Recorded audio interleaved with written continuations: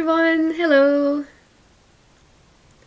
Let's hope that the tech is working. So let me know in the chat if you can hear me and see me okay. Especially the volume. Is it too loud or too quiet? Hi, hello! It's nice to see everyone. Hi, Isabel, Julie, Joe. Oh, thank you, Jill, for donating. There's a little alert on the screen. I hope that you can see it. That's fun. Volume is good. Okay, thank you for confirming. So I've got an automatic bot that's going to share some links every now and then with like my social media, and then also the donation link. So that's what you can see there, the night bot in the chat. Hi, hello. Oh my god, there's a lot of people. I'm not going to be able to talk to everybody and acknowledge every single message, especially not for 12 hours straight. That's just going to be too much for me to do and spend my energy on, so I hope that you can understand. But I am seeing the chat and I will obviously keep an eye on it as much as I can. Also have a couple of moderators that'll help me in the chat. So we've got Karen, Knitting with Dudes, Lisa Stewart. Then there's also my boyfriend Ross in the other room who's keeping an eye on the chat. Hi Jenny, Charlotte, Andrea. Hello Lauren from New Brunswick, Canada. Oh, it must be really early then for you. Is it like 6 or 7 a.m? 5 a.m?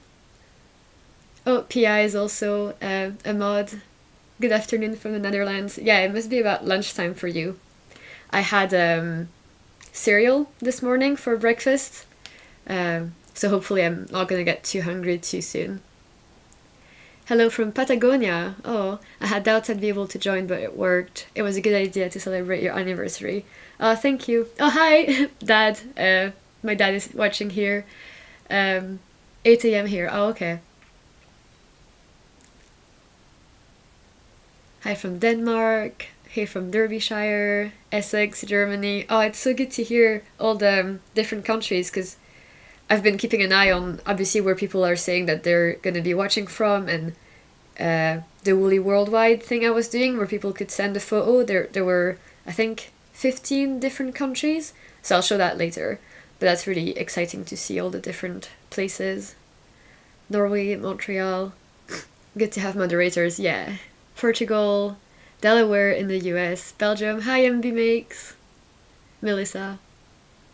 Lithuania, Finland, North Yorkshire, Michigan, Switzerland. Oh, that's amazing. Later, this live is going to be saved and everything, so we're going to keep the chat log. So maybe I'll go back and like keep track of every single country, just to maybe see how many we were able to get overall. Because it's going to be 12 hours. I'm sure we're going to get a lot of additional countries, especially as the time zones kind of change. The noon. Oh, hi. Yeah, Scotland, Ayrshire, Derbyshire, Wales. Yeah, good background for working from home. I heard there were a lot of people that are working today, which is sad. I feel like it's too early. In Scotland, we have a bank holiday on the 1st and also the 2nd, so we're quite lucky in that regard. Sweden, New Brunswick, Belgium, Cornwall. Yeah, I'm a bit stuffy, but I hope you don't mind my voice. I also have some water next to me, so I hope that I don't run out of voice either. So, hello from Germany, Austria, Slovakia. Oh, that's really fun. Oh, hello, my North Knit quarter. Delaware in the US, Bedfordshire, Ontario, Hungary. Oh, hi, Erica is also a mod. So we have a lot of mods today at 12. I didn't think that everyone was going to be here at the same time. Oh, thank you, Marie, for donating. £10 to Samaritans. So I hope that you can see on the screen we've got a countdown here. So 12 hours left basically. And then at the top we have the little donation progress bar. I don't know if you can read that. I don't think I can make it bigger. But yeah, we've raised over £900 already, which is so good. And yeah, the goal is kind of 2,500, but then there's little motivators if we do reach that. Oh, thank you, Nitty6. If we do reach 2,500, there's incentives for other rewards later on. So, for example, 4,000, I think, 7,000. Then at the top, you also get this kind of like last donation and highest donation. So the highest donation we've received so far, a couple of people gave £100, which is really, really great. And a couple of, I think one person was anonymous and then the other person left their name. So thank you so, so, so much. Like I said, if you want to win any of the prizes in the raffle, you have to make sure to add like a raffle ticket, because that way it will ask for your email address and I can get in touch with you afterwards. You can't choose which prize you win. I'll just like randomly draw names. Oh, thank you, Heather's Knits, for donating £14. But yeah, you can't choose which prizes you get. Thank you, Mathilde. That's very nice. And you can also vote for which impressive big knit I'll be doing. So right now, I think that the Colorworks cardigan is winning. That's the Yale cardigan by Mari Wallen. And then after that is the Colorwork blanket, I think. And then the textured knit, which is the Lucia pullover by Sari Nordland. So if you want to watch me make one of these, you can allocate your donation to that, and then it'll tally up the totals. Hi from London, hi from Oxford, Sweden, Hamburg, Kent. Oh, it's not a cold, it's just kind of like allergies. I think I had that last time. Hi from Arizona. It's 5 a.m. Oh wow, nice to have you here. Yeah, I think. Oh, thank you, Jasmine, for donating. I think John Arbin didn't give me a code in time, so I don't think that we've got a discount for John Arbin. They might get in touch with me today if they're working, but I'll probably get in touch with them to arrange a discount code later on. It's just a bit unfortunate that with the timing of the stream being on the 2nd of January, a lot of companies are going to be on holidays, so they're not really reachable right now. So sorry, but a lot of the companies, they do have a discount code that I think should be working. But yeah. I need to modify a gift net for my mom so the stream will give me time and motivation. Oh yeah, that's really hard. Once you're finished with a knit, it just feels really hard to go back to them to make modifications like shortening or lengthening sleeves. Thank you, the anonymous people, for donating. Oh, the Deverum Natura discount worked. Oh, that's really good. I'm super glad, and thank you for letting me know. That's good to know. They were really, really nice in the emails. Oh, thank you, Isabelle Meunier. Very nice. Hi from Portugal. Hi from Budapest. Oh, Lothian. East Lothian, Scotland. Hello, I'm in West Lothian. Thank you, Sophia. I think I missed one just before, but sorry. I'm knitting on the penny gloves right now, actually. So this is part of a knit along that we're doing with Aude, who's gonna join me in a couple hours. Oh, the Zakami discount code hasn't worked so far. I'll keep on trying. I'll message Zakami just now then, if you don't mind.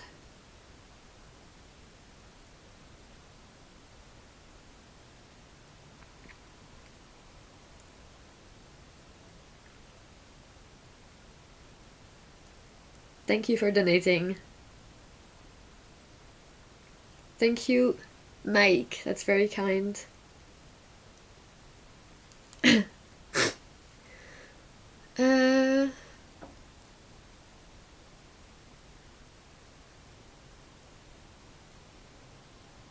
Yeah, the link doesn't seem to work for everybody. Oh, thank you, Katharina. The link doesn't seem to work for everybody, but it does work for a lot of people. Thank you, Jessica. Hence, people donating here. So I'm not really sure why it's not working. I looked up if there were any known issues with, like, um, the donation platform, Tiltify, but I couldn't find anything. So I'm really sorry about that, and it's a shame. And if anyone has an idea of what I could do to fix that, but the donation link will be open for even after the stream. Thank you, Yuko. The link will be open after the stream, so if I do find a solution, maybe tomorrow or something, I could implement it by then. Thank you, Michelle. Wow, you guys, I'm really blown away. Thank you, Dorina. Blown away by the donations. I feel like we're gonna smash the goal really fast, which is great because I had no idea what to set it to. Because it's my first time doing a charity live stream, and I had only done one live stream before, and that was for 2 hours, and this is for 12. We're halfway through the goal already. That's crazy. Yeah, we are. So because we reached £500, then I'm gonna teach Ross how to knit, and he's moderating right now. But maybe when we get a bit more people at like 4 or 5 p.m., then he'll come here and I'll teach him. If you have any ideas, by the way, thank you, Amanda, for any ideas of what projects would be good for Ross to knit on. Thank you, Bridget. I was thinking maybe a muscle bra or an Oslo hat. I was thinking that I was going to cast it on. Thank you, Jingle Knits. I would cast on the hat for him, and then he would just knit in the round. I'm not going to teach him purling. Thanks, Anne. And Julie. Oh, I really want to thank everybody who donates as they're donating, and I feel like I'm not going to be able to keep up. Yeah, muscle bra, yeah. I think the muscle bra does have a lot of increases at the start though, so I'd need to do that for him as well. Also, I don't think he's gonna finish it. I don't know. So yeah, the Oslo hat is a good way because it's just in the rounds for a while, which I don't think he's gonna reach the rest of the steps. I don't know for how long he's gonna try it. I told him to give it his best shot. Thank you, the Woolly Reader. Trying to finish a pair of socks today. Friend made me a treasure ball and it's been so much fun. What's a treasure ball? Is that when you keep on adding scraps of yarn and like stringing them together and it makes a big ball of yarn? Thank you, Cheryl. A bottom-up hat? Yeah, bottom-up hat. I have some scrap yarns as well, so I'll not give him something that I care too much about in case he somehow ruins the yarn. But yeah, actually, if you don't mind, then what I could do is I could switch to the next camera setup that I've got, where you've got my face in the corner and then you've got my knitting. So I don't know if that's something that you guys would prefer. Thank you, Jessica. So I'll try that and then we'll see. Oh, it has gifts inside, like progress keepers, etc. Oh, that's really nice. Okay, so that's my setup here. So I've got my little ball. I've got Cardiff cashmere in the color 591, I think. And then here's the progress I've got so far. And I've got this mitten that I've made before that I'm going to use as a template for like how long I want to make the cuff before increasing. And I have a very strong feeling that I'm going to be able to finish the pair on the stream, which is really good.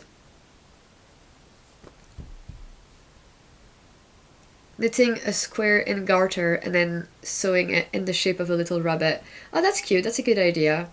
A dishcloth or a pot holder. Yeah, I think I'll ask him what he wants to do. He has this like joke that, you know, in the movie The Beauty and the Beast, he says he's casting on like Gaston. No one casts on like Gaston. So yeah, if he says that later, I apologize in advance. But yeah, actually, yeah, what are you working on, guys? So thank you, Lillian. Working on a Sophie scarf as your first cast on. Working on your Stria cardigan by Andrea Mowry. Oh, that's really nice. Hoping to get the body ribbing at the end of the day. Well, good luck. So that's Z Frosty, that's Ross. He thinks a muscle bra hat will be good for him. Okay, Ross, do you want me to do the increases for you, or are you going to increase yourself? Hi from Hong Kong. Oh, working on the Lulu sleepover, that's really nice. A Lanark for your husband. Storm sweater, oh, that's great. Thank you, Judy. I'm at work on your lunch break working on the Monday sweater, oh, that's really nice. On my way to pick up some yarn for the pomegranate Cal. Oh, I've got that behind me, so I'll definitely be working on the pomegranate sweater later on. Jovial color. Button placket for the Eva cardigan. Ooh, are you making it in 2x2 rib, or are you substituting it? Melange sweater.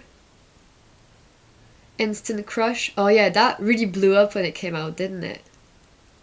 The Veer. Oh, that's really great. I've seen that book, The Shetland Trader.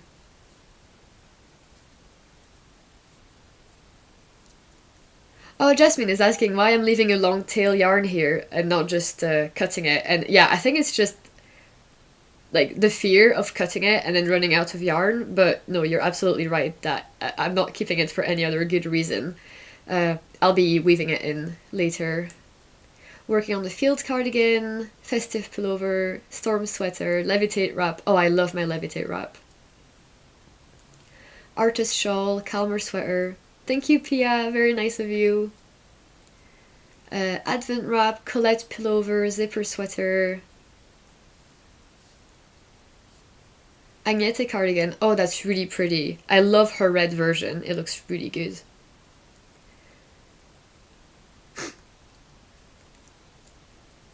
Two hats and socks. Switching projects when the hands are tired. Yeah, I'm also going to be doing that today. I'll be working between a lot of different projects, and different size needles I think will help. Thank you, Erica.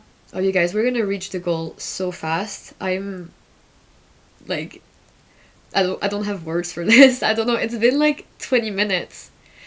I don't know if there's gonna be a way for me to like edit the Samaritans campaign to make the goal be bigger, or if we're just gonna have like the progress bar be green the entire way through. You're gonna get some Gilead yarn. Oh yeah, absolutely. It was Aubépine that you liked, was it? I love that color. It's gonna be so nice. Pressed flower pullover. I think I want to make a pressed flower shawl. I really like it. Or the socks even, but I find it difficult to do socks on small circumferences and do like cables or lace or color work. Hi from Bristol. Oh, Erica could donate on the iPad, but not the iPhone. That's interesting. Thank you for letting me know. Bison sweater, macaron cardigan, Stockholm sweater, and then the sweater number 20. Oh yeah, Steph, I think I saw you, I saw your post today. It looks amazing. She's making a big red cabled sweater number 20, and it looks so good. I love the photos that you shared. Thank you. Oh, the Celeste sweater. That looks great. 11 p.m. here, so just doing an Oslo hat so I don't have a disaster. Yeah. Oh, thank you, Anna. Yeah, I think most of the projects I'm going to be working on today are going to be stockinette because I can barely knit without looking. Thank you, Karen. And there's no way that I could be doing any sort of cabled or lace or anything. But I am trying to maybe... I will cast on a sweater number 23 and it will have the backing creases. So wish me luck. I hope I don't make any mistakes. But if I do, it's fine. Samaritans are an amazing charity. Their work is life-saving. Thank you everyone for supporting. Yeah, I am so happy to have chosen that charity. It didn't really feel like it was a hard choice. Like when I was thinking of doing a charity live stream, it just made a lot of sense for me to focus on a mental health one. And yeah, I'm really glad that a lot of people, even if they're not living in the UK, they felt compelled to support it anyway, even though the charity doesn't obviously do any work internationally. Yeah, sorry about the John Arbon code. I don't think that they were able to get back in touch with me before they went on leave. So we don't have the John Arbon code yet. But if they get back in touch with me after the stream, I'll make sure to share a discount code with you guys. I'm sure that they'll be able to offer that. Thank you, Jerry. Hope that makes sense. Sorry about that, guys, with the discount codes. Like I said, it's just bad timing with the holidays.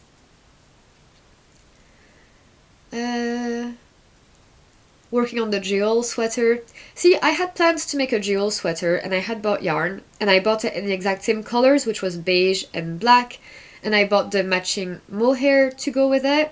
And then I realized after a while that I just never was putting it I was never putting that sweater first in my list of casting on, and I realized that maybe I wasn't too happy with the beige, and I was thinking of doing a grey and black version, but then I was looking at the shaping of the shaping of the sweater and the mohair and the long neck, and I just thought it might not be the sweater for me, so I think I'm going to give up on that plan, but I might just keep the pattern, the chart, to make the jewel cowl, because I really like the little zigzags, and I think I'll get more wear out of a cowl with that motif rather than the sweater.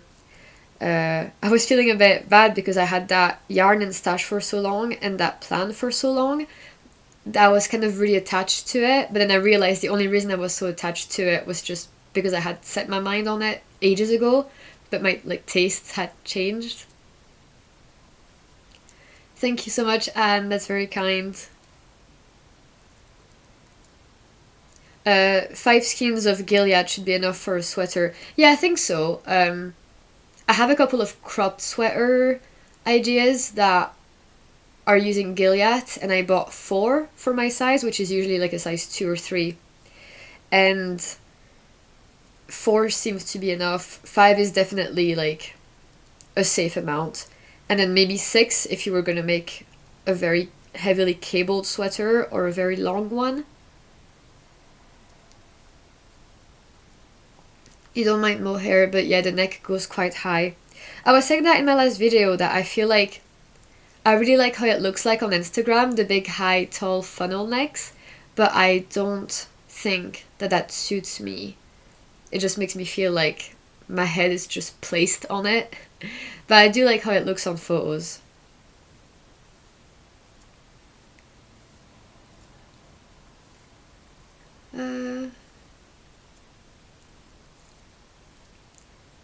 Yeah, I think I already said, but I'm knitting with Cardiff cashmere, and it's really, really soft and really enjoyable right now. And I'm doing this on 2.5mm needles, so the stitches are really nice and tight and pretty. So yeah, I think it should be okay for the circumference. It's a bit tight at the cast on, but I like the mittens to be really hugging my hands tight. So yeah, I think it'll be great. Knitting my Advent into the Desperate Housewife cardigan. Oh, I've not heard of that pattern. Who is it from? Does Cardiff cashmere peel a lot? Well, I've only made a scarf so far, and I have worn it. I've taken it out to places. Thank you, Irene. I've tied the scarf into a knot on my handbag. Thank you, Emily. So that means a lot of friction and everything. And the scarf has not pilled, so that's good. But I've yet to make an entire sweater from Cardiff cashmere. I have the yarn, I have the pattern. It was my autumn plans, it was the Elizabeth blouse. But I was way too nervous to start because the yarn was so expensive and so precious. So, yeah. I think it's definitely my goal for 2024 to knit a cashmere sweater. Have I tried knitting 2 socks at a time or 2 mittens at a time? Yeah, I did, because I know people say it's it saves time, it helps you from second sock syndrome, etc. But I didn't find it, for me, I found it more hassle. I didn't like having to divide the yarn first into two balls. I found it fiddly, and I was just finding it harder because it was harder to get the satisfaction of like one round is done, because you had to like work 4 different sides. So yeah, not a big fan of 2 at a time. But I do see how, I see the appeal, but it's not for me. Have I thought of creating my own design? Yeah, a lot of the time. I think I'm definitely tempted by how, like, okay, so hear me out. Like, how easy it looks, and how, like, easy money, passive income, blah, blah, blah. Like, that's the appeal to me, is it could be a good way to make income. But then I am really aware from what everybody else has said that it's actually not easy at all. It's not passive at all. You make the most sales in the first, like, launch week. Then after that, it kind of dies off. And you need to have something to offer, like you need to have a unique idea, or like some really good instructions, or a customer base, etc. And you have to do a lot of work for grading, social media advertising, photography, editing, etc., etc. So there's a lot of drawbacks, and it looks like it'll be a lot of effort, and I'm spending a lot of effort right now on my channel, which I prefer, and it brings me more joy and satisfaction. Yeah, also a lot of pattern questions after the fact, or if there were typos that people noticed like months later, and I'd have to re-edit the pattern and resend a new version to people. I feel like it's a lot of stress to put something out there, and also I guess like maybe opens you up to criticism or accusations of plagiarism or things like that, where if I did a sweater and people told me like, oh, there's already a lot of them out there, then I'd feel like, what was the point of that? Thank you for the few last donations. Also, yeah, I haven't really had an original idea yet for a garment, and I don't have the skills for grading myself, so I probably would want to outsource that, and that requires some financial commitments. Thank you everybody for the donations.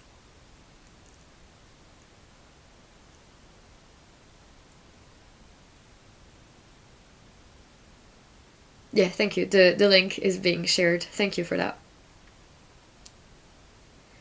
But actually, funnily enough, the milestone, if we reach 2,500, is that I would design a pattern.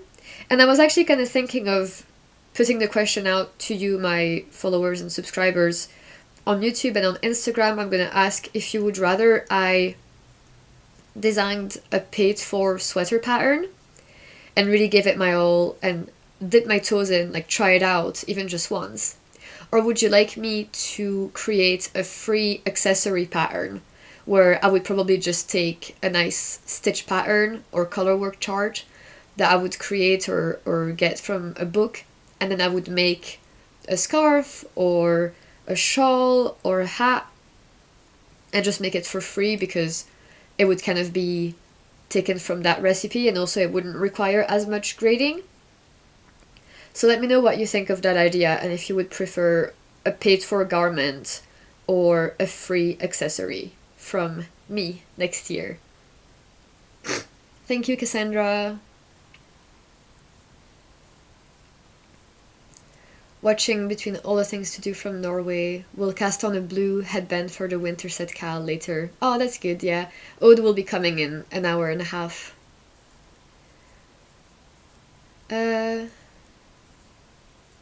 Yeah, so far, garments seems to be winning in the chat. Oh yeah, another a donation accessory pattern, that would be nice. I quite like Florence's idea from Handmade by Florence. She was doing like discount code, sort of like pay what you want system, where she would offer a small price for, I think it was her socks, or was it a scarf? I think it was her sock pattern, and then you could get 25% off or 50% off. So something like that I like. And then obviously Rebecca Krebea has done a couple of donation patterns. The Cargill cowl, I think, was the first time she did that donation system. And then the Daphne cardigan and Daphne shawl. Have I tried to do a garment freehand? No, I haven't actually. Okay, so it seems to be a bit split in the chat in terms of paid garment or free accessory.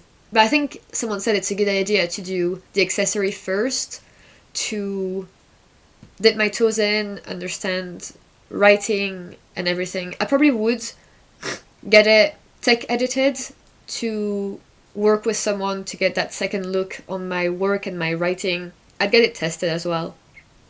So I would do it the proper way. But it would hopefully be a faster process than if it was a whole garment.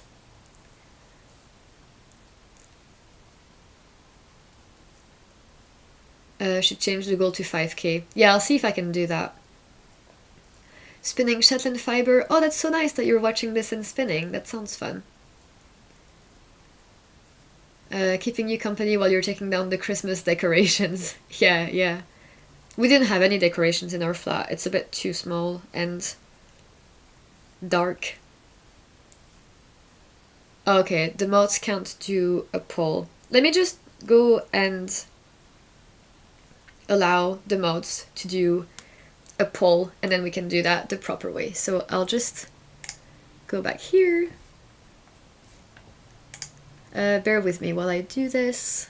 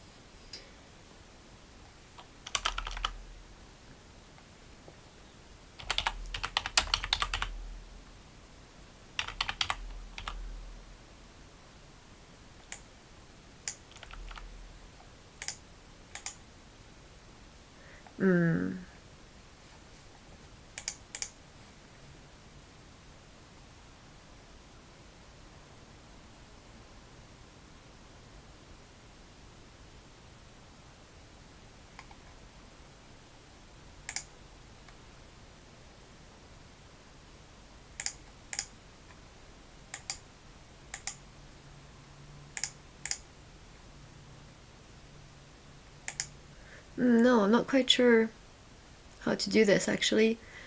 Sorry, bear with me.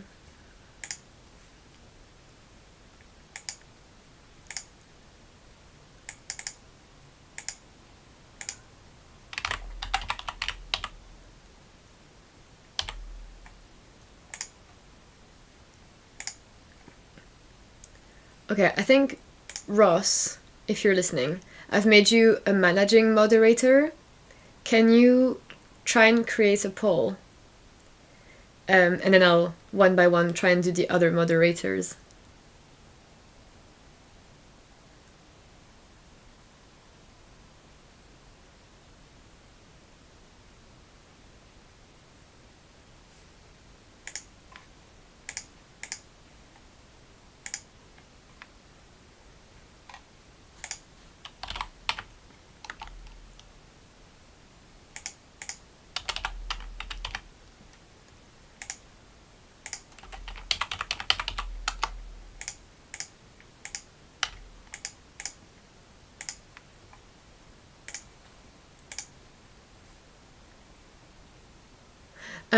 Actually, Lisa and Pia, could you comment on one of my latest videos so I can see your name pop up and then I can promote you from there?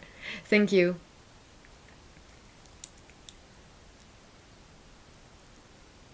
Also, I'll try and go change the donation goal in case that's possible.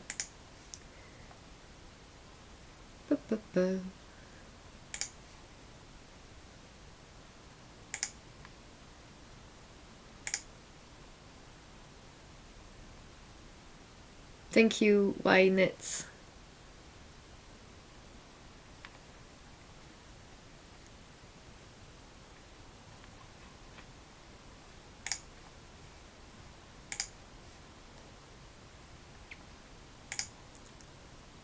Okay, I think I've just... Yeah, I've made the goal bigger. Okay, cool. Okay, well, we did it now. Can't go back. Okay, so I've now made the goal to 5,000. And if we reach £5,000 by the end of the donation period, then I will knit all 3 Magnum Opus things. So that means I'll do a blanket, I'll do a color work, and I'll do a texture. So I'll do all 3. I don't know if I'll be able... I think I would be able to do all 3 in a year, because I'm quite fast. But I'll also not want to only work on those projects, and I might want to work on my own projects. So yeah.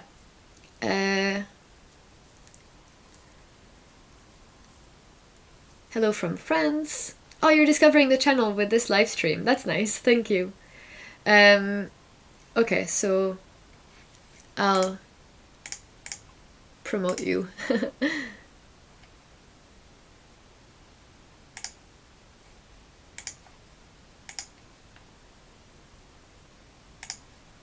Okay, Pia, I've done you, and then Lisa, I've done you now. So let me know if you can do polls now. Oh, my dad is saying if we reach 5,000, maybe he will do an Oslo hat himself. So that could be a fun one as well, because my dad and my mom are going to come visit this year, I think. So could do a little video or stream, actually. We could even stream it later. Oh, it worked. Perfect. Okay, great. Yeah, it is so great to see so many people donated. I can't believe it. It was really motivating to see people donate before I went live here today, because I wasn't sure what to expect, and I wasn't sure if I had set it to be too high a goal. So it's good to see that people are definitely interested in the cause.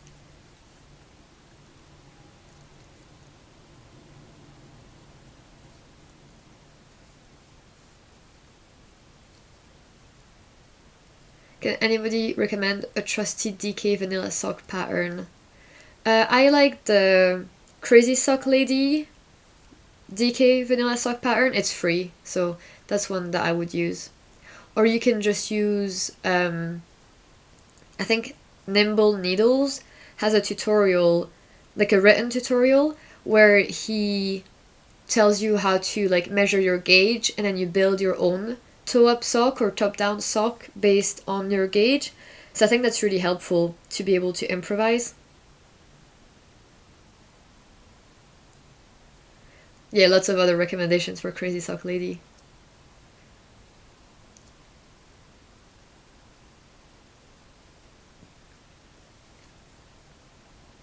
Hello from Denmark. Oh, the bear paw socks. Yeah, I like the heel on that. Is that like a Flegel heel, she calls it? I think it's fun to try all those new heel constructions.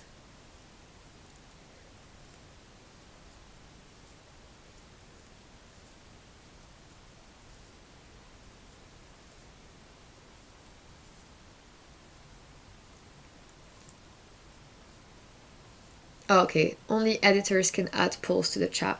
That's okay. If I do a poll, could one of you guys pin it, maybe, to the chat?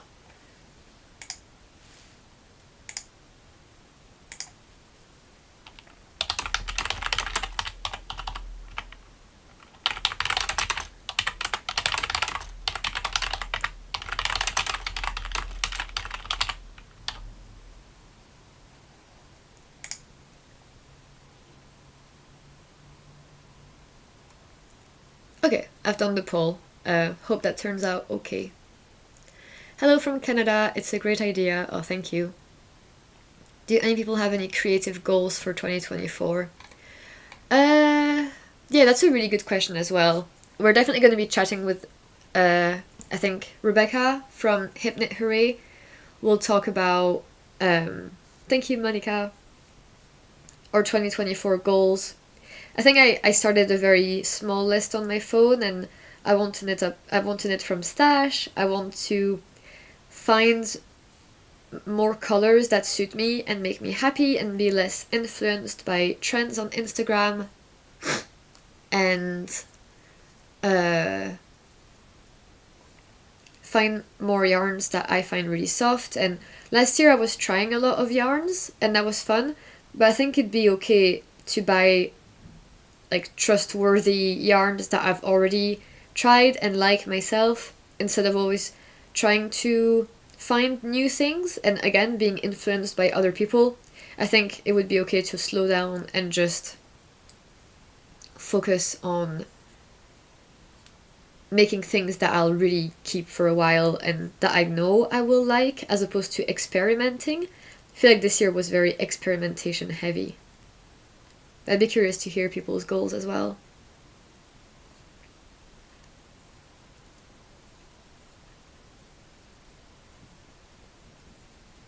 Okay, so I'm the only one that can pin messages. That's fine. So designing a free accessory seems to be winning by a little bit. That's interesting. But I'll do more polls later and we'll see.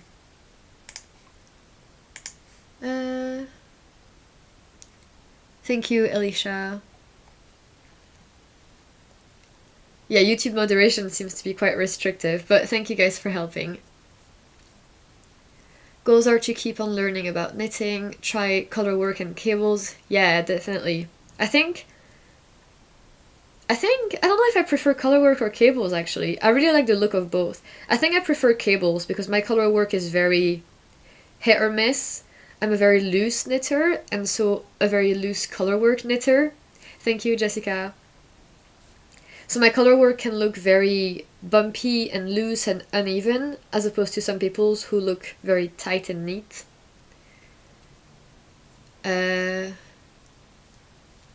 Make do, mend things, make things, thrift things, as opposed to buying new. That's a really good goal.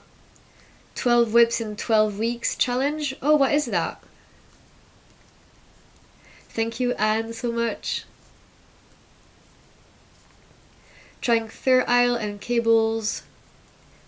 Fair Isle mittens and hat set for the KAL. Oh yeah, definitely. That would be really cool. I'm gonna do that actually. I'm gonna be doing some patterns from Mari Wallen for the knit along.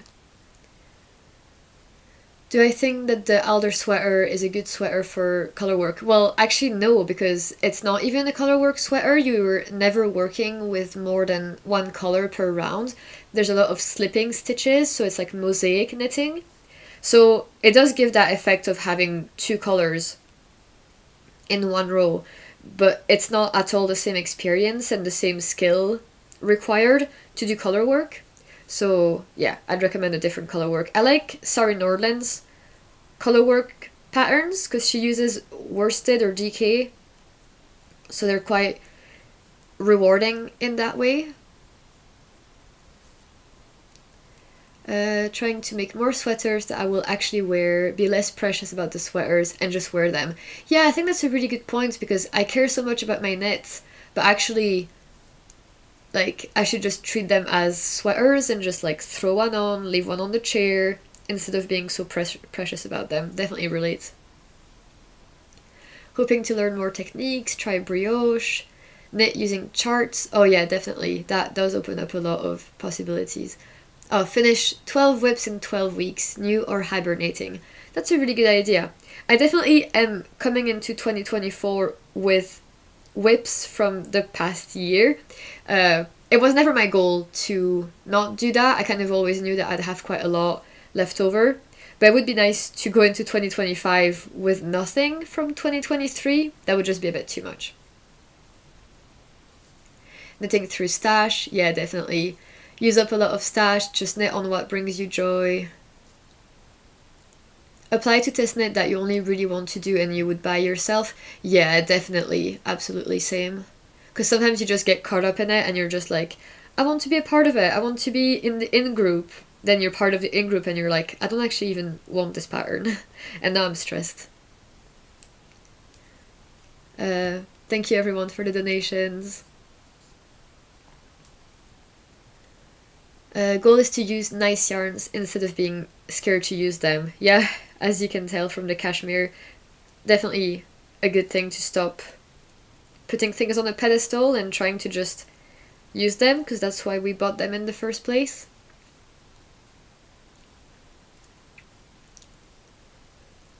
Be done with all the unfinished objects. Yeah, definitely. Oh, you're gonna do the sweater number 15. That's great. I've actually just wound up some yarn for that in case I want to do a swatch on this live, maybe later, just to see if my yarn choice works, because I'm going with Issachar Alpaca 1 and 2, and it's going to be very drapey, and I know that alpaca hasn't the best stitch definition, so I don't think it would be the best for cables usually, but I quite like the look of those really thin, small cables on the sweater number 15, that I think it would be okay, as opposed to like the sweater number 20. Thank you, Kat. Knit more blankets and accessories this year. The wardrobe has more than enough knitted garments. Yeah, I also agree with that. I think I knit quite fast, and that means I've got quite a lot of projects. So actually one thing that I really want to do is knit more complicated and time-consuming things, so that I... oh, thank you, Lisa.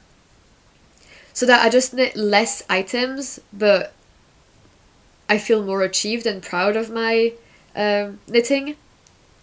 Oh, okay, yeah. The automatic bot has deleted the messages if they contain the word fingering, like fingering weight yarn. Sorry about that. Better safe than sorry, I guess. Yeah, using 4-ply might be better. Thank you, Lisa.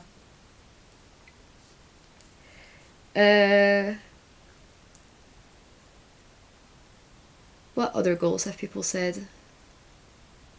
Oh, Badger and Bloom was a good first colorwork garment. Yeah, I think that's good because it doesn't have long floats, does it? They'll be quite small. And sometimes colorwork where it's one by one, but it's all in lines, like parallel lines, it can be hard to keep the tension. But if it's like staggered one by one, that can be a good way to keep your tension nice and elastic.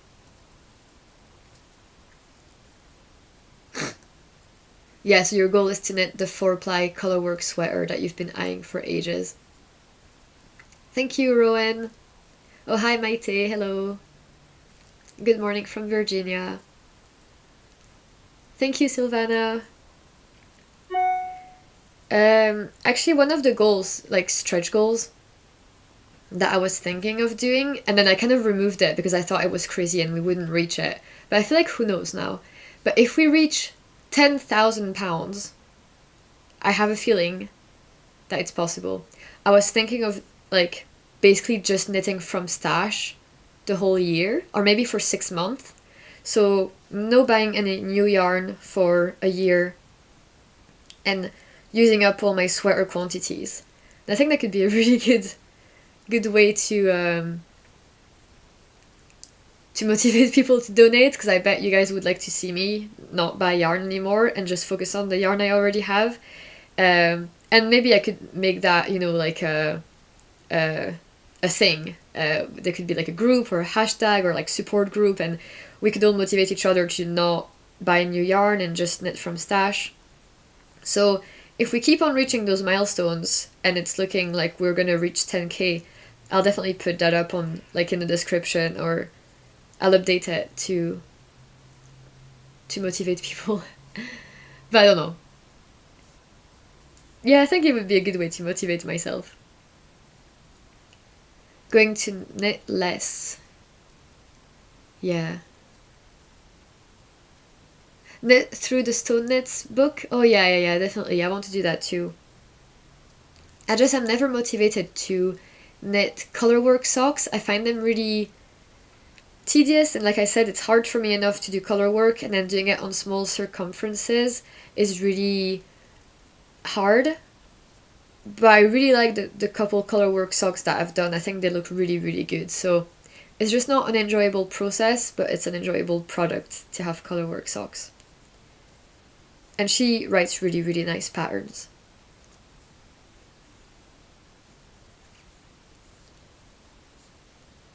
Goal is to attend a fiber festival in a different country. Oh yeah, that's really nice. I've not done that. I've gone to a lot of the Scottish ones. I've not gone to any UK one, English ones. Maybe I would this year go to like Unravel or something. yeah, we could do a community-wide stash swap or support group in the Discord. Yeah, I was thinking of doing some rules as well, like for the no-buy yarn, where I would maybe, if I'm selling a sweater quantity, then I can buy a sweater quantity. So like, as long as I'm not spending money, then it counts. So if I'm destashing, but I'm recouping some of the money, I could buy like in a different color, for example, like that would be allowed. You'd like to meet some new knitting friends in real life, go visit them in another country. Oh yeah, definitely. That would be really nice. Do you know of any knit nights or knit groups in your local area? There's a knit night in Edinburgh that I've been wanting to go to for a year, and I've just never found like the courage. It's also like a train ride away and a bus as well, so it's quite a long way to go. But I think it's definitely going to be one of my goals this year, is to go to that knit night, say hi to the crib, yeah, say hi to a lot of other people that I know from the Edinburgh knitting community that are in that group, like Finglish Knits, Handmade by Joe, oh, who else goes to that knit night? I think that's pretty much them two that I could say hi to. But yeah, I want to go to that knit night. Jennifer Steingas is doing buy one, get one free colorwork patterns. Oh yeah, I've made... My first 2 colorwork sweaters were from Jennifer Steingas. And they were in Malabrigo, and it was not the best to do that because it was very loose. The yarn was very bouncy and stretchy and elastic, and it didn't have grip, and it was super wash, and it grew a lot, etc. So the yoke was too long. So I don't recommend Malabrigo for colorwork, even though everybody on that Ravelry page uses Malabrigo for Jennifer Steingas's patterns. But I would recommend Cascade 220, the non-superwash. Oh, thank you, Priscilla. I recommend Cascade non-superwash for colorwork. That's what I did my loom sweater in by Sarah Nordland, and that was really good. So, yeah, that's my recommendation. Let me read the comments. Try cables, try a lace, learn Italian bind off. Oh, once you learn Italian bind off and German short rows, you can never go back for sure. You try to keep tabs on how much yarn you use, and you aim for a third less in stash by the end of the year. That's a reasonable goal. I think I would like to end 2024 with less yarn than I started with, which, yeah, I think just less, any amount less would be a win for me. Which would obviously be very doable if we reach £10,000. I can't believe that we will, but we should be optimistic. I should actually stop knitting at this point and maybe count my rows. Yeah, let me count my rows and put a stitch marker.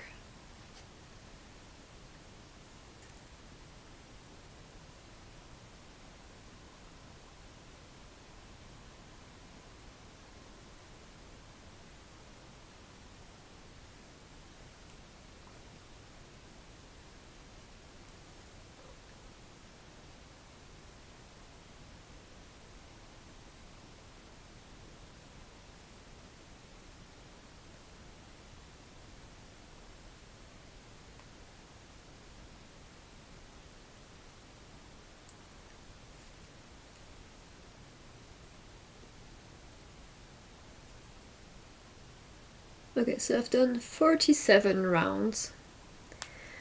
Let me see. Get back to work. See you later. Oh, bye, Marlene. Have a good day at work, and see you later.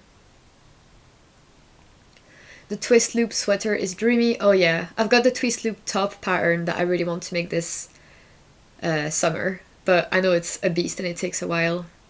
I would like to start my own local knitting group. Oh, that would be amazing. Saminia, hello. Yeah, definitely try something that takes more time and is more complex. And you're gonna maybe self-draft a little pouch. That'll be exciting. Learn knitting socks, do your first colorwork sweater, which will be the loom. Oh yeah, highly, highly recommend. It was really, really fun, and there weren't that many places that you had to catch floats, which I think for me that would be what determines how beginner friendly a project colorwork is if you have to catch your floats, then it's less friendly, I would say. Knitting goal is to knit a sweater pairing yarn with Surrey alpaca. Oh yes, absolutely, love Surrey. I've received some fiber spades cumulus in the stash swap that Crabea organized, so I'm gonna be making an accessory with the cumulus and then hopefully buy a sweater quantity, she says, after saying she's not gonna buy any yarn. But oh yeah, I'll set the rules later on, but yeah, get a sweater quantity of Surrey. Make sure you're doing wrist stretches every so often. Oh yeah, really good reminder actually, thank you for saying. That goes for everybody. I could not go cold turkey and just knit from stash. Yeah, I think it would be a good thing to try and prove to myself that I can do, because I definitely got a little too caught up in things last year or this year, and it was just easy to just like press buy on the basket without thinking too much, but then you realize it does take a while to knit a sweater. It takes obviously much longer than it does to just press a button. So yeah, if last year was the year of buying, then this year could be the year of knitting. Does anyone know of the best place to sell finished garments? Oh, thank you, Anne. Well, a couple of people have messaged me when I was saying on YouTube that I wanted to sell them, so that's one way of doing it, I guess. I think people sometimes sell them on Vinted, or they also set up a specific Instagram page that's just either for destashing yarn or for selling sweaters. That could be quite good. Have some work to do. Okay, see you later. Like to recreate a cable cardigan. Oh yeah, that would be really nice. Write up a free sock pattern using the Japanese knitting Bible. Yes, yes. That'd be amazing, Cheryl. Let me know if you do that, because I've got that book, and I think I was just thinking of putting a big panel on the front of a sock would be a good way to dip my toes into borrowing a chart for a pattern, because you wouldn't have to deal too much with increases and decreases. Will I do a video of all the yarn I have in the stash? I don't know, because the main reason why I don't want to is because making that video would be so incredibly messy, and I don't want to deal with the fallout of retidying everything up after, because my yarn is very organized right now. It's like sometimes separated by project, separated by color, it's like already paired up with the matching second strand. It's in boxes, it's in baskets, it's in bags, and I just really don't want to pull everything out, because that would just be so much work. And I feel like because I have a lot of yarn, I wouldn't want it to come across as like bragging or boasting, making people feel bad, or having people judge me for having too much yarn. I don't think I'd be very happy receiving like negative comments on these, and I feel like it can be a bit controversial to have a big stash. So I just don't think that a stash video is something that is in my future. But maybe I could incorporate something like that if I ever made a video about knitting from stash for a year. It would make sense to then show what's in the stash.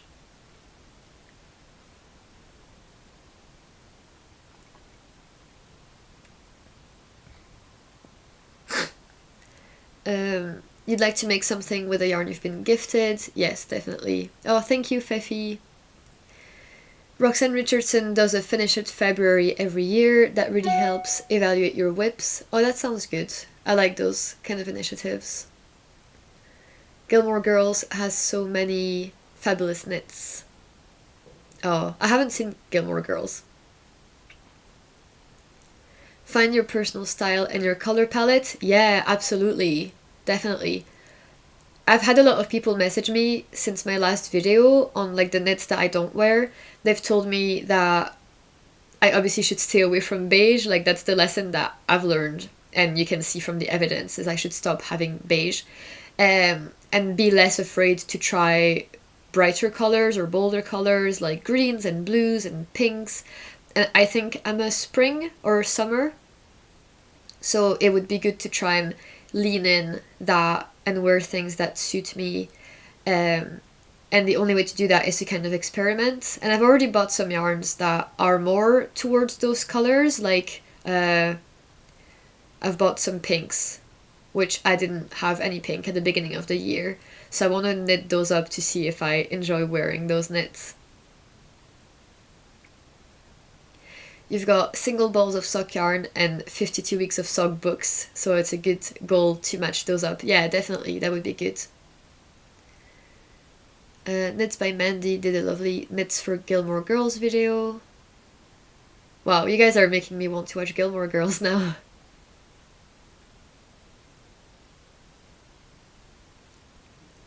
I think I'm gonna blow my nose now, so I'm gonna try and mute myself and then unmute myself, and I hope that works out. So let's do that together, guys. Actually, I'll put my transition screen while I blow my nose.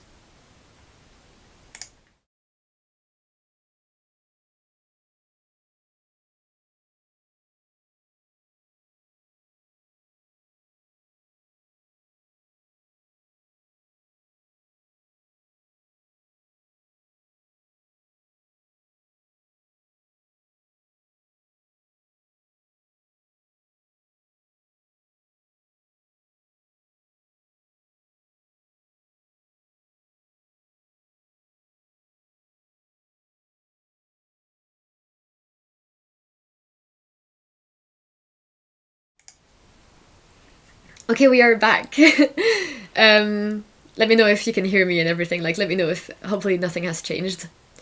But yeah, I was actually thinking, yeah, I will do some breaks every now and then to like get up, move my legs and feet, stretch my arms, drink, eat, use the bathroom. So yeah, I'll have a little transition screen that hopefully you guys don't mind. Taking a break yourself, obviously, going to get the kettle working. Oh, Zakami is working now. Thank you. That's great. Oh, hi, Giggerly. That's nice. Thank you for coming and watching.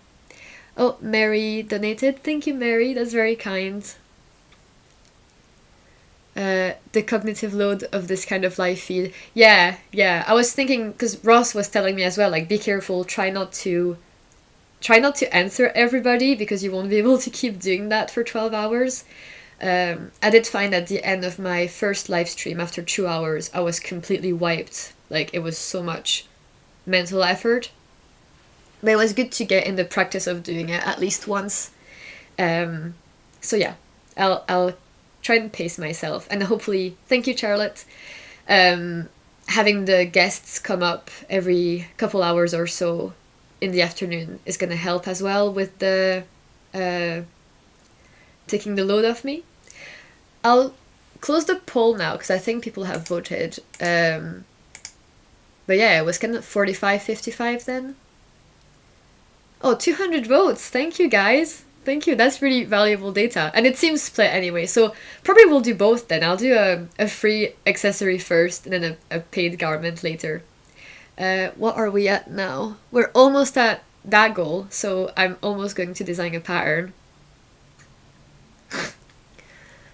The donation page doesn't open for me. Oh, I'm really sorry to hear. Yeah, people had said that it doesn't work for everybody on every platform or tablet, so sorry about that.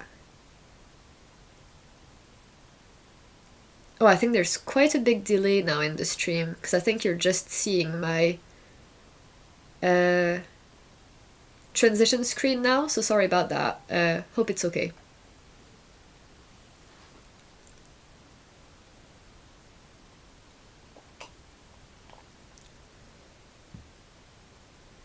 Thank you, Almet. That's very kind. Oh yeah, there's a 3-minute delay on the stream. So, wow, that's a big delay. But I'm going to be checking my glove pattern to see if I need to make increases now. So that's what I'll be looking at for the next 3 minutes.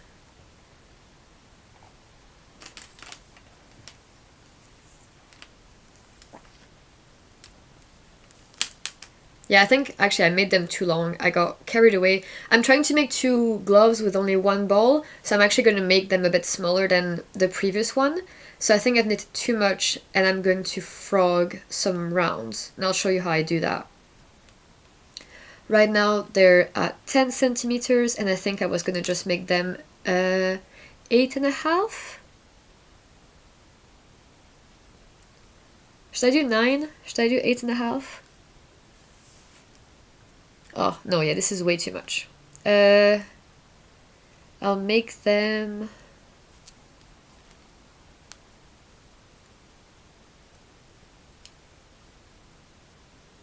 Eight and a half.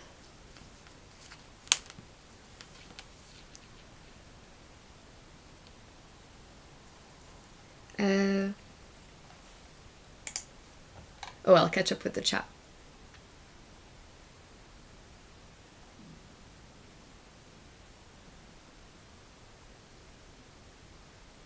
Oh, thank you, Jenny.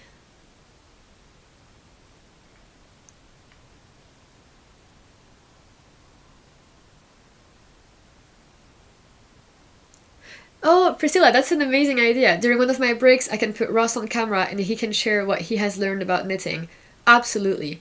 That man is so impressive. He really listens and he really remembers, like everything goes in, and that means that whenever we have conversations afterwards, he's totally like on the same page and he knows what I'm talking about, and he knows podcasters, designers, dramas in the community. It's really great. I'll definitely ask him to come on. What's the total so far? Oh, is the total not on the screen? Can you not see?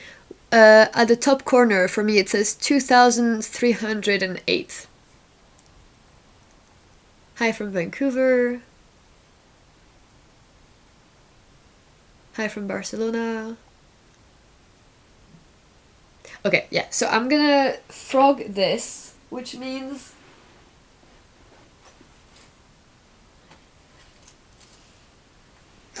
I'm going to insert a second pair of needles, like below, and then frog. I think it's like an afterthought lifeline type thing. I'm going to show the camera how I do that.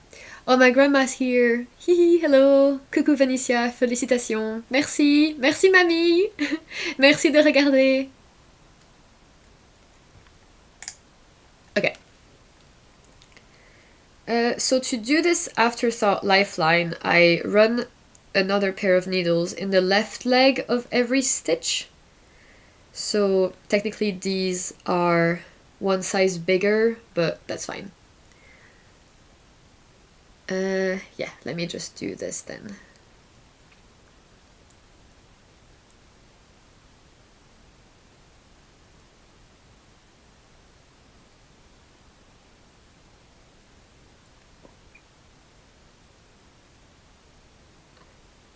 I got carried away with talking on the stream that I didn't realize I had already reached the length that I was aiming for.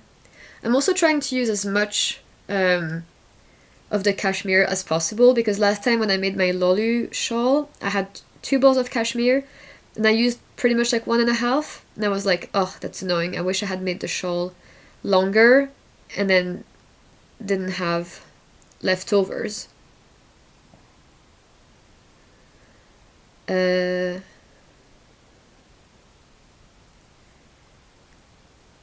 So yeah, so here I sort of know the meterage that my recipe for the petite knit penny gloves use with my size needle and my gauge, but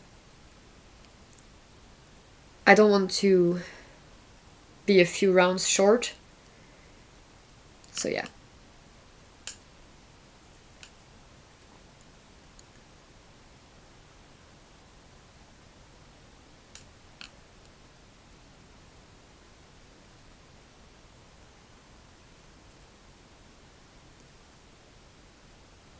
I think this lifeline is going okay. I think I'm still in the same round.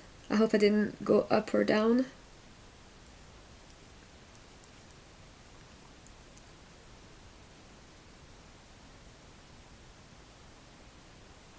Don't know how much you can see. This isn't a tutorial or anything, but...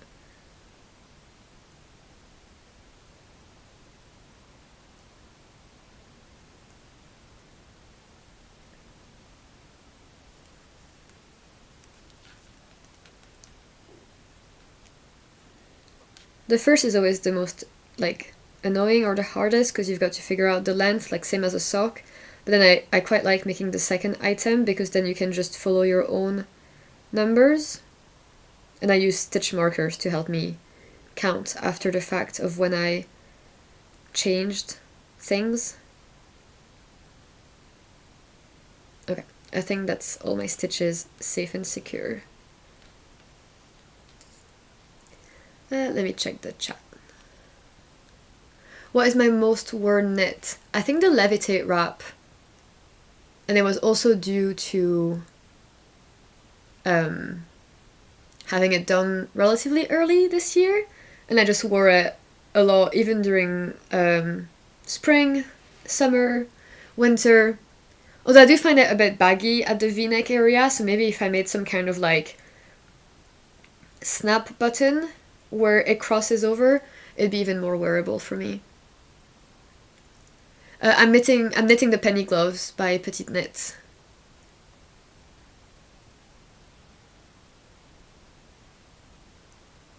Oh, there's a bit more delay again. That's okay. Okay, so I'm taking my needles off now and frogging.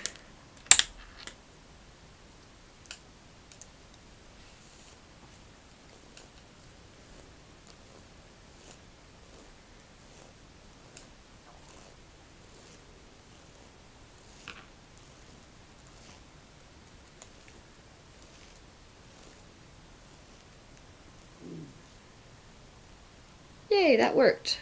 Okay, so now it's back on those needles, and I need to put it back on my original needles. So let me check how big it is now and how many rounds that is.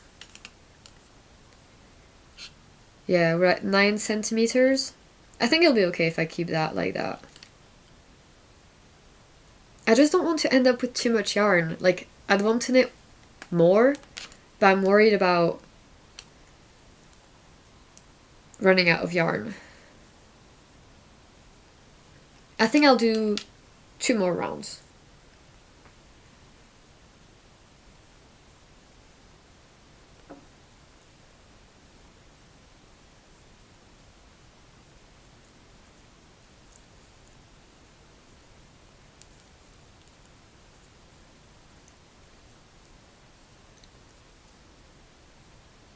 Hello from South Wales, hello from the US. I'm surprised there's people joining from the US already. I thought you guys would come in much later. And I wonder what the numbers are going to be like in the evening when we have most of the time zones. Because right now we have over 300 people, which is crazy.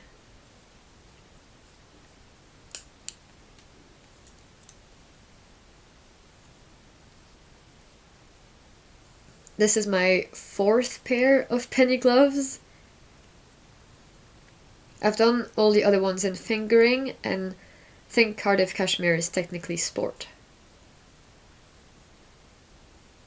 So that's why, yeah, it's a little bit harder to follow my recipe for the pattern because the gauge is going to be a bit different. Using this time to learn Norwegian purl, lots of purling in the Lanark. Oh yeah, that's a really nice pattern though, it's going to be so worth it.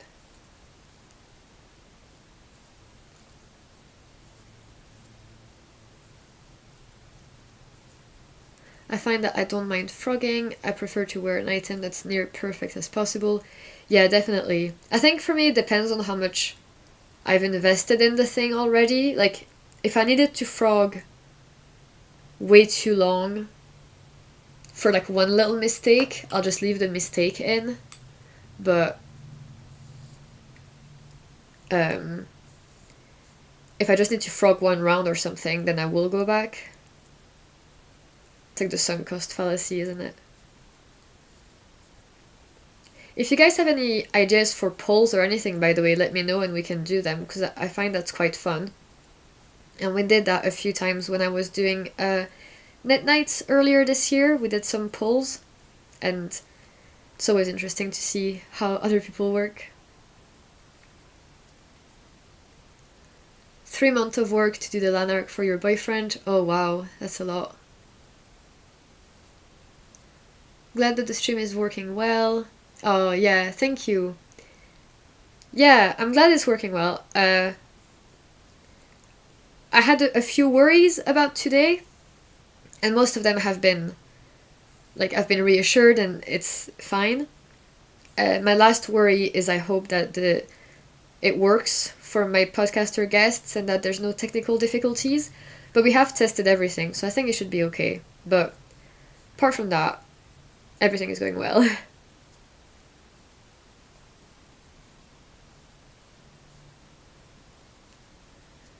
Working on the lanark inside out for the body and sleeves. Yeah, that's what I'm doing for my season sweater by Ozetta, because otherwise it was a lot of purling. And with doing it inside out, it's mostly knits. That blew my mind when I read about that technique. Definitely like cheating in that way.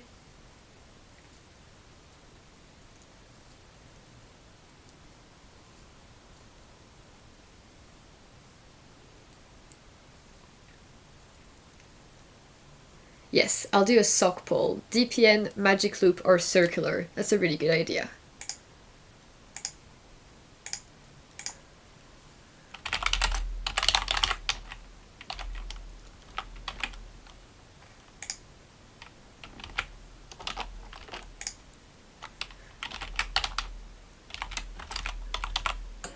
Oh.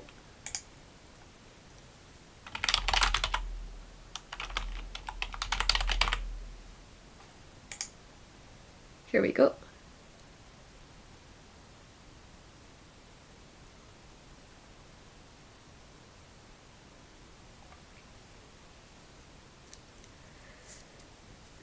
Okay, I'll count my rows.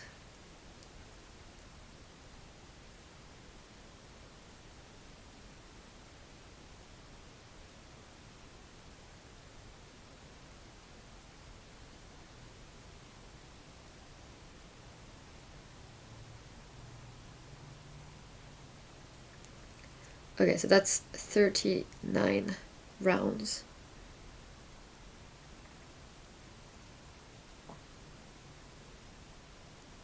Let me write that on my Ravelry so I remember for the next one.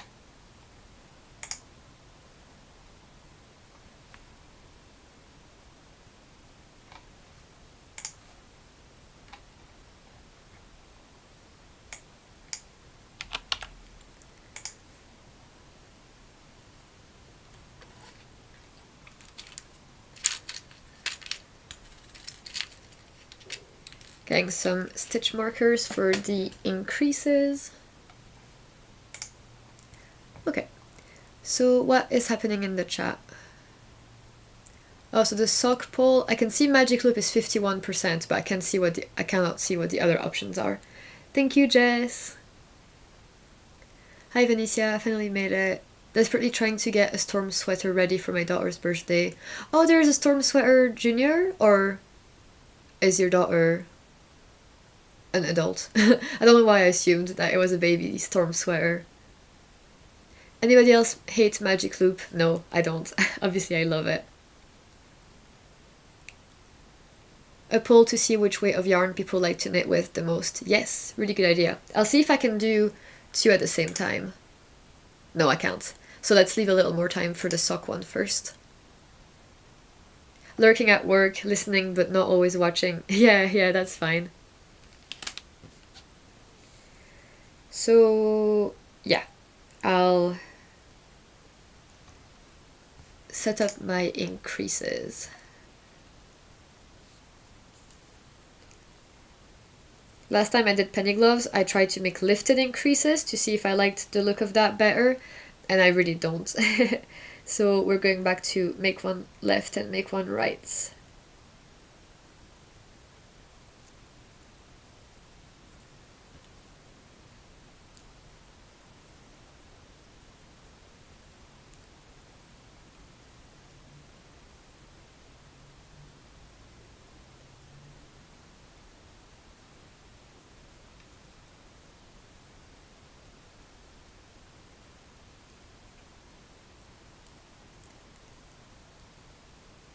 Here we go.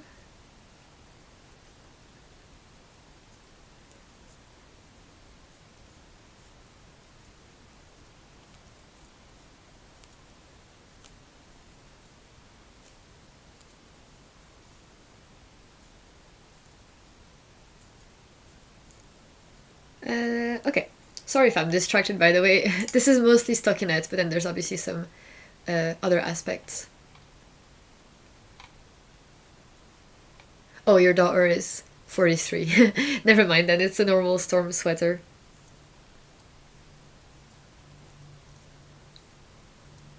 Another goal is to knit the sweaters that have been in your queue for the longest.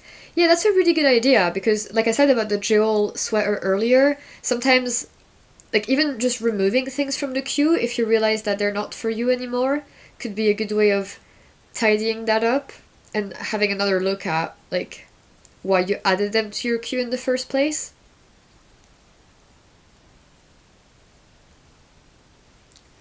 Oh, we're almost at 2,500. Thank you so much, you guys. Thank you, Nicole. I'm so happy and so excited that this is going very well, and thank you so much to everyone who's donated so far. Yeah, I know it's gonna sound repetitive. I don't know if anyone's gonna stay for 12 hours, but you'll probably be sick of hearing me say thank you by the end of it.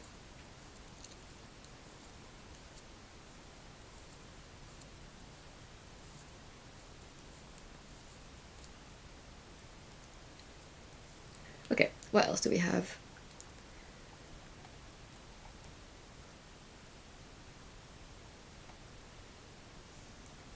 Favorite sock heel?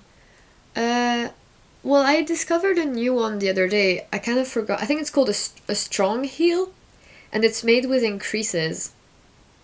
And it's got this really nice visual line that goes diagonally, I think, to the heel. It's really nice. It's kind of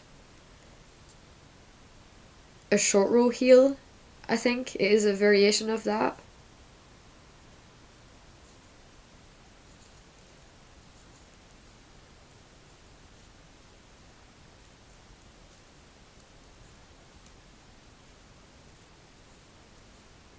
Yeah, the strong heel is good for a high arch. Thank you, Kiteri.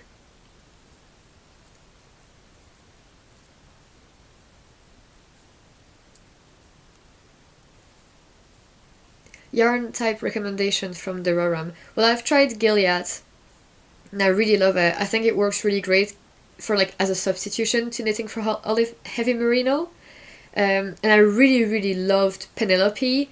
I used that in the summer. I think it's 90% merino, 10% silk, and it was so soft and so fresh as well. Like it felt cooler to the touch than merino would, and I think that works really great as a way to make merino or like animal fiber garments as opposed to like working with cotton in summer. I didn't enjoy making plant fiber garments. I preferred working with merino still. So I think a merino silk is a really good middle ground for summer knits. Penelope was DK weight. I think they may have a fingering weight actually. So maybe I'll go on their website and get that to get that with a discount.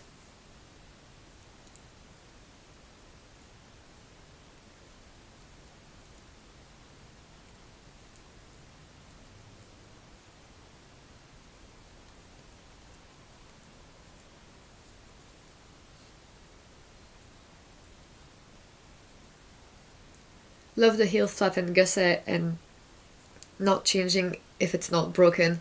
I used to always do heel flap and gusset, and then I've kind of changed to the fish lip case heel, and I really like it for my own foot, but I know people have complained that short row heels in general aren't the most fitting, but they're the easiest.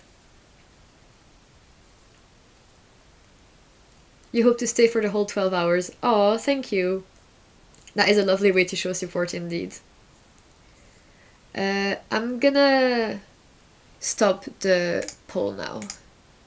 So the results were 46 magic loop, 28 DPN, 25 short circulars. Yeah, interesting.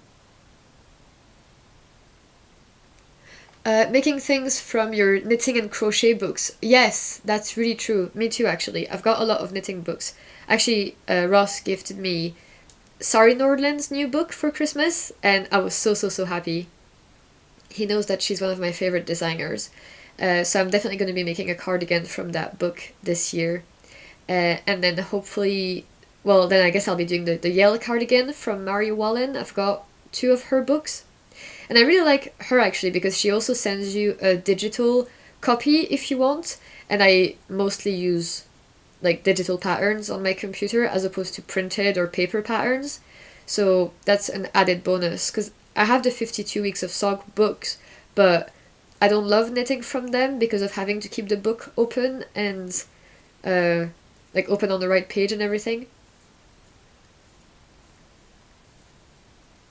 I've never done an afterthought heel. How many skeins of Gilead do you need for a sweater your size? Thank you, Phoenix. For me, I try to just buy 4 because it's cheaper and then I can make it cropped. And I really have been liking the look of cropped sweaters on me lately. So 4 would be okay. And then 5 would be safe. And like I was saying earlier, 6 would maybe be better if you were going to do something with a lot of texture and cables and or like long sweaters, or if you preferred your sweaters to be longer. Oh, we're 30 pounds away from the original goal. That's crazy. That's crazy. Thank you. Love watching knitting live streams for a great cause. You should do this often. Yeah, I think it's definitely like obviously I won't be doing the 12-hour live stream a lot, but I've done one live stream before and I quite liked how uh chill it was and like a bit more relaxed. Thank you, Elizabeth. I liked that I didn't have to edit it afterwards. Definitely saved a lot of time. Oh, let me just check my pattern.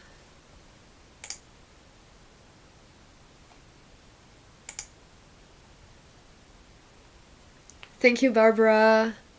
Oh, yes, we are just 10 pounds away from the original goal. I think I'll share something on Instagram. Oh, yes, thank you, Garn Trade in Denmark. We did it. We did it, you guys. We've reached the goal. Thank you. I'll post something on Instagram if you don't mind.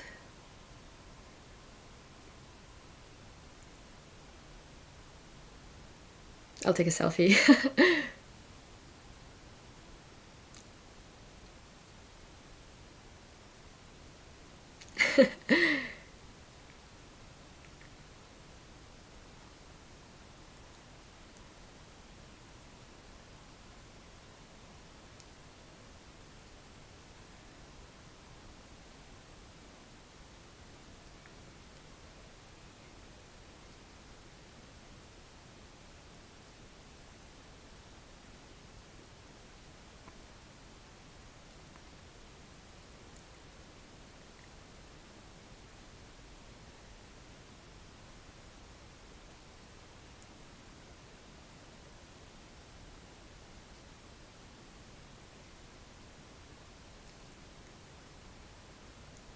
I'll just go and grab the link for this stream.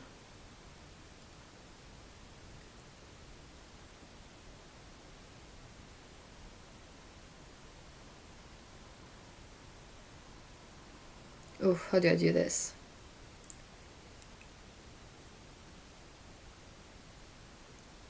Oh, thank you everybody for congratulating. That's 500 calls to Samaritans funded, any one of which might save a life. Absolutely. I think it's so, so important during this time of the year as well. Like, we just passed it, but there's something called like the darkest night, or I think it was around the winter solstice, where it's quite a tricky time of the year for a lot of people, and it's one of the Samaritans' most needed, um, like, like the lines are the busiest that night. So yeah, really important time of the year. And yeah, thank you so much for helping me smash the goal in 90 minutes. Uh,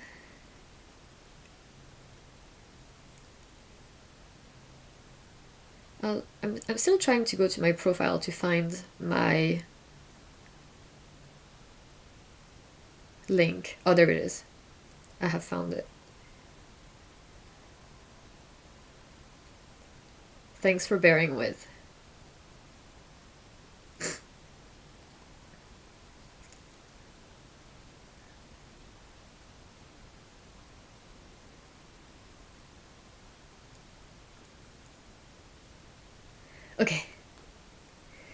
Okay. Okay.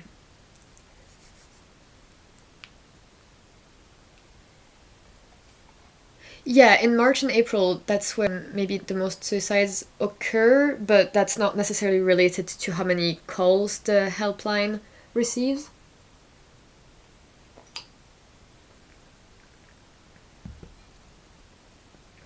But yeah, I think every £5 actually for Samaritans helps them answer one call, which could potentially be life-saving.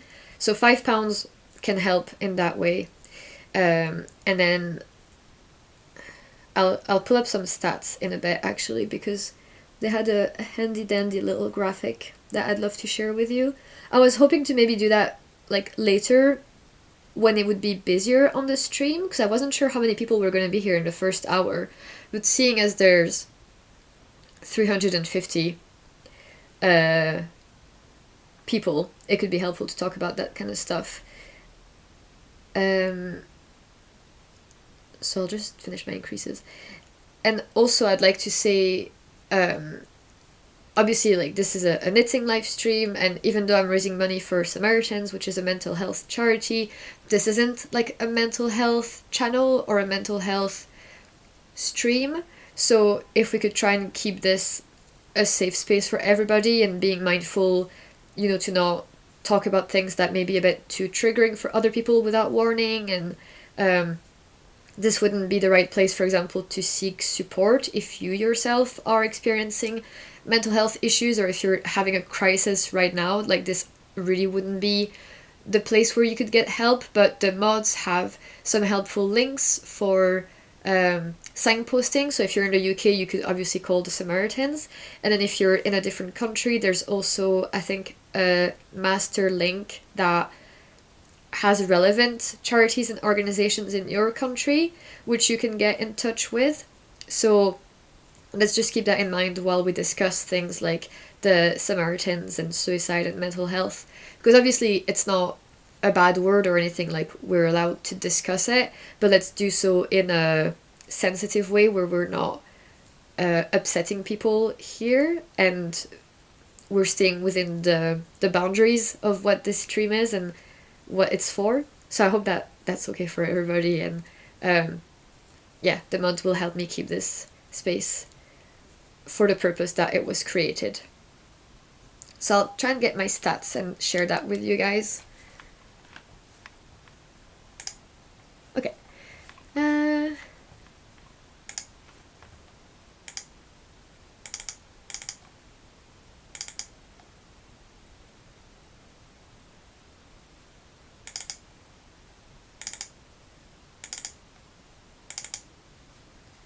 Okay, so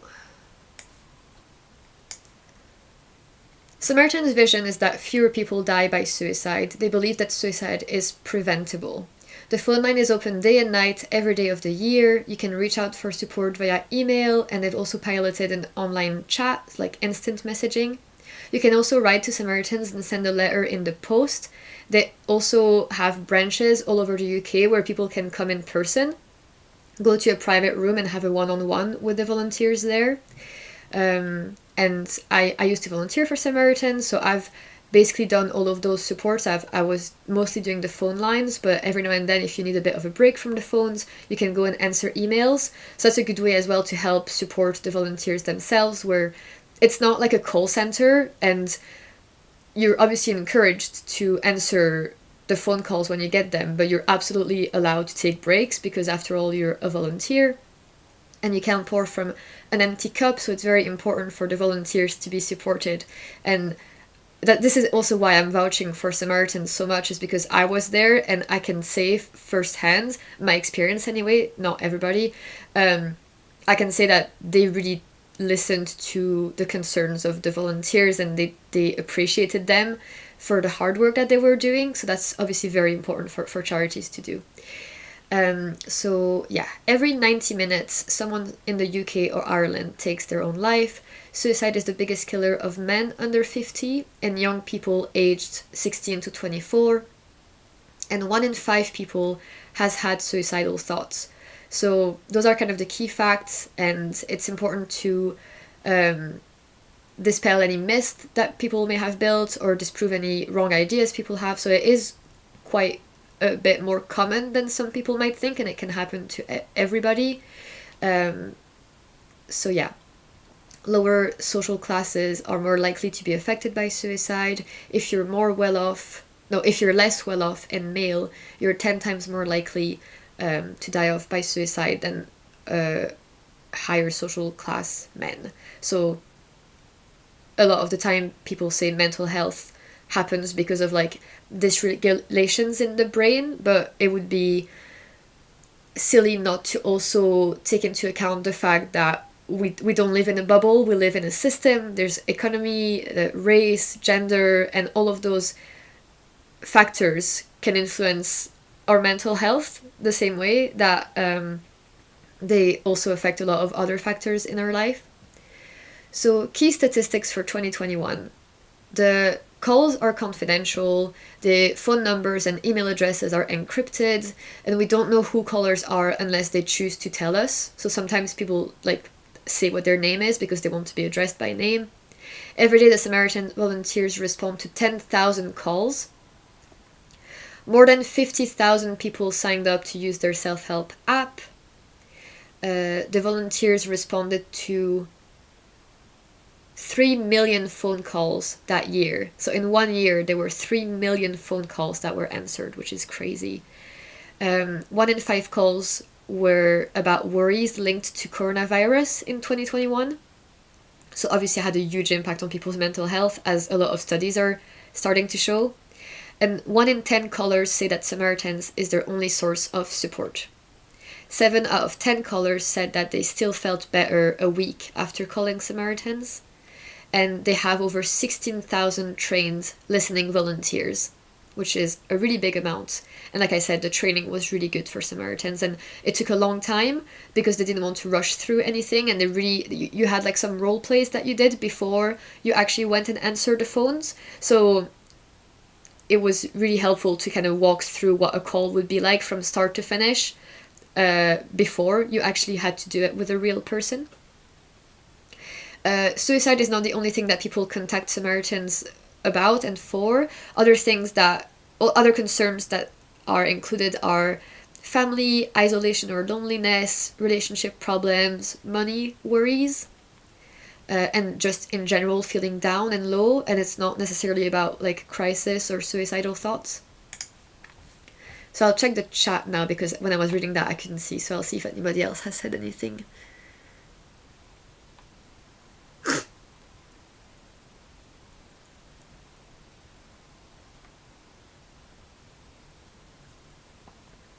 Yeah, so Samaritans offer formation for the volunteers.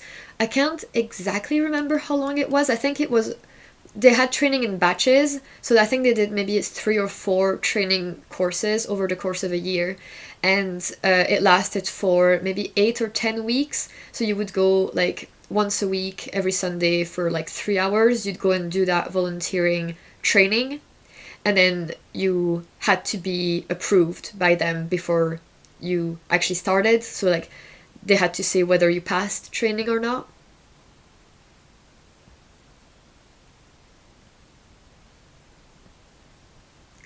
Nadia's asking about the Magnum Opus poll. Yeah, so if we reach 1,000, I was gonna knit one of those 3, and so voting with your money is the way that you have a say in which one I knit this year. And then if we reach 6,000, I'll knit all 3. But yeah, so if we don't reach 6,000, I'll just pick the one that's winning, which I think right now is still the Yale cardigan. Yeah, it's really great that they offer training for Samaritans because it is taxing, and the training was really good. And you don't need to be coming from any sort of mental health background. Like the people in my cohort, there were lots of different age ranges. Like you can volunteer if you're really old, really young, any age, any gender, and any profession as well. There were a few people that were retired, and that's why they liked to donate their time. And then there were people who were doing that alongside uni, like me, or alongside their job.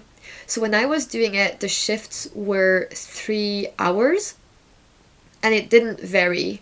And you kind of had a requirement. Oh, it might come up in the stats later, so I'll correct myself if I'm wrong. But you kind of volunteered once a week, and you had to do one night shift a month. But there was some flexibility, like you would sign yourself up on the rota, they wouldn't assign you. So if you were early, you could choose your shift and say when you wanted to come to the branch, because it was in person.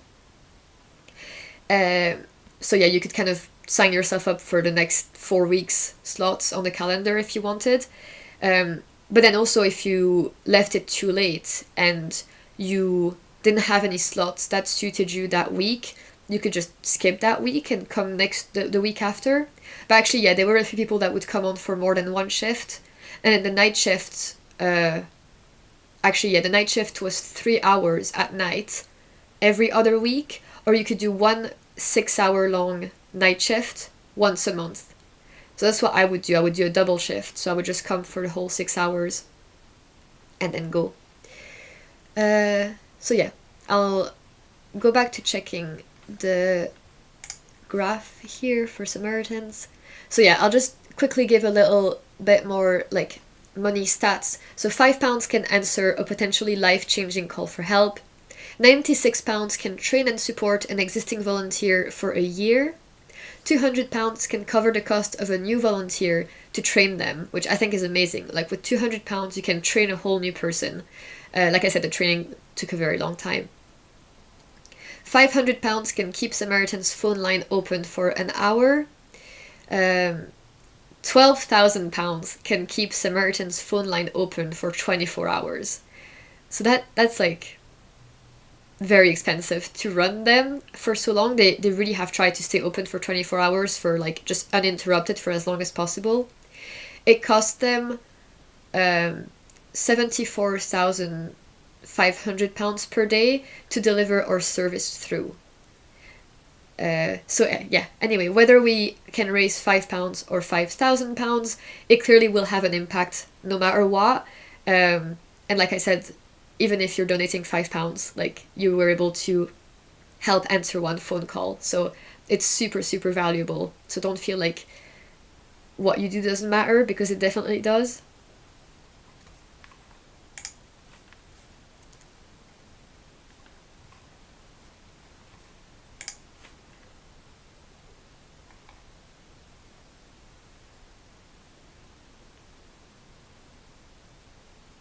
Thank you, Viv. Oh, so we've got Aude coming in about 15 minutes. So that's really exciting, and we'll be chatting about the winter set KAL that we're hosting.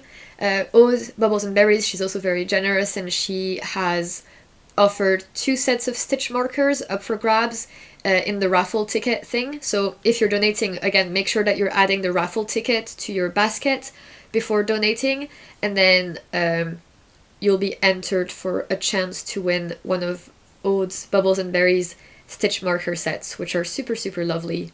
She also makes project bags, which I've been kind of like saving up for. I'd like to get one of her project bags and then get a little matching Notion pouch that I would put in the bag.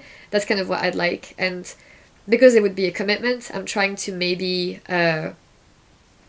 commit and decide on what motif I'd like embroidered. I was thinking maybe like the Scottish wildflowers that she has. It's really, really lovely. Actually, what I can do, I can share my screen and I can show you her website. So I'll try and do that while we're waiting for her to come on. Make sure you're drinking water. Yes, thank you.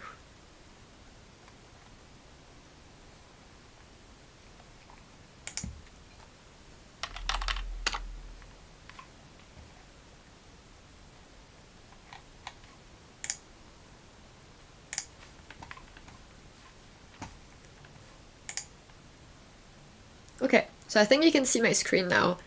I can't see the chat. So that is her stitch marker page. So as you can see, you've got some Christmas ones, some sheep, some flowers, mushrooms. She offers like the jump ring ones that you can't open or close, and then she also offers the like lobster claw ones that you can see here. I personally usually use the jump ring ones. So yeah, I was thinking if I was gonna get something from her, I was gonna get the Scottish wildflower set. I think it's lovely with the thistle. Then we've got the project bags. Oh, they're stunning. So she's got small, medium, and large. Right now the shop is closed because she's on holiday, and then you can see the different designs. So yeah, Scottish wildflowers are here. Look at that. That is so pretty. And the finish is lovely. So those are all the photos. Mushrooms. Oh, that's so pretty. They're really nice from up close actually, like you can see all the little details.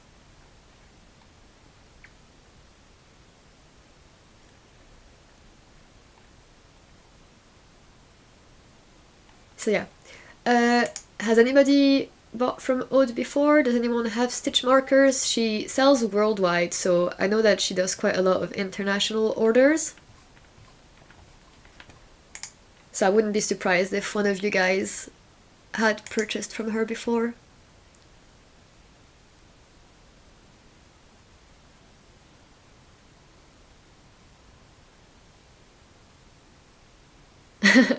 Yeah. Thanks, Jenny. So yeah, lots of people are saying the stitch markers and bags are really pretty, which I totally agree. Thank you, Sarah. I'll get the page ready for when she is supposed to come on.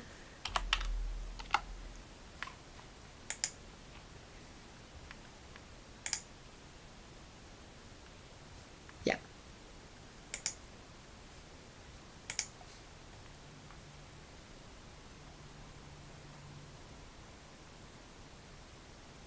Oh, sorry, Judith. The John Arbon codes doesn't. We don't have a code yet, so I'm so sorry about that. I wasn't able to get one before they went on holiday, and so they're not really reachable at the moment.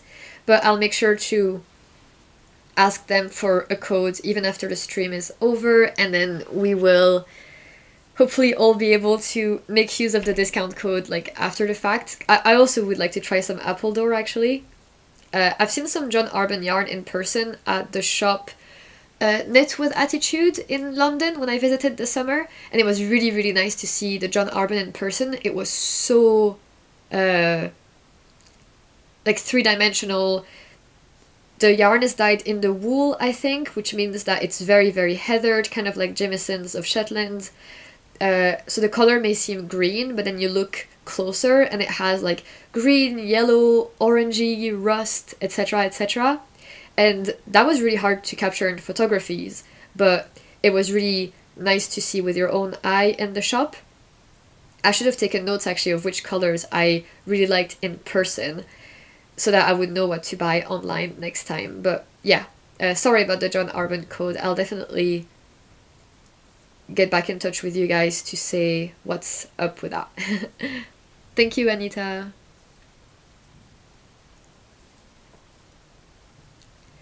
Oh, you're welcome. The Bookworm Chronicles. So did you buy some Gilead? What color did you get?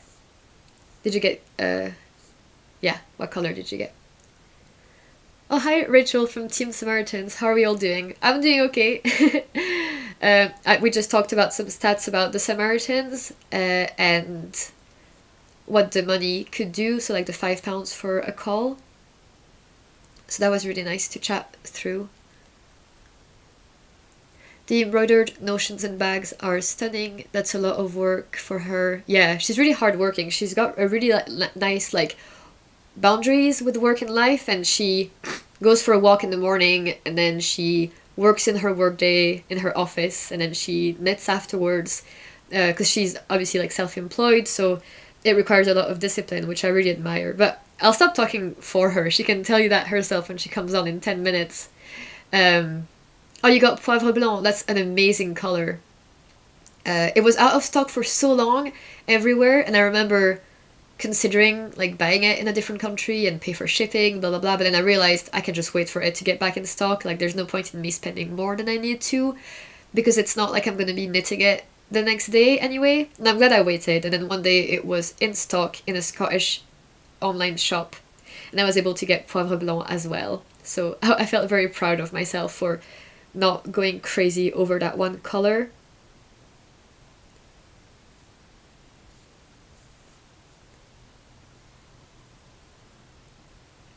I would like to donate and have tried several times now. How do you change the amount to your donation?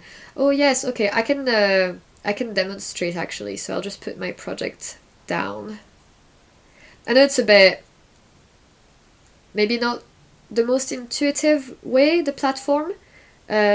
So yeah, I hope that you guys are managing okay with it. So I'll share the screen. Yeah. So here, if I was to donate, I would click on donate, and then yeah, I could select the reward. I would put my fake email address here, do that, check out, and then put my email address, the woolly worker, blah blah blah, and then payment details. And that's where you can choose here, so you could do 10, 25, or you can do others, and maybe you can put 5 instead of 10 if 10 is too much, so you can just do 5. And here, just again to confirm, you've got the entry for the prizes. That's important, so I can see, I can have a way to contact you afterwards. And then that's it, you can pay with PayPal or credit card.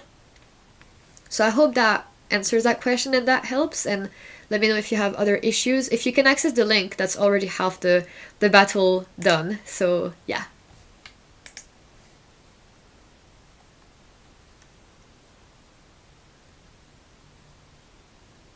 Using Poivre Blanc as your contrasting color by Sari, that's really nice. Yeah, it is like the Noro Silk Garden Sock Solo S1, or the Madara Sake. Thank you, Camellia, that's so nice. We're doing really well.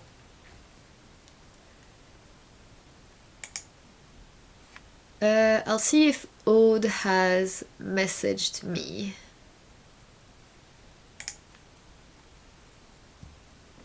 Is there a delay? I feel like there's a delay, but let me know.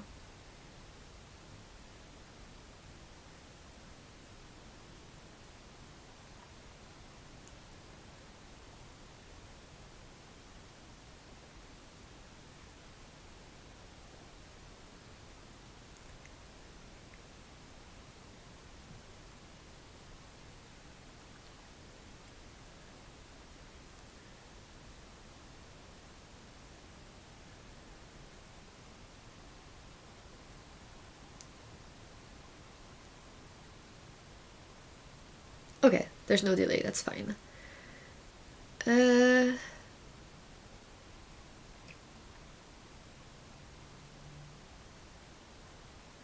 I made something with boucle? No, not yet, but I've got one skein of hand-dyed boucle from Pigment and Ply. Actually, I'll go get it, because I have it right here. And I'm gonna make the Teddy Clutch by Petite Knit, so I'll go grab that. Any excuse to show off the stash.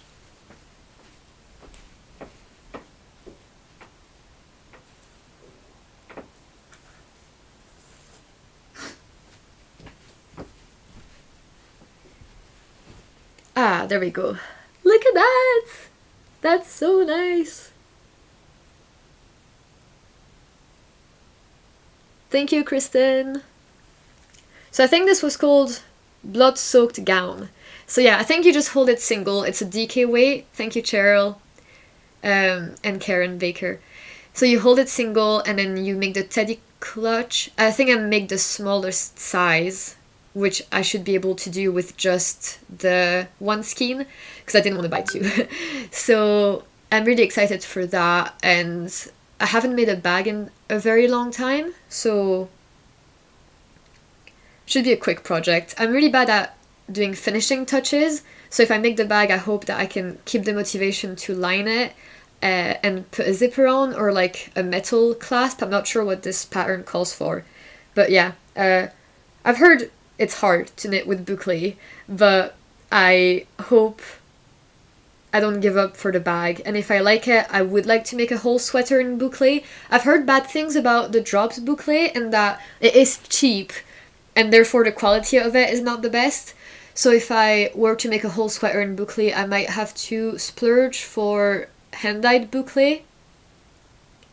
Oh, you have pigment and tie boucle in that same color for a sugar plum sweater. That's amazing. I hope you can message me and show me when it's done, because I really want to see that actually.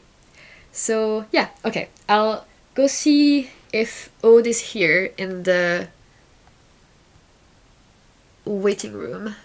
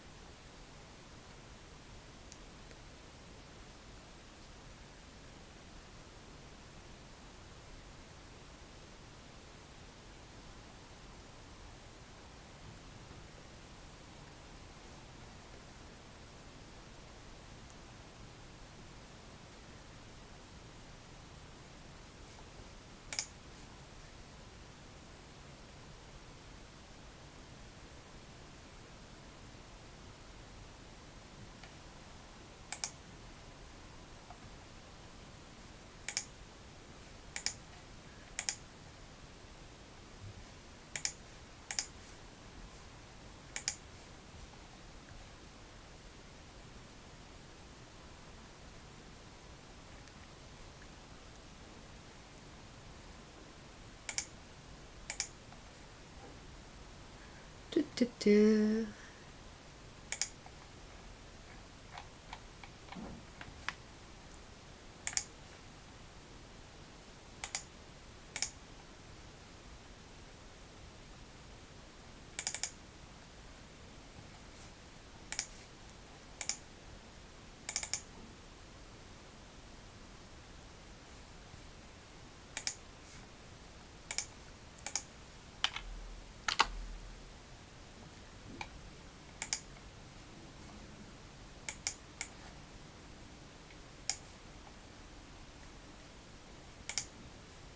Ah, okay, yeah. So I'll just be 2 seconds while I find Aude, okay?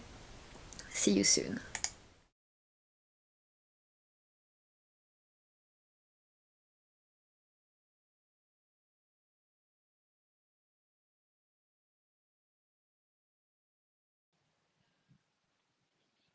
Yes, can you hear me? Okay, why is that? Um, Let me check.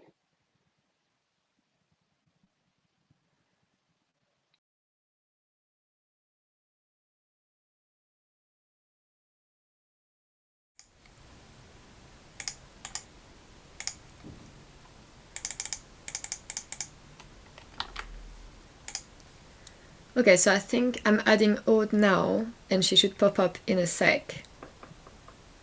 Hello?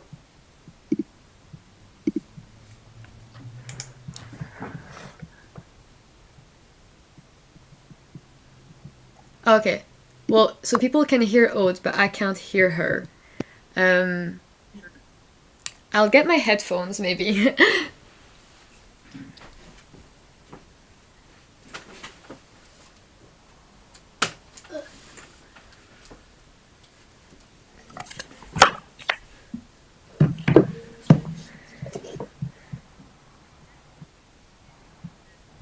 I can hear you fine. Okay, I can hear you now, but I think they can't hear you now. Okay, hold on, let me see. Oh, I just muted myself. You just Can you hear me still? Stay as you are. Oh, apparently they can hear us Yeah. both now. Okay, great. Thank you, everybody. That Oh, was great. cool. Okay. Thanks. Um, Oh, and is the hi. volume difference okay for both of us? Like, are we not too different?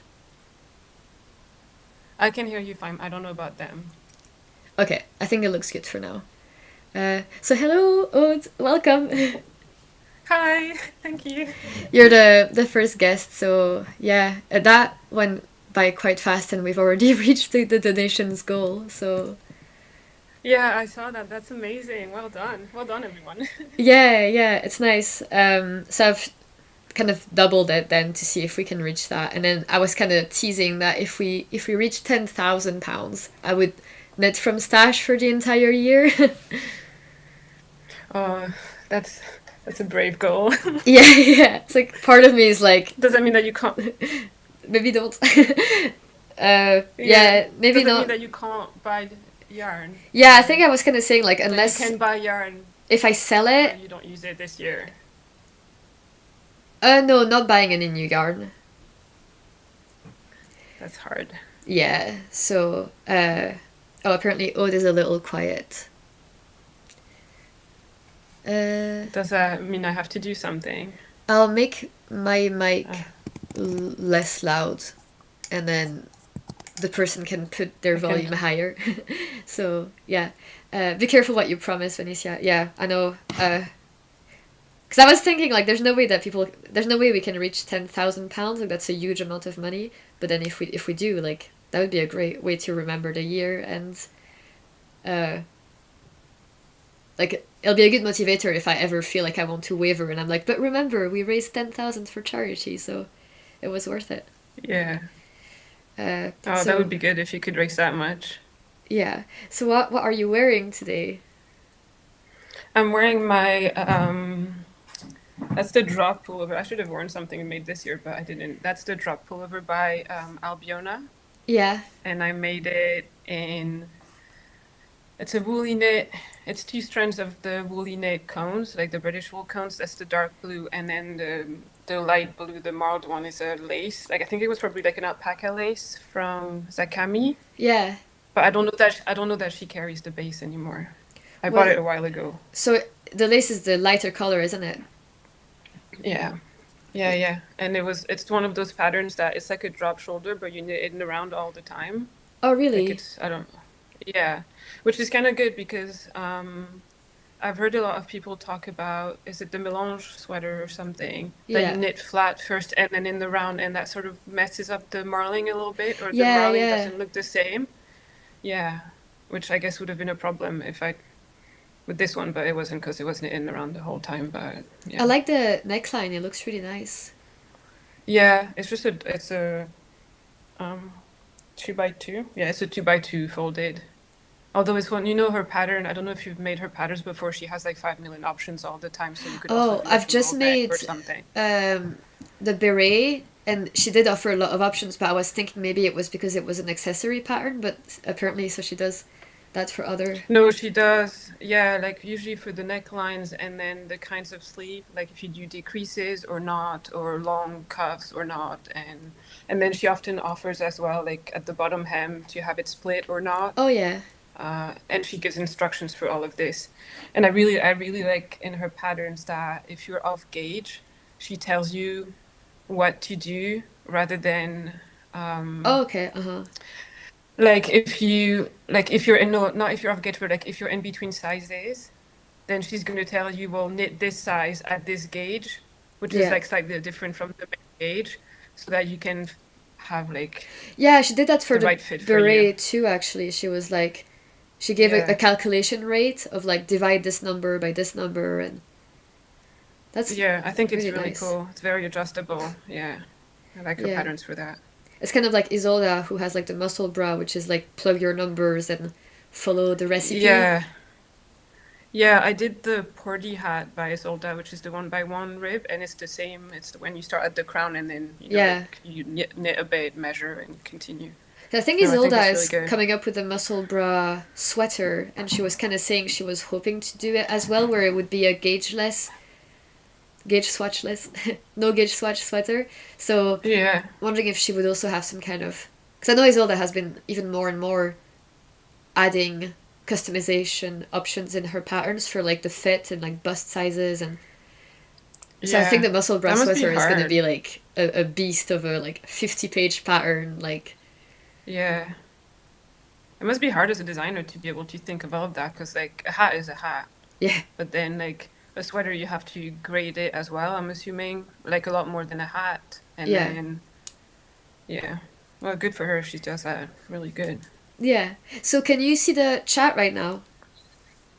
I think I have my iPad with the sound uh, down, and I think I can read it, but it goes really quickly. Yeah, And yeah, it's next to me. Someone spelled Ode, O-D-E. I like it. That's how I yeah, used to yeah. spell it when I was in. Yeah, that's how I used to spell it when I was in the US because it was really hard to like get people to pronounce my name right if I spelled it the right way. Yeah, I was just showing your shop before. I don't know if you were seeing that, but I showed the Oh stitch no. markers Well, and the thank you. bags. Oh yeah, people were saying like I was enabling them. It Oh, yeah, thank you. was Yeah, nice the because shop is closed right now, but it's reopening tomorrow. yeah, I clicked on one photo and then it just got really big, and then I was like scrolling down and you could see like just the the details of the stitching. Yeah. Like I was showing the snowy tree, and I didn't realize that. Oh Does it yeah. have different colors on the tree, like the green? Yeah. Yeah, Yeah, it's that got was like three lovely. different greens. Oh, that's Yeah. amazing. Yeah. That's one of my favorites, this one. It's a fun one to make as well. Oh, that's good for the Yeah. process. Um, Yeah. so just to summarize again, like with Aude, what we're gonna do for like a half hour is like knit and chat like we're doing, and then we're gonna do we're gonna talk about our knit along. So I'm knitting on it right now, and Aude is gonna show. Yeah, I think we're both in penny gloves, aren't we? Yeah. Yes. So yeah, we're gonna talk about that and kind of summarize the information on the Cal, and then we can just like answer questions if you have any in the chat, or like react to what you're saying in the chat. So that's just what we're gonna do. Someone is saying, "Oh, this is a very French name," Yes. Oh, and then it's written in French. Bonjour. and my first language is French as well. So technically, Aude and I could just be Yeah. speaking French, but we don't. When we're together, we speak English. No. Yeah, it's kind of funny. I was trying to think before, and yeah, I don't think we ever. I think we spoke French like last year, maybe the first time we met when we took the In train the to train, Perth. We yeah, spoke yeah, French yeah, for like 5 minutes, and then just switched back to English. yeah, And then you spoke French to my family when you met them yeah. for more than like 2 seconds, and that's when I realized that you actually have a Belgian accent, which I didn't really think about because I never heard you speak Oh, French before. I yeah. probably have a I French don't. accent too. Well, I don't think I've heard you speak French that much, but I don't think you have like the Marseille accent or anything. So like, Oh no, I don't. No, no. so I know like even like English accents. My boyfriend knows which region of England people are from their accents, but I'm really bad at that. Like I just feel like I can tell it's English maybe, but I would never be able to say like which area. Uh, and same for France or Yeah, Kyle anything. is the same. Yeah. Kyle recognizes them, but I don't. I like. I kind of do like Northern England now because they sound a bit closer to Scottish accents to me. Yeah, I think Freya And Moore, when Ross heard her, he immediately said that's like northern England, and I was yeah, like, no, she's in Glasgow, and he was like, just you wait. And then at some point, Freya was saying she was from like the north of England, and I was like, oh my god, like Ross was right all along, even though she was saying like, hi, I'm yeah, Freya, I'm in Glasgow. yeah. I think it's really cool. Like they're quite distinctive, but you kind of have to identify. For like the first couple of years we were here, I really struggled with differentiating Scottish and Irish. Like Northern Irish accents I can identify, but like Irish and Scottish I struggled. It's better now, but yeah, it's just practice and experience really. Yeah. So can you maybe summarize the Cal, and then I take a little break from speaking? Yeah, yes, of course. So yeah, so we were doing a cow together called the Winterset cow, and the idea is just that is to knit a winter accessory set. And by accessories we mean like things for the head, so it could be like a hat or a headband or I guess a beret or Yeah. whatever goes on your head.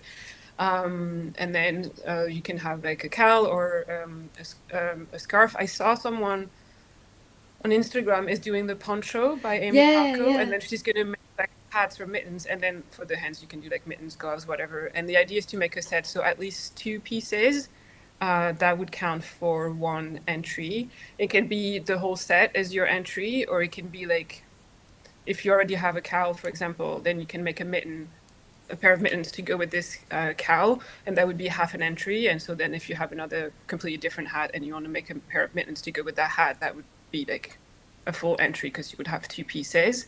Yeah. We are running this until spring day, so I think it's the 20th of March this year. And we're running it over on Instagram, so you can join us there. We have the hashtag WintersetKAL, K-A-L, where you can just post anything and everything related to the KAL. And then we have WintersetFO for the finished objects only. Yeah. And then, yeah, we're going to draw winners and prizes. We have a couple prizes for the FO. We also have prize for the main like KAL hashtag. And yeah, it's all very, very nice, very chill. By matching or by set, like a matching set, we mean like it could be the pattern has been designed as a set by the designer, or it could be that it's two things that from like two designers, but they're knit in the same yarn, or you're doing color work, which is not the same patterns, but it's you're Yeah. using the same colors in the same yarn, so Yeah. they would look matching, but it's not the same motif in the same pattern. So yeah, and it's going to be fun, and it's quite, I mean, it's fun knits, right? It's quite quick knits, the accessories, and I think a few people have already posted a few things on Instagram. We also have Yeah. a Ravelry bundle Yeah. on my Ravelry. In my like in the favorite bundles, there's a bundle where you can go just for inspiration. There's patterns that we put there, and also like patterns people recommended. So if you have ideas, we can also add them to that bundle just for inspiration. But you know, knit whatever Yeah, you I feel like think it'd be knitting. really interesting to get those kind of like outside of the box sets because obviously if a designer is naming Yeah, them after the same name and everything and they're like designed as a set, that's easy. But it's nice to be able to yeah, put patterns together because if you just do them in the same color or like it's the, like then that really ties them in as a set. yeah. I Uh, don't know if I have my Ravelry because I feel like I have all my devices open right now. Um, Let me see, favorites. I think a few people had some really good ideas of things that were not designed as a set, but that definitely worked together. Winter sets. oh yeah, I'll just write in the chat what Um, the hashtags are.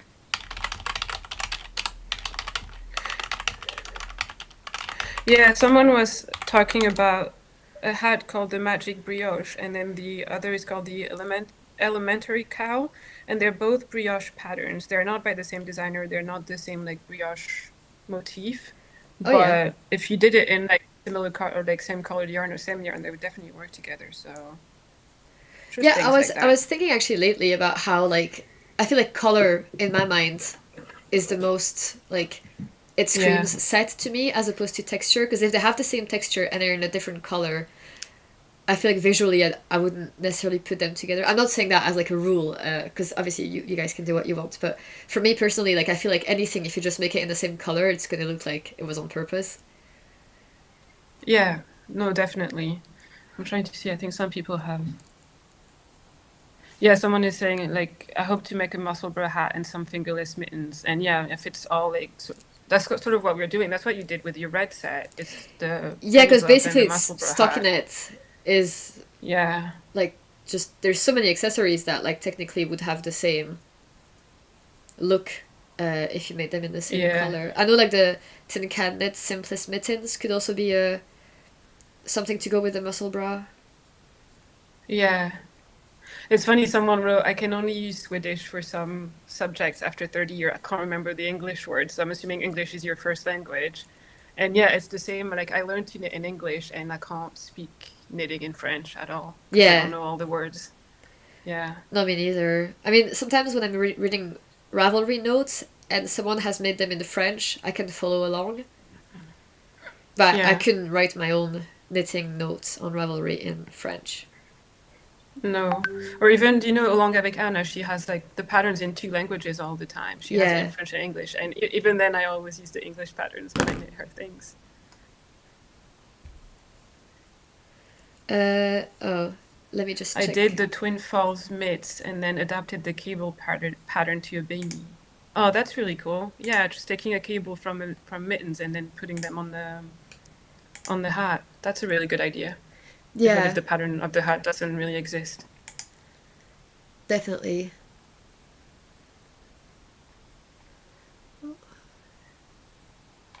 Sorry, I'm just When checking does the the make-along donations. goes until? The make-along goes until Spring Day, so the 20th of March. So plenty of time. It's all throughout winter. Yeah. I've saved the rules in my, I think you have maybe too, in my Instagram like story highlight. I just have the rules there, and I'll just like share pictures of what people make. Oh wow, someone just donated £300. Thank you so Oh much. wow. That's Oh, really nice. that's And amazing. they're anonymous, so I can't even thank them by name, but that's amazing. Because I was thinking That's that, amazing. like, that was when I was trying to think of, like, the goals to set for the stream. I was like, if everybody gives £5 or if everybody gives £10, that'll be something. There's always going to be that one person who's like, here's 100. And, like, that happened on the first day. Like, someone gave 100, and I was like, that's, like, already so much. Like, who knows how high it could climb. But yeah, thank you. Oh, that's so cool. Oh, the Like macaron three. mittens. They look really good as well, yeah. Oh, I don't think I need the. Oh, I know the name of the designer, but I don't think I I think know they're that pattern. mostly stockinette. Yeah, that's good. But yeah, so Uh, you're doing your penny gloves in that cashmere yarn, isn't it? yeah, so Cardiff Cashmere, and I was getting along, and I knitted too long, so I frogged a little bit. And I'm doing the thumb increases right now because I'm trying to just do the penny gloves with only one ball of the Cardiff Cashmere, which I know is possible if you make the wrist smaller, Yeah, but it's like, it is quite how long. small? Like, yeah, Yeah, because I don't want to end up with like 10 grams left, and then I think, oh, I could have made it longer. yeah. Would you like? Could you do like a provisional cast on and then start from like the thumb increases and then just go back and just like finish the yarn Yeah, kind of? yeah, some people had suggested that, and Yeah, that's a really good idea. I think maybe I'd be a bit bothered if it was going the different direction afterwards. yeah. Um, I mean, yeah, if you do it once on this one, then you can just weigh it and you'll know for future pairs. yeah. Because I've done this is my fourth pair of penny gloves, but because they're all kind of like different yarns, uh, Yeah, it's never. But they're mostly all 40 grams. I think 40 grams yeah. or something like. Let me check the meterage. 106 meters. Of what yarn then? Would that depend on the yarn? Fingering. Yeah. Oh, you do them in fingering, right? Because Uh, isn't the pattern like kind of like a sportish kind? It's like a fingering and mohair. No? yeah. I think most people are doing them on bigger needles than me, so like Sport DK, and then I'm doing mine very dense and small, like fingering. What what needles are you using right now? 2.5. Right. Okay. And you? But you're also a bit of a loose knitter, no? Yeah. Yeah, I'm also on 2.5 for these because the I made a gray pair for a friend and I did it on with the John Arbin Alpaca Supreme Yeah. Sport. It's amazing, amazing yarn, and I did it on three, and it was great. Like just has the pattern set, and it was great. So when I cast these on three, I thought it was going to be fine, but the fabric was too like it was a bit too big and it was not snug enough. So I went down on 2.5. But for this, I have a fingering and a suri. Yeah. So Okay. yeah. But because I finished the first one already. Oh, I mean, not today, obviously, but yeah. I mean, I oh, have all that's the nice. markers on, but Yeah, I feel like I yeah, should have done that so it's that I could just follow the numbers for the second. yeah, yeah. But it's nice. It's very warm, and yeah, I like it dense, like you say, and I like it kind of snug. I feel like on the picture on the pattern, it feels a bit loose around her hand. Yeah, Maybe she yeah. just has tiny hands. Oh, I was thinking as She's a well as tiny like person. maybe playing around with either decreases and increases, or even like a smaller needle size for like the wrist area. So you know, like that Mm, area who's like the thinnest, to get it even yeah, snugger at that point. Because when I'm wearing mine, there's always a bit of extra fabric at that place. yeah. But I don't know Oh, if that's a good changing point. needle I don't know. size, if I change the gauge, would it be like weird? or would it look like it's on purpose? I'm not even sure that it would, like, you would feel it when you wear them, but I'm not sure that it would show so much if you don't change, like, if you go from like a 2.5 to a 3 or something. Yeah, yeah. It might I'm not not sure look. that it would actually show.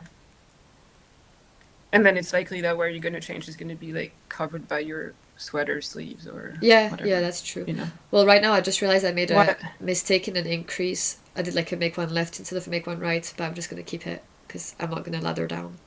Or should I frog? I don't think No, it doesn't really matter. If no. it's just the one, it doesn't matter, I don't think. What yarn am I using? I'm using Zakami, but that's from like 2 years ago. It's her merino fingering weight and then the matching Surrey silk in, I think it was the shade Unsung Hero.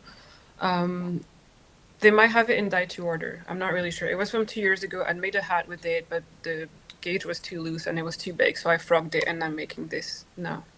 It is a nice colorway, although I think yours is quite similar that you got this year. It's like a similar kind of red, like orangey red.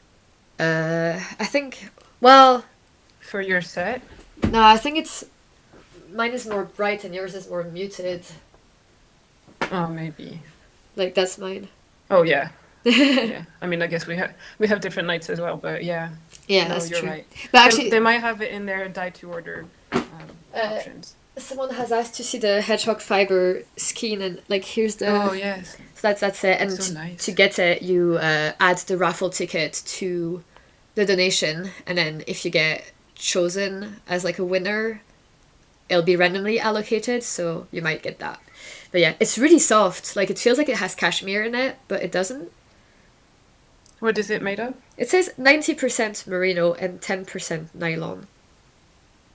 Hmm. But I heard other people say that about hedgehog fiber sock yarn. It's quite interesting. I find that like you have a lot of bases that are merino nylon in the Yeah. somewhat same proportion, but they can feel quite different, Yeah, I and I don't heard know why. like the twist of it as well, like high twist. And as well, like Yeah. the 2-ply or the 4-ply for the sock yarns. I never used to look at stuff like that, and then uh, like now I heard that like 4-ply would be better for socks as opposed to 2-ply. Is the two ply what you call high twist, or is that different? I'm not sure. Because some dyers have Yeah, like 16 or 20 different bases, and you're like, I don't even know. Like, is it sock yarn? I know. Yeah. And I find that some dyers also use the word sock as like Yeah, like weight. fingering weight, like Yeah. for the weight, and so it's not necessarily made for socks. It's just that like thin kind of um, thing. Yeah. My biggest pet peeve as well, like very controversial, is I don't like it when dyers create their own names for their bases because I just find it really confusing. And if it's not self-explanatory and I've got to click on 5 different pages to get like the key or the index, it makes me like less inclined to buy because I have to make more effort. Or at least if they Yeah. put the descriptions of the bases on the same page as the listing, Yeah. then that's okay. That's fine. If I just have to Yeah. scroll, it's okay. But if I have to click away, that's too I much. can understand why they might do it just because it feels like The it's like brand, unique, you know? yeah, Yeah. But at the same time, like I kind of like you, I don't care so much about how the base is named, but I'm interested in yeah. like Because I'm not gonna what's it made remember of. it. Like it's not something that I'm gonna be like, No. oh, this was the Gleam base. Like I'll remember the color name. I do Yeah. like how they go crazy with color names. Like I think that's Yeah. a lot of creativity can be shown there. But I, yeah, I won't remember the base. I'm trying to read through the questions, but Yeah, yeah, me too. oh, someone asked for the Cal. Would a home accessory set also be considered? I want to knit a switch up blanket and a Maxine hot water bottle. I think Um, no, but Marlene is doing like yeah. the at home, cozy at home Cal, and she's actually like saying that home accessories are like part of her Cal. So maybe if you, and she, it was gonna get closed last month, but I think they've extended it actually. So Yeah, I think they've extended it. Well, I guess you can ask her later, but Yeah. yeah, I think what we're doing for this Cal is like winter accessories like that you can wear, not so much like home accessories. But yeah, there's that knit along from Marlene and I don't know who she's doing it, Lydia or Yeah. her friend Lydia, I think. I'm not Uh, sure. I think it'd be nice to do more. We were saying that earlier, like home knitwear, like blankets or home accessories, like a pillow or something. It'd be Yeah. a good way to not have too many sweaters. Yeah. I also feel like, I don't know, maybe it's just me. I also feel like it's not, for some silly reason, it's not as valuable like knitting time to make something that I'm not going to wear. Yeah. Although Maybe I do like really want, yeah. I really want to make a Maxine hot water bottle. That's next on my list. Yeah. Oh, I don't because I don't use water bottles. Oh, Like I don't see that's right. the appeal, but I have a I do like the cushion. Yes, I like. I'm waiting for the. The other Gosh, what's the version. stitch? I'm waiting for the blanket version of that Yeah, yeah, cushion. yeah, You know. yeah. Yeah, I think that would be nice. Sorry, I'm just grabbing my crochet hooks because I dropped a stitch. Yeah, I'm waiting for that. But then again, I don't really use like blankets so much, so I don't know. Yeah, we Yeah, have one I in don't know I if. crocheted like years ago, and I have that in the living room, like on hand. But we never use it because Ross is really messy, and he drops foods and drinks like on a daily basis. And we eat in the living room sometimes, and so it would really break my heart if he got ketchup over it. So we never put it like over us. Uh, Yeah, so, like it's too precious I'm to be kind of. used, which is a shame to Yeah, see your knits as that. yeah, I'm kind of the same. Not with Kyle, but with the cats. Like I don't want the cats going on like a Mm. nice and like pulling stitches or whatever. So I wouldn't use it either. So Yeah, yeah, definitely. yeah. Someone said that they decrease stitches before the wrist and smaller sizes for ribbing. That's really good to know that you do that. Someone says the Riptide collection by Jennifer Shields. Did you see that? No, I didn't. I'm gonna write it down. Let me grab a pen And so someone I can asked, add them later. how does the stream feel to you? Great chance to speak about crafts for 12 hours. Yeah, it is a rare opportunity to speak for 12 hours and have people actually listen to that. I hope I have Yeah. things to say at the end. Because I feel like, in theory, I could talk about knitting forever, but I guess now we're putting that hypothesis to the test. Yeah. 12 hours is a long time. Yeah. But yeah, I'm really relying on people like you to come and take the burden off a bit. uh, Yeah. Someone is saying the Greenway collection by Anna Daku. Okay, can I see it? Oh, I think I may. I think someone may. Oh, I think. Did you suggest it on a comment in my podcast? I think my North Knit Corner. I think you've suggested that, or someone else did. But I'm gonna check. I think I've added it already. But I'm gonna check. I'm like, I think I'm gonna frog Yeah. my thing because I already frogged it, so I'm gonna frog it back to that make one left I did the wrong way round because I've like Yeah. let's do it right because I like I took a really aesthetic photo of like showing off the increases on the thumbs, like a close up photo, and I think it would bother me if I took a photo of that and then Yeah. Do they show on in this yarn? Like, do the increases show quite a bit in this yarn? Because like on mine, if I make a mistake, it's mohair. Like it's not oh gonna yeah show at yeah. all. Well, I feel like I don't know if I put it on camera. Oh, actually, I'm not filming that anymore. But I think if you know where to look, you would see it. Yeah. Well, if it's bothering you, just rip it back. It's not a Yeah lot yeah, of I'll do it. it's not a lot of knitting. No, no. I was saying like I'll definitely be able. I would be able to make a whole pair like on the stream. But I was thinking of maybe changing between projects every now and then to keep it interesting for me. Yeah.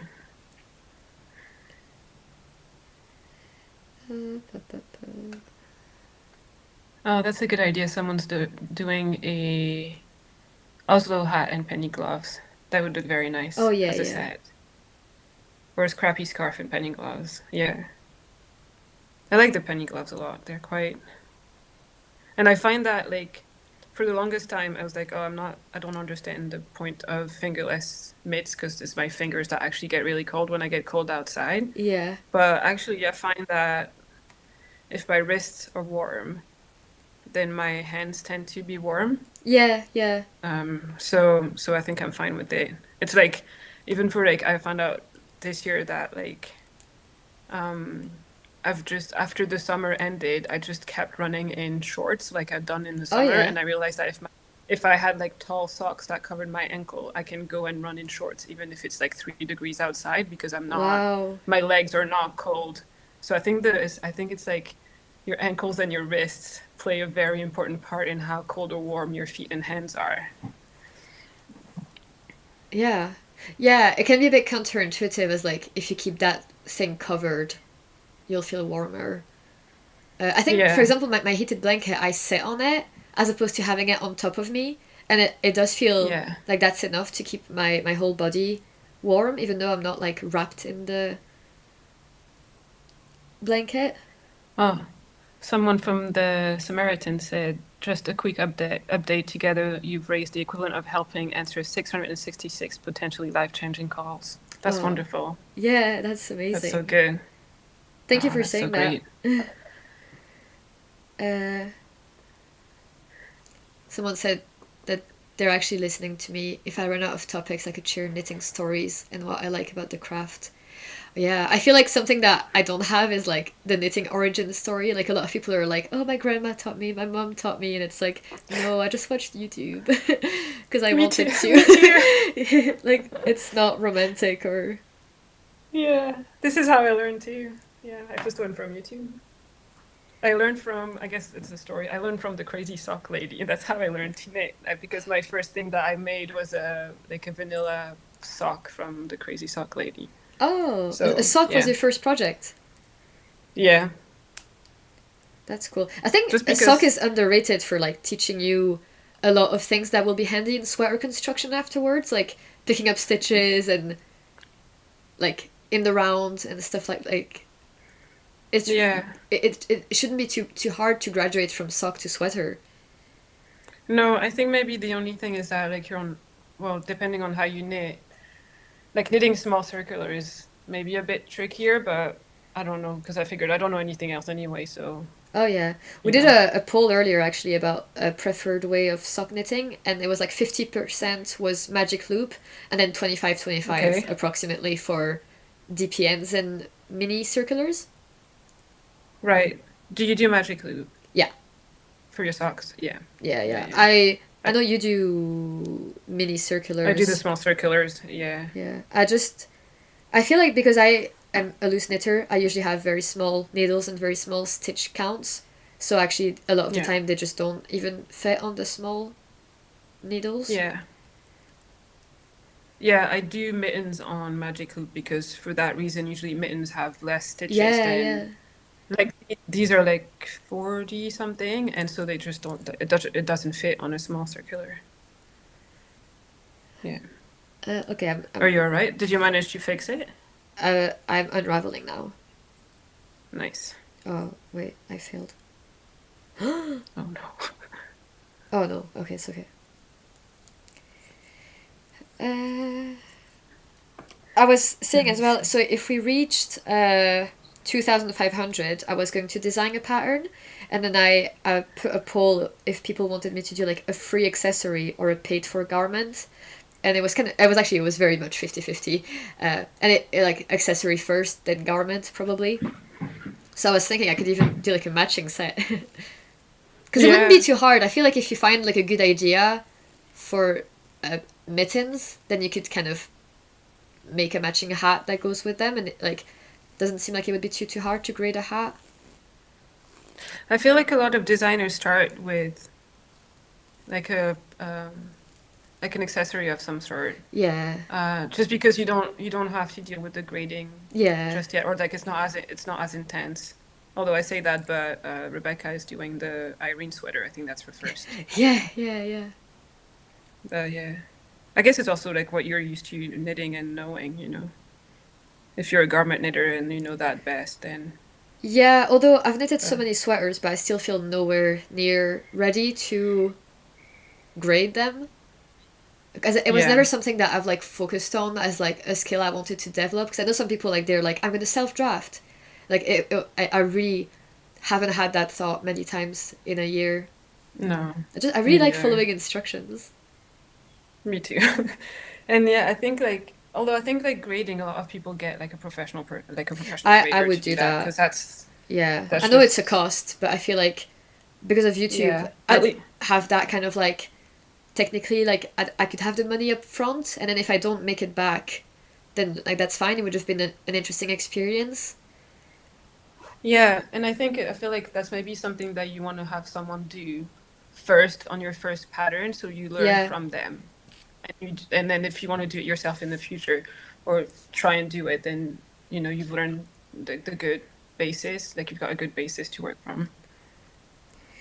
Someone says a cowl is a great accessory for a first design. That's true, Oh yeah, yeah. definitely. Oh, totally. And especially for like if you're trying to play around with a color chart or cables or lace, because I got the lace Japanese stitch Bible that I really really want to like get my hands into it. Like I want to because there's charts and they look super complicated and like the symbols aren't that intuitive.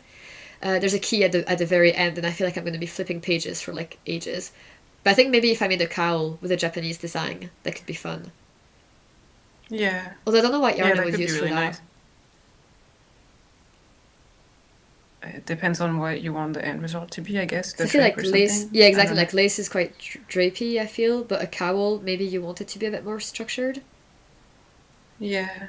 Someone is asking, do you have any recommendations for book or courses on learning how to design knitting patterns? Helen is asking that. I don't, but I think um, in one of Laura Penrose's vlogmases, I think maybe the Q&A that she did, someone's asked her that questions and she gave a few book ideas. I think it's in her Q&A video. I think the Knit Pearl Um, girl, Sophie Hemmings, she doesn't have many videos up, but in one of the videos she shared the books that she had. that's also a good So resource. I think I've got one, and it's like Top Down Sweaters by Yeah. Anne Budd. Does that ring a bell? It sounds the title sounds familiar. I don't know who the author is. Like the handy knitter's guide to top down sweaters, I think I've got. And that one basically has like gauge numbers and then size numbers, and then it just tells you if you have that gauge, cast on this amount, blah blah blah. Yeah. I also feel like a lot of it is like experience, or I don't know if maybe like you might like one might learn more from reading patterns than reading a book and telling you like Yeah. how to design a pattern of just like reading actual patterns of different shapes and constructions and see how those people do it. Or even listening to like designers and stuff. Like I know like a lot of the podcasters they started designing as they were being podcasters. So you got to like Yeah. follow them as they were doing their first design and kind of like the pitfalls or the like the iterative process of like first they made a swatch, then they made this, then they had to frog. Like that could also Yeah. offer a realistic outlook into the process. I know Rebecca has been promising for ages she was going to do like a video on designing, so maybe wait for that. Yeah. I hope she does that soon so I can maybe get some tips from there. I just I just feel like I don't know if I would want to design. Like I feel like I never had the problem of like, oh, this is what I want to make. I can't find a pattern. I'm gonna make it Yeah, myself. Like I always find something. And also it seems to involve so much frogging that I don't want to do it. Like I don't yeah, like frogging very much. So yeah, I also feel like all my because of my work, I feel like all my creative energy goes into that and I don't have any left to design stuff. So yeah, yeah. yeah. Someone's asking for your account or podcast or Instagram.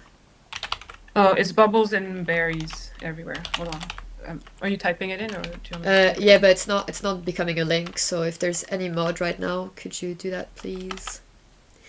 Yeah. Uh, Someone is recommending pattern 185 for the Japanese Bible, so I'll write that down because there's no way I'll remember that. Yeah. And then, oh, thank you, Lisa. Someone is gonna write it. Thank you, Kathy, for donating. Uh, Oh wow, you're at 3.4. It's like I feel like it's 1,000 since I've been online. oh, Like in the last half hour. Oh, it's been a half hour already. That's we're so gonna reach good. 10,000. It's gonna happen. Oh, that's so good. Oh, that's gonna be hard if you can't buy any yarn. Like, what about all the festivals that we have to go to? I I know, mean, we but don't have to go to I them, was but thinking of having some kind of rules and like, ways to help me stay sane for a year. Like, yes, so yeah, having some kind of caveats and stuff, and even like having a break clause at 6 months, like a flat, like a lease, where you're like after 6 months, you're like, okay, can I do this? Is this okay? Start buying yeah, yarn now. Someone is saying, oh no, the yarn budget in January just like through the roof. yeah, But yeah, no, it has been a half hour. But if you're happy to stay for a bit yeah, longer, I'm happy for you to. yeah. I'm fine. I don't have anything else planned today. Oh, okay. It's a yeah, it's a holiday here. I don't know if it is for people. I think it's like all of the UK today, or just Scotland. No, not England.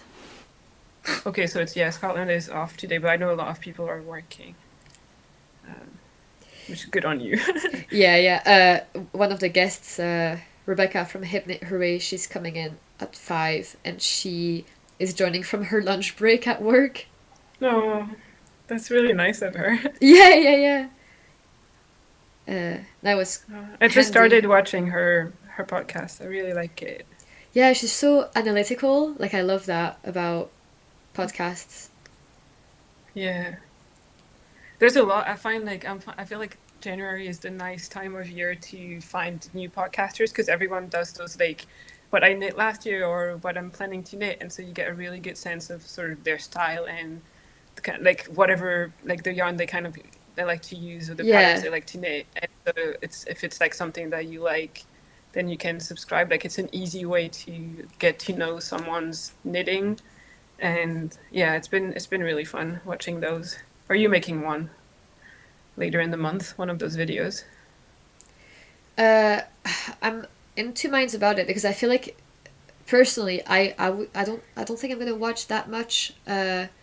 The summary videos from people that I've been following for the entire year because I'll just know everything already. Uh, so I feel like people aren't going to want that from me, but people have said that they do. So I guess we all like different things. I just feel like I'm going to struggle to keep it concise because there's just like so many items. Yeah. Maybe you need to do it in like, because you've knit a lot, maybe you need to do it in like two parts or I something. was thinking three, so And like then, garments, yeah, accessories, and socks. yeah. And then maybe just about like, not so much like repeating what you said in episodes, but sort of how you feel about them now. Because Yeah, for yeah. the ones that you just finished is a bit different, but like stuff that you did that you made in January or in February last year, and how has it worn? Has the yarn been okay? Has it peeled a lot? That kind of Yeah, stuff. yeah. I think that's definitely a valuable like opportunity Yeah, to talk about that stuff.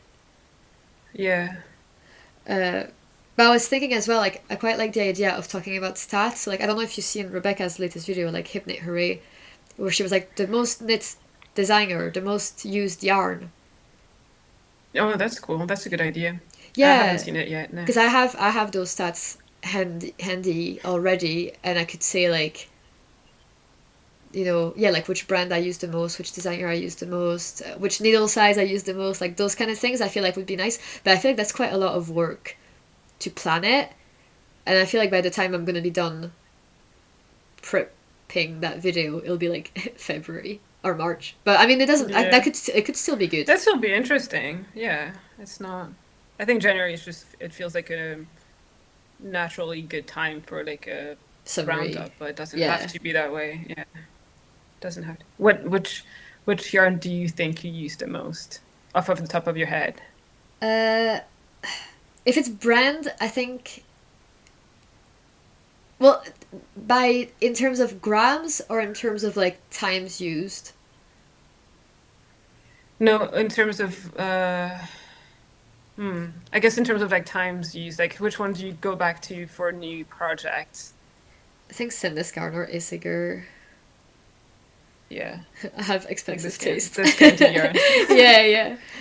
I Uh, don't know that sand is that expensive. no, I guess Well, that's I guess it's all relative, but yeah, less than Isiger anyway. yeah. Uh, what about you? I don't think I don't really use any of the scanty yarns at all. Not because I don't want to, just because I don't really think about it. And I think maybe like I have some Peer Gynt to make a Celeste sweater Oh soon. yeah, and I think that's going to get me into like using more of those yarns, but I tend to use like a lot of British. British yarn. Yeah. Just because like I was thinking the other day and I don't like I very very rarely order yarn online. Usually the yarn that I buy at festivals or when I travel. Yeah, And so I just like it's usually like local stuff because that's whatever's who on comes to hand. festivals, right? Yeah. Like you don't find send this yarn at a yarn festival here. Like it's just not what's being sold, so but yeah. Uh, Is Peergynt worth the hype? Well, I haven't used it yet, so I I'll hate get back it. to you on that. You don't like it, but you Yeah. find it too itchy, right? Is Yeah, that yeah, yeah, yeah. So I guess that's yeah, personal yeah, preference. Because in terms of like yeah, color range and durability, like absolutely, it yeah, scores high on those ones. But then, like, because it's too itchy, I don't wear the knits that I made with it, so I wouldn't buy Pure Gint again. yeah? Although I have a sweater quantity I'm of Pure not. Gint that I'm gonna hold with a lace weight alpaca, and hopefully the lace alpaca will make it softer. Yeah, But maybe I'm not that's just sensitive, like so a maybe waste. I'll feel differently. Yeah, you wear like the woolly I, knit I wear British the rough wool and stuff. yeah, Yeah, hardcore yeah. I wool. don't. But it's funny though because I don't like. I used to be quite sensitive to yarn when I first started knitting. I was really, really sensitive to yarn, and now I'm not anymore. So I think it's just also like a habit, and I also don't remember like going through phases of like suffering through itchy yarn to get my body used to it. So I think it may be just a habit of like, Yeah, I've heard people yeah, say that period gets softer after wear, but I've not worn mine enough for that to have become true. So yeah, I'll take my headband off. Some people are saying Purgant is their favorite, so the stream will be saved, yeah, so if you leave now, you can come back later. I'll put timestamps for the guest appearances as a way to like find a relative location. someone Uh, is saying tin Peergynt is also really nice. Yeah, is it like Peergynt but thinner? Is that what tin Peergynt is? Because I've heard people oh, talk about it, sorry, but I don't know what is exactly it? what it I think is. it's a fingering version It's like of, Peergynt, but it's like yeah. a fingering. Yeah, okay. Yeah, yeah. Someone's asking for any Yorkshire British spinners. wool recommendation from you. Um, well, I use knit a lot. Yeah. I think that's really good. Let me look at my Iona is my favorite. Iona wool is one of my absolute favorite yarn. They don't have a lot of color, and then all the Shetlands, like the Jamesons, Yeah. those are really really nice, Well, and they have really good color, and they come on a cone if you need like a sweater's quantity. I'll be doing Yeah, the and Yell cardigan by Mary Wallin, and I'm 100% going to be doing it in Jameson Shetland Spinrift. yeah, Like, there's no question about she that has for her color work. own. Yeah, no, yeah, the two Jamesons are so good for color work. I'm trying to look at. Black yarn is also really nice for British wool, and John Arbin. John Arbin Yeah, is really yeah. good. Yeah, and I guess West I guess Yorkshire it depends what Spinner you as want. well has a lot of bases, Yeah, and they're quite yeah, affordable. yeah. I guess it depends like what kind of yarn you want and what for. Like if you want for color work, if you want something softer or something, or you don't mind the softness, you're not sensitive. It really depends. And there's a lot of work being done in the UK right now to sort of like promote British breeds that have been forgotten about a little bit. And so a lot of research on what is their wool like to wear. And so that means that a lot of dyers and a lot of wool producers come up with new bases at the moment, which is really interesting to try out. And so, Yeah, yeah, maybe there's going to be more options in the future. Um, yeah. yeah, Oh, someone's absolutely. saying I'm currently knitting with some woolly knit British wool for the first time and I love it. Oh, that's great. What color do you have? I find it softer than Holt's Garn Super Soft. Oh, that's interesting because Holt's is mostly merino. That's You've really used interesting. Holst, haven't you? Yeah, I have used it for my shawl and I'm fine with it. To me, The it Humblebee. feels what it is. It's like, yeah, Yeah. it is merino and Shetland, and to me, that's exactly what it feels like. It feels like dry merino, but that like a bit of texture from Shetland. So Oh, that's nice. I do yeah, like Shetland wool because, like Jimison, and I feel like it would be even better if it was softened with a bit of merino. So I have some yeah, super soft that I'm gonna try. and do next year, this year. The Croft Yeah. Aran from West Yorkshire Spinner, Shetland but soft. Oh Neon yeah, I've used orange. that for a hat for Kyle. The neon orange also. Oh, I didn't even know they had a neon orange. That's really cool. And they also do like merino cones, which is what you tend to gravitate towards from for woolen knit. Yeah, When I get the yeah, British and you get the merino, yeah. therefore. Uh, I think I'm not interested in using their cotton. I don't think I'm ever gonna like knitting with 100% cotton. But I know that they have the Yeah, me option. neither. I think don't they have also? I don't know that they have it all the time, but I think in the summer they also have linen cones. Oh, is it a seasonal thing? Yeah, or maybe it was just new this year, and so that's why I'm thinking that. But They're actually a sponsor of the stream, by the way, Woolly Knit. So if you go in the description, there's a discount code for 10% off right now, if anybody's interested. yeah, And I I said know. I before know. that. Like I've had. Oh, No, you go ahead. I said before, but now that you're here, like, Aude is also a sponsor of the stream, and uh, Oh yeah. she offered 2 sets of stitch markers that you can also get a chance to win if you put the raffle ticket in your basket. Do you have any to show here? Because I showed the website, but do you have it like a little set or something? Uh, I I don't have them on cards, but I have them. Hold on. Sorry for putting you on the spot. No, that's fine. I have my stitch marker box. Um, yeah, I don't. Let's see. I was going to show you my favorite, but they're currently on a project. Oh, this one is missing. I don't know where it is. Okay, we're off to a good start. Yeah, I've got. I hope the noise isn't too bad.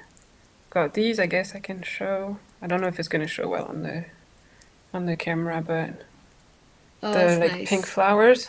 Yeah. Yeah. Um, yeah, I have like I keep them all in in this box, so that's all my samples.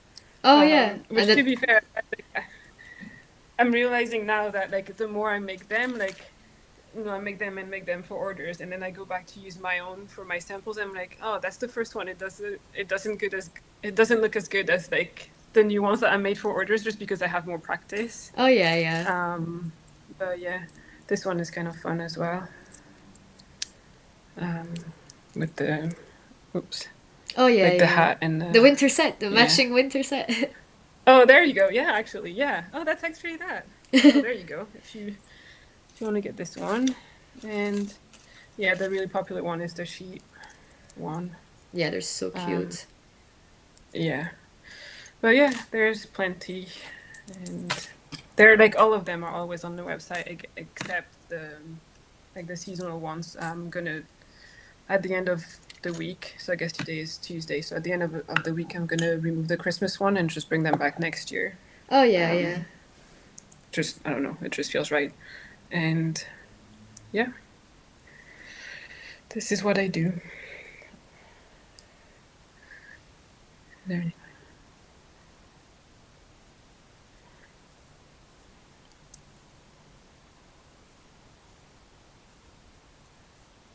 Pretty. What are they made of? The stitch markers. So the background is. I picked the one project where I don't actually need to use a stitch marker.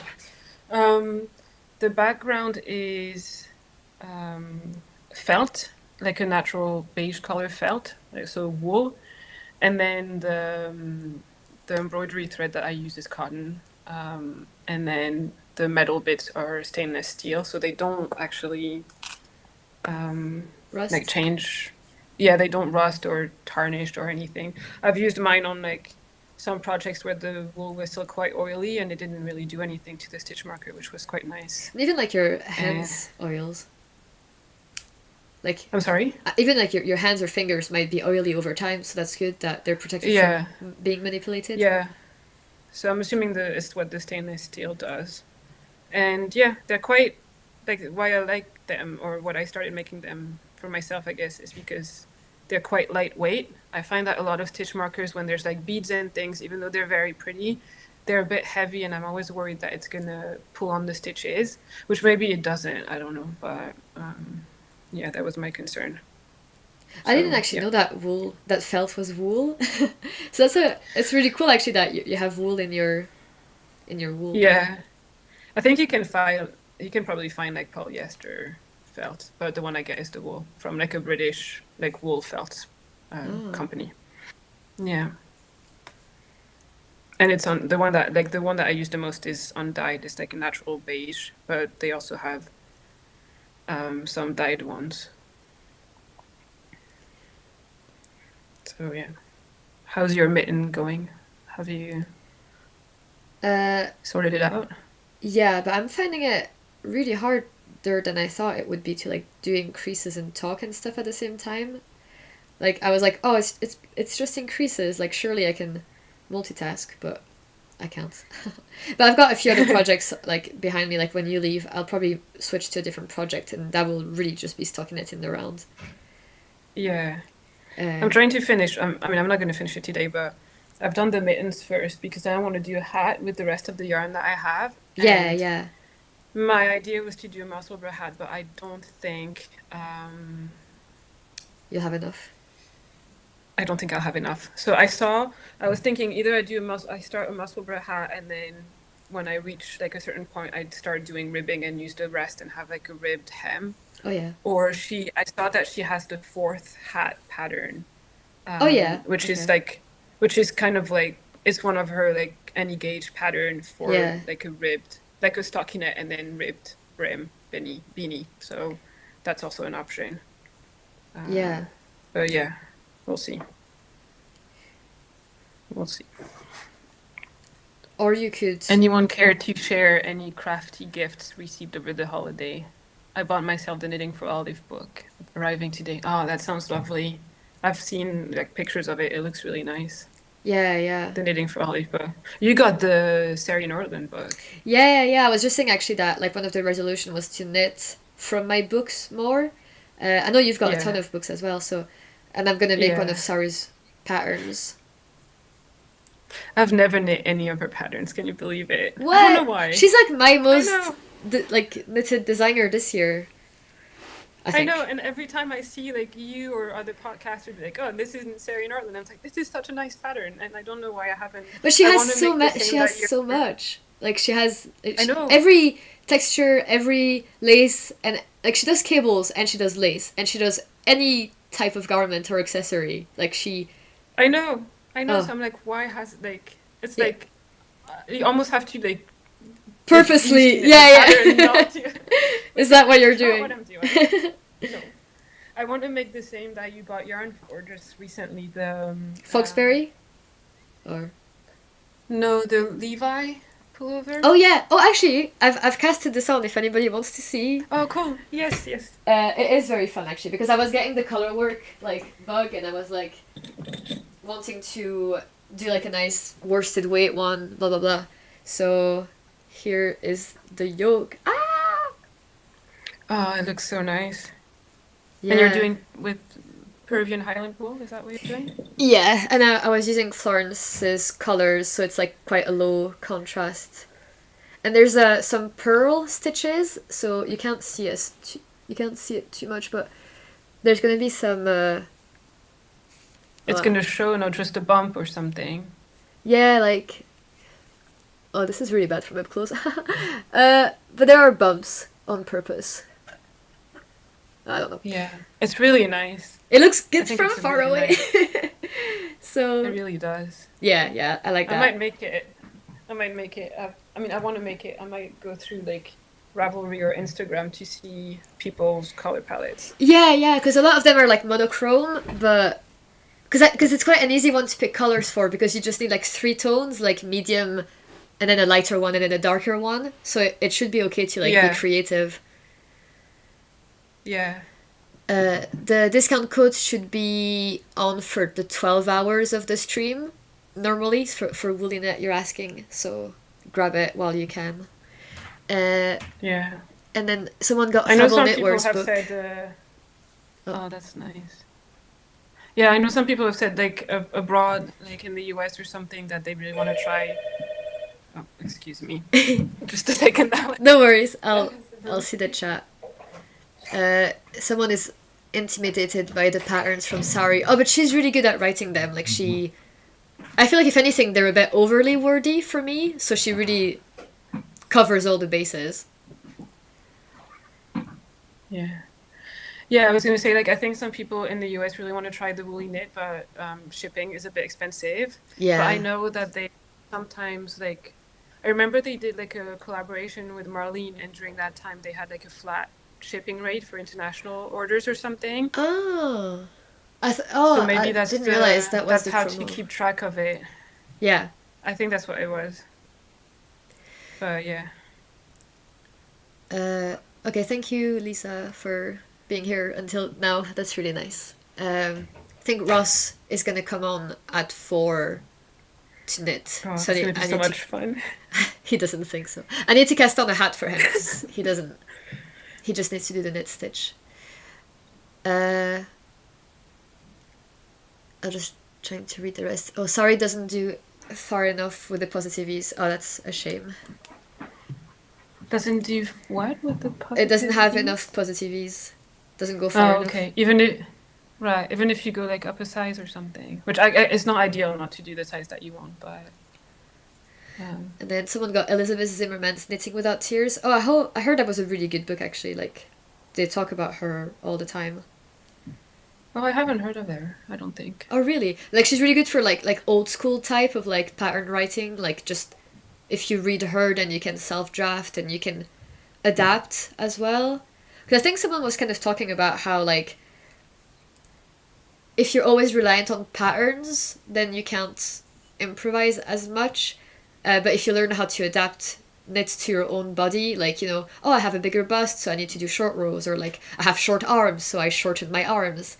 Like, if you just go into Yeah. patterns knowing that they're never going to fit you perfectly, because that would be impossible. Like, because like, the law of averages, where like everything is made on an average, but no one is an average person. Yeah. Someone got the last issue of Pom Pom. Oh, Erica is only here for Ross. Okay. Yeah, I bet he'll be flattered. He knows that he's got fans. Actually, it was funny because both him and we had a dream last night where I was late for the stream. Because in my mind, I knew that I was gonna have a dream about the stream, and I did, and I was like a half hour late, and the sound wasn't working, and blah blah blah. And then Ross had a dream that I was 4 hours late. Oh my God, That's so funny. that's such a long. Oh, Joy's here. Hi guys, just managed to jump on. Hope it's Hi, going well. Jill. She's popped her Urus in the bath for blocking. Oh, that's so cool. I saw her. Oh, You had like the post block try on video on your stories. That was amazing. You looked so it's happy such as a well. cool pattern. Yeah. It's such an original idea. Like, that's a really good, like, refreshing take on the cable jumper.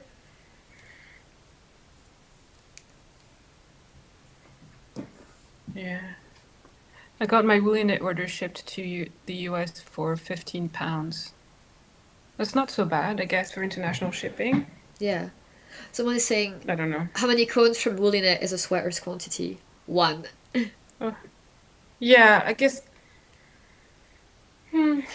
Yeah, I use one and I usually have like quite a bit left over. Well, But depending like on if I were how, to knit, if you hold it single or double. yeah. But I think like for example, if I were to knit something for Kyle out of a woolly knitted cone, I would get two because I mean he's really tall and so Oh, yeah, that's true. I would need more than 500 grams. So the cones are 500 grams. So I guess it just depends But on what the you could size do that is you you make. could get a hank of yarn so as to not have too Yeah. much left over. Like, I was considering doing that, is getting a hank, because they're like 200 grams. Yes, I think so, yes. Yeah, yeah, 200 grams, I think. And some of them are not like sometimes when I don't have the cones anymore, you can just get with the hanks. But I would keep an eye out for that if you're wanting to get woolly knit and you're like abroad and have to pay shipping fees because they Yeah, do yeah. sales on a regular basis. And so if you can get things on sale, then maybe that makes the shipping cost more worth it. Yeah, if I was getting something from abroad, I wouldn't play yarn chicken. Yeah. Oh, Joy is saying she had two get 50 gram extra by holding hers double. Okay, so I take it back then. Okay. Oh wow. Uh, Yoke is in 6 colors for Priscilla. That's a lot of ends to weave in. Yeah, I'm worried about if I make the Yale cardigan by Mary Wallen, it's going to be such a pain to weave in all these ends. I'll definitely have to do it as I go. Although if you do it in, sorry, if you do it in like a Shetland, you also don't have like it is work to weave in all the ends, but you don't have to be like super super precious about how you do it because it's just gonna Yeah, stick together. So I think my issue when I made yeah, my cowl in that, like, because all the ends were at the same spot, like on the beginning of round, I think the Yale at least has some, like, you work it in different directions, like the button bend and the flat thing, then the sleeves. Like, I think it's not like there's going to be a huge line of ends. But what I was struggling with was when you're changing color, it leaves a gap between the two colors. when you're changing colors, it leaves the gaps between the two colors. Because then they're not Yeah. connected by the horizontal line between them. Oh, do you think the stitches are just going to be a bit too big or something? I usually tie a little knot in the back and the Yeah, yarns, then yeah. tie Well, it that's what I was together. doing, but then it was just looking very textured. But then I blocked it, and that Okay. helped like 80%. It was much Yeah. better. But it kind of put me off of making color work Fair Isle, Right. like 20 colors type things, because then it was just like that thought of having a very visible ridge or seam. Because I know you made your hat and you Yeah. braided it at the back, but not for a Yeah, sweater. but no. And before braiding it, I took like two strands at a time, and I did like a double knot that I really like tightened quite well. So the stitches are really tight, and you can't see the like beginning of round at all. Yeah, okay. Okay. But yeah, the braid. I would not do the braid for a sweater. Like I would do it for a hat. I might do it even for a cowl. But I yeah, Yeah. I was just lazy. I was just lazy. But yeah. Uh, Priscilla finds weaving the ends therapeutic. Oh, that's good. Oh, that's good. Good for you. Yeah. Someone say I've knit two sweaters in woolly knit British wool and only ever needed one cone. Both were held double, one with a strand of mohair. Yeah, that's also been my experience, but I think the care sweater that Joe was talking about is also color work, so you might like you need to like double strand or you have strands on some parts of it and things like that. I could see that it would maybe require a bit more yarn. Like I'm doing right now. Well, we're both tasting the Rue sweater Yeah. for Rebecca. I'm doing the version with the color work, and I feel like I find that I'm going through yarn like more than if I were at this stage in a sweater that doesn't have color work. Spit splice the two colors. Oh, that's a good idea too. Just Yeah. rub them, like just spit splice them, and then that's that. Yeah, but then don't you have to kind of estimate when you're gonna need to change that color? Um, Like for the color change to happen exactly at the stitch that it changes the color. that's a good point. I don't know. Uh, how long is the cord you're using for Magic Loop? I think 80 centimeters is the usual for socks. I think I have.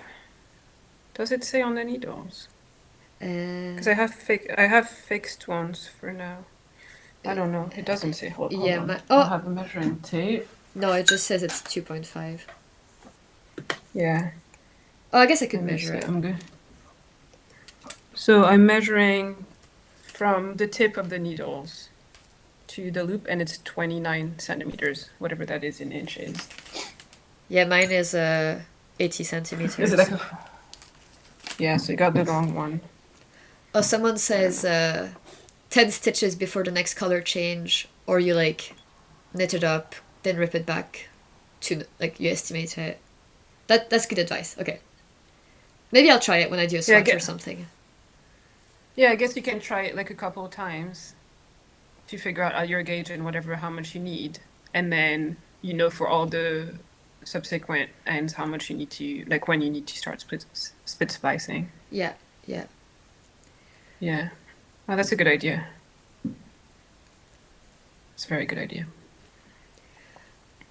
Okay. I think I'll let you get some rest, Aude. Yeah. Yeah. And then I guess you have Ross coming in soon. Yeah, I think I'm We're all gonna very cast excited. I on don't know. his hat. I don't, yeah. I don't know if he's still in the chat or moderating, but yeah, Ross, we're very excited for you. So good luck. Have fun knitting. And yeah, Yeah. I'll see you soon. I don't Yeah, know when thank you we're so seeing each much other again, for but I'll see you coming. soon. Hopefully, maybe knit nights. Yeah, of course. Yes, yeah, hopefully when that starts up again. But yeah, definitely. But yeah, thank you, Aude, Yeah. for coming. And All right. yeah, her details are also in the description of the stream, I think. So that's also where you would find the info. Uh, so yeah, definitely go check Aude's Yeah. YouTube and Instagram. Oh, Ross said excited to come on. Nervous, I'll mess it up. Oh. Oh, don't worry. There's no such thing. It's all good. All right. Bye, Okay, bye, guys. Aude. Bye. Oh, she left. Okay, so I'll put it back on me. Okay, so that was the first guest who turned out to stay for longer, which is really good. Good for me as well. I hope that you enjoyed having Aude come in, and it was a nice kind of like dynamic change to just me talking. So there is quite a while until the next podcaster guest at 5 in 2 hours, but Ross will come at some point. So yeah, speaking of, I probably should cast on something so it's ready when we need it. Do I consider Sandnes Guard my workhorse yarn? Am I pleased with the sweaters? Yeah, I would say, like, I know it's hard maybe for you to get over in the US and Canada, but I really, really like Sandnes Guard because the Sunday is merino and it's really soft, and I haven't found it to pill, like, at all, to be honest, or like a little bit, to be even more honest. So it pills a bit, but it doesn't bother me. It's really soft. It doesn't feel like suffocating or too warm. They have amazing colors that they've got some bright ones and then some muted ones and then some like neutrals. They're quite good at having accurate photos on the website, so you're not too surprised, like, or at all when you get the actual yarn. And then what else? I think it's affordable for me, and I get it on sale when I can. But obviously, I can't speak for everybody else because that all depends. So for the Oslo hat, I was, or like, yeah, the Oslo hat, I was thinking maybe some kind of like superwash merino or uh, like a DK weight. Yeah, a DK weight definitely. So I'll just pop here in my shelf.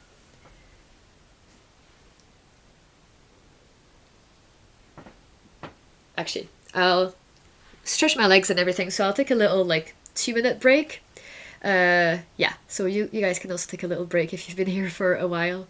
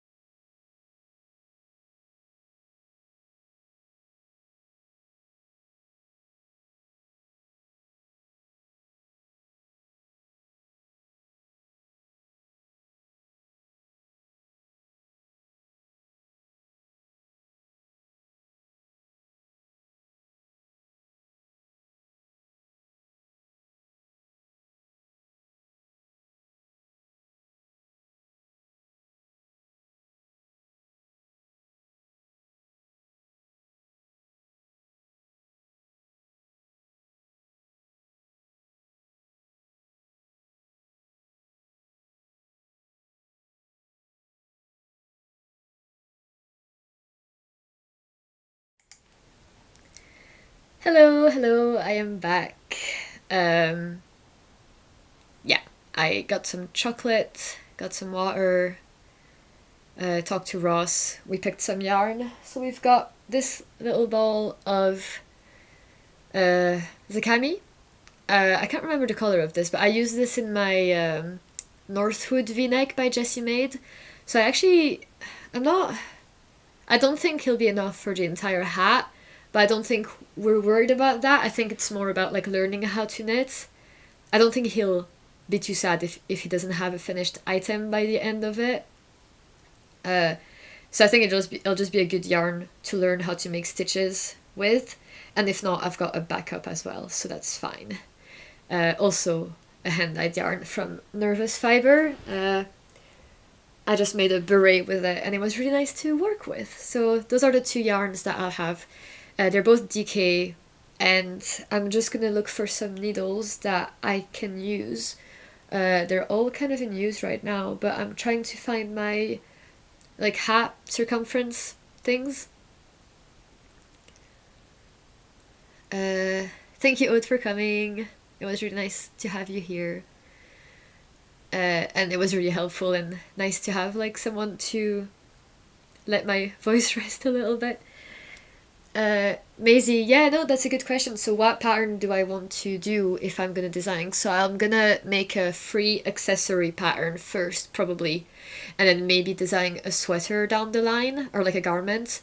I don't know about the timeline of that. Maybe it'll take quite a while if we're going to be testing it and everything, so I'm not promising a sweater by the end of 2024, but definitely there will be a free accessory this year. So that's really cool and exciting, and I'm glad that you guys donated so much to like motivate me to do that. It'll be a nice little New Year's resolution because it's nice to go out of the comfort zone and to prove to myself that I can do that or like have the creativity to self draft and also like see from the other side of the designing because I've only been buying patterns, so it'll be nice to like design one. I'm just checking the donations and we've got 3,600. Thank you so much, you guys, for donating. It's really, really generous. I appreciate every single one of them. I know that I've not been able to like verbally thank all of the ones that came on the screen, but I was noticing them coming and it's really, really nice. And there's an option to leave a donation message on the platform online. So if you've left something there, I'll read it later, obviously. So yeah, thank you for leaving messages to the people who have done that. And so yeah, we've got 8 hours and 40 minutes left. So not quite a third, almost a third. So that's good. I'm feeling okay. I'm gonna just turn around and look for that cable for the hat.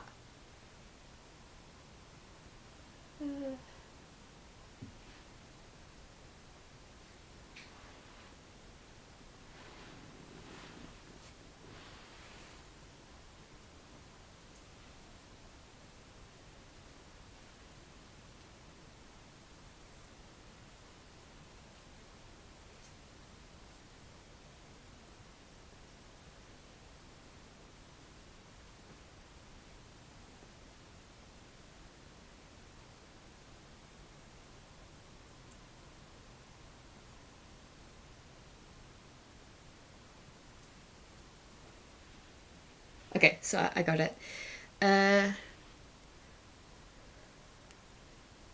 Oh, thank you, Rich, for saying that we were able to raise the equivalent of answering 718 calls.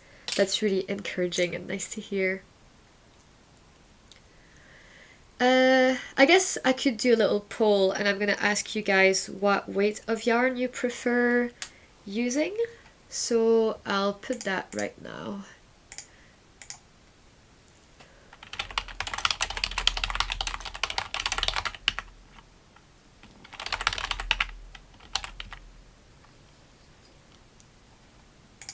I'll just put fingering, DK, worsted Aran, and then chunky. I think that should about cover it.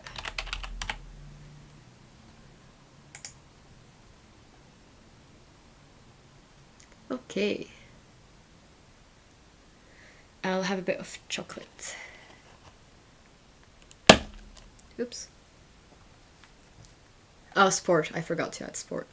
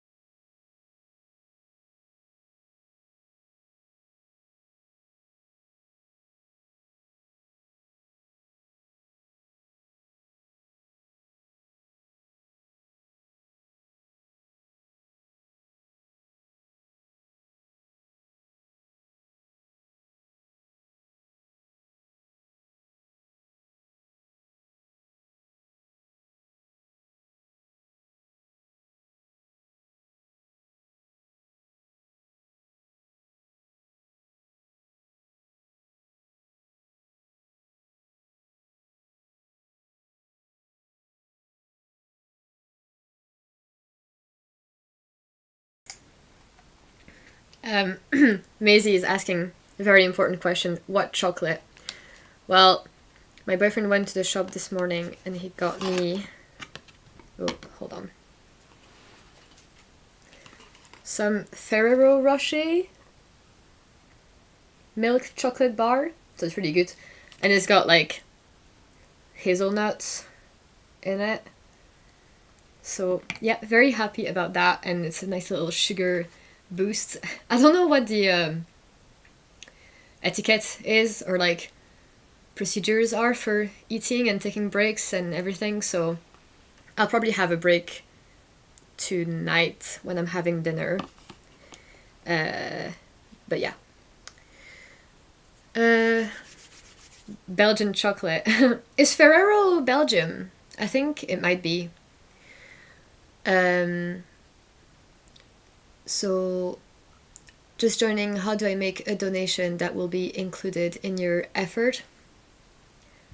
Yeah, well, if you just go on the link for the donations that's in the description, or if one of the mods puts it, then you can just donate there, and everything, like all the money that goes through that link will immediately just like all go to the Samaritans. So yeah, that's really appreciated no matter what the amount is. Thank you. Would love to try knitting with the Rarum Natura. Any suggestions for which yarn? I think Gilead is a really good one, and maybe sweater number 23. So like anything that uses knitting for olive, heavy merino. But even if you go on Ravelry and you look for the Rarum Natura Gilead and you look at projects, you'll see what other people have done with it. A lot of the patterns from... Like a lot of cabled patterns look really good in it, I think. Ferrero is Italian. Maybe. Oh, it is. 100%. Okay. I'll take your word for it. You guys seem to be very nationalistic. Flamin, yeah, because you're Italian, so I'll let you have Ferrero. My pet peeve is when people call French fries because technically they're Belgian. But yeah, that's our problem. Lots of people don't like eating on screen. Yeah, I don't think I'm gonna be super happy eating on screen. Even the snack I felt like I had to rush through. Yeah, there's a factory in Arlon, where I'm from, the Ferrero factory. I had a friend at school. His mom was working in the Ferrero factory, so he always had like Ferrero chocolates. We were also jealous of him. um, Knitting Julia right now, and it's a dream. Yeah, it is really nice because it's really like rustic and dry, and it doesn't feel like super wash or slippy or anything, but it's really soft and not itchy whatsoever, I feel. Please do take breaks. Yeah, I will. Oh, I think one of the messages got deleted, but that might have been like an accident because of like the automatic bot. So I don't know if someone can tell me what the comment was. Hi from Bucharest, Romania. Okay, I'll open the pattern for the Oslo hat so I know how many stitches to cast on. Or do I? Do I know how many stitches by heart? No, I don't think so.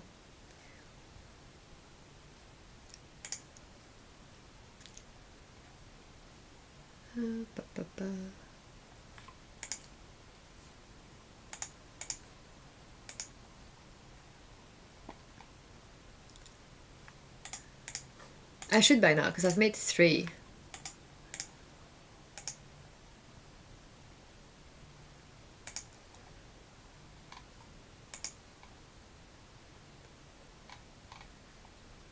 I mean, it doesn't matter anyway, because... Yeah, because Ross won't even finish the hat anyway. So... I'll just cast on a random amount of stitches. Okay. So we're not even really making an Oslo hat after all. No, unless Ross is in the chat and he wants to tell me if he feels very strongly about having a finished item.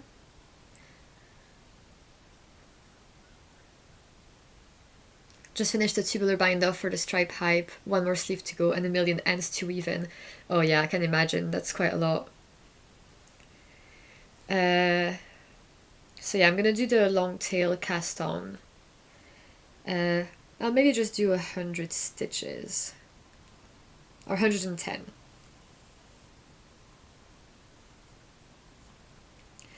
I'm happy if I get a row done. Oh, you will be able to. Oh, okay, yeah, so someone had not said 4-ply. That's okay. Thank you, Anonymous, for the donation. Yeah, so looks like it's looking likely that by the end of the stream we will have raised 5,000, which if we do that, then I will knit all 3 Magnum Opus knits, which will be a big undertaking. And I guess I'll need to buy yarn for the yellow cardigan. And maybe the Copenhagen blanket, unless I use scraps, which could be really good. I think...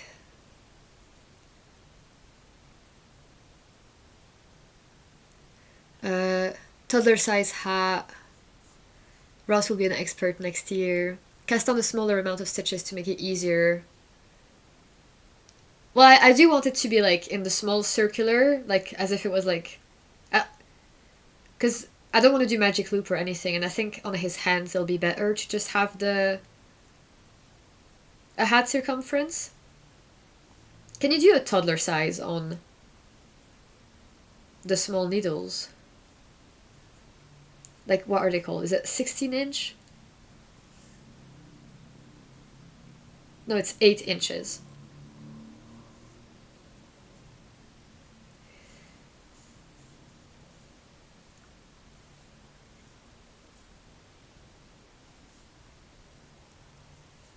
Can't wait to see the Magnum Opus projects and the process. Yeah, I think it'll be quite different then, because I usually have a lot of finished items quite fast. So every new episode is like, here's a new item, here's a new item.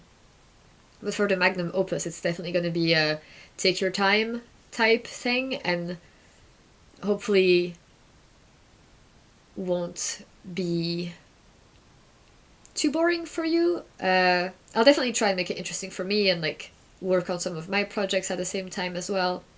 I won't just do them one by one, like in a row. I think the one I'm the most excited about is the Yell cardigan, because I think I actually talked about that cardigan in my 10 cardigans I want to knit this year that I put out in, was it February or March? So it's funny to come full circle and actually be making it, because I didn't make many cardigans from that list. I think I did the April cardigan, and I think that's pretty much it from that list. But I did make other cardigans. It's funny when you see people make, like winter knitting plans or 2024 knitting plans, and to look back on those and see if we actually followed through. Not that there's anything wrong if we don't. I feel like as a podcaster, there was a little bit of a guilt sometimes when I was thinking of like, I said I would do all that and then I didn't. But like, you don't really owe it to anybody. Like, it's just good to stay organized. But thank you, Heather. It's good to stay organized and have a loose structure and kind of knowing what you're like aiming for. And it's motivating to have like, well, I said I would, so let's do it. But then if you don't, that's fine.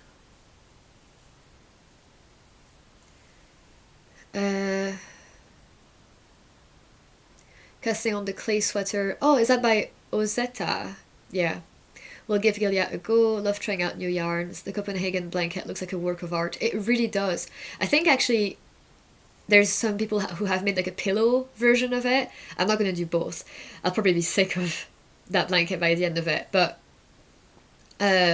I know that Ross's mom, when I showed her the patterns, she really, really liked doing she really liked the look of the blanket.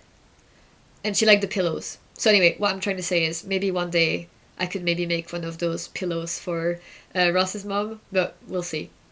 Which Magnum Opus knit do you dread the most? The Copenhagen blanket? I think because it is flat, but I think what I might do is I might make it in the round and then stick it. That might just be easier for me. So I would use a very like rustic wool, like Jameson, or even maybe a woolly knit cone to like be a bit economical or something. I think that's the only way for me to make it manageable, because I don't think I want to make an entire blanket, colorwork blanket, fingering weight, flat. That's just too much. Okay, I'm just casting on a random amount, and I think I'm almost at the point where I can join in the round.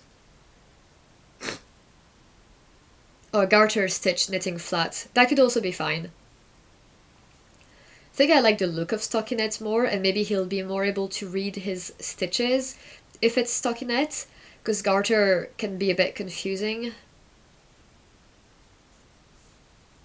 to look at or read, because you kind of have to pull it to see the little V's, and I want him to understand the anatomy of a stitch. You cast on the Darling cardigan using the Sandness Borsted alpaca. Oh yeah. Yeah, so I'm using the Borsted alpaca right now actually for my Sila sweater, and I agree that it's not the best knitting experience. Like the result is really nice, but I don't love knitting with it because it's not necessarily catchy per se, but it's like not smooth. But I do love the look of it. So that's my sweater. As you can see, it's really fluffy, like you can't see individual stitches. And I love the color on me. I think it's going to look really great when it's done. Hope you can see it.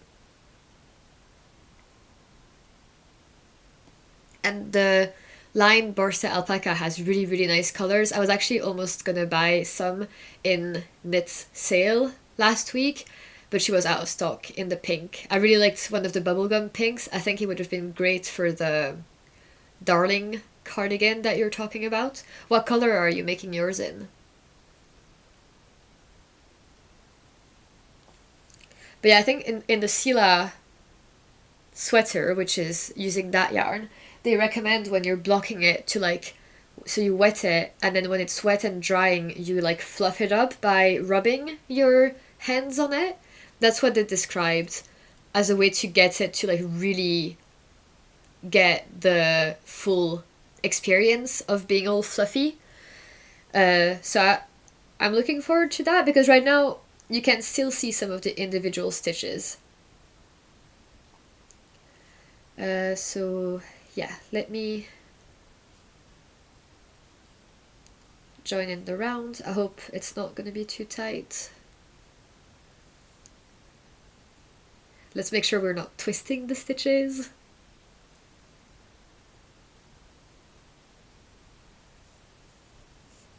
Yeah, okay.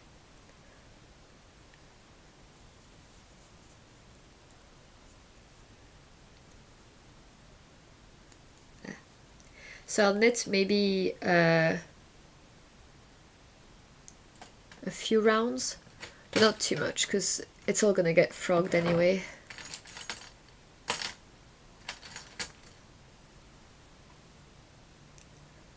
I'll end the poll actually. So we got 57% said DK, 33 fingering, 9% RN. That's interesting that fingering was actually second. I had a feeling that DK would be quite high up there. But yeah, I personally really, really love the way that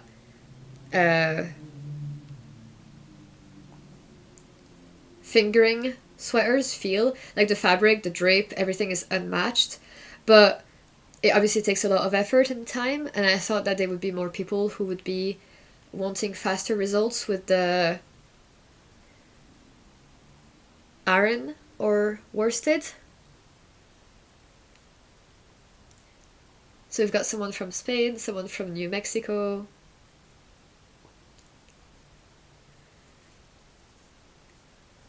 With fingering weight, the look of the fabric is so satisfying. Yeah, it's so good. It's so tiny because I'm a loose knitter as well, so like my problem is that a lot of the time my stitches look quite loose and big and like largen, and I don't like that. I quite like my knits to look as much as store-bought sweaters as possible. I get very happy when I get the compliment like, oh, that looks like a store-bought sweater. Like that makes me happy to hear that. Which is also, I guess, kind of part of that resolution I was saying, where I'm going to try and do more time-consuming knits next year, or this year, because I want to have less output. And I love the way that my fingering weight sweaters feel, so I think I want to make more fingering weight sweaters next year, because I like them more, and it'll help me reach that goal.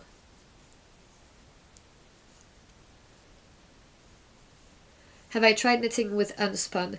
Yeah, I made my traveler's cardigan by Ozetta with Menchelope from Wool Dreamers, and it was fine for me because I'm a loose knitter. I wasn't pulling too tight on it, and also Menchelope comes in plates that are already twisted double, so it's stronger and less likely to break. So I found the experience to be okay. I know some people also hold unspun with mohair, and I actually know of a lot of people who have even made videos all about knitting with unspun and tips and tricks and everything. It feels soft, that one, I will say. It felt soft when I was wearing it out. I was kind of using it as a jacket because it was very windproof and dense, which I thought would be a good quality for a cardigan. It doesn't have much drape at all, I will say, but that could have something to do with my gauge. It's very, very likely. So, would I use unspun again? Probably. I probably would buy another one from Menchelope, and probably use larger needles, I think, and maybe make another cardigan. I think the Miles shirt jacket by Ozetta I quite like, and yeah, I think because the traveler's cardigan I made is really, really cropped, it'd be nice to make the Miles shirt, which is quite long, and it has a curved hem, which looks amazing. So that could happen in the future.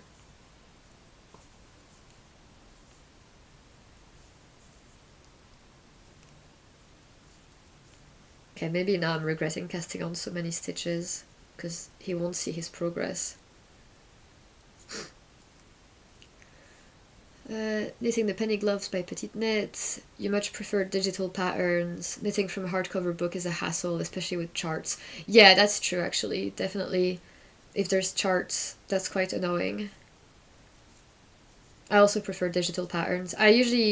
I'm sitting right here on my chair, and I've got my computer in front of me, and I just have like the charts on a PDF. Like I have my PDF pattern, and I just like watch YouTube or Netflix, and then I just like switch tabs whenever I need to follow the next instructions. If I'm knitting charts, usually I'm not watching Netflix, but if I'm knitting something else, then I just have the pattern open on a like different tab.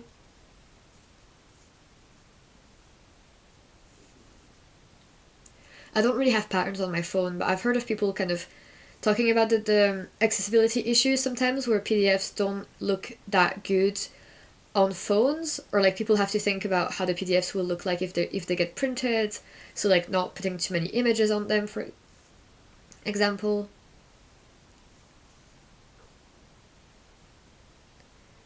Oh, I think did I twist my stitches? No, I didn't. We're okay. Have I started the office sweater yet? Would love an update. Well, I made one round. Then I gave up because I had to use the needles for something else. So sorry to disappoint. But I really like the color I picked, so I really want that sweater. And I like the fabric it creates, the alpaca 1 and alpaca 2. But to be honest, I think it's more likely I'll make the sweater number 15 first, because it uses the same yarn and it has cables. So yeah, I think I'll make the sweater 15 first.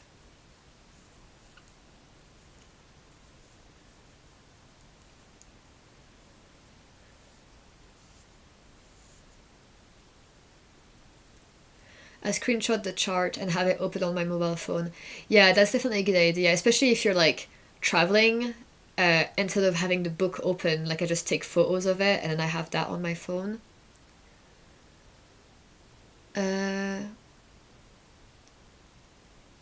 Knit Companion app. Oh yeah, I've heard good things about that. I just really never use my phone much for knitting, but sometimes if I'm like going to the couch, maybe I'll write on my phone like what the next 2 steps are, like increase every 5 rounds for the next 10 rounds, and then knit for 5 centimeters. Like I'll write that and then I'll just go knit on the couch.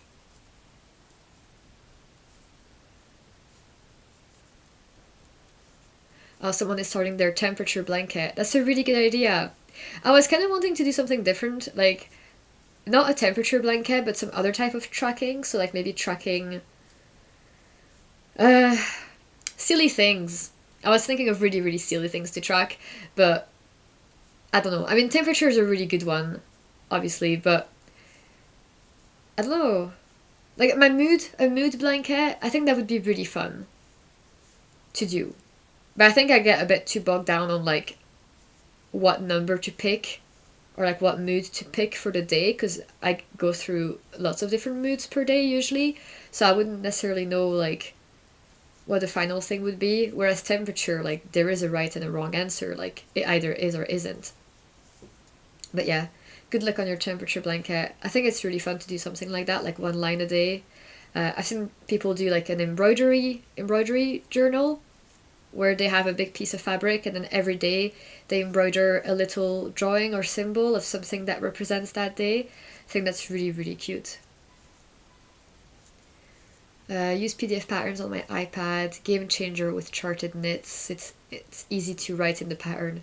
Yeah, that always makes me jealous when I see people able to like write on their patterns. That definitely could be handy, or like highlight their numbers for their size. All my digital patterns are in Google Drive. Very convenient to check them on the phone. That's also, yeah, that's an excellent idea. Right now I got them all on a hard drive. But if that hard drive was to die, like I'd lose them. But a lot of them are backed up on Ravelry, but not all of them. So maybe I should back up the non-Ravelry one on my Google Drive. That's a good idea actually for something to do if I'm ever bored. Lattes and llamas used to make Geek Along each year. You could give it a look. Oh, what is that about?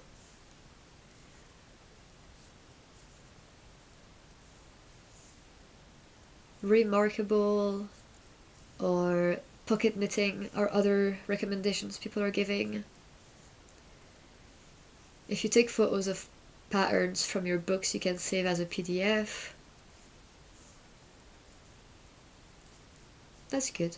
Lots of really good recommendations then. It's interesting to see the differences between people's preferences, like digitals or digital patterns or paper.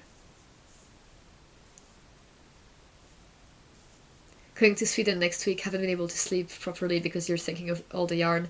Yeah, I've had times where like I can't go to bed because I'm too excited about my knitting, or like my head feels like it's like spinning with all of my ideas and like excitement about things that I'm wanting to cast on, or like I'm almost reaching a point in the pattern and I know it's going to be so much fun soon.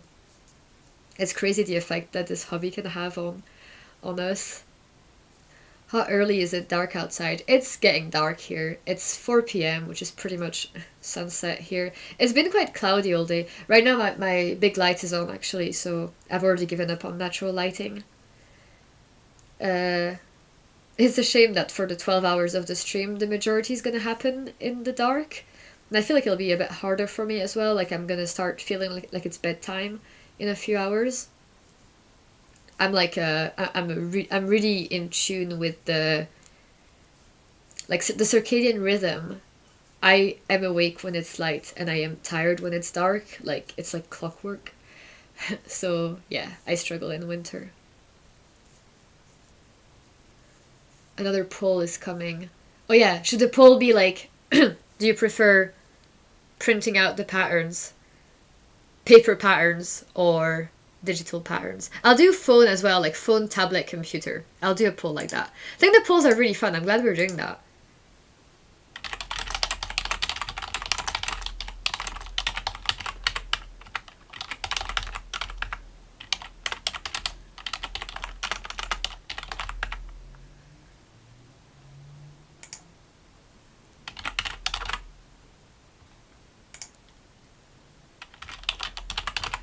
Okay. Here's the poll. Let me know at any point if you guys have ideas for polls and I can do them as well. Good morning from Minnesota. Hello. Old school paper and little post-it flags on the charts. Oh, that's nice. Little arrows. Knit from my phone PC and store it in Google Cloud. I used to print every pattern to keep track, but I could just mark everything with stitch markers. Yeah, I feel like that's a really good thing as well, like when you move up from needing to mark where you are, like your progress, but instead being able to read your knitting. So that's what I was saying before, like if I was like, oh, I need to make like 3 more increases, then knit for 5 centimeters. Like if I'm marking my increases, I'll know how many more I have to do. So it's easy enough to catch my place, although it's not completely flawless. And then if I leave a project for maybe like 4 weeks or something, and I come back to it, I do feel very out of it, and like I don't remember where I was at in that pattern. And I've got a few hibernating whips right now. Like, if it's just the body, that's fine, because it's usually just like knit for 10 inches or whatever. But if it's in the construction of the yoke, that can be much harder to know what you were doing. Hello from Spain. So far printed has 36%, but I can't see what the other options are. But I think the polls, they show me like the most popular option, so I think that paper might be winning. I use an app that connects to Ravelry.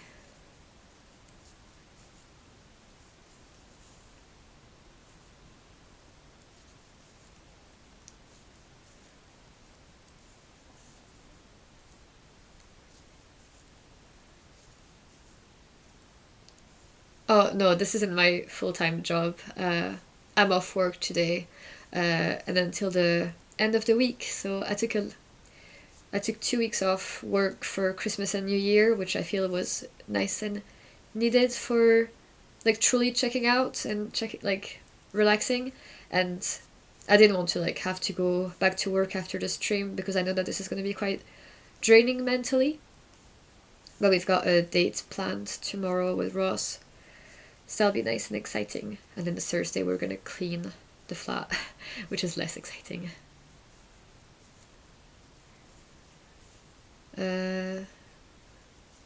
Download pattern, edit out everything that's not your size. Yeah, that's a really good idea as well, actually.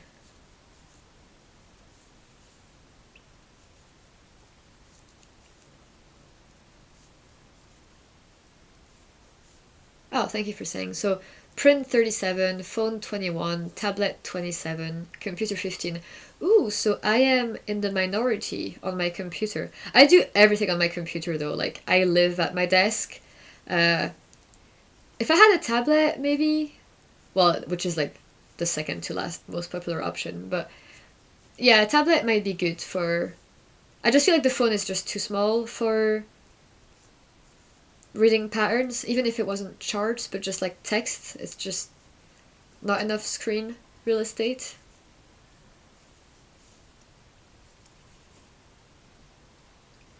I work for the NHS in Scotland. I can't sit so much, I get tired. So I knit on my sofa or on my bed. Oh, I can't really knit in bed. Like, do you like. No, I think I wouldn't have a good posture if I did that. Uh,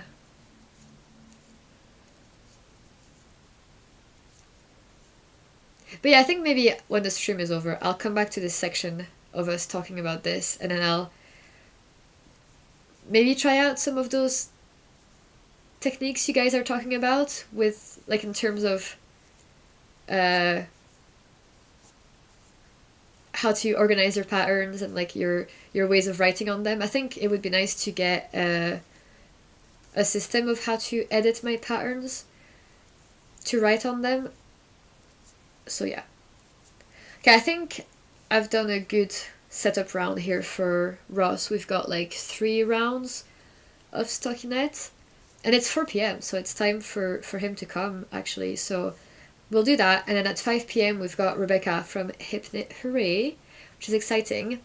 So I'm going to post on Instagram that that's going to happen in the next 5 minutes, if you don't mind.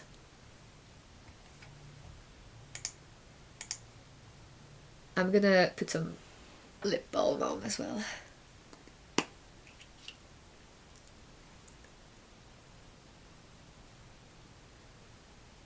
Oh, thank you, Lisa, for donating. That's so good. Lisa Ann. How much have we raised? We raised 3,800. That's amazing. Okay, let's go.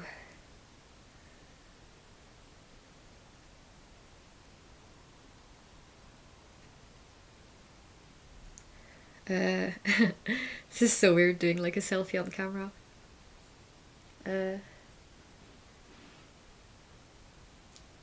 Wait, actually, I'll take a selfie with Ross and I'll come back. And I'll have more chocolate off camera. So thank you guys all for being here. I'll come back in like 2-3 minutes. And yeah, we're gonna get ready. Ross is gonna knit. It's gonna be really fun. Thank you for all the words of encouragement, you guys. It's been really nice, and yeah, we've done 4 hours. It's been 4 hours. It doesn't actually feel that way. It feels okay. I feel like I can continue for the next 8 hours. So okay, I'll see you soon.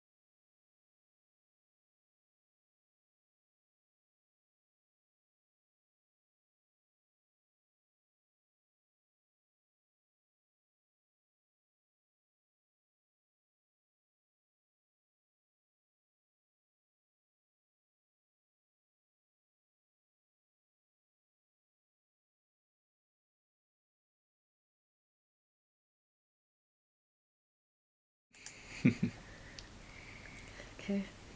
Hello, everyone. Oh. Hi, hello. Can you hear me in your headphones? No. Okay. I don't know why I have them on, but it just feels safer now that we figured out the sound. Oh, right, okay. So hello, yeah. We'll just let the chat catch up. Thank you for the donation. Hi, they're here. So hi, this is Ross, Hello, everyone. the woolly boyfriend. The woolly boyfriend. I really should have made that my channel name for today. I know, what's Made the it much Frosty? easier. Yeah. Some random mod. So yeah, Ross has promised that for charity, of course, he's happy to learn how to knit. Yep. So tell him about your experience with crochet and knitting. Yeah, so I did it once when we were in Dumfries last year. Yeah. And I think I lasted about 2 minutes before Yeah. I got frustrated and gave up. So hopefully this Did will I go much more try and teach successfully. you how to cast on, or was it to do the... I think it was casting on, yeah, because You didn't like casting on. it was very difficult.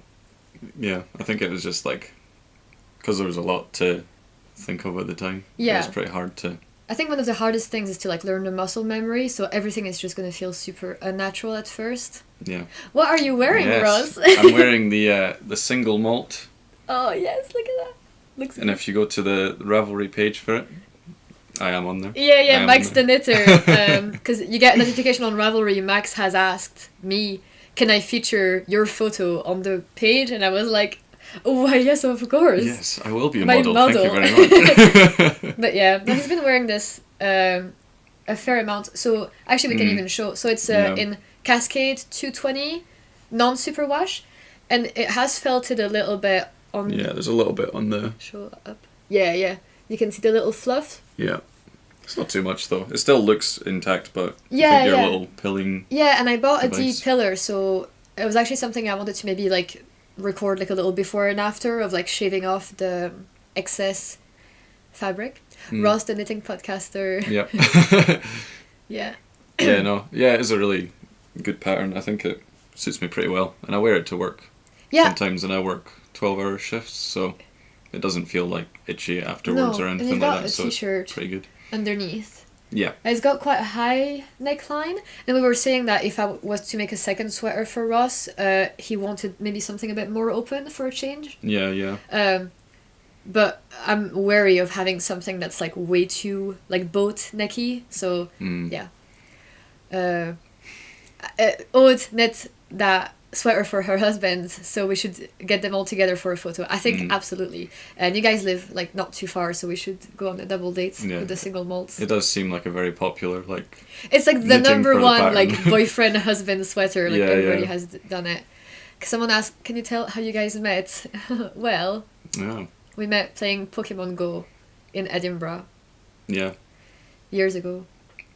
The perfect way to meet. Yeah. In the wild. That was before COVID, and there were lots of like Pokemon Go events that were organized where we could like meet up with people who were playing the game, and we just like struck up a conversation and just like became friends. Then we were friends for like a couple of years, Mm-hmm. and then we became more than friends, and now we've been dating. Yeah. So That's- almost 2 years now. Yeah. So we've got our anniversary in like 3 weeks. Yeah. So that's nice. I got a message. Where's my phone?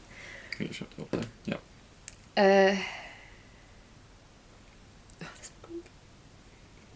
Oh. My mom just sent me a photo of my grandparents watching the stream. Oh, that's nice. That's really, really cute. Hello, mommy. Hello, papi. Mamie, papi, bonjour. Bonjour. Yeah. So okay, I think that's enough. Yep. Unless there's another question. Yeah, but no, highly recommend the pattern. Pattern is like top 10. Yeah, I would say it's very good as well. Yeah. So I'll see if the other camera works well, like the 2 camera setup. Yeah. Oh. Maybe you need to. Okay. Yeah. Is it Alt? Yeah. Yeah. There we go. Okay. Now come closer. Oh to right. Yep. Okay. Can we? Where are my hands? Well, maybe you just focus on being comfy, and then I'll. Yeah. Maybe move the adjust. camera to the other side, Oh yeah. Okay. and then it'll be closer to me. Do you want to remove your mittens because it might be? Oh yeah, true. Okay. There we go. These are also handmade mittens. There we Yes, it's the fingerless fisherman's rib from the Knitting from the North by Hilary Grant. They're also on my Ravelry profile. So yeah, Ross is showcasing the knits today. I got it on the right side. Okay, This so is what you hold it like this, right? so there's two ways of holding the yarn. There's the English style and then the continental style. Mm-hmm. So maybe you can try both and tell me which one feels more natural. Okay. So hold this with your other hand. Yeah. And then, so English style, the yarn stays in that place. So what you do is you kind of like, you can tension it on your finger. And then you can kind of like, yeah, like that. Then you like wrap it and knit and blah, blah, blah. And then the other way of doing it is continental, Okay. which I don't do, so I don't even know how to hold it that way. But then it comes from the other side, where you then make it come from there. Maybe twist it on this finger. No one? Yeah, okay. Okay. And then that way that you do that one Yeah. is you come and you go and grab it with the needle. I guess it would just make more sense for me to teach you English. Yeah, just do the one that you're more comfortable with, and Okay. I'll do that. So we'll go on this side. Oh yeah, it would be nice to see Kyle again. It was quite good meeting you both in the meadows. Yeah, we had Yeah, that the was knit fun. in public day in Edinburgh. So Yeah, all yeah. the knitters came in the meadows and then they all brought their like husbands and boyfriends. Yeah, yeah. Okay, so the way that I hold my one is I twist it like that. Okay. So over it comes over here. Over, so Yeah. that's like that. Yeah, I think, yeah, Like okay, that? yeah. And then try and keep your fingers close to the needles Like here. and you keep the tension. So, yeah, okay, that's perfect. Okay, so that's how you kind of hold it. Okay. So, I'm hoping he likes continental. Well, sorry to disappoint. Okay, so I think I've already told you the kind of like inside joke where it's like you stab it, you strangle it, you Like that? gut it, and you drop it off a cliff. You're gonna twist your stitches if Oh you do my that. god, I've done it already. So No, it's other way? That's twisting, that's twisting. way? No. So it's from left to right. Like that? No, And no. then over here? No. See that strand? You go from the left to the right. So show me. Am I going Yeah, in here? yeah, perfect, yeah. And then like yeah, that? yeah, perfect. Okay. That's perfect. And make sure that you don't put the needle inside of the yarn. Like always make sure that it's Oh, like there's a wee loop. no, like that's perfect. But Yeah. because you didn't like go right in the fibers. Yeah. Okay, Yeah. that's good. So you keep it like that. Keep that needle behind the other one. Okay. Yeah. Okay. Now you strangle it. So around here. Yeah, perfect. So you keep holding it like that. Don't drop anything. Like that. Yeah, that's perfect. Now basically what you're gonna do is you use that needle to Mhm. scoop that guy through. No, that needle. So that right needle. Yeah. Like this? No. Almost. So from behind to the front. Okay. So from behind. Oh, right, like this. Oh, almost. No. Yeah, it's going too far. No. Just like you're literally like right there, like Uh-huh. just through that loop. Uh-huh. Yeah, there we go. Like That. that. Then you drop that off. Okay. That was a stitch. You We did did your it. first stitch. The first knitting stitch. Yes.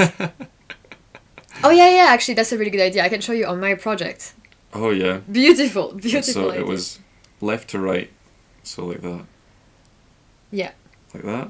Left to right. Then you And then you do strangle this. it, Okay. and then you just go right through that. Like, yeah. Exactly. Yeah. And then Oh, you put it. yeah, push it Yes, off. that's Okay. perfect. You totally got it. I don't know how you guys do this all the time. Thousands. I'll get like thousands. 5 in and I'll be stressed out of my mind. We'll see if you twist a stitch or if you So, drop a What's the stitch. first one again? Left from to the right. back? No. No. That one. Yeah. Left to That right. one. Yeah. That's amazing. Yeah, that's perfect. Oh, he's a natural. Yeah. He's gonna finish my sweaters. I'll be working in the Vanissia sweatshop very soon. Oh, I've not got the speed, No. but I don't expect. So now that you've got the movements right, like that's really good. So if you keep doing it, it'll commit to memory a little bit.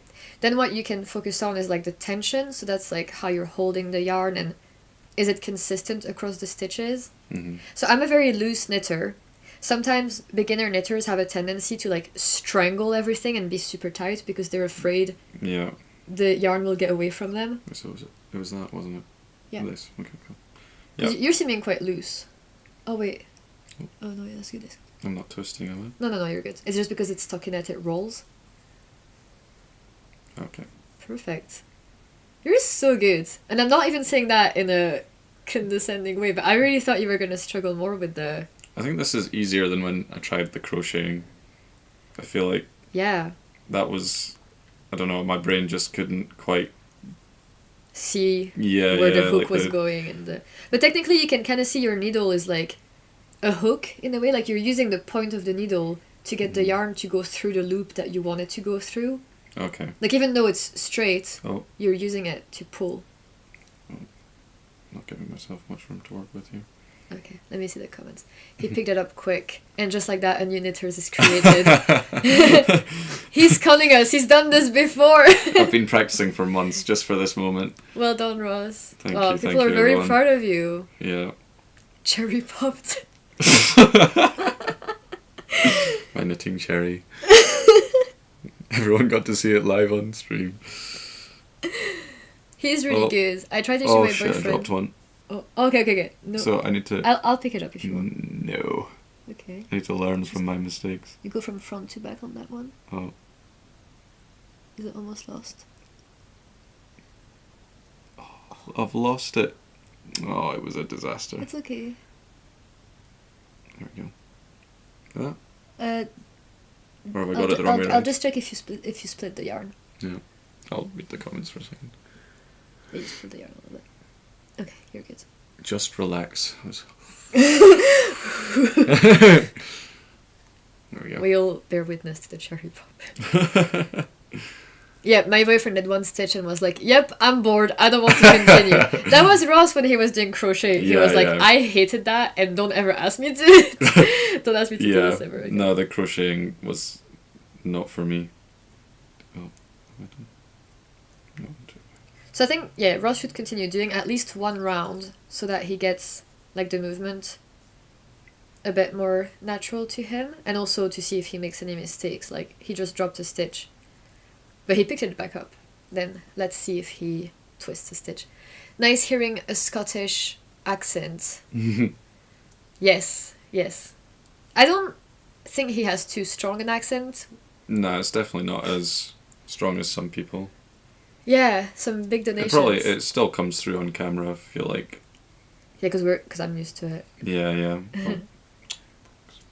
Well, Bollocks. I mean, oh good heavens.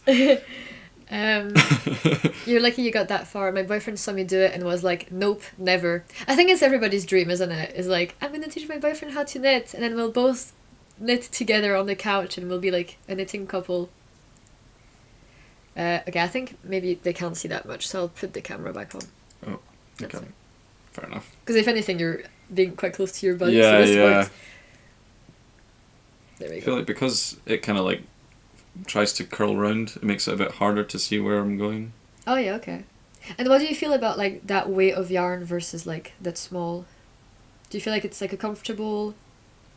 Are the stitches not like too small or too big? I think Do you have an it's opinion? okay, to be fair. I think if I was doing it for the first time and I wanted to do something for myself easily, you'd probably want bigger yarn, or bigger needles rather, Yeah. just because it's easier to spot them. Yeah. Okay, let me just Oh, count this.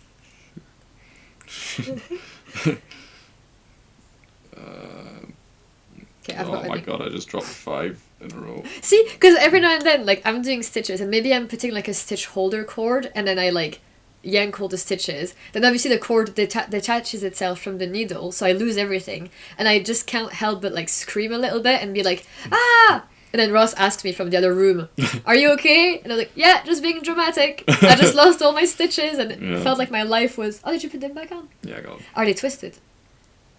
You tell me. Give it to me. I have it. Yes, you had some twisted ones. Oh no. That's okay. Disappointing. You put them back. I know, because the biggest mistake you can make is twisting stitches. Yeah. All my work gone in a Oh. second. Yeah. Okay, you can... I think you tightened up a little bit. Like, you were very loose at the beginning. All right. So it's good. It means you're getting more, like, confident Forgot holding to- them. Forgot to hold it. Someone is saying knitting with my partner, that would be my nightmare. My husband would never try, so kudos to you, Ross. Thank you. Thanks. Yeah. I would No, I rather guess prefer to knit without my spouse. He's good at washing the dishes. Ha ha ha. It's always a bit fiddly when you haven't got many rows on. Yeah, that's true. I gave you like 3 rows to go out. Hello from Fife. How's Ross doing? I'm doing great. Having the time of my life. Yes. Oh, I don't know what's happened here, but I'm gonna just take Drop that it. off. Drop Yeah, it. No, yeah. you drop the other one. Drop the other. No, Like this? just.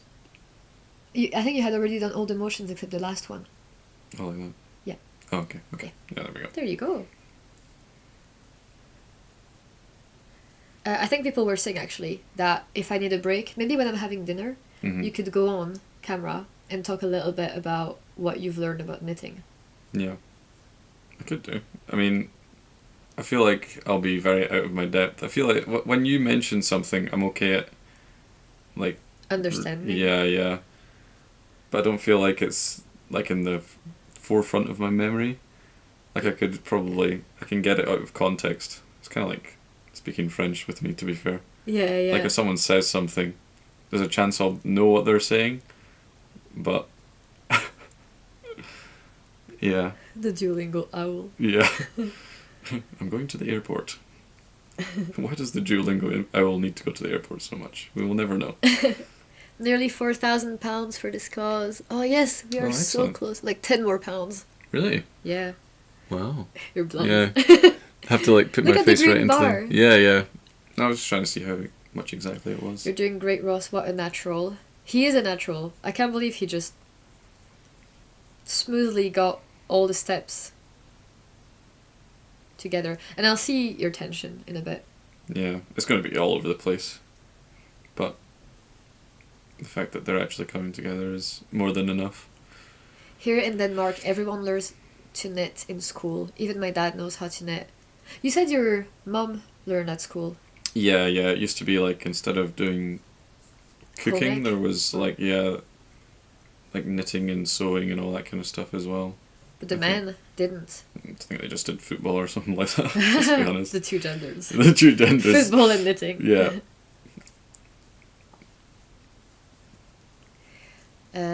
I teach my boyfriend a couple of weeks ago while he was at home sick and bored, and in the end he kept picking up his work when we were watching a movie. Oh, that's nice. Hmm. Is he doing well because he's having such a nice teacher? Oh, Oh, that's true. I've got the best teacher. thank you. I feel Yeah. like I'm not actually really good at teaching. Like, I feel like I just want to take the thing away from them and like do it myself. Like, no, you're doing it wrong. Let me show you. Well, so far you haven't yanked it off me too many times, so you're doing well in that aspect. This is yarn from... Well, I did hear you on stream saying it was going to be a cheaper one, but you didn't mind too much, so But I like... maybe drops. No, it's expensive. Oh, is it? You're giving me expensive stuff. I trust you. Okay. Is it... Is it cash? No, it's not cashmere. Is it alpaca? No. It's not. It's too thin for alpaca. No, too thick. Yeah, yeah. I don't know, did you get it at one of the shows? No, it's a dyer. Is it cami? Yeah. Oh, there we go. I hope I haven't just accidentally insulted Zakami saying, this is the cheap stuff. No! Because you don't trust me. No. By the way, everyone, there's a discount for Zakami. They're a sponsor of the stream, so they've generously donated a sock set in Corriedale, and then, so that'll be a prize for the raffle, and then everybody can enjoy a 20% off discount for the whole in-stock like website, so definitely check that out. It's really generous, and they've got amazing stuff. They've got lots of nice bases as well, especially like non-superwash ones, which is a bit rarer. We hit 4,000. Yeah, we have 4,000! Thank you! Oh no, somebody put emojis and then they got deleted by the automatic bot. Oh, did they? I'm so sorry, guys. Like, I wanted to be rather like safe than sorry, so I put this automatic thing, but Obviously, one emoji is fine. in moderation. Yeah. Don't be too excited. No, it's okay. I hope you don't take it personally. Yeah. That's the equivalent to helping to answer 800 potential life-saving calls. Excellent. Yeah. That's a lot. Yeah, that is a lot. Yeah, 'cause I remember when you were trying to decide how much that you wanted the goal to be, you were like, I'd be impressed with like 1,000 or something like that. Yeah. And we've just yeah. absolutely gone way above it. I know. It's looking more and more likely that we're actually gonna knit from stash. Yeah. It's going to be a whole year of no buying yarn. Because originally I had said like 10,000 would be a knit from stash. I've completely boxed something up. So I think one of the stitches, I might have double done it. Give it. If I do that, that might make it. I'll pick it. I'll pick it. Yeah, I think I've... Wee-oo. Yes, the ambulance is required. Call an ambulance. What are people saying? Let's see. Oh, she just said yay, and Nightbot did not like it at all. So the deleted message. Oh, wow. Thank you, Katia. Sorry, Katya. Yeah, yeah. Okay, here you go. Oh, thank you. Oh, we're almost at the beginning of round. Oh, thank you, Heather. I'm trying my best. Oh, I keep forgetting to grab the little strand. Yeah, that's called a working yarn. Thank you, India. Yeah, let me check Instagram to see if you've got fans over there. Actually, I'll put a photo as well. Oh, yeah. Yeah, we just took a wee selfie with the yarn I'm about to use. Well, I'm currently using. I'll show you. Hello. Oh, you... No, just look at your knitting. No! Okay, well, you're getting the face. Excellent. A candid photo. Yes. There we go. I feel like it's a bit awkward when it's sort of squeezing up to the side. Like, that's why I see you sometimes doing that and then, like, moving everything around. Yeah, so, like, on the right, you push them away, and on the left, you bring them to you. Yeah. Because it doesn't automatically do it. Yeah.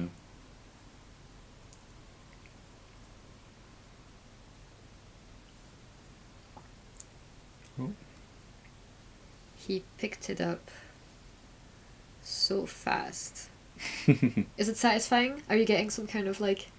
I feel like I couldn't do this in front of the TV without concentrating very hard. Yeah. Like, it would be a very conscious effort to be doing this all the time. But then again, I've only just started. To be fair... So I just shoved this on the new one, right? Yeah, yeah. To be fair, a lot of people don't knit in front of the TV. Because they do need to look at the stitches. Yeah. I mean, me too. When we watch TV, I'm you're mostly still watching down. Yeah. At the knitting.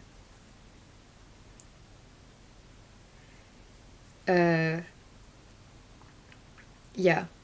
But, because it's about, like, feeling where the stitch is. Like, with just your needles, you're able to, like... As long as you can get in the stitch, the rest of the... I dropped the stitch marker. Did you not knit a stitch, though? I did, and then... Once again, see, I've got another one. Got it. Wow, you got long arms. I know. Oh, okay. Yeah, I dropped 2, so Okay. it should go in the middle of... Oh, I'll do it. I think I... Doesn't matter. Yeah. Yeah, it does look like a very difficult skill to do without looking. I suppose it's with can't everything. Believe really. people are reading and knitting. Yeah, that is quite impressive, actually. Like, I don't know, I feel like I kind of get lost, but I don't read too much. But Or just would be like, because I need to then switch pages. Oh, twist it. oh no, don't do that. Twist it. Yeah, listen more than watching. Yeah. Okay. Oh, thank you. £100 donation. That's incredible. Someone got some Gilead from the Roram. That's great. And Merino, what colours did you get, Stephanie? I'd love to hear that. That could be a poll. Oh, what was the poll? Can you watch? I don't know. Oh yeah, can you knit? Yeah, can you knit and watch something else?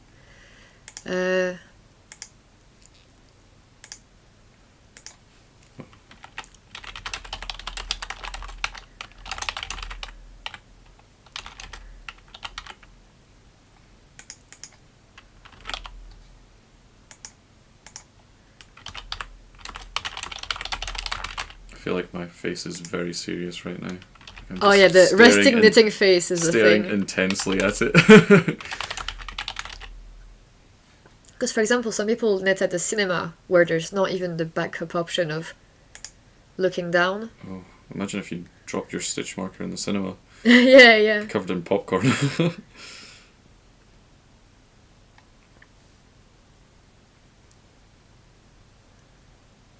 If you do raise 10k, we will have to donate yarn to you throughout the year.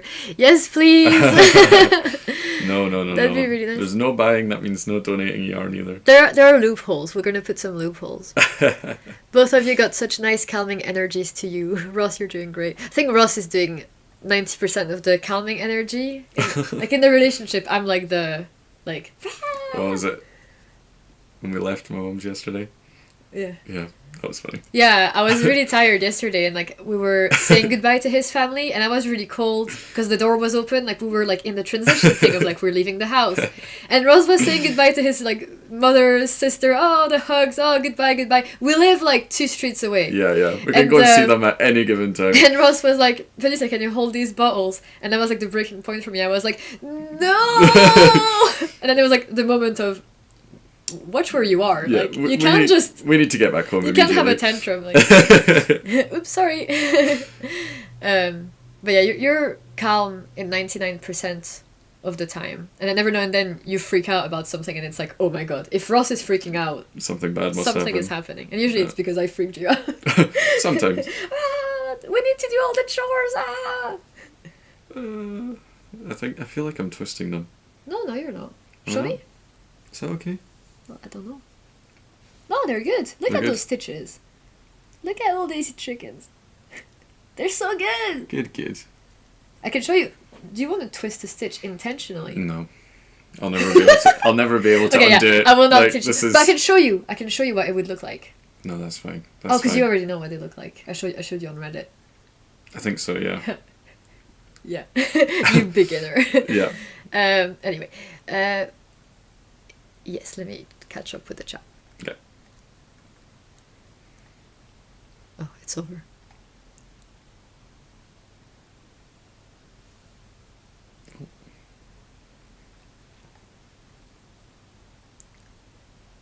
Oh, okay, yeah. Can we see a close-up of his stitches? Yes. Do you want to put the other camera on? No. Oh, okay, yeah. No. It might be easier if I just did that. No, but I know, but that one is better quality. But that's the other side. Oh. What if I do that? Is that? Yeah. So these are the ones I've just unroll done. them. So the ones closer to the needles. So look at how even everything is. It's not doing too bad. When will Ross join Ravelry? Who knows? No. Maybe to moderate the Ravelry group. Oh yeah, it's a bit dead at the moment. We're focusing Yeah. on Discord. I suppose the Discord just came out, so yeah. You're on the Discord. I am indeed, yes. The stitches are looking good. Excellent. Stitch definition. That's all Zekami. You want to see me doing continental knitting? Is that the one where it's on the left? Yeah. Alright, let's try it. Might as well. Okay.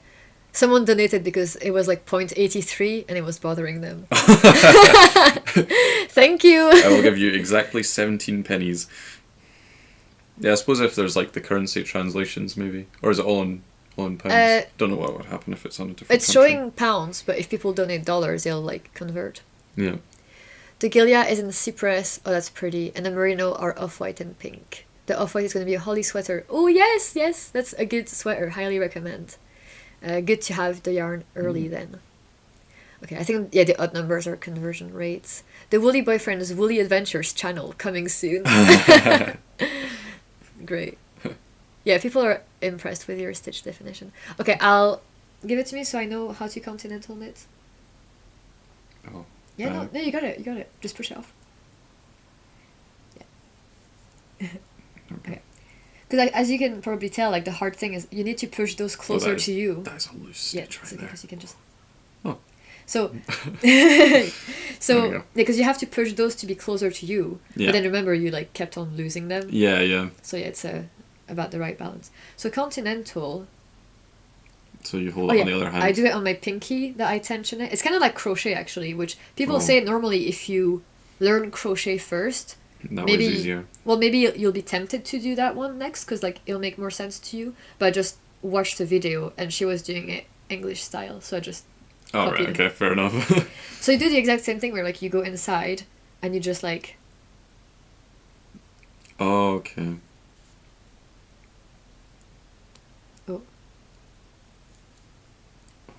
right. I don't know if I like that. No, we hate. I'll try it. I'll try it anyway. I think your needle is coming apart. Coming apart. Yeah, Oh. because you're like probably putting a lot of twist on it. Oh, okay. But the Chayogu needles are known for like needing to be retightened every now and then. Okay. Okay. Can we hear me speak French? Yes. One second. Je m'appelle Ross. One sec. I'll do a poll. Je.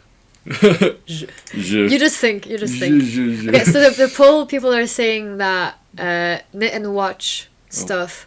Only 2% say that they can't do anything, but 50% can watch and listen, and 50% can watch and. Oh, okay. Yeah, I suppose Yeah, okay. makes sense if you're on here, then you probably can I think if it's watch just and listen. stockinette, I can watch new shows and new movies and it's fine. But if I'm doing something that has like more involved stuff, like maybe lace or even ribbing and things like that, like if I have to count 2x2 ribbing, then maybe if it's a new show, like I feel like it demands a bit more cognitively. Yeah, right. So, Okay, I'll do a English versus continental. am I going around? Wait. Sorry.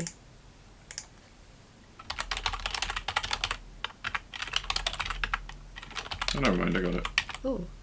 Is that right? Does that look okay? That last one? Yeah. Sorry, are you continental knitting? I think so. Okay, show me. So you went do the same. Yeah. And then use. Oh yeah, don't need to hold that. Then you go around, Yeah. under, and out. Yeah, yeah. But ideally, the way that it supposedly it's faster is because your yarn is tensioned quite tight, Yeah. so it means you don't need to use your fingers because it's already in the location that you need to like go and pull it through. Because right now you're kind of making the exact same movements with your hands as you are for English. Yeah. Because it's called like Yeah. I can't. yeah. Because English is called wrapping, like Yeah. you wrap it around. Yeah. Whereas this one you're supposed to like automatically pull it. Yeah. It's So faster. I'd have to do that every time. Yeah, But yeah. I'll do one more. Okay. So you're not a fan of English, of continental.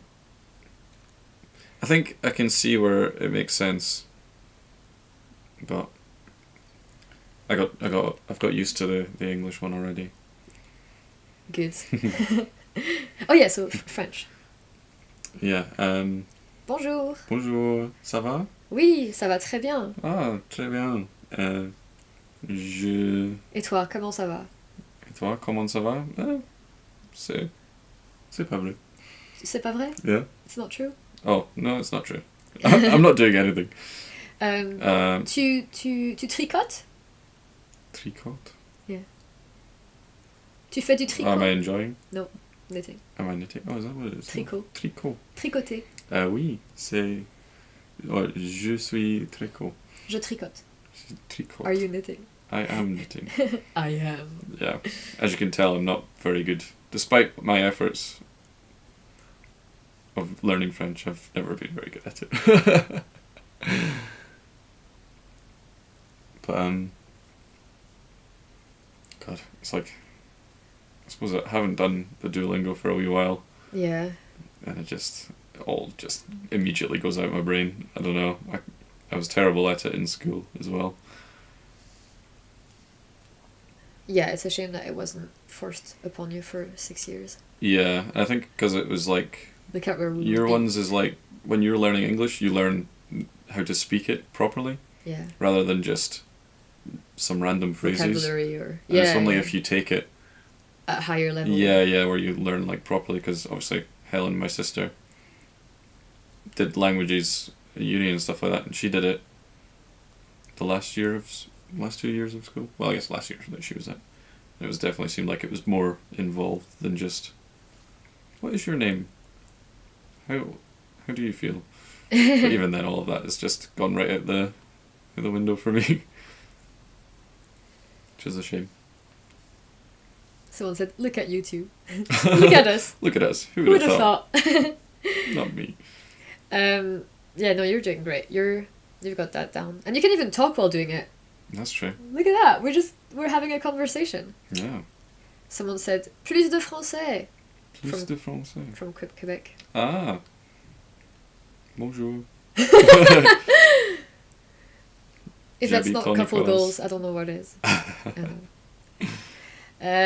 Okay, so the poll is looking like it's 58% continental. So once again, I am in the Really? minority. Wow. Yeah. That means I'm in the minority as well. Yeah. Net and natter. Sometimes people do both. Mm. Oh, I miss hearing people speak French. I lived in French for a couple of years, and now I am back in Italy and losing the progress I made with my friend. Yeah, that's something that you lose if you don't practice, sadly. Mm. I mean, I'm losing my French because I don't speak French daily or weekly. Like, I really rarely speak French. So whenever I go back home, go see my parents and my grandparents, they always say, like, the grammar is non-existent. Like, and I make up words. Like, I basically, like, translate English words into French because I think it'll work. And it's like, that doesn't exist. That's not a real thing. Stop trying to make this happen. It Yeah. will never will. No. Can't wait. Oh. But did you say that I was going to finish something? Like, finish this whole thing today? No. I Okay, said that. It, like I said that there was no way you would. Yeah, yeah. And I didn't know if you would care enough to, like, want to finish it, to prove something to you. And in that case, should we have picked a small project that you'd get, like, the satisfaction of, I've made this thing. Well, I think I'll have the satisfaction of knowing that if this is finished and you don't frog everything that I did, then... So just don't tell me that if you do that, then I'll... Okay, well, the thing is I don't have enough yarn. This is not a pattern. This is nothing. Oh, this is just me... Oh, you should have just pretended. Sorry. The evidence, though. Yeah. The video evidence of my lies. Comes back and it's like mixed with some random mohair or alpaca. Yeah, I wouldn't have enough with that to make a hat, but that would have been what I could have made you do as a hat. Mm-hmm.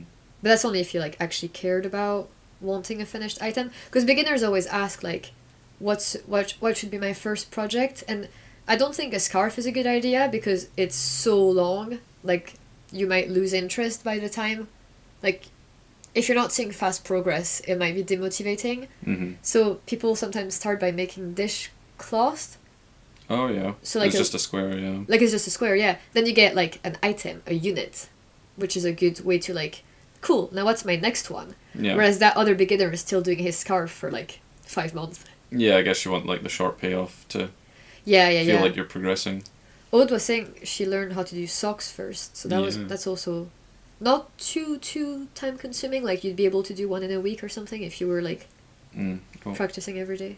Is that okay? I think I might have done something. Oh, you haven't... Did I not drop it? You've not twisted... You've not wrapped it. Oh, you just slipped a stitch. Yeah, so... Okay, but wait, because when you're slipping it back, that's when you're twisting it. Oh, have I twisted it there? I don't know. I don't think so. Let's read the chat.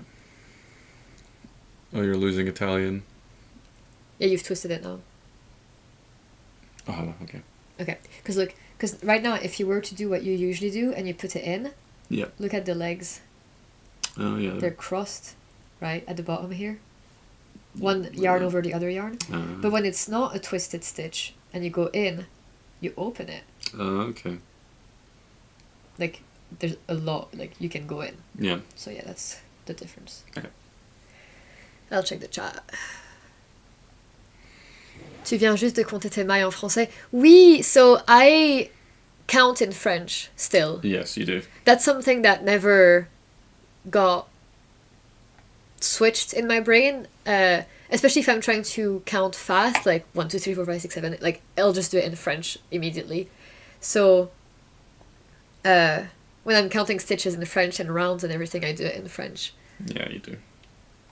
What if Ross finished this behind the camera and you show it in a podcast episode? Well, yeah, if he was doing a real item, but I don't think he will. But then maybe if you come back one day, you can make a dishcloth. Yeah. Because I could teach you purling. Yeah. Actually, The I think reverse I think stitch. you're ready. I'm ready. How old are you both? I'm 25. Yeah, 26. Yeah.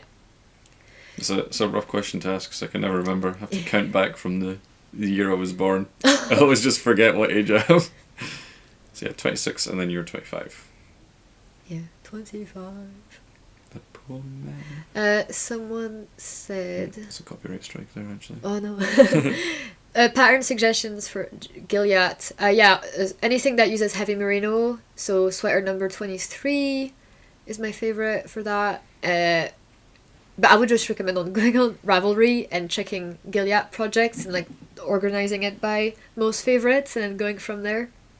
Mug rug as a first project. That's a good idea. Oh, like a little coaster. Yeah, yeah. Mm.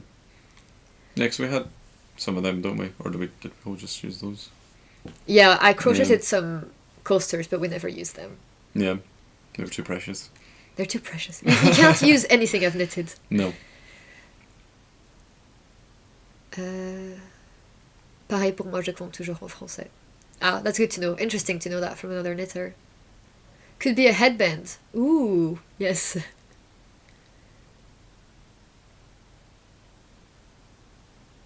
Ross sounds like he has a Highland accent. A Highland accent, alright. No, I'm just from, I was born in Edinburgh, so Central Belt. But that's interesting. Wonder if maybe it's because I mumble. I sound like one of the farmers.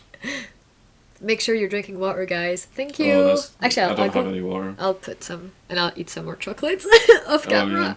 Yeah. Enjoy. Bye. Right, well, I guess I'm left with the stream now. See you in The half Woolly an hour. Boyfriend stream. Actually, I'm just going to take the good chair. Save my butt cheeks. There we go. So yeah, I'm kind of impressed at how this is going so far. I've managed to not... I've only had her intervene at least 5 times, which is... I'd say that's quite impressive. Oh, actually, I'm like off camera. So yeah, if you've got any questions for me, now's the time. Counting 2 by 2 is impossible in English. Yeah. Yeah, no, I never understood because it's like I remember asking once if she thought in English, and I guess it's over the years probably has changed where you don't think in your native language anymore, so it must be a bit weird. Are you going to stick with the knitting? I don't know if I'll keep doing it forever, but it's actually not been too bad. I thought it would be a lot more stressful because when I tried the crocheting, it was I don't know, I just couldn't get like the hand movements down at all. Like it felt very alien to me, so this has actually not been too bad.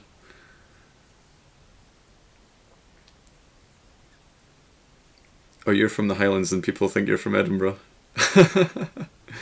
Yeah, no, I suppose it's I mean, if you hear people from different countries like I don't know, I guess France and as well, where like this South France or Quebec, Quebecois, maybe some people just think they're all from the same country.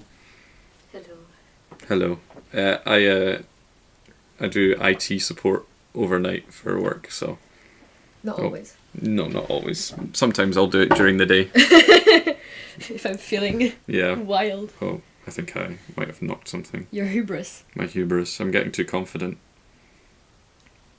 So yeah, that's what I do. Well, I think you're okay. Yeah, all good? Yeah. Cool. Actually. Oh, do we have the... Oh no, don't change the settings of my chair! But I'm too tall, I'm off the screen. I have to like... But you can do I'll the lounge laptop. down. That's fine. Okay. I'll come down to your level. My level? Yeah. Ooh. On the night shift, indeed. But yeah, no, I've only been doing it for a year, so I haven't quite gotten tired of staying up till 7 in the morning. Not quite yet. Did you answer that question? Oh, Read it out loud. Do you feel your photography skills have improved from taking pictures of Vanissia's knits? I do think so, actually. I feel like at the start it was very much just you telling me Yeah. what you were Exactly. looking for. Like, take it at that Yeah. angle and do this. And whether or not I've actually learned anything about photography is debatable. You've learned about But Vanissia's yeah, photography. yeah. I think I know how to photograph your things at least, which is all I really use it for, to be fair. So. Yeah. But yeah, no, I feel like the pictures have definitely improved over the Yeah. last year or so. Oh, for sure. Mind you, I did like the background we had in Dumfries. That was very nice. Oh, no, we never got to make good use of.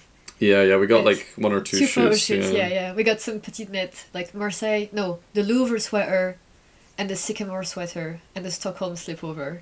And Yeah. then we moved the next month. Yeah, So you can see those in episode 1 of the podcast. yeah, because it was before you started doing your videos, so Yeah. it was more just for For me, for posterity. for the gram. In what language do you dream? English. You have a beautiful narrating voice. Sounds like my grand old relative. Thank you. Aw.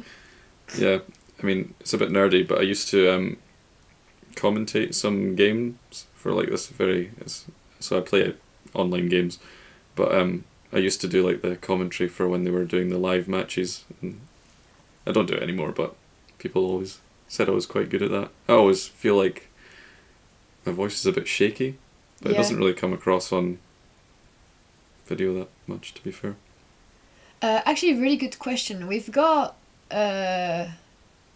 Rebecca coming in 10 minutes Ooh. at 5 for a knitting quiz. Oh, So yes. that's super exciting. That's going to be really great. So we're going to start with a knitting quiz, and then we're going to knit and chat a little bit with her, and then we're going to score the quiz. Well, Ross is going to square the quiz. Score the quiz in the background.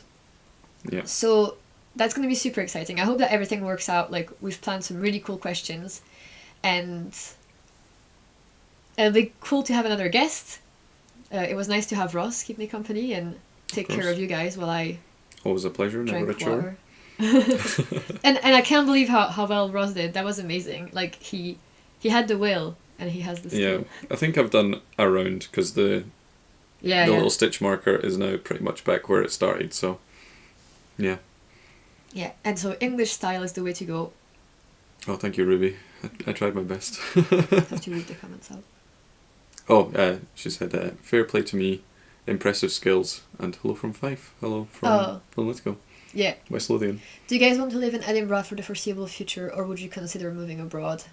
Oh, abroad? I don't know. No. Well, we wouldn't move to live abroad. Like, we could visit. Mm. Or maybe live for like 6 months or something, but Yeah, at think- most. I like Scotland. Yeah, we like Scotland. I've already done my big move Yeah, of that's my true, you've done lifetime, it. so... I have moved from Edinburgh to Linlithgow, and then back to Edinburgh, and then back to Linlithgow. And So, Dumfries for 6 yeah, months. that's true. So I've really not strayed too far. No. Because you don't mind moving, but you like your country. Yeah, that's true. Quite a lot of knitting podcasters are software engineers or in product. Yeah, that's true. You will always do math in your mother language. Oh, thank you. Rarest Solenum donated! Oh, excellent. Oh, thank you! Hello, Mark. Good Hi, to Mark. see you. And Isa, maybe? Yes. Oh, that's our real life friends. Yeah, I met them Playing Pokemon Go. as well, yeah. I saw them just last week. Yeah, but we met them by like the same time Yeah, that yeah, we it would met. be roughly the same sort of time, yeah. There we go. I can put it down for That's now. cute. Yes, hello, Mark. What brought you to Edinburgh? Studying for Yeah. me. Yeah, you came for uni. Yeah. How long has it been now? 7 8. years? 8 years, wow. Yeah. Okay, I think you should go so we get ready for Rebecca. Okay. Thank you for coming. Maybe no you'll problem. come back later in a bit. Yeah, I might pop on and say hi and Let me. yeah, let you have a little bit of a break, yeah. The next guests are going to be quite like close together, so yeah. Yeah. But thank you for coming and good job on the knitting. Yes, I'm glad to be here. Thanks everyone for the nice words and thank you for donating. So I think we're close to 5,000, so we're... Yeah, I'll have to restretch the goal. How long? So 700-ish? Almost 700 away? Yeah, So, that's going to happen. yeah, I feel like... So, and it's been more done than pretty well. half... No, I'm lying. It's been 5 hours. We've got 7 left. Yeah. So we could reach 10k, possibly. Yes. Which is then knit from stash for an entire year. That would be. So I'm going to set impressive, the yeah. last goal at 10k. Yeah. Bring the knitting with me. Should I take it away? Yeah. If you want to It'll probably just sit on put my it desk. on your desk, but then you might reach You for never it. know. We'll see if the temptation comes. Isabella says hello too. Oh, cool. Come back later, Ross. Yeah. Sorry. She says sorry to miss Rebecca in the quiz. Oh, the quiz is just about to Yeah, but start. so she says that Oh, so she you might be can't- she's leaving. leaving. Oh, okay. Fine. She stayed for you. Oh, thank you. Thank you. Okay. All right, well, I'll head off. Thank you, everyone. A new night shift activity for you. Yeah. Okay, Keep me you busy. can- Okay, right, should I put on the Okay. Yeah, good idea. screen? Okay, I'll So put on a little transition screen so we like get Yeah. the next guest on, and then hopefully next time you see me, we'll have Rebecca on. Yeah. Okay. Okay. Okay. Thank you. Bye. Bye.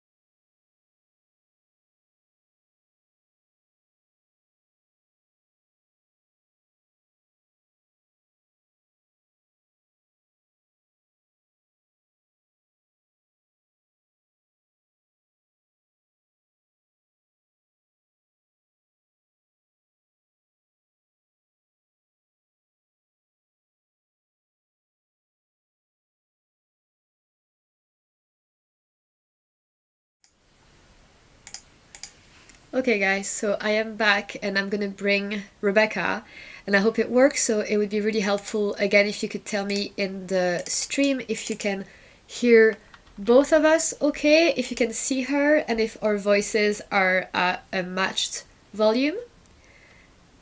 So I think I can hear you, Rebecca. You can hear me? Yeah, so that's great. That works for me. And then I'll Okay. check on the live if people are gonna tell us if it works. Oh, thank you, Janice, for donating. Oh, they can hear us both. Great. So that worked. Yay! Thank you for confirming, people. And yeah, thank you for coming, Rebecca. It went really fast. Like the Yeah, last hour just flew by. I was like, oh my god, Rebecca's coming in 5 minutes. Yeah, I was tuning in when I heard Ross was gonna learn to knit, so I was able to watch the first little bit. He was so good. It was good. Yeah. I was on the phone So with my boyfriend just earlier, and I was saying like, "Oh, Ross is learning to knit," and I was hoping that maybe he hints. could say like, "I'm gonna learn to knit too," but he didn't. So maybe one day. Well, maybe if you host a charity live stream, it seems to be a good Yeah. motivator. Because yeah, I've been trying to get him for a year, and like I don't want to force him to do anything he doesn't want to, and he Oh, never yeah, of showed course. like interest or like interest in him learning.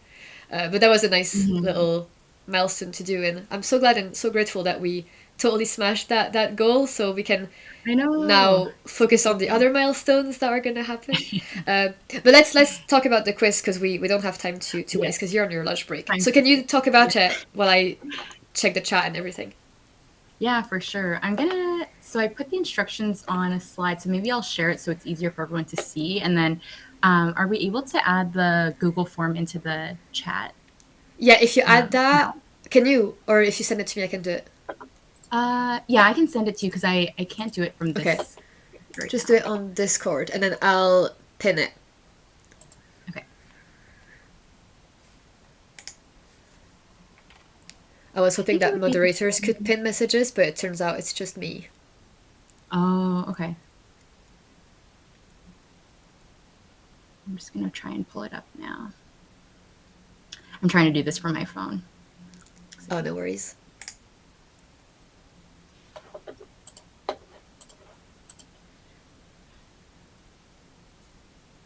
So yeah, the way we're going to do it is we're going to have a little quiz that you guys can do online on Google Forms.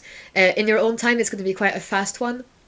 And then Rebecca and I are just going to chat for a while, and at the end of her slot, we're going to go over the answers. So just to give you an idea of the timeline for this.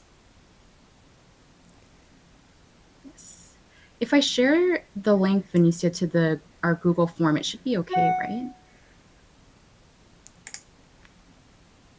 Yeah. I don't know. Like, is there anything I need to do to publish it, or No, I think maybe actually I can figure do out it. these? I think I've got it. I've got it. Okay. I've got it. And if people could confirm in the chat if the link is working. Oh yeah, I have a poll right now. I'll end the poll. Thank you. There we go. So I'll see if I can then pin this message. Okay, that'd be great. Sorry, I should have figured out this logistics earlier. No, that's okay. I don't see a way for me to pin it.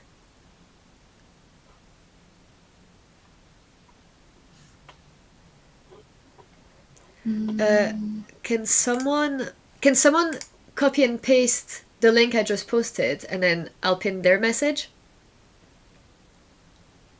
Can the mod do that actually?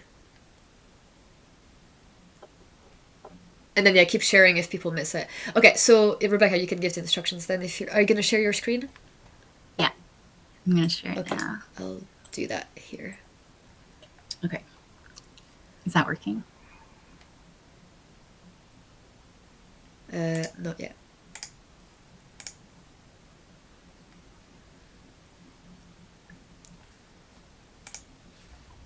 Oh, okay, wait, I have to do something for that. Sorry, okay. Maybe I'll explain the rules as maybe you're working through the logistics. Yeah, it'll just be a sec. Okay. Okay. So we have our trivia game planned. So it's a really fun trivia game. And so it's going to be hosted on Google Forms. So we have the form live right now. It's in the chat. And so there's a couple of logistical rules for us. So between 5 and 5:15 GMT, but maybe we can extend it a few minutes because we're just sharing it now. There's going to be 14 trivia questions that are on this Google form. And they're pretty quick to do. They're all multiple choice. So they're all displayed on the form, and you just have to click the answer, what you think is the correct answer on the form, and then you submit at the very end. So for this, you do need to have a Google account in order to fill out the form. And the reason why is because we need your emails to be able to send you how you did at the end to send you your answers. So we just need it to send you the scores. We won't use your emails for anything else. But then we also are going to have a leaderboard at the very end where we go through the answers. We're going to show the people that had the highest score at the very end. So that's different from your email. So just add an identifier. It could be your Instagram name, it could be your YouTube username, whatever you want. But it's just we wanted to make it different in case you don't want to put your full name or your email. So those are the first 2 questions. And then you can only submit the form once. So once you submit the form, Ross in the back end is going to score your trivia answers, and each question is worth either 10, 20, or 30 points, depending on the level of difficulty. And then once that's all scored, we're going to go through the answers on the stream together at the end at around 5:25. So make sure that you're not discussing. I think you already said that. That was good. Not yet. That was our last rule. It was just when we're filling out the forms right now, just don't discuss it in the stream chat yet, so it doesn't spoil it for anyone that's still doing the quiz. But when we go through the answers on the stream, then we can all chat about it in the stream chat.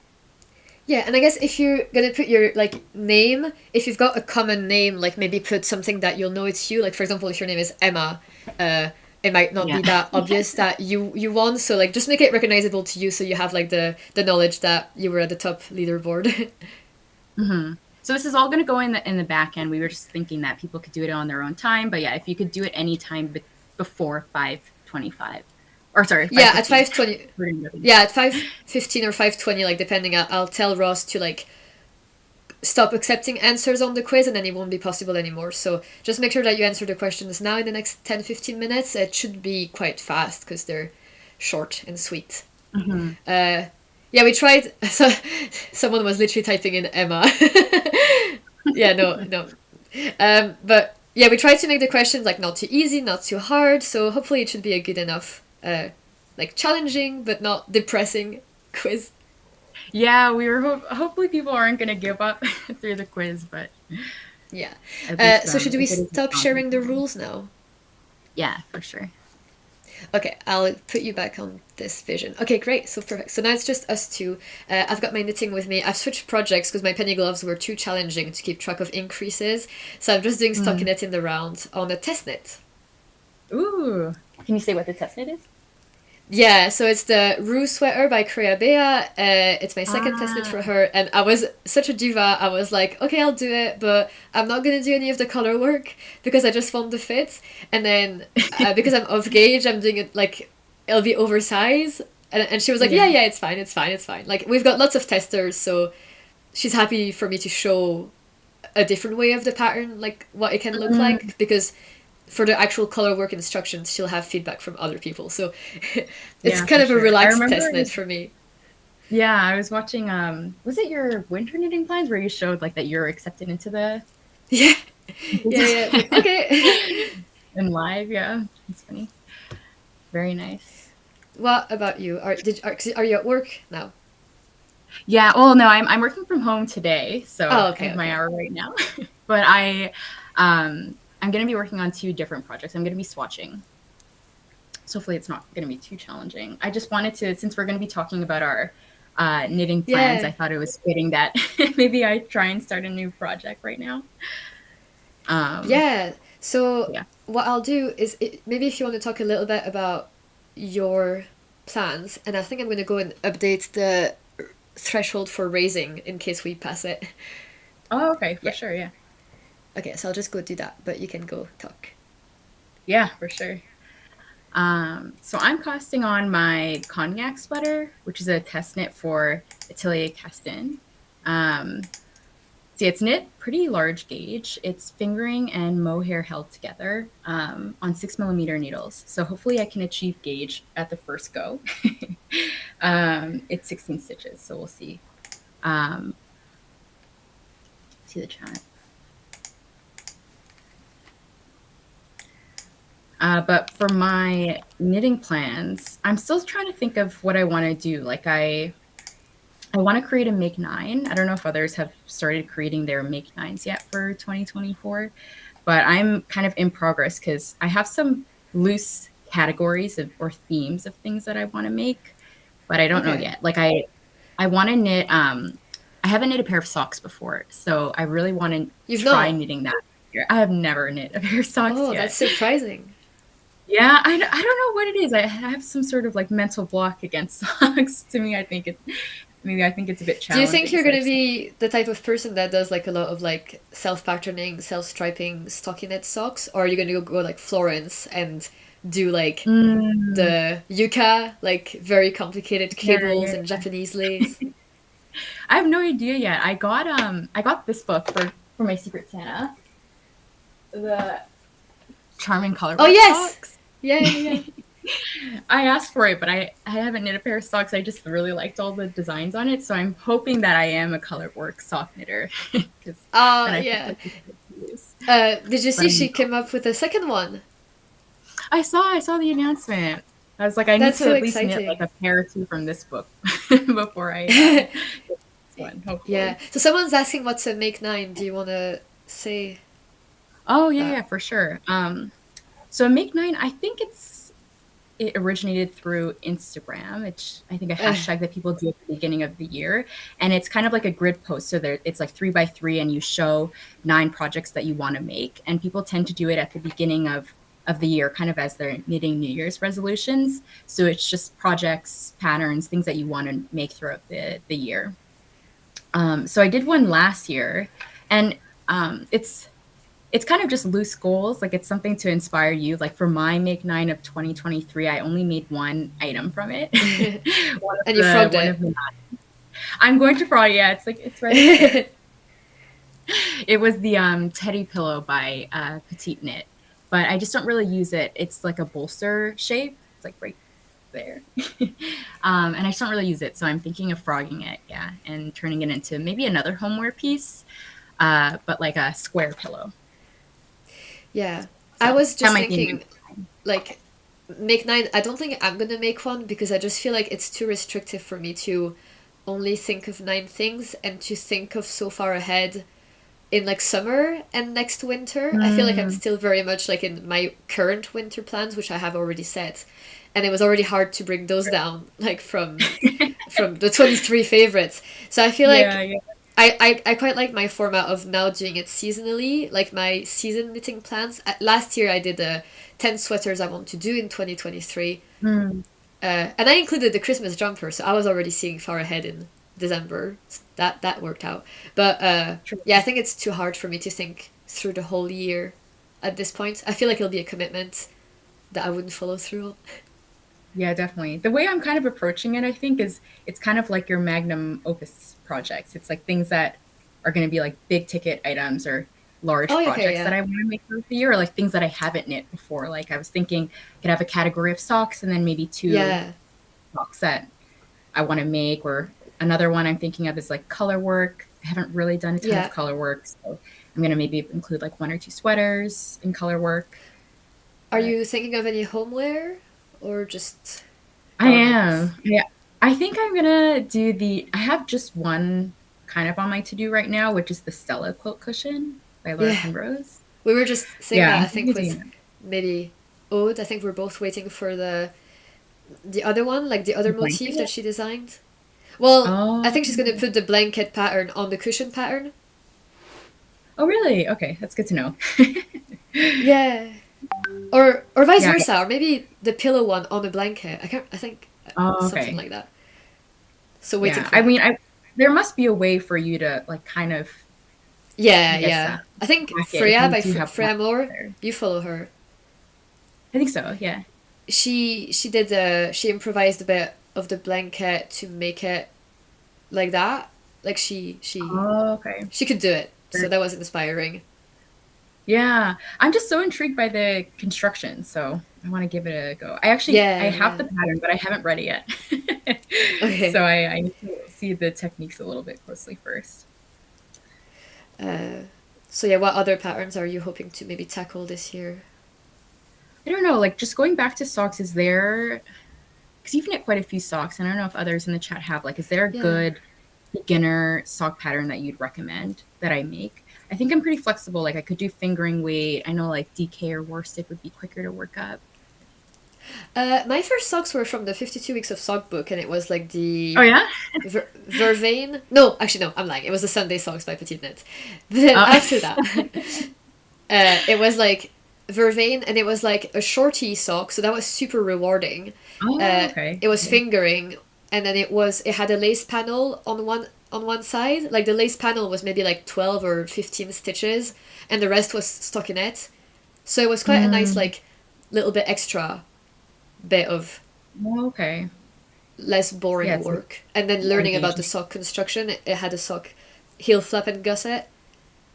Mm, So it depends that's on good to know. how like boring or how normal you want the sock to be. Like, do you want to do stockinette or do you want to do ribbing or?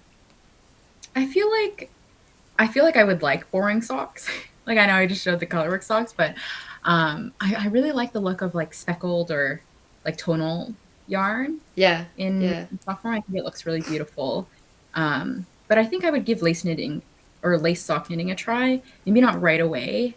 I think the advantage for ribbing is that it could fit you. Like I don't really know yeah. about gauge sizing, so at least if I did something that has some ribbing incorporated, then it should be able to fit me at least, and then I won't be disappointed if it doesn't. I think my tip as well would be that because with socks you kind of want to be aware of your gauge, but you don't really want to do a gauge Yeah. swatch. But I think if you make a pair of ribbed sock, the sole of the foot is going to be in the stockinette. So after the fact, you can then Mm. measure the gauge on the sole of your foot. Then you would know what your gauge in stockinette would be if you were to make non-ribbed socks. Oh, in the future. Okay. Yeah. Because that's Good to what I do know. now whenever I do socks, even if they're lace or something else, like I go measure the stockinette part of the sock to know if the Right. stitch counts like work for it. But it's been a lot of trial and error. Like no two of my socks have been made on the same needle with the same stitch counts. Right. It's just kind of a experiment to see which one works the Yeah, yeah. best. And people are so different as well, so like you really can't just copy someone and think it'll work. Yeah, I mean, I haven't really examined my foot very well to know like what heel would work the best, or like what I think there's like different shapes of toes you can do too. Yeah, yeah. So But I I like the idea of like, you can measure your foot at the widest point and then you have your gauge and then you figure mm, out you want like 15 or 10% of negative ease and then you calculate the stitch count from there. I feel like it's quite easy to just get your perfect little formula that you're aiming for yeah. because it's easier to just like make a tube that's just slightly smaller than your foot and then that's it. Mm, for sure, for sure. Yeah, I guess with Uh, sock weaving as well, like it's such a small project, and I think my gauge would change quite a bit because it's at a smaller circumference between working it flat and working it in the round. So it's almost like you have to start to figure out your gauge and start Yeah, because measuring even things. like fingering away t-shirts and things like that, they're usually on like 3.5 needles or like looser gauge. But with the sock needles, Mhm. you're like, I do mine on 2 millimeter needles. Mm. Oh, okay. I don't know. I've used 2 millimeter needles maybe once before, but they really I think they're a little bit too small for me. They end up making my hands cramp quite a bit, or maybe I just have to get used to them. I find there's a big difference between knitting on 2 millimeter and 2.5 for me personally. Yeah. There was a poll earlier about like preferred methods for sock knitting, and Magic Loop was the winner, Oh, 50%, and okay. then the other two were split between DPNs and short circulars. So it could also be a case of having to find the right method that like you enjoy doing socks on. Yeah, that's true. That's a good point. Can you I see the can't say I chat like now? magic. Pardon? I'm sorry, I Are didn't you hear able you. to see the chat? Yeah, I have it pulled up on another tab over here. I'm seeing Oh, that okay, other that's good. people Because have some people are said, giving recommendations. yeah, that's a good point. I should check. Oh, that's okay. We can always like come back later. But uh, Yeah. yeah, socks is a huge topic. I was thinking of the So Basic Socks by Marlene Knits. And I think she's coming out with a book as well. Oh, is she? So maybe that's what I saw on her Instagram. I think she announced it last month. Oh, that's good. Her style, I guess, is a little bit different from Stone Knits. It's more stripy, I think, Yeah, stripy colors. And, yeah. I wouldn't recommend the colorwork socks as your first one because you really have to get used to like small circumference knitting. Yeah, I think it'd be a bit much. But I did hear I was watching the Fruity Knitting podcast where they Oh yeah. interviewed Charlotte Stone, the author, and they said, I'm gonna pull it up. There's one pattern apparently that works or that she's heard beginner knitters knit. Oh yeah. This one, Oh, this one's like okay. which I think maybe because the color work is just here and then the rest is stockinette. So I was thinking, Yeah, that's more motivating. I heard I've done one pair of colorwork socks that had color work like on the foot side of things, and that one is harder because if you get it wrong, like your foot just won't go in and your toes might catch the floats. Like, so it's Yeah. easier if the body of the sock is in stockinette, and then there's like a little colorwork accent at the top. I didn't even really think about that. That's a good point. And also, Charlotte has a lot of three-stranded color work, and it's like that means that there's floats behind. Like the sock is gonna be tiny because you're having all that, like those extra Sure, floats smaller are stretch. like it'll be thick Oh, I see. to have all the floats. Right. I mean, that could be like a good warm pair of socks, but yeah, your gauge could get Yeah. messed up very quickly working on something like that. Yeah. But I was just saying one of my resolutions would be to knit from my knitting books. So I got the Sari Nordland book for Christmas, so I'm gonna make a Sari Nordland Oh, book nice. pattern. Yeah. I have a lot of Uh, Sari Nordland projects on my queue. They're probably going to make it up to my Make 9 as well. Is there a pattern from the book that you want to knit first? I'm gonna put my ravelry. Yeah, I'll put my Ravelry as well. Yeah, so I was scrolling through, and usually my technique is I always go on Ravelry or Instagram and see like people's favorites or people's most popular ones. Like I'm such a follower, but Yeah, this book for is so sure. new that like nobody has done anything, and it's like I have to lead. I True. have to You'll make be the trailblazer for the pattern. Be that first. exactly. I take that responsibility very seriously. I'll be like putting notes. I'll be like, oh guys, be careful at this. Like I love that. But it's Yeah, the yeah. Urania by Sari Nordland. I don't remember that one. Okay, let me try and pull Actually, it I'll put it on my phone and I'll show it on camera. up. Okay. I want to make the It's so Lume, cute. Yes, which I think you made, right? I did. Yeah, I'm going to make it with And- my friend Tar. Oh yeah, yeah. I think she's watching. I think so, yeah. So yeah, that's the Shout out. Urania. Oh, can you see that? Yeah. Oh, is there like So sort of- cables? I think I've seen someone Yeah. make that. With, like the cables So it's at the drop front. shoulder, and cables. Yeah, I think I know who you're talking about. There's somebody. I'm trying to think off the top of my head who it was, but I saw someone knitting that pattern. Yeah. So that's exciting. I think someone was saying, for example, for Christmas they got the Knitting for Olive book, so that would also be cool to like knit from that. I just saw Knitting for Olive here. I'll pull up the photo. They released like their newest sweater design yesterday. Yeah, I saw it. Yeah. And it's like an all over lace, which could be a Magnum Opus project maybe. It's this one here. Yeah, it's really detailed. Yeah. I really like it. Kind of looks like little houses to me. This maybe could make my Make 9. But there's other like lace projects that I think I should maybe attempt. Like I really wanted to make the Kutar wrap cardigan. Yeah. I think I've been you wanting said that to in make a that. planning video. Yeah, I've been wanting to make that since the fall, so for about 4 months now. And I have the yarn, or at least like I have what I think I'm gonna use for it. So hopefully I can do it soon. And I think that will be like an easier project to work because I've only knit lace once before. So because that's just at the front panels, I think it'll be pretty manageable. But it's flat though if it's a cardigan. Yeah, that's true. So you're doing, I Because guess I you'd be did- doing the lace strips reversed, or you'd have Yeah, to read I the did lace. the Kutar top, summer top, and that was like lace panel at the front, lace panel at the back, and then a tube of stockinette for the body. So both panels were flat, and it was tricky. It humbled me, You have to pay attention, definitely. but it was I would quite just think- mindful. Like it was really good at slowing down and appreciating, like the challenge. Like or like the beauty of the pattern, like it was very like well thought of, and like and Mm, elegant and symmetrical, like the lace was beautiful, and it was nice to like just not rush, because I knew I couldn't rush through it, so it was just like, well, this is going to take a yeah. while, you might as well enjoy it. It's good to have one of those on the rotation in addition to other more Yeah, relaxing, as long as you relaxing projects. know what you're getting into, like you know that this is your difficult project, That's true. Yeah. I so you didn't don't even pick it think up at about it. 11 p.m. when you're tired and angry. Yeah, yeah. Not ideal. I didn't even think about knitting lace flat. That's a good point. Yeah. uh, Sometimes lace patterns only have like sort of knit the knits and purl the pearls on the wrong side, but that one, the kutar in particular, had stuff happening on the wrong side as well. Okay. Okay, So I'll have to yeah, take a look. But yeah, that yeah. might make my make nine. The Lume. I think I'm gonna cast on today the Jenny jacket V-neck. Oh yes. So that's gonna be a lot. I'm doing it with a few knitting friends as well. We're gonna be on a call tonight to all cast on together.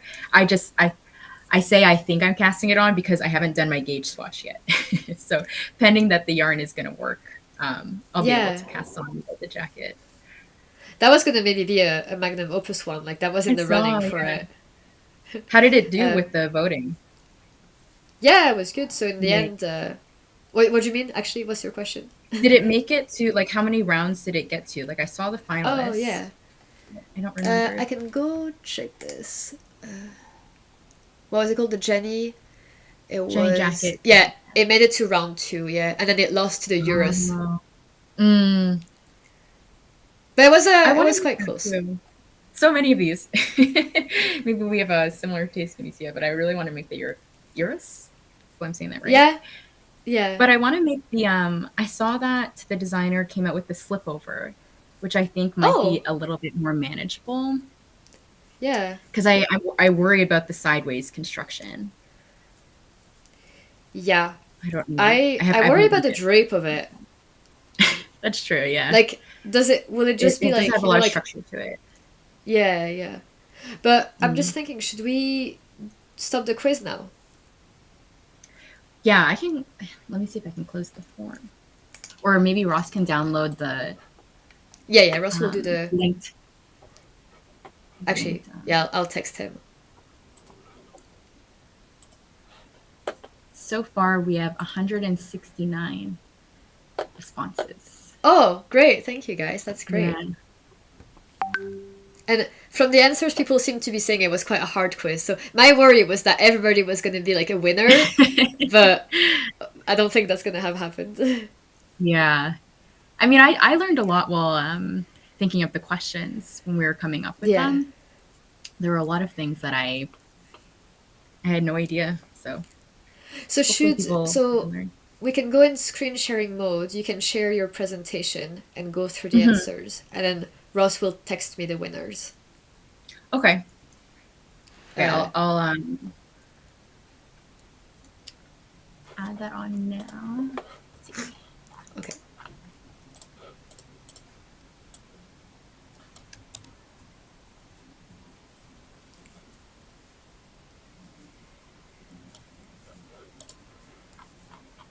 Okay. So Ross downloaded the sheets already. So I guess Yeah. we'll say now that the quiz is closed. People can still enter, but they may not be able to be featured on the But I think leaderboard. if you don't accept answers, they can't do the quiz anymore. Yeah. Yeah. Should I close it? I can close it now. Yeah, yeah. Otherwise, the sheet might get. Okay. Okay, yeah. Okay, just close it, and then when you share, let me know, and I can put it on.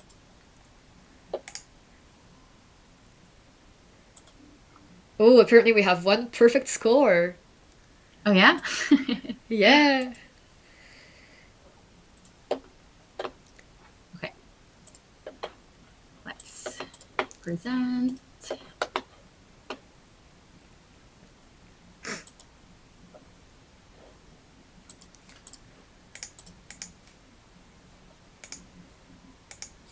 Oh, okay, wait. I can see it. I'll copy that and paste it. Okay, there we go. Here we go. So we are sharing the answers now. Okay. So I guess now we can say that, yeah, feel free to chat about them all in the chat now. Now it's all open. Yeah. Okay, so we're gonna go through the questions one by one, and maybe like chat about them a bit. So,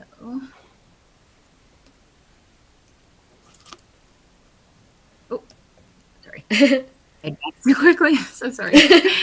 The first, I think I gave away the first answer, but so the first question is, where does the word pearl originate from? And then the options were England, Scotland, Germany, and France.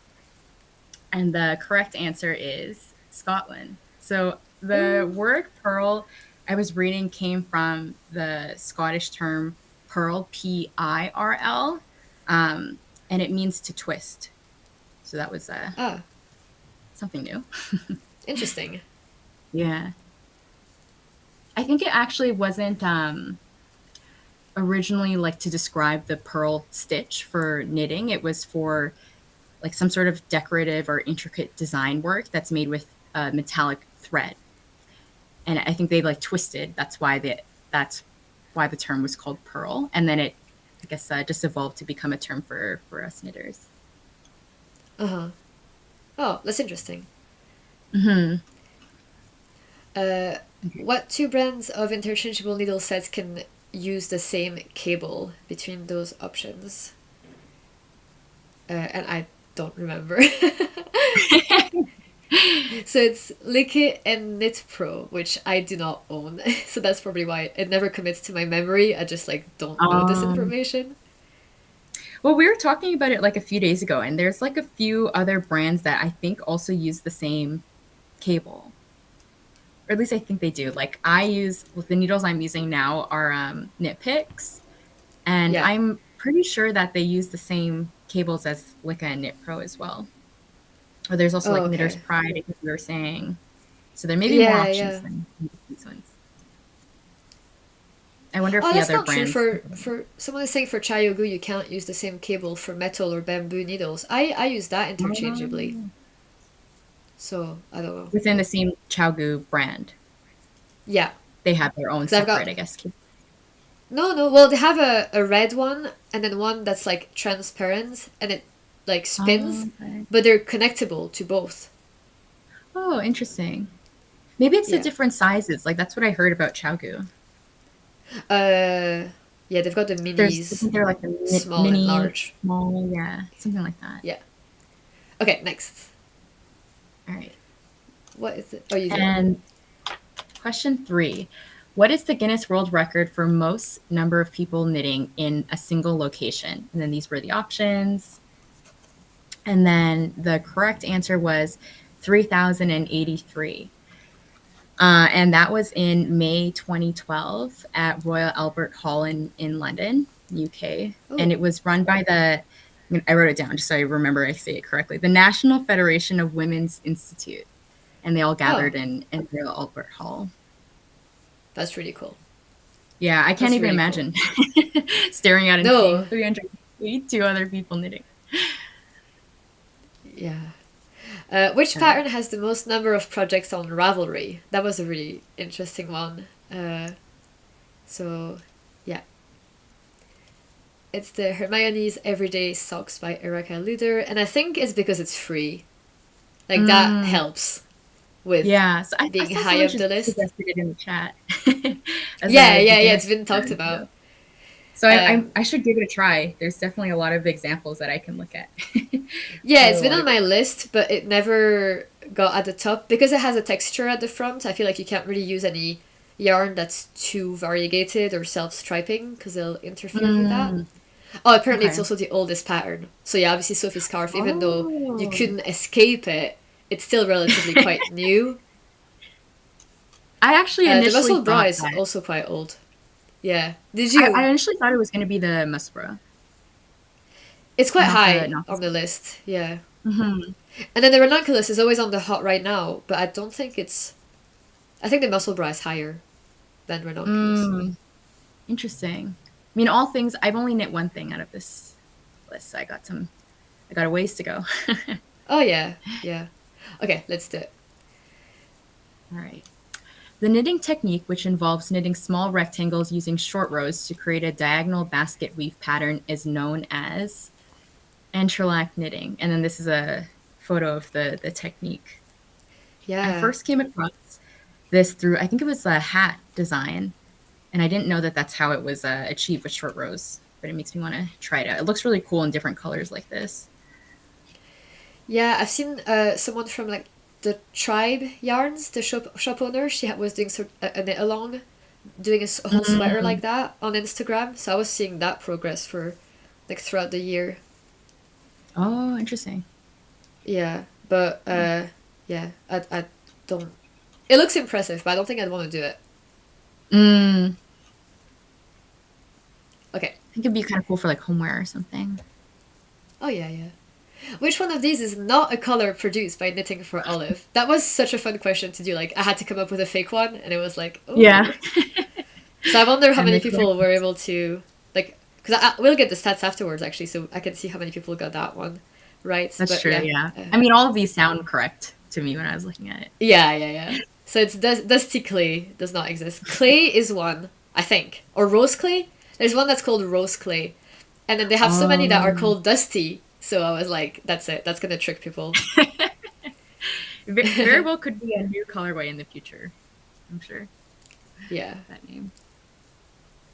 All right, question 7 was, which country produces the most merino wool? And the correct answer for that was Australia. So I threw Spain in there because I know that merino sheep are native to Spain, but Australia produces the most merino wool. I will disclaim though that I couldn't find a stat specifically for merino wool yarn. Like I think this is a stat for all types of different textiles and even fabrics, clothing. But yeah, it's Australia. Yeah. People were sure that Dusty Banana was fake, and I just had to go check it real quick to see. But no, it is. It does exist. And I remember saying to my boyfriend Ross, like, it was a color, and he was like, "That is disgusting. Why would they name something like that? Like the imagery alone." Yeah, that's true. But But yeah, it does exist. in So yeah, knitting for all of fashion, there has to be a dusty, many different it's colors. aesthetic. It's just Exactly. don't think about it too hard. Okay. All right, next question. Another sheepy question. The Corriedale sheep is a cross between which two other breeds of sheep? And the correct answer is merino and long wool Lincoln sheep. And I just put some pictures on the slide of other of some yarn that uses Corriedale, in case you've ever worked with it before. One of them is the one at the top is John Arbin Yarnadelic. Yeah. And then the one at the bottom is the La Bien-Aimée Corrie Confetti, which I think Yeah. will release like once a year, and it's so special. I really want to try it. I have never seen Me it in too. person though.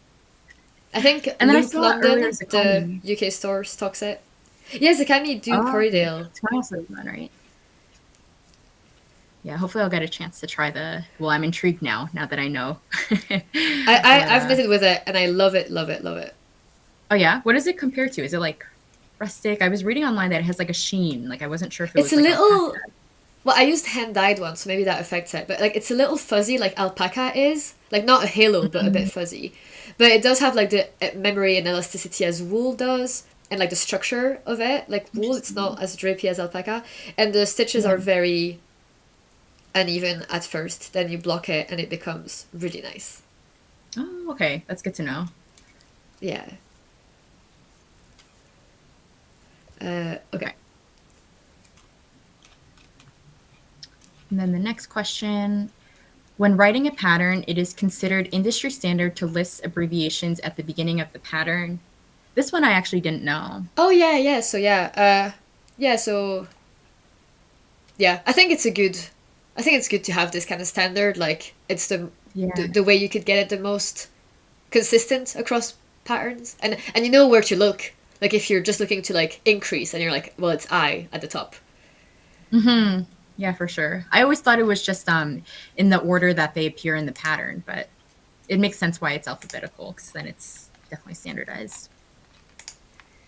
Yeah. All right, next question. An 8-ply weight yarn in Australian terminology is considered which weight of yarn in US and UK terminology? And Oh, the correct answer was DK. oof. I think Ravelry has that automatically in brackets, Oh, but maybe. I never really Yeah. look at it too much. I used like I guess the US names and the numbers, but I never really used plies to describe yarn weight. So this one I didn't really know actually. Next question is what is the fiber composition of Isagar silk mohair? Oh, yes. Super close the options. So yeah, surprisingly they all vary a little bit, like the knitting for Yeah. olive and then the like even if they have the same two ingredients, the composition of them varies between those like high end brands and even like normal brands. Like Drops, for example, I couldn't tell you which one it is. Actually, I don't know if I could. And I've looked at that yarn labeled so many times. Yeah. I'm not an expert. Like I'm happy enough if I can tell what the fibers are. I don't know about the Yeah. numbers. Yeah. All right. Next question is what is considered the most expensive wool in the world? And the answer is vicuña wool. Ooh. So this was something that I didn't really know before either, but I believe when I was looking at this question, vicuñas are the national animal of Peru. They're native to Peru, Yeah. and they're very expensive. I wrote down another stat. The cost of their yarn is at $400 to $600 per kilo, in comparison to cashmere wool, which is $80 per kilo. So quite a bit more expensive. I was reading that with vicuñas as well. Like the reason why it's so expensive is they're all in the wild. They aren't domesticated All right. animals. So the way that they have to harvest the wool, it's very like time intensive and resource intensive, and they only grow back like their coats. I think it takes them like 2 to 3 years. So very different from sheep, but Yeah, that's makes interesting. them very I had rare. heard of Kivyat and Kashmir and Angora, but Vicuña I had never heard of. Yeah, me neither. I hadn't heard of it before. Maybe I'll get a chance one day to try it out, but I don't think at my local yarn store, I don't think they stock vicuña wool. No. Yeah, I'd have to go somewhere else for it. All right, and the next question. What is the US equivalent of a 4 millimeter needle? Oh yeah, no idea. I never check US. And the correct answer is US 6. I actually don't look at US needle sizes at all either. Yeah. I'm not well No. versed. I can barely do like inches and centimeters, like because of knitting, I've gotten a bit more accustomed to doing that in my head, but that's the only I think I conversion know I like do. the standard benchmarks for inches. I also don't really use inches. I just use metric as well. Yeah. So I know like kind of roughly what 1 inch would be and then what 4 inches because of a gauge Yeah, swatch. But exactly. Yeah. after that, I'm lost. Okay, and the last question is, what was the name of the Stephen West Mystery Knit Along shawl in 2020? And the answer was Slipstravaganza. Yes. Wonder if anybody in the chat has made it and that's how they knew. I feel like it's the kind of stuff that you need to have a memory associated with it. Yeah, definitely. Okay. There's just so many of them now. Yeah.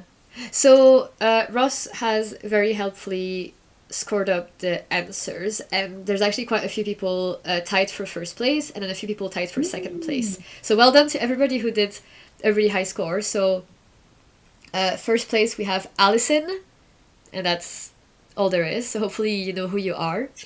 Then we Congrats, have Allison. actually I'll write them on the chat, and then we have Elbe Knits. So I'll write that as well. And then Leah from Leah's Knits. So all three of you are first in the quiz. Wow. So well done. Congrats. And then in second place we have 5 people tied. So we've got Cattle and Kate, Joe F, B, and she knits and purls. So I wrote all those names here. I hope that you guys know who you are and like recognize yourself and are proud of yourselves. That's really well done. Yeah, congrats everybody. Yeah, I can have. I hope it wasn't too challenging. Yeah, I would have had like maybe 6 or 7. Yeah, I think I would have been like middle of the pack. Maybe Yeah, exactly. But at least getting 1 or 2 right is like what matters.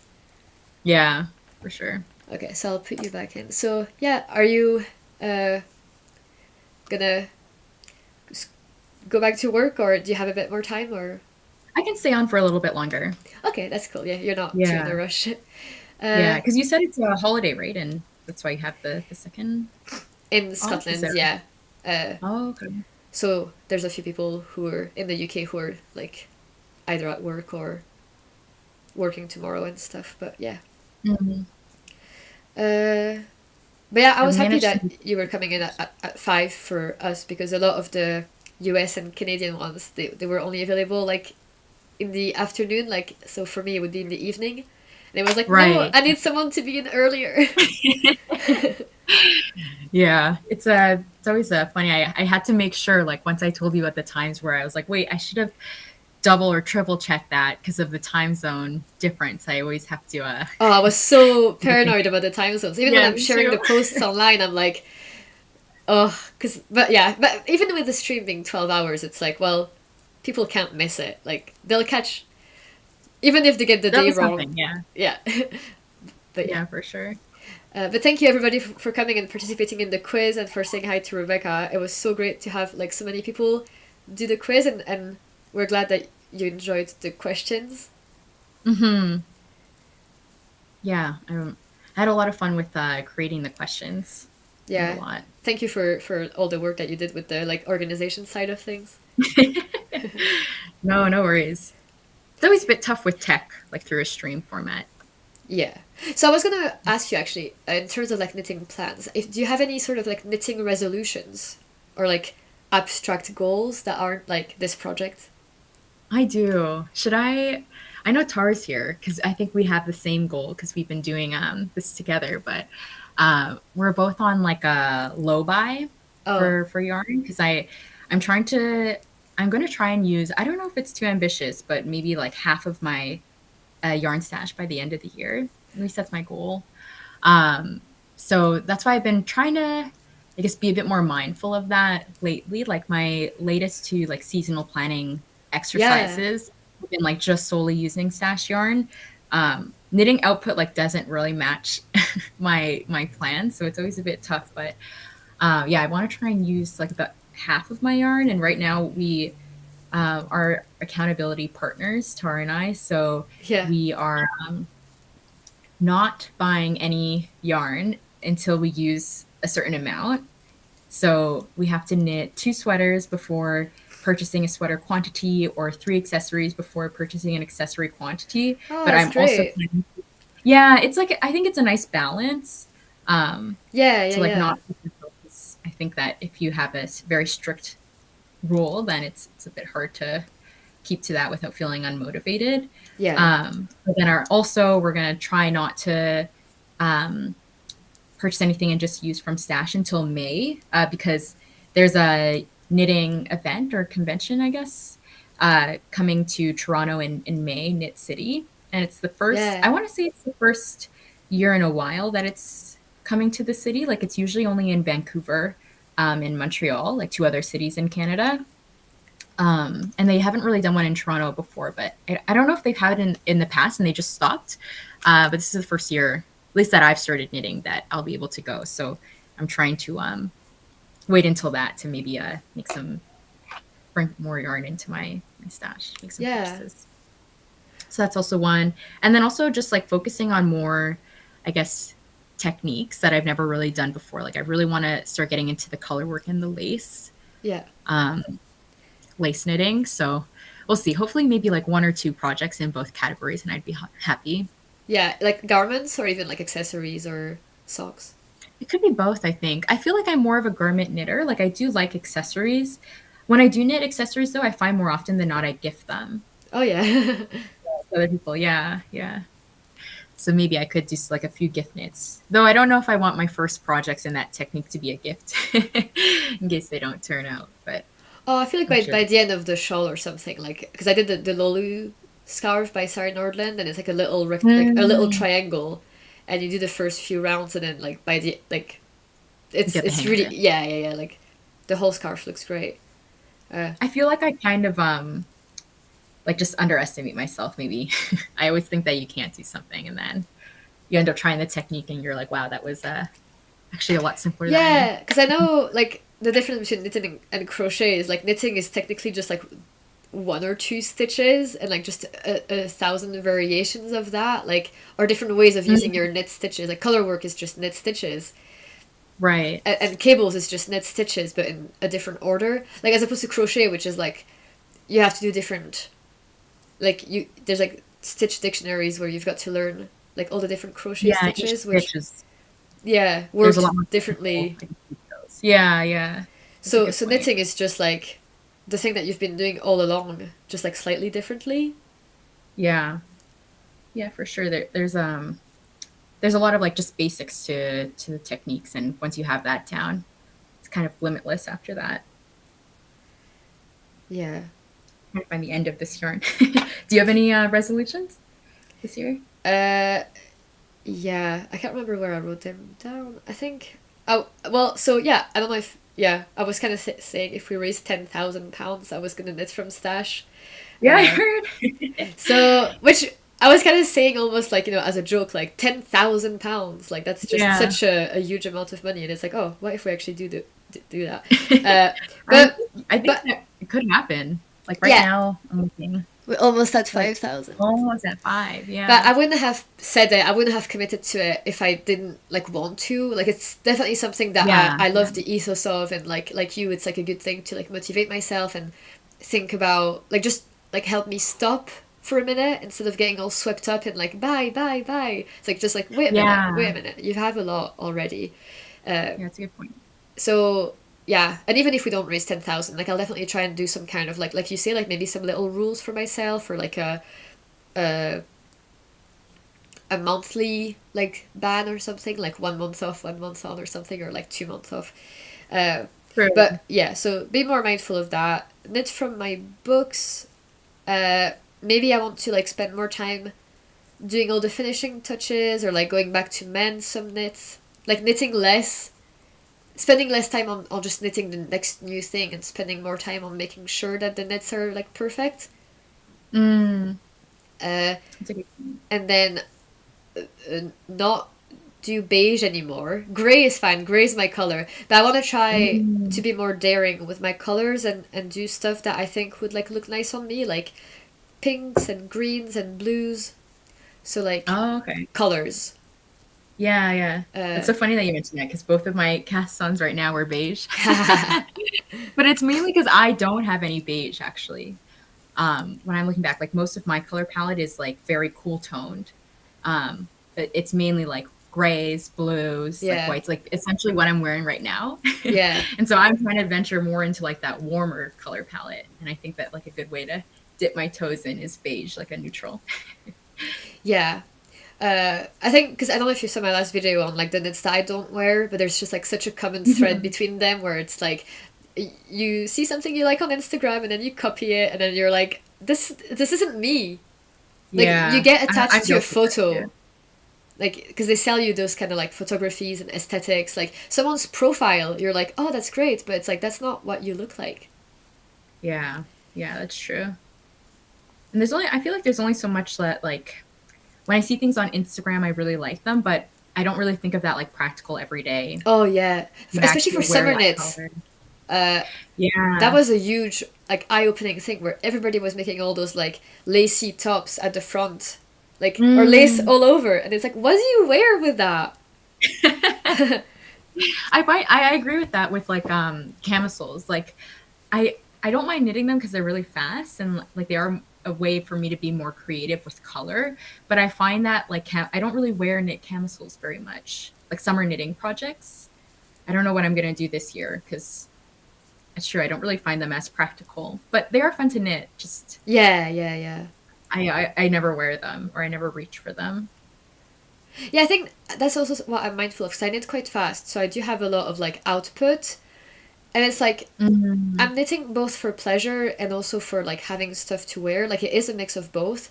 But if I just only ever knit for pleasure and then I don't wear the things I knit, I'm just going to end up with so much clutter. right. So I want to be more And I mindful feel so of attached. what I choose to like keep in my house. Like I'm bringing this yarn in my house, and then Yeah. I'm keeping the item that I made out of it. Like that's not sustainable for like the next 10 years. Like I'm gonna have to Yeah, stop somewhere or change that's things. true. It's hard to not have that mindset because like for me I see it as like handmade. So I'm like, well, there's like that level of it, but it's still like something that's in your home at the end of the day, whether or not you use it or not it. And if anything, like because you made it, you have more of an attachment Yeah, to it. yeah. So it just ends up staying there, but like taking up space, but it's maybe not very useful to you. Yeah, because I've not been knitting for so long, so like it's not unmanageable right now. Yeah. Because it's been like 2 full years of knitting, like 2.5 years. But it's like, what about the next 2.5? Like, am I gonna double Yeah. my yarn stash and double my sweater stash? Yeah. Yeah, for sure. Like I recently I just filmed my everything I knit in Oh, did 2023. you? Oh, Yeah. Yeah. And it was very long first off because I guess I really like to talk. that's what But I'm worried like I about. yeah, yeah. But me like putting all my knits, like I put them over here like as a stack and like seeing it all, I guess in all in one place like that, it makes me Yeah, realize like yeah, like every year producing this much, like it's yeah. tough to Well, think. that's all my knits here. Uh, there's like 2 layers. That's like not. Yeah, yeah. That's not just this year. That's like the 2 years of knitting. But it's like, what in the next 2 years I'll have 2 racks of these. Yeah. Like starting a clothing store. Yeah, yeah. Uh, it's a bit stressful. But I look forward to watching then your Everything I Knit video. Because I was just saying, like, if it's someone that's had a podcast for a very long time that I've been watching for a while, I don't think I'll rush to watch that video because I'll already know what will be coming. But because Mm. you've just started your podcast, it's like, ooh, I have not heard of those projects. And maybe that's why I was so chatty because I feel like Yeah. if I hadn't talked about it before, there were a lot of details that I wanted to mention. But it's kind of hard to even watch myself back with editing with such a long video. I Uh, hope it's not too boring with it being so long. there seems to be a demand. I think we're too critical of those videos, but people do love them. So That's true. I those are probably one of my favorite videos to watch as well. yeah. Oh. The longer the better, Tarnet's is saying. It's a 5 hour video. I think Handmade by Florence made like 5 parts last year. She made 5 videos about hers. Um, She divided I them don't know in if I caught all of them then. sections. I remember seeing like three.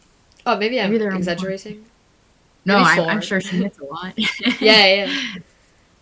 Yeah, I don't know. Someone else in the chat said my plan is to slow down my garment making and knitting from the Moosh and Friends book. I love those Oh, patterns. Have you heard of yeah. them before? That Yeah, they're so cute, the little proportions, yeah. such long limbs. Well, you've been making all the ornaments, so clearly that Yeah, was that's true. a break from the garments. Yeah, I when I was looking back, like I only finished I think one garment in maybe 2 or 3 months because I was knitting so many ornaments, which is great as well. Like I think I really like making them, and I think next year I'm going to be doing more gift knits and making more ornaments because they're really fun to make. And I was able to experiment with a lot of techniques, which is why I think maybe my 2024 knitting plans are more like adventurous, or I'm trying to like bridge out into new techniques because I think those ornaments were like a way for me to really see like, oh, a lot of these different more intermediate techniques like I can handle and Yeah. should give them a go. Yeah, I think what I want to focus on as well, like I was kind of thinking, like knitting itself is quite easy.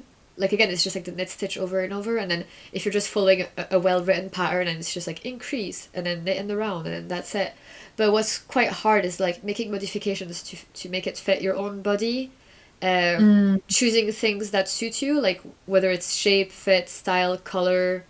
So just like how to master knitting, like really use it to your advantage, and even stuff like tensioning and stuff like that, like just like perfecting your knitting. Because I know how to knit, that's not a question, but I want to get better at knitting, like in the grand scheme of things, and I want to make things that I love as opposed to things that I'm like, oh yeah, I like this, I'm happy with this. Like I want to like Yeah. I do love a lot of my knits, but I want to have more things that I'm like wowed by.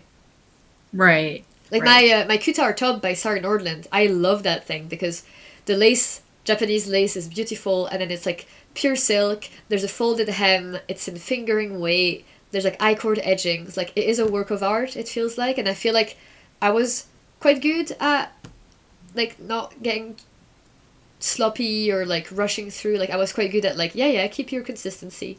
So I really like that piece because I feel like it showcases my skills as a knitter. So I want to have more pieces like that that showcase my like I've made like if someone asks you like what have you made and you're like this one. Like what is going to make them say wow? Right, right. I feel the same. I mean, it's a little bit for me, I find that outside of knitting, my personal sense of style is I wouldn't say it's like plain, but it's very basic. So that's what always attracts me to knitting projects. I want things that are going to be those basic staples that are in my Yeah. wardrobe. But then at the same time, I also want to create those types of works of art Yeah, pieces exactly. that really, yeah, exactly, like showcase your style. I always am just worried that I won't actually wear them, but I end up being like quite proud of them too. So That's exactly like for example the Yale cardigan by Mary Wallen, like that I'm gonna do because we've reached that milestone. Like that's not something I'm gonna wear to the shops, but it'll be like such an heirloom. Like it'll be like Shetland wool, color work, Fair Isle. yeah, Like for it'll be sure. beautiful. And then the blanket as well. Oh, I don't want to do it. Maybe I should mention. No, I'm gonna do it. I'll do it. It's at 5,000, which we've almost raised. But yeah, I'll try and do it in the round. I don't want to do it flat, basically. Oh, I always thought I don't have the pattern, but is it you knit all the blocks separately, or is it like in Tarja where you're knitting across the whole row? I think the pattern is like a 3x2 block of houses. Oh, okay. Then you sew those together. Okay, so would you do those blocks in the round, the 3x2 blocks? I And don't then know. I think so. unseam them? I think so, and then Okay. just like seam them. Yeah. I think.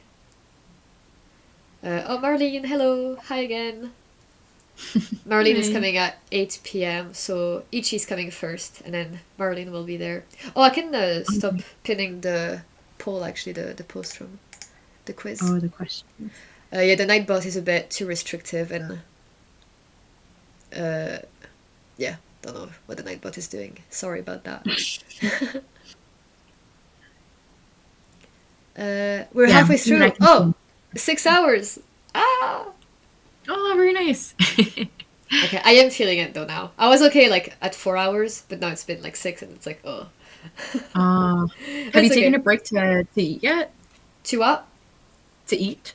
Ross is cooking now, so I think after Ichi Okay. I'll eat. Because Ichi's coming in half an hour. And then, Mm. yeah, I think eating will do me well. I've got some caffeine that I'll use in the last moments.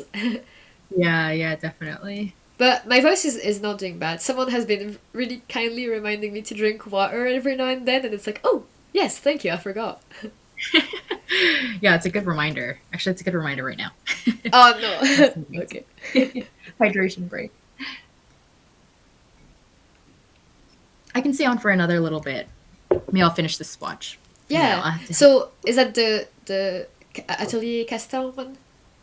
No, that was another one. So Oh. my measuring tape is in the other room. So I did do that swatch. Oh. I did it here, and I ripped it off the needles because I need the needles again. So this is my gauge swatch for that. It's like a blouse, so it's like a bit of an airier gauge actually. I just need to measure to see if it's right, and then I'll cast off and then block it. Yeah. But it's on 6mm needles. I have to measure it out there, and then this one is also on 6mm needles. This is the Lonely Leftovers vest by Oh, Aude and yeah. Beyond. I saw you share that project on your story. Yeah, that looks great. Yeah, I'm I'm on the fence about it because what I'm using is 2 strands of drops air together. Yeah. So I'm worried that it's going to be like a little bit thick, but I think for a vest that's okay. So that's going to be the main part of the vest. So it's all over garter stitch, and then there's some piping that's all around Yeah. the rest of the vest. And I'm thinking of using the leftovers from my April cardigan. So it's going to be like this caramel color around all of the edge. That's lovely. So yeah, we'll see how the gauge works out. I did want to save this though. It looks so funny. I did want to save it because it's sock yarn. So I was thinking like maybe I could use it for socks. I have like another ball over there, Yeah. but we'll see Yeah, how it I goes. think Arwetta, most patterns, I think you need like one and something of a ball, unless you're making them like really short. So a lot of people use 2 balls. I've made Right, you always have a pair with only one. Yeah, it was shorties.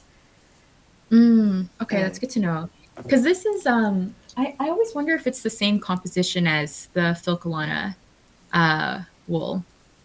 This is the Lang jowl. Oh yeah. Jowl.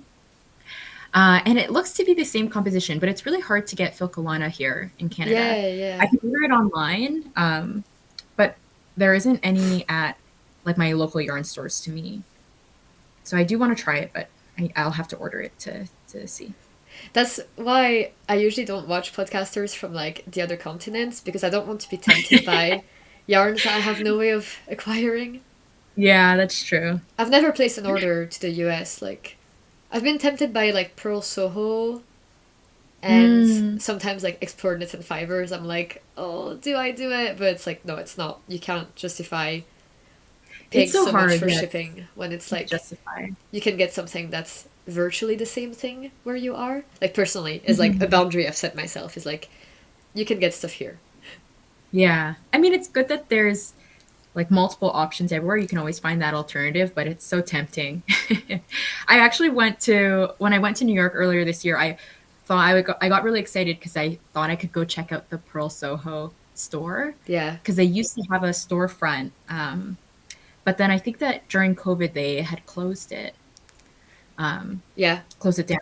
And we actually ended up walking by because our hotel was very close to the old shop, and they still have like the sign. So I knew it was closed, but we ended up like walking past it, and I looked in, but couldn't actually feel any of the yarn. Oh, it's nice to see there's like Marlene, Tangerine Knits, Rachel from Night Skein or Woolsey Knitting. They're all here watching us. But yeah, people are saying that Arwetta is softer than Yvol, apparently. Oh, okay, that's good to know. Oh yeah, that makes me want to try even more. The Seamless Garn Perfect to make the Sunday socks, like, highly recommend Seamless Garn Perfect, because one of the other things that Petite Knit recommends is Filcolana Peruvian Highland Wool, which is like not reinforced in any way, shape, or form with any like other fiber than wool. It's quite highly feltable. They felt it on me, and then they also are not tightly twisted or anything. So like Peruvian Highland Wool was like the worst recommendation for socks ever. Sorry. so yeah, people should use DK Way sock yarn that has nylon if you're gonna make socks. Seamless Garn Perfect. Let me search that. Yeah. It might be tricky to get. Like, it's not. There's not a lot of people that stock it here in the UK, but I've just bought some balls to stock up on it because I'm only gonna make DK socks with Perfect or Arwetta held double, because at least you have that nylon.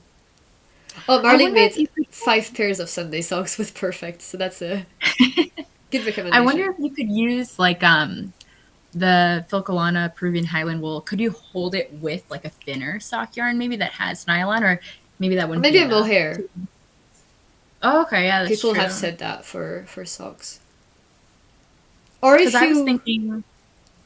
Oh, go ahead. If you were desperate, maybe you could, like one of the brands of yarn, is it Yavol, that comes with a nylon little spool? You could steal the spool from that yarn and then hold it with the Filcolana Peruvian Highland Wool. True. Yeah, I could do that because I wouldn't really use it, I guess. I think that's only, I don't know if you're supposed to hold it through the whole sock or just at certain parts like the heel, that spool. Because I don't know what the meterage is of that spool. I don't know if it's 200 meters. don't wear my socks with my shoes. So my heels are fine. The places in which my socks wear are the toes. So I guess maybe knowing that you could do what works for your lifestyle. But I would be I think tempted to use it yeah. for the whole sock. I would want that. Yeah, I don't want them. I don't want any holes. No. So anywhere. But for example, See. actually, Zakami, they say that Corriedale, they sell it as a sock yarn, even though it's just 100% Corriedale, because it is so highly, tightly twisted. It's Oh, offering okay. some sturdiness that some merino like wouldn't. So I personally haven't done that. I've used my Corriedale for accessories, but Mm. I guess it's a lot stronger than other types of wool. yeah. 100%. Although I guess again it depends on how you wear your socks and like how hard wearing like you are. I've made some socks for my Mhm. boyfriend using West Yorkshire spinners, which is BFL and then nylon, and he's been wearing them indoors all the time, and they look great still. So I Okay. recommend West Yorkshire spinners. Have you tried it? Mm-mm. Is it not? I think we can get that. We can get it here in Canada, or at least I've seen it at my local yarn store. It's like a big ball or a bigger ball of Yeah, soft they're yarn, 100 grams. Yeah. 400 meters. Yeah. I felt it before, but I haven't used it. Wait, actually, someone I has think just offered to get Explorer Knits and Fibers delivery with me, so I'm gonna check that message. Oh, okay. Yeah, Joe is saying that. Okay, Joe, maybe we will then, because we shared shipping on something else this year with her, because she lives outside of Edinburgh as well. So like, I ordered some yarn from Ireland, then we met up in Edinburgh, and I was like, "Here's your Mm. half. Give me the money."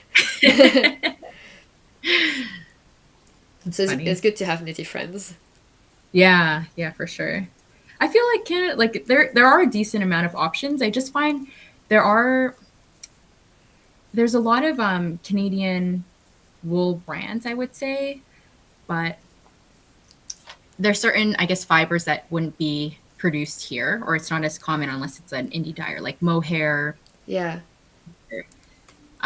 like more summer fibers. But there's quite a yeah. bit of wool options here. Rachel is gonna do a presentation afterwards on like wool. I don't Yeah, think I'm she's gonna excited for have that. a Canadian spin on it.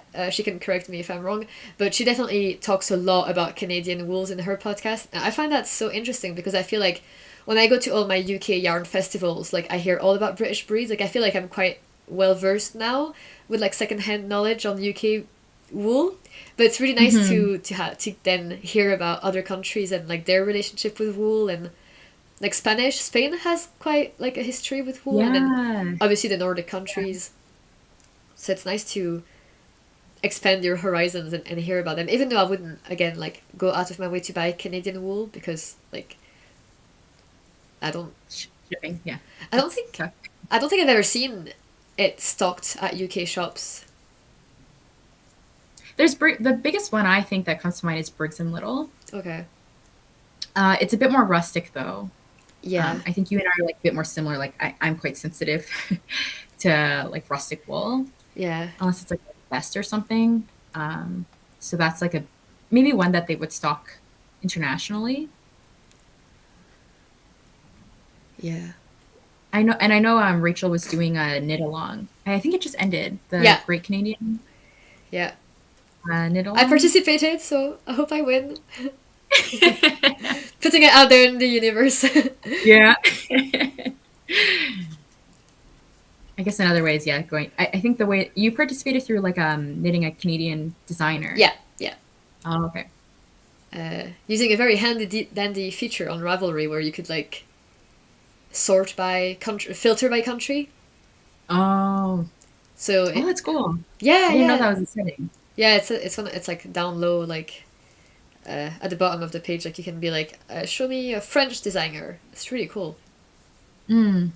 That is really cool. I'll have to check it out. I Yeah, don't know a lot of Canadian designers. This is how my swatch is looking so far for a vest. yeah. So that's drops air double, isn't it? It's drops hair double. It's quite dense, but I think that would be okay for a vest. I have to measure the gauge. I have to grab my measuring tape after. Well, you're gonna But block hopefully it though, right? Yeah. Yeah. Yeah, I need to. Because I think garter stitch, like with this yarn, I will block it, but I don't imagine it's going to grow too much. But with garter, I think it's going to get a lot bigger. It's quite dense, though. I don't know. I'll have to make that decision in a bit. Yeah, it's tricky. Apparently, Emma from Woolly Mammoth Fiber has a whole video on using natural yarn without nylon for socks. Yeah, I think Aude from Bubbles and Berries, who was here earlier, she's on a bit of a mission to use natural sock yarns. So she's been going at like the UK shows that we have and getting a skein of natural sock yarn, and she's gonna try them one by one. Interesting. That's Yeah. really cool. I imagine, yeah, if when I do get to go to Knit City in May, maybe that's when I'll be able to look a little bit more for other alternatives. Yeah, it seems like it would be hard to find those. Like, how do you find those sellers? Like, I feel like either at shows or like word of mouth. Yeah, I think so. I haven't been to a knitting show before or convention event. I haven't been, so I don't really know what to expect with them. Maybe one year I'll go to Rhinebeck. It's like a 10-hour drive. Maybe a bit longer to get there from here. It's a little bit far, but one day I'll try and go. But mainly like just through Instagram, word of mouth. Yeah. Thank you, Lisa, for being there. She's leaving for a bit. Yeah. I think maybe we could leave it there. I'm going to take another little 5-minute break, and then we're going to get ready for Yiqi. Actually, I think I'm going to cast on something with Yiqi, so I'll get that yarn and those needles ready so I don't fumble for them. We're doing the pomegranate KAL. Yes, I'm going to be joining that. Oh, really? Oh, you could. Yeah. Someone else is making that actually already. Did you see?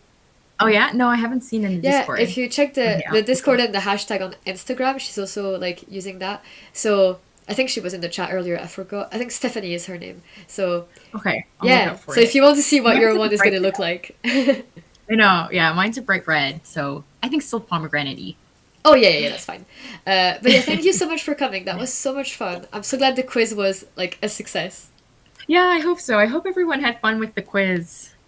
And maybe since we presented the answers, if people are watching this back, they could kind of guess as they're watching the playback. Yeah, and you can like score yourself like if you were doing it. Yeah. But thank you for having me. This was a lot of fun. Yeah, thank you. And it was great hearing about your knitting plans and resolutions and chatting about that. Like, it's nice to talk about big picture stuff. Yeah, I mean, they're out in the universe, so hopefully I can stick to them. Some sort of accountability. Yeah. That video is out there, and then in a year we'll check back on how that was. But yeah, I'll watch your Everything I've Knit video, and that'll be fun. Yeah. Okay. All right. Okay, bye. Okay, bye. Okay, so I'll put myself back in the one camera. Okay, so that was great. I feel like the last couple hours have gone so fast, which obviously was helped by having people around. So I'm really happy that I was able to get so many like people volunteering to come keep me company on the stream, and like having Ross come over. That was super helpful. So yeah, I'm glad that this is going well. I hope that you guys are having fun. I've been seeing some people like commenting that have been there since the start, like, which is really, really great. Thank you, Pia, for sharing her links for Rebecca. Yeah, so Yiqi, you seem to be there and almost ready, so that's good. So for Yiqi, we're going to also just do a little knit and chat, and we're going to talk about our pomegranate KAL. So yeah, like I said, I'm going to be trying to cast that on, even though... Oh yeah, I need to get my pattern ready, so I'll do that while I take a little break. So yeah, I'll put the pause screen for now, get myself in order, and you guys can maybe get up to take a break as well. And yeah, I hope that you're having fun so far, and thank you for participating in the chat and donating as well. Actually, I saw someone ask earlier about the Worlwide. I definitely have that ready, so we can maybe do that between Yiqi and Marlene, or after Marlene. So yeah, that's gonna come as well. And if you can't make it then, remember that everything will be recorded and time-stamped and saved. So yeah, bye!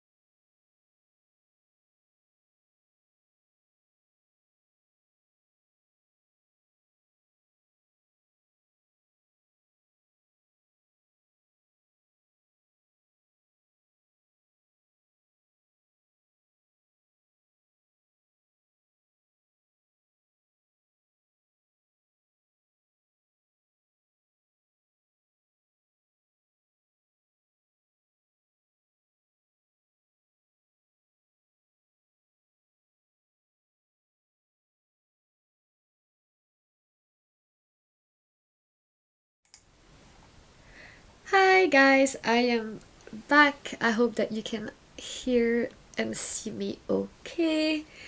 How are you all doing in the chat? I will get my pattern up. I've got my needles. Thankfully, magically, those needles are free. I've got a lot of whips at the moment, so sadly the needles are quite busy. But I did get a couple new interchangeable tips for Christmas and some new cables, so you know what that means. That's a very enabling thing to do for a serial casting on person that I am. So I'll get my pattern up on my screen for sweater number 23 by My Favorite Things Knitwear. I've done it before, so I've got my Ravelry notes as well up from there. Let me check the chat. Bonjour, welcome back.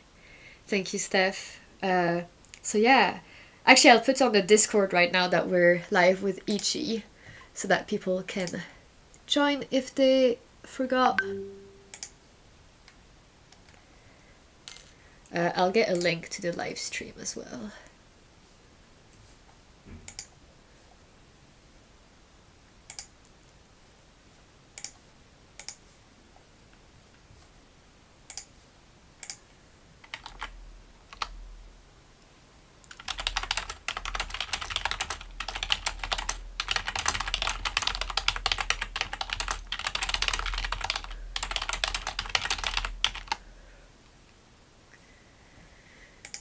And then I'll also... Oh, yeah, I've got Yiqi here, I think. But, Yiqi, can you hear me? I think you're going to need to turn your screen as well, because you're 90 degrees. Yeah, that'll be better. Thank you. So... Yeah, I think I'll just bring her in now. Unless she tells me not to.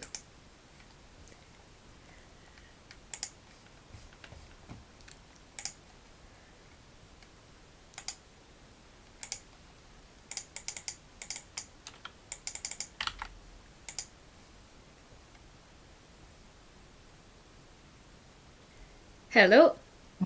Hi, can you hear me? Yeah, I can hear and see you, okay? I'll just move you a little bit sideways. Perfect, that sounds good. I did set up my tripod to be horizontal, so it's threatening to fall over, but I think I can make it work. I'm looking for a heavy object to weigh it down, but I think we'll manage. How are you? Yeah, I'm okay. I just took a little 2-minute break, and that's when you really realize how you really are, and it's like, oh, Oh, I'm a bit tired. I feel like, yeah, definitely feel like the halfway point, but it's been really nice having the guests on. Like I'm really glad that I've got a lot of you coming now in the next few hours, and I'm excited for Rachel to give her presentation, so I don't have to talk for half an hour. oh my goodness, we should have asked everyone to just present to give you a break. Yeah. Okay. So I think I've set up the screen the right way. So I'll just do you have access to the chat? Can you see it? Yes, I can see it. Okay, just in case there's stuff happening there. And then I'll just post a quick thing on Instagram saying that you're here. Awesome. How are you doing? I'm pretty good. Just getting back to the routine after the holidays. So yeah, it's been pretty good. Went for a walk this morning. It's very sunny today, so I am hoping not to be too warm wearing something warm. Yeah, we lost the daylight pretty quickly, so I can't imagine it being sunny. Oh, Yeah. so I'll just... Okay. And you said were you traveling yesterday or traveling tomorrow? Are you busy? Yeah. No, not anymore. I went to visit my family who live in New York. So I was there for a week, but I just came back last night. So back to my place now in Virginia. Cool. That's exciting. Yeah. I'll just write the little caption. Yep. maybe you can start as well, like talking a little bit about like the background of our KAL and like how we got the idea, and maybe you could also talk about the things that we almost got as a KAL but we didn't. Oh yeah. Yeah, that would be fun. So we are doing the pomegranate KAL for those who don't already know. And the idea came because I think Vanissia and I both got the pomegranate color from Knitting for Olive at the same time. And so we thought it would be fun to do, yeah, exactly, a red KAL. And I think before we were considering some other things like maybe something from the Sandnesgarn booklet that we both have, the 2202 one, or maybe a pair of socks from the 52 Weeks of Socks booklet that we both have as well. I feel like, at least for me, I have a lot of patterns that I had been wanting to make but just haven't yet. So I was just looking around, like, not at my yarn stash, but my pattern stash to see what we could do. And in the end, we decided that all the things that are like in the Sandnesgarn booklet, it's not super accessible, so folks couldn't join very easily. And then socks could be kind of difficult to knit and chat with if there's a lace pattern, and most of the socks there are pretty lacy pattern. So I think we opted for something more broad with a red color theme, which I'm super into because I've been really loving red, and I have a lot of red items planned and or on the needle, so it works out great. Yeah. No, it was quite fun because like watching your videos and you watching mine, like we knew that we had a similar style, and it was like this will be so easy to get a matching, like, because every time that you make something, I either have made it or it was on my list. Like every time you talk about a project, I'm like, oh, I was gonna make that. Yeah, same. I like really like the patterns you choose as well, so it was gonna work out. Yeah, I think we actually had also considered the Elizabeth blouse because it was stockinette, but you had already started yours, and then I think I had too many things on, and I wanted to get past the collar, but it's double folded, isn't it? So I thought that might take me a while to get to that point.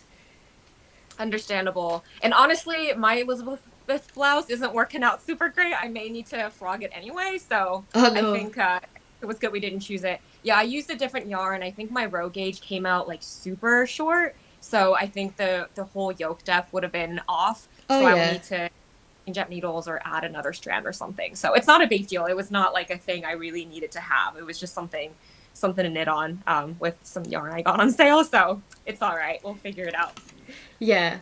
So okay, what I need to do is I need to figure out how many stitches I need to cast on for this. But what are you going to be working on? I've already said what I was going to do. That's right. So I'm trying to decide. So the thing that I have been working on, that my primary thing for the KAL is the Julaskensa. I saw on Discord somebody else is also making the Julaskensa in red, which is super exciting. Here is mine. It's super crumpled. I'm also trying to hold my camera with one hand, which is a terrible setup. Oh no. Let me see. Okay, I think it's standing. But yeah, this is the start that I have. But I think I'm at the part where I do have to pay too much attention to the lace to like effectively speak. So maybe I'll start with it.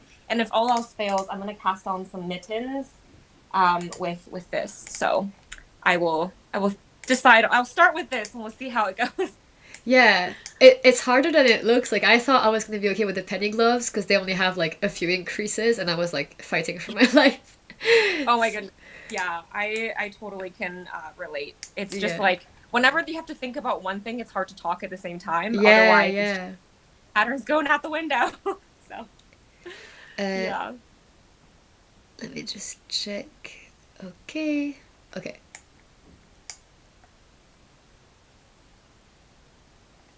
Okay, so I've got to do something, and then I've got to do it for like 10 to 20 times. So like that's a good amount of like repetitions before switching to the next part. Excellent. Yeah, this is my first time remaking a garment because the penny gloves I've done 3, the muscle bra I've done 2, so accessories I'm a veteran, but nice sweaters I'm always like, but there's so many new things, why would I redo the same thing over? I know what you mean. I think you've done the vest number 2? Yeah, I was gonna say that's the only thing I've done 2 of, but I also haven't been knitting for super long, so I do think I will try and make something else again in the future with like a different color, different yarn, so it feels like a sufficiently different garment. But yeah, I know what you mean. There's so many things I want to make. It's hard to prioritize. I loved the shape on me. Like I really, really like the drop shoulder shape. I Yeah. like the shoulder detail.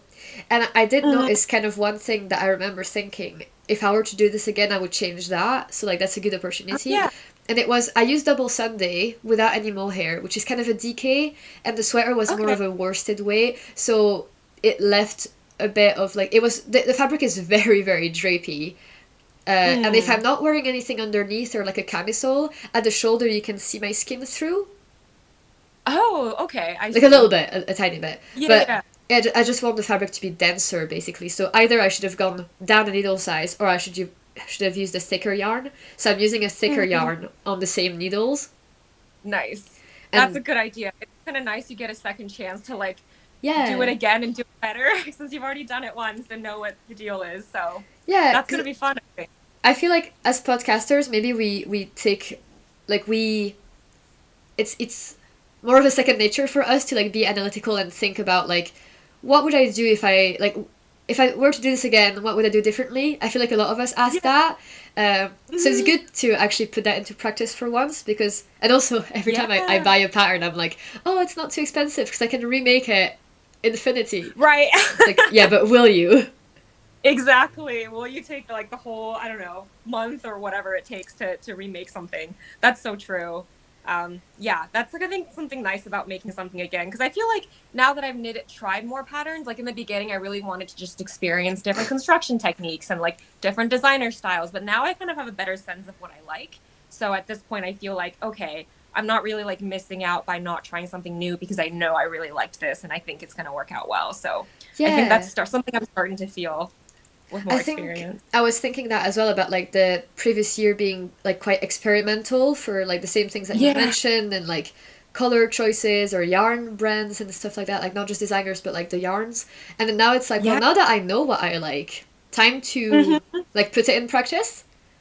Yeah, yeah, exactly. I feel like with yarn too, I always am interested in trying something new, but at the same time, it's like, well, if I know I like this combination, I already Yeah. know my gauge. I could skip the gauge swatch. Like, how great is that? So Yeah, so it's this is nice to get my back to. second sweater in heavy merino by Knitting for Olive. So like I know how Oh, it behaves. I'm not gauge swatching. hmm. Actually, now that Yeah. I'm saying that, remember guys that Knitting for Olive is sponsoring this stream. So they've generously, very very generously offered 70 euros to spend on their web shop, and that will be to one lucky winner that donates. So you just put a donation of any amount, you add the raffle ticket to your donation, and I will draw the winners of all the prizes later on. So one of you guys can make use of that and get some nice Knitting for Olive. They do worldwide shipping, I think. And it's actually not too bad. Like you were saying, for example, like it was cheap enough to get it delivered directly from them. Like it wasn't. Yeah, I think it's also like every time I've tried to get it at my local yarn stores, they either don't have the colors or the quantities that I would need. And also, I think I don't know why, but the price, even after shipping, it's still cheaper for me to get it directly from them. Yeah. So that's what I've done in the past. I've tried really hard to get it from my local yarn stores, but I think it's just hard to carry a sweater quantity, especially if you need like a matching mohair and merino. It's like you need both of those in the quantities for sweaters. So I haven't had too much luck with that locally, where I live at least. Yeah. So yeah, great from them. Yeah, I really rarely buy directly from brands. Like, for example, the Roram Natura, who's sponsoring the stream and is offering a discount as well in the description. It's 15% off, I think. I have never bought from them because I have quite a lot of stockists here in the UK that sell it. Uh, But yeah, I don't know who else I would buy from. I don't know. I don't think that's Sandnes Garn or Isager. I don't. Can you buy from them directly? I don't know. I never done it myself. Yeah, don't know. But I guess maybe we could also talk a little bit about like if you have any intentions or goals for the year. Like we were just speaking with Rebecca just before about like, do you have any sweaters or like specific things you want to do, and then do you have some abstract resolutions?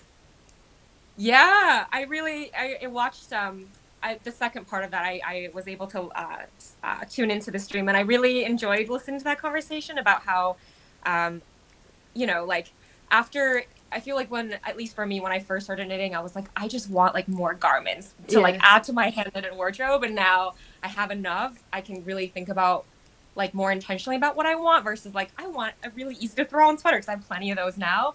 And I Yeah. do have some specific things that I want. One of them is like a sweater kit that I got when I went to Japan in the fall. Yes. It was like a crazy intarsia sweater. I did cast that on. I think I have it in a bag. I took it with me on the trip. It's not much to show, but I knitted part of the back. But it's going to be like, it's fully intarsia. This is the only thing I've done. It's like a window and some, but it's going to be really cool because first it's like kind of a memento of my trip. Second of all, it's like just a really cool design. It's going to basically look like a stone wall with vines and windows all over. Yeah. And the other thing is it's going to be so many techniques that I've not done with knitting. So for one, it's intarsia, which I never done before. It's also going to have a lot of embroidery to make like the flower stems and window frames and things like that. It's also seamed. I've never knitted a seamed sweater. I seamed a lot when I was crocheting, but I don't love seaming, so it wasn't something I was seeking out. So this is going to be kind of like I think the biggest thing I really want to make, and I'm taking my time with it. I'm not setting like a time goal. I just want to enjoy it and let the different parts of the pattern kind of unfold. So that's kind of my main sweater knitting goal this year, I'd say. Yeah, I think I was really inspired by you like tackling that kind of behemoth of a project, and I think that was kind of what inspired my like Magnum Opus quest of like trying to seek out what other people considered and what I considered to be like the biggest like piece of knitwear, like for different reasons. And then I think the Copenhagen building blocks blanket that I want to do, some people have done this kind of like embroidery because it's all like front houses of windows. I've seen that, So some people have done some ivy and some flower pots on the windowsills and things like that. So maybe I'll ask for your help for tips. Yeah, if I'm able to figure it out, I'm happy to share tips once I get there. I don't know if I mentioned the whole pattern's also in Japanese, which I do not speak. So that's also like another aspect of that I'm trying to work through with this pattern. But I'm so excited to see how your Magnum Opus projects turn out. They all seem really cool. I really enjoyed voting for them. It felt like a basketball tournament or something. Yeah. I was worried people were gonna get a bit sick of them in the stories. Like I hope people weren't like getting too tired, but it was fun. I had my own favorites that I was like rooting for, and then it was like, oh, you lost by a mile. Sorry. Oh, really? Which one was that? I don't know if you already shared that. The one that you were rooting for. No. If I go back, I like the plumetis. Have you seen that? It's I need to remind all over mohair or Surrey, and it has those like tiny little knots every now and then, like, and it's got a Peter Pan collar. Oh, okay. So very dreamy, but to be fair, it wasn't that tricky looking. Like I understand why it lost. Okay. It's like beautiful, but not like Magnum Opus-esque enough. Yeah, exactly. I can still do it. But yeah. And then the Brisset sweater by Mary Wallen, which is like a circular yoke color work, but it lost to the Yell cardigan, which again I understand is more challenging. Yeah. Were you rooting for any? Oh, I need to definitely the blanket. I remember seeing that, and it's kind of like something that I really like. So I was like, it'd be cool to vicariously see somebody else like that. So that was cool. And the Yell cardigan was definitely another one as well. I have been eyeing it for so long, and it's just so much knitting, so much color work, and then steeking, which I've never done. Yeah. So that seemed really cool. I was saying earlier that it wasn't my like 10 cardigans I want to make in 2023. Yeah. And so it turns out I'm gonna make it because at 1,000 I was gonna make one of them, but at 5,000 I'm gonna make all three of them. So that's gonna happen very likely. We're almost at 5,000. So if you guys want to donate and get us closer to that goal, but that's cool. Someone has said that they love your cumulus blouse, and it looks really good. Oh, thank you. I actually knitted this mainly to just get a yarn out of stash. I didn't like the color of the fluffy strand that I had, but then I think in the end I really liked the way it turned out. So it was a really nice surprise. I feel like it's like like, if you don't mind me saying, like, it's a color that I wouldn't have expected you to choose. Like, I feel like Yeah. you gravitate more towards, like, the reds and stuff, and then it's like, oh, blue, gray, Absolutely. mint, but it suits you so well. Oh, thank you. Yeah, it was kind of a gamble. I chose this pattern because I was like, it'll be easy enough. If it doesn't work out, I won't be too upset. But surprisingly, I've actually worn this, like, it's one of my most worn pieces now. So I'm glad I gave it a shot. Yeah. Just catching up with the chat to see. Oh, yeah. Yeah, I'm making the sweater number 23, and you're making the Euless Ganser. Yeah, well, as a slight update, I realized that I ran out of the merino and I didn't slice on it. So I was like, I guess I'm gonna cast on the mittens. So I'm in the process of counting. It's gonna be the Better Together mittens, which I've also knitted before, but not in mohair. So now I'm doing it in knitting for olive, mohair, and merino. Oh, someone mentioned the heirloom cardigan as like a Magnum Opus. Have you seen that? It was quite popular on Instagram, but I think it made its way to YouTube too. I'm going to look it up because I think, is that the one that looks like a quilt? Yeah. That one looks super cool too. It was her first design. Oh, no way! Yeah. That's amazing. For sure. Yeah, that one's super cool. I'm also catching up with the chat. Someone asked where I got this yarn. So I had the Drops Brushed Alpaca Silk in Sage Green in stash, and that's the color that I didn't fully love on my skin tone. So then I held it with one strand of Malabrigo lace in the color Sapphire Green. I've so got they're that super yarn. different.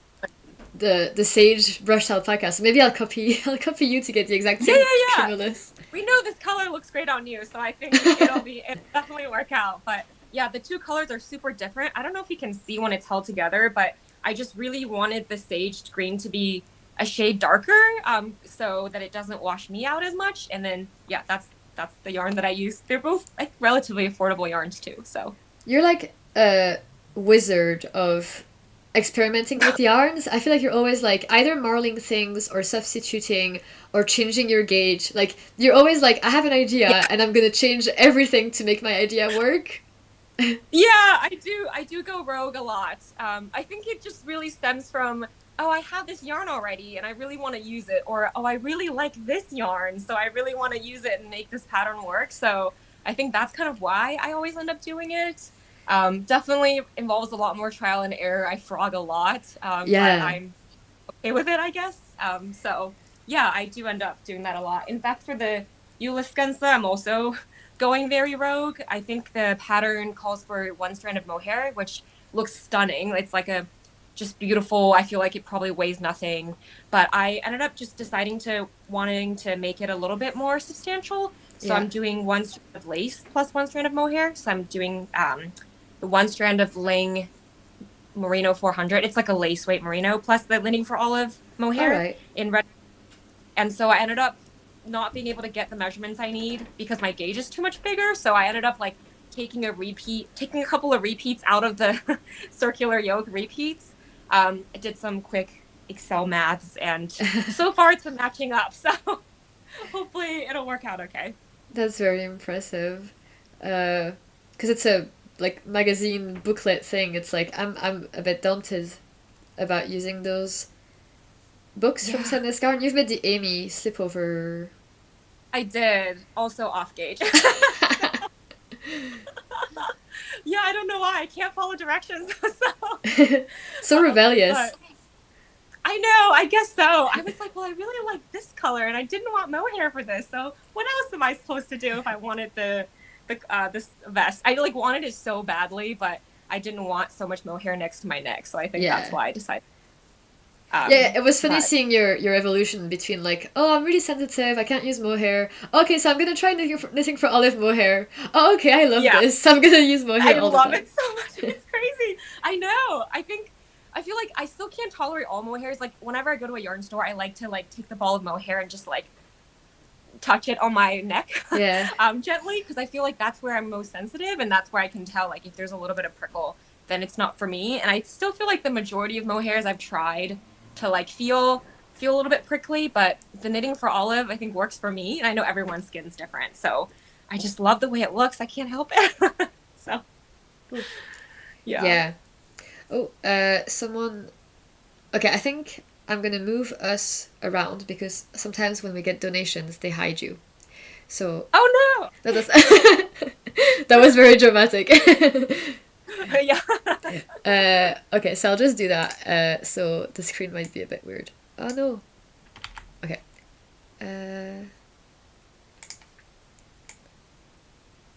Moving myself and then moving you. Okay, that's fine. So now if we get a donation, they'll hide me. But that's okay. No. I'm willing to take that risk. You guys can keep donating. That's okay. I don't mind. But yeah, I've been blown away by people donating. Like I think what I really like there's been a few really big donations, which is incredible, and then there's just been like so many like £5, £10, but like so many of them, and that's how we got to Yeah. such a high tally. Yeah, that's super amazing. I logged on because I think it started pretty early in the morning, my time, but I was like, whoa, she's doing so good. Yeah, That's so cool. I was saying it was quite motivating, like, because I opened the donations like a couple of days earlier, or like a day earlier, to go with my little preview video, and then knowing that we already reached 500, like before I went to bed, I was like, oh, it's gonna go okay. It's gonna be okay. Like I can sleep now. Oh. Because I was nervous. Like there was a few things I was nervous about, and one of them being like me having misestimated money amounts, like donation targets. Like I was like, have I gotten this completely off base in either direction? But turns out it was fairly realistic. So That's so cool. Yeah, you clearly. I was so impressed at how much you planned for it and the whole production. Like this is a really cool project that you worked on, and thank I'm you. glad I get to be a little part of it. It's nice Yeah, I'm really excited to watch the rest of the video. I think I was saying, I can't remember if I said that on here, but the first step for me was to message podcaster guests and like reaching out to you guys and being like, is this something that like you guys would want to be a part of? And then seeing your enthusiasm then gave me the confidence that okay, so this is like maybe a good idea, so like let's continue with the planning. And then I reached out to the brands, and again, and they were slower to respond than the podcaster. Like the podcasters got back in touch with me like in a few days. Brands took maybe like a few weeks, and I was like okay. Oh. but seeing that they were like, so they took a while to respond, but then they were like super enthusiastic, so I was like, oh, okay. Yeah, they probably need to get like approvals and Yeah. things like that, so it takes time, but that's super cool. Yeah, the responses from companies and like obviously the podcasters you've got, and it's super cool. Yeah, So. and then the public. Then when I said the idea like out loud, and people on Instagram and on YouTube were like, "Oh yes, I'll come up. I'll show up." Like that's what I was worried was like, "Are you guys gonna come?" And they were like, "Yes." I was like, okay, Yeah. then we're doing it. Yeah, that's so cool, and I feel like it's such a creative way to celebrate your podcast anniversary and to like have a charity fundraiser too. I feel like it's not something that I've seen or like would have thought about, but I think it's such a good idea and works super well. So yeah, how did you? I don't know if you already talked about like how you got the idea to have a live stream. Yeah, so I didn't talk about that, and actually, like, so I was kind of brainstorming with myself about just ideas to mark the occasion, and I thought maybe do a whole video about how I do podcasts, because like it would make sense for a podcast anniversary. And then I thought that's not big enough. Then I thought maybe I could do a big quiz. So again, something that was interactive like that, like with podcasters or with people, like some kind of like big quiz. And that was a good idea, and I think I might still do it later. And then I was thinking of like dipping my toes in streaming and like what that would look like, and like because knitting is like such a relaxing hobby that you can just do on your own, and then if other people want to knit at the same time as they watch you, like a podcast, like a live stream makes sense for knitting because you're doing it anyway, so right, yeah, you could just and record it's like yourself in real life too, you know. So I think this makes sense. And then my ex-boyfriend, he had done something, I can't remember if it was for, I don't think it was to celebrate anything, but they had done some kind of charity live stream, also for a mental health organization in the UK, for SAMH. So he had done a 24-hour live stream. So at first, by the way, my first idea was a 24-hour live stream. And then Ross talked me down. He was like, start with 12. That's the thing. Oh my goodness. I don't know if you've ever stayed up for 24 hours. I have not, and I can't imagine being able to like be awake. Well, actually, I did when I was doing the night shifts for the Samaritans. So like, Oh wow. I feel like it kind of made sense. Like, you stay up, you stay on for so long because that's what the volunteers have to do. Like, uh, Wow. uh, yeah. But what was I going to say with that? Yeah. So charity live stream. They do it a lot for gaming. So usually that's what my boyfriend was Mm-hmm. doing, was like a gaming live stream, which Mm-hmm. I guess, yeah, it's you just like share your screen and go live. Oh, that's okay. They're not. You can't like see the streamer. Oh no, they would have like a Or little camera in the corner. Yeah, yeah. got it. Got it. Got it. That makes Uh, sense.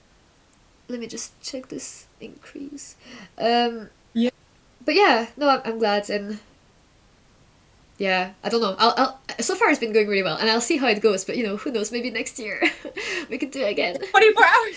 That would be super cool. You'll Yeah, have. I mean, you have guests across the world who can join you at any time. So there you go. exactly. The slots will be filled. Uh, Yeah. Someone has asked in the chat actually earlier, like if you have any recommendations for mohair jumpers, like shapes, I guess, or patterns, like mohair jumpers that wouldn't be Oh, itchy. with mohair. Oh, that's interesting. I fully mohair jumper. Okay, I haven't made a fully mohair jumper. I've only made like a strand of merino plus mohair. So I feel like I'm not really an expert like mohair Yeah. pattern person. It's relatively new to me. I'll say the ones that I have made are very few. I've only made the vest number 2, spring edition by My Favorite Things Knitwear twice because it's just like a pretty simple vest. But if you have straps, maybe like a stockinette one could be like conducive to that because then there's not too much going on with the pattern. It's more about like playing with the mohair pieces. Um, Oh, there is one pattern that I saw that I aspire to that I have not made. It's in this book that I got in Japan, and it's like fully mohair. If I can take like 30 seconds to grab the Yeah. book, I can show you. Give me a second. Yeah, yeah. So thank you, Pia, for answering about John Arbon. Yeah, there's a bit of a problem, but I'll get in touch with them later. So hopefully we'll get some John Arbon, which has been mentioned quite a lot in the stream, like the Yarnadelic, the Corriedale. I think they're going to get a bunch of orders for that later. Someone just mentioned the Ghost Whisperer for like mohair in Surrey. Did you make the lavender haze thing? Yeah, I did. I forgot about that. I did do that. I did that with one strand of mohair. That I was used great. the Lang lace. Yeah, and that one I found to be completely not itchy, and I wore that in like 80-degree weather, and it was with like not like a shirt underneath or anything, and it was comfortable for me. So I feel like Lang lace is like the softest mohair I've ever held, Because they've and got I like think 40% silk or something, don't they? Like, don't they have a it's huge. more. Yeah, it's more silk and less mohair, and I think that did make it less fluffy. But if you're like okay with that, like I feel like the other mohair I've tried is Isair, and that one I feel like is so fluffy. And the Lang is a lot less fluffy, but I found that to be not itchy even when it was hot, which I felt like is saying something. Yeah. Uh, and the one that I was thinking of is this one. This is more like knitting inspo. I don't know if I'll knit this anytime soon, but it's called the Hypnosis, and Oh, it's yeah. like 4 colors of mohair that you marl so that you can get different gradients. And I feel like it looks so cool. I think they Uh, call for like I silk think, haze. hasn't Mel Make Stuff? Do you watch her? I think she may have the same book or the same Oh pattern. no way!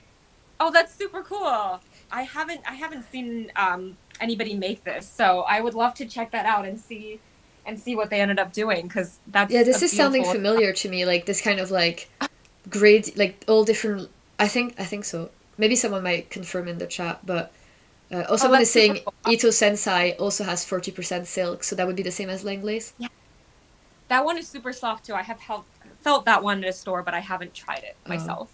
I've given up on Yeah, mohair, but I was saying like if I were to I know. I reconvert, saw. it would be Ito Sensai. Like that one has made me curious. Yeah, I feel like if something like that, it would be a little bit fluffy, but not like mohair everywhere type of a thing. So Yeah, I still I wouldn't did watch. do full mohair anymore. Yeah, I did see your most recent video about that, which I thought super interesting. I think it totally makes sense and it's completely valid. Like it is really warm, and I don't. I think it's one of those things where it's like nice to have a couple of mohair pieces, but you don't need all your things to have mohair if you don't live in a climate that's super duper cold, obviously. Yeah, and So actually, I was gonna ask, because I guess like something that's very interesting about you, and this is gonna sound so weird, is that you're not on Instagram, and I feel like that's I something know. that I kind of want to talk about because I feel like something Yeah. that has happened a lot to me this year, like by making a podcast and making a knitting Instagram and getting super involved in it and trying to grow it. Like to be perfectly honest, like I post photos because I want Yeah, to share my stuff and I want to grow my page, and it's like absolutely. I put stuff out there and then I get influenced by the stuff that's already out there. And I feel like I've been so influenced by Instagram and I'm gonna maybe try to like de-influence myself this year. So like for example the Yeah. beige, I'm gonna like Yeah. not put any beige, not buy any beige anymore because it's just not a color that I like or that suits me. Like why am I buying beige? Because of Instagram. So Totally I'd like fair. to hear maybe your thoughts on Instagram if you feel okay sharing, and like how do Yeah. you get your inspiration then if you're not getting it from Instagram? Yeah, no, that's a fair point. I feel like everyone who has a YouTube channel probably also has an Instagram, and I'm just like the black sheep here. But yeah, I guess we're in terms of where I get inspiration. I spend so much time on Ravelry. Yeah. So I love like I guess if I have like a yarn that I like, I'll look up the projects with that yarn. I also look up like people I'm friends with on Ravelry. Yeah. I'll see what they're doing, and like knitting YouTube like YouTube podcasts. I watch a lot of those and get inspiration from there. So I feel like I still get inspiration from the knitting community through that, but maybe it's not like as frequent as Instagram because I don't know. Yeah. I'm not on Instagram, so I'm not totally sure what that whole experience is, but I do feel like it's pros and cons because I feel like a lot of like community centric things happen on Instagram, like a lot of knit along, Yeah. like yeah, chat with people more readily on Instagram than like on YouTube comments. I feel like main ways I talk to people is on YouTube comments, and I love that, but it's also very infrequent. It's like I don't post super often either, so whenever I post a video, I get to talk to people for a little bit, and then like Yeah. I have that regular contact on Instagram, so it's pros and cons. But I do feel like with Instagram, I when I had it like a couple of years ago, I just felt like I blink and then I'm like, oh, half an hour's disappeared. I don't know how I spent it. So Yes. it's like, weighing the pros and cons, and I feel like I just haven't like I feel like I'm so used to not having it that I haven't I guess put in the effort to like start up a page, even though I've been tempted because I think it does sound fun, but it's also takes time to do and maintain. Yeah. Oh yeah, like it takes time to like put the work in, and then like you say you also waste a lot of time with it. So like there's some good time spent and then some bad time spent on the app. And like you say, like Yeah. a few of the reasons are like community based, but honestly like the messaging, like comments on Instagram are not great. It's Okay. hard to kind of like you don't really have conversations on them. Like it's kind of like YouTube. Like someone says, "Oh, that's nice," and you're like, "Thanks." Like, Yeah. comments on YouTube are longer, and then DMs I like my favorite feature of Instagram is when I put a story up. People can just like message me from that story, and then we can just have like a little chat about it, and then the conversation is over. Like that's it. Like it's not like a commitment of like I've got to talk 500 conversations at any time. It's just That's like fair.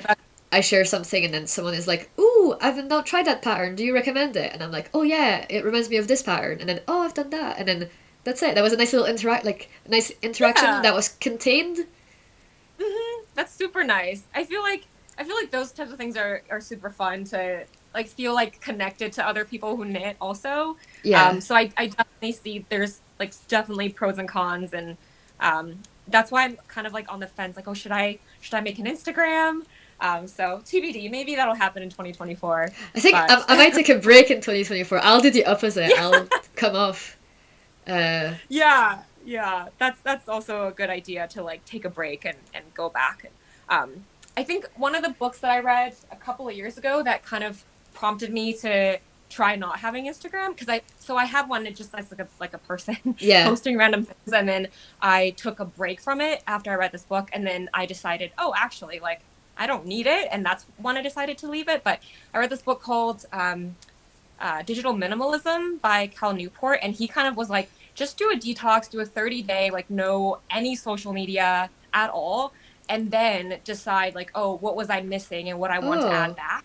But I thought that was an interesting idea, and I feel like maybe you get that from taking a break too, because you like after you don't have it, you at first there's like withdrawal. I was like, what do I do? And then Yeah. you realize, oh, oh, actually, like this part I didn't miss, but this part I did miss. So then you add it back in like an intentional way, which I really like. Like, of course, like you can't exist without any social media or like any, I guess, like online digital presence in today's world, but it's still helpful to just think about what suits you and what you can live without. So Yeah, no, I love the idea of like you remove everything and then you choose what you put in, as opposed to like by default everything is in. exactly. Yeah. So Oh, that's amazing. yeah. I'll definitely rewatch this point of the video or just message you for the name of the book.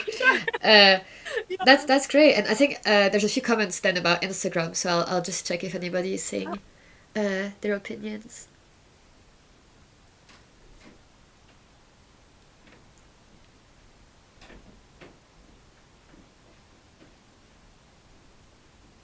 Oh, thank you, Monica, for the donation.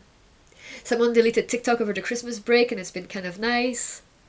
Oh, nice. Using social media just on computer, but not on the phone. I think that would be a great middle ground as well. Oh, thank you, Lisa, for the Yeah. donation. Because I think something that I've been trying for the last like 3 days, so nobody congratulates me because it's ridiculous. But I've been trying to like read before bed, like a half hour on the Kindle. But I still go with my phone, and then I go on my phone before reading, and it's like, what are you doing? Like, you have your entertainment. Like, why are you on your Rewind phone? back. You were just on your phone earlier. Like, I Yeah. don't know why I brought it in the room with me. So I think that kind of like step by step desensitization. Yeah, absolutely. I'm curious what if you wanted to share like what you've been reading. I feel like a lot of knitters share their like. Oh also my read God, and their that's books, and it's kind of embarrassing. fun. So I'm the Oh, like no. it's not going to be what you think. So everybody on the Knitstagram seems to be reading the Bookstagram, like the same, like the Venn diagram is a circle. Like everybody's reading the same books. Oh, really? Okay. Like you may have seen some people. Oh, we got 5,000! Yay! Oh my goodness! Thank you, Woo! people. That's amazing.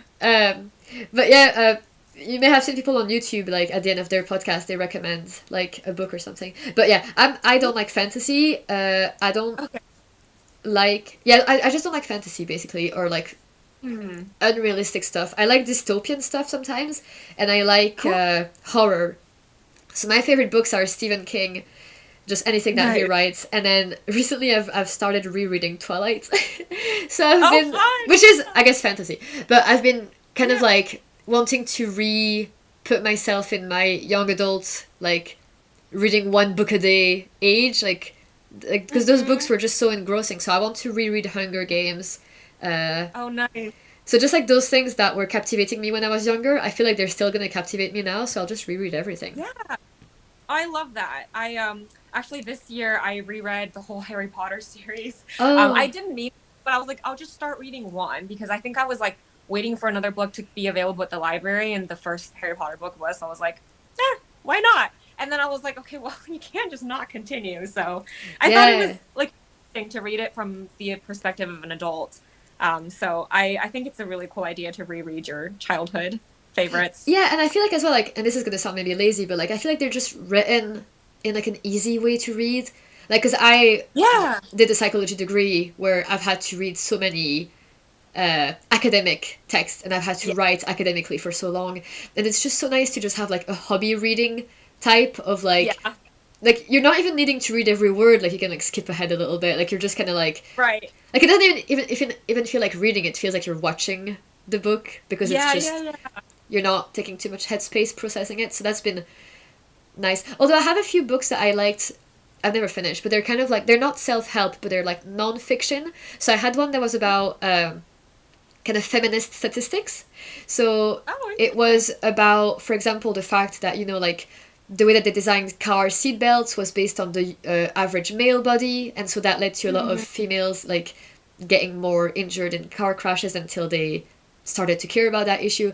So the book yeah. is kind of divided into like themes. So there's like workplace, and then like day-to-day life and things like that. So that was quite nice. Like it was kind of like, yeah, Invisible Woman, that's the title of the book. It was Oh, really okay, nice. cool. Oh, I You, think I've heard of that. Yeah. yeah, so you felt like learning but not being like lectured. Right. uh, Yeah. I like it too. But it was a bit not heavy, but I mean it wasn't like the happiest stuff to read about, so it was kind of Right. like, oh, are we doomed? Like that. I Yeah. guess nonfiction can do that to you, where you're like, yeah. But do you have any book recommendations? Yeah. I feel like kind of like because of the reason you just said, I like to have two books at the same time because like if I'm in the mood for something where I'm like thinking and learning something, I'll do that, and when I just want to like be entertained, I Yeah. have another book. So, recently, I do like fantasy, so I've been reading the Mistborn trilogy by Brandon Sanderson. I just finished the second book yesterday, so I'm like excited to dive into the third one. And then my nonfiction that I'm reading now is The Power of Now by Eckhart Tolle. Oh, I think I heard of that. Yeah, I really like it. I had read some of his other books, which I feel like, or no, just one of his other books, The New Earth, which I also liked. And I think they're all kind of about the similar concept. So whichever one you choose, I think it's just fine. But I just like to have it in the background, just like as a reminder about not getting caught up in the silly stuff. Yeah. So that's something I just have like, I like listen to it every now and then. I don't listen to that every single day. I have it on audiobook. So. Oh yeah, I've never tried audiobook. I feel like I worry about having someone's voice that I really can't stand and then just being stuck with that. Yeah. That's a fair concern. I've definitely Oh. had a where oh yeah, I feel like there's a point a book where like in some of the like romance scenes it's like they try to put on this voice that sounds it's like a man reading and they're trying to sound like a young girl. No. And it just sounds very creepy and I'm just like I do wonder how do they read the voices? Yeah, I was wondering if they were gonna like do the two sides of a dialogue in an audiobook.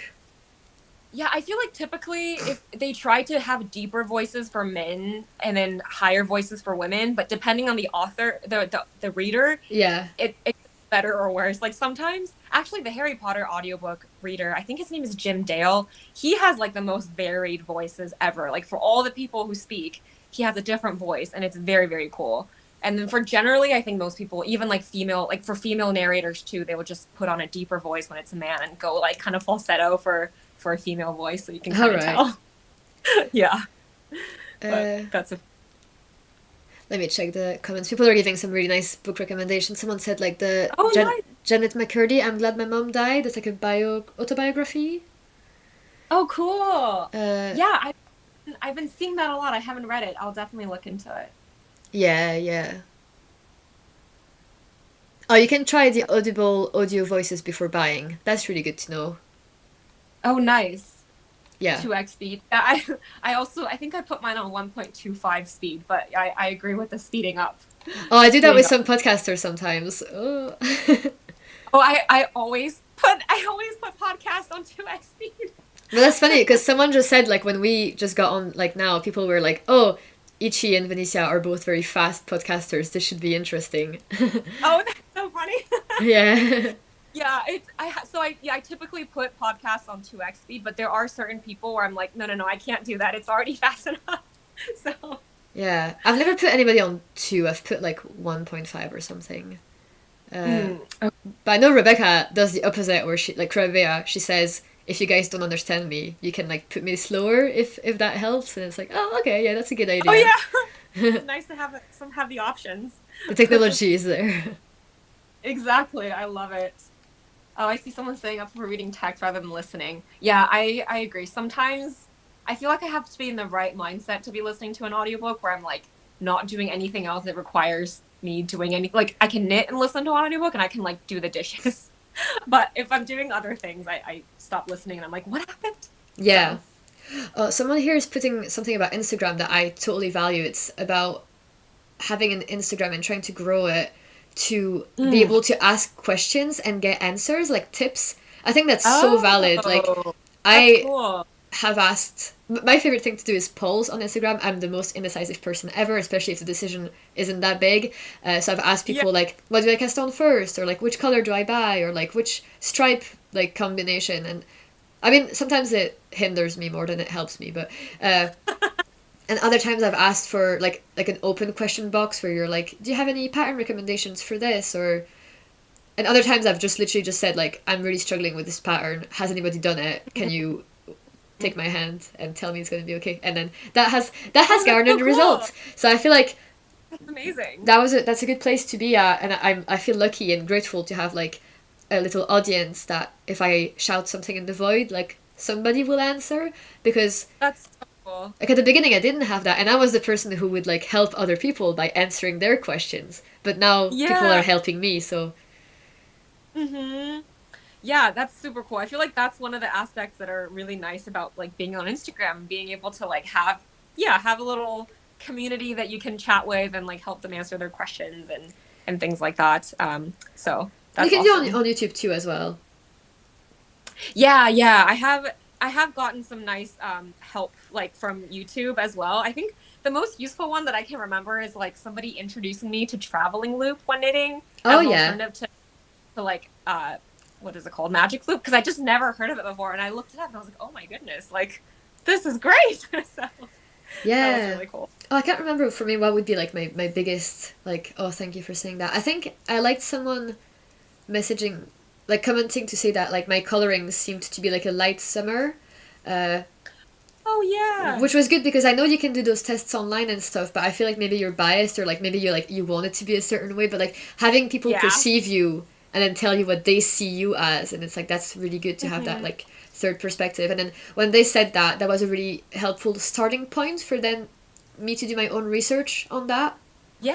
So Yeah. that was really nice. And then actually when they said that, what I did was I went on Google, and I'll show you. I got a few little like color palettes of the Oh, light cool. summer color palette. So I had this like folder on my phone with like the palettes. Oh nice. And then I went to like a yarn Yeah. festival, like of hand dyed yarn, and I was pretty much like having that like photo with me and comparing yarns and being Yeah. like, if it's on that chart, you can buy it, and if it's not, like don't. And then that's Oh, that's actually so what made me buy uh, this color that I would have never done oh before. But I feel like it looks good. that's the It pink looks from there. good. That's such a good choice. Oh my goodness. What's the do you know what you want to make with it yet, or TBD? I think it was gonna be a ghost whisper actually, Oh nice. because it Oh, was that's gonna be once so kind of good. Surrey. Yeah, Yeah. Oh, I love it. I love that color. I think I might have the opposite coloring as you, because all those colors are like colors that don't look good on me. Which yeah, I feel like I really read into the color chart like a lot for a while, maybe beginning of last year. I was like, oh shoot, like if this is my color palette, then like all these colors I can't have. And then sometimes I'd be like, but I really like that blue. Or like the color you just held up, I actually really, really like that color too. yeah. So I think for a while I was like, oh, I like shouldn't buy this color. And then I was like, you know what? Like, I feel like I'm the only person who cares. So I think now I'm kind of letting it add to the colors I can get versus being like, okay, this restricts me from colors I can get. So Yeah. like certain colors, like, oh, maybe this isn't my color, but it's on my color charts. Maybe I can now have it, but not letting it to be like, well, I can't wear hot pink, even though I think it looks really good. Yeah, I think for me it helped for like if I am hesitating, like if I want to make a top but I don't know what color to do, I go look at the Mhm. chart to be like, well, pick one of them Yeah. from there as a base and then Mhm. see. But I Really think helpful. the light summer chart tells me I can't wear black, and that was like the worst day of my life. I was like, Oh my goodness. I choose not to read that. Like I will. That's Right, not you true. Just ignore that part. Like black is like my safe color for like buy a t-shirt, buy jeans, buy a like sweat, like black everything. Even makeup, it was Right. like don't put black eyeliner, and I was like, I literally only wear black eyeliner. Like Yeah. what am I gonna It's do? so true.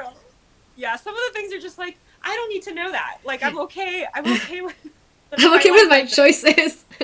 Exactly. Yeah, I totally know what you mean. Yeah. Yeah. No, I think like you say, like it's like don't view those palettes as Like prescriptive. forbidden. Yeah, exactly. Yeah, it's more like Yeah. helpful guides. Helpful guys, And yeah. I think what's helpful, like, is that people usually tell you to compare yourself to like celebrities, like, oh, like which celebrities do you look like, and see what they wear. And I found a really helpful Mhm. website where like they were showing, so like my celebrities, for example, was like Amy Poehler, Margot nice. Robbie, so like the blonde, pale skin woman. Yeah. And then it was kind Mhm. of showing them like, so here's them wearing some very flattering outfits and makeup. And then some of the websites also were showing them wearing unflattering colors. Then it was just like the mere fact that those celebrities are out there wearing unflattering colors mean that like they can. You can do what you want. Yeah, like they were wearing a yellow dress and it was like, well, you know what? Like, I mean, they look gorgeous. Like, I wouldn't say that's a...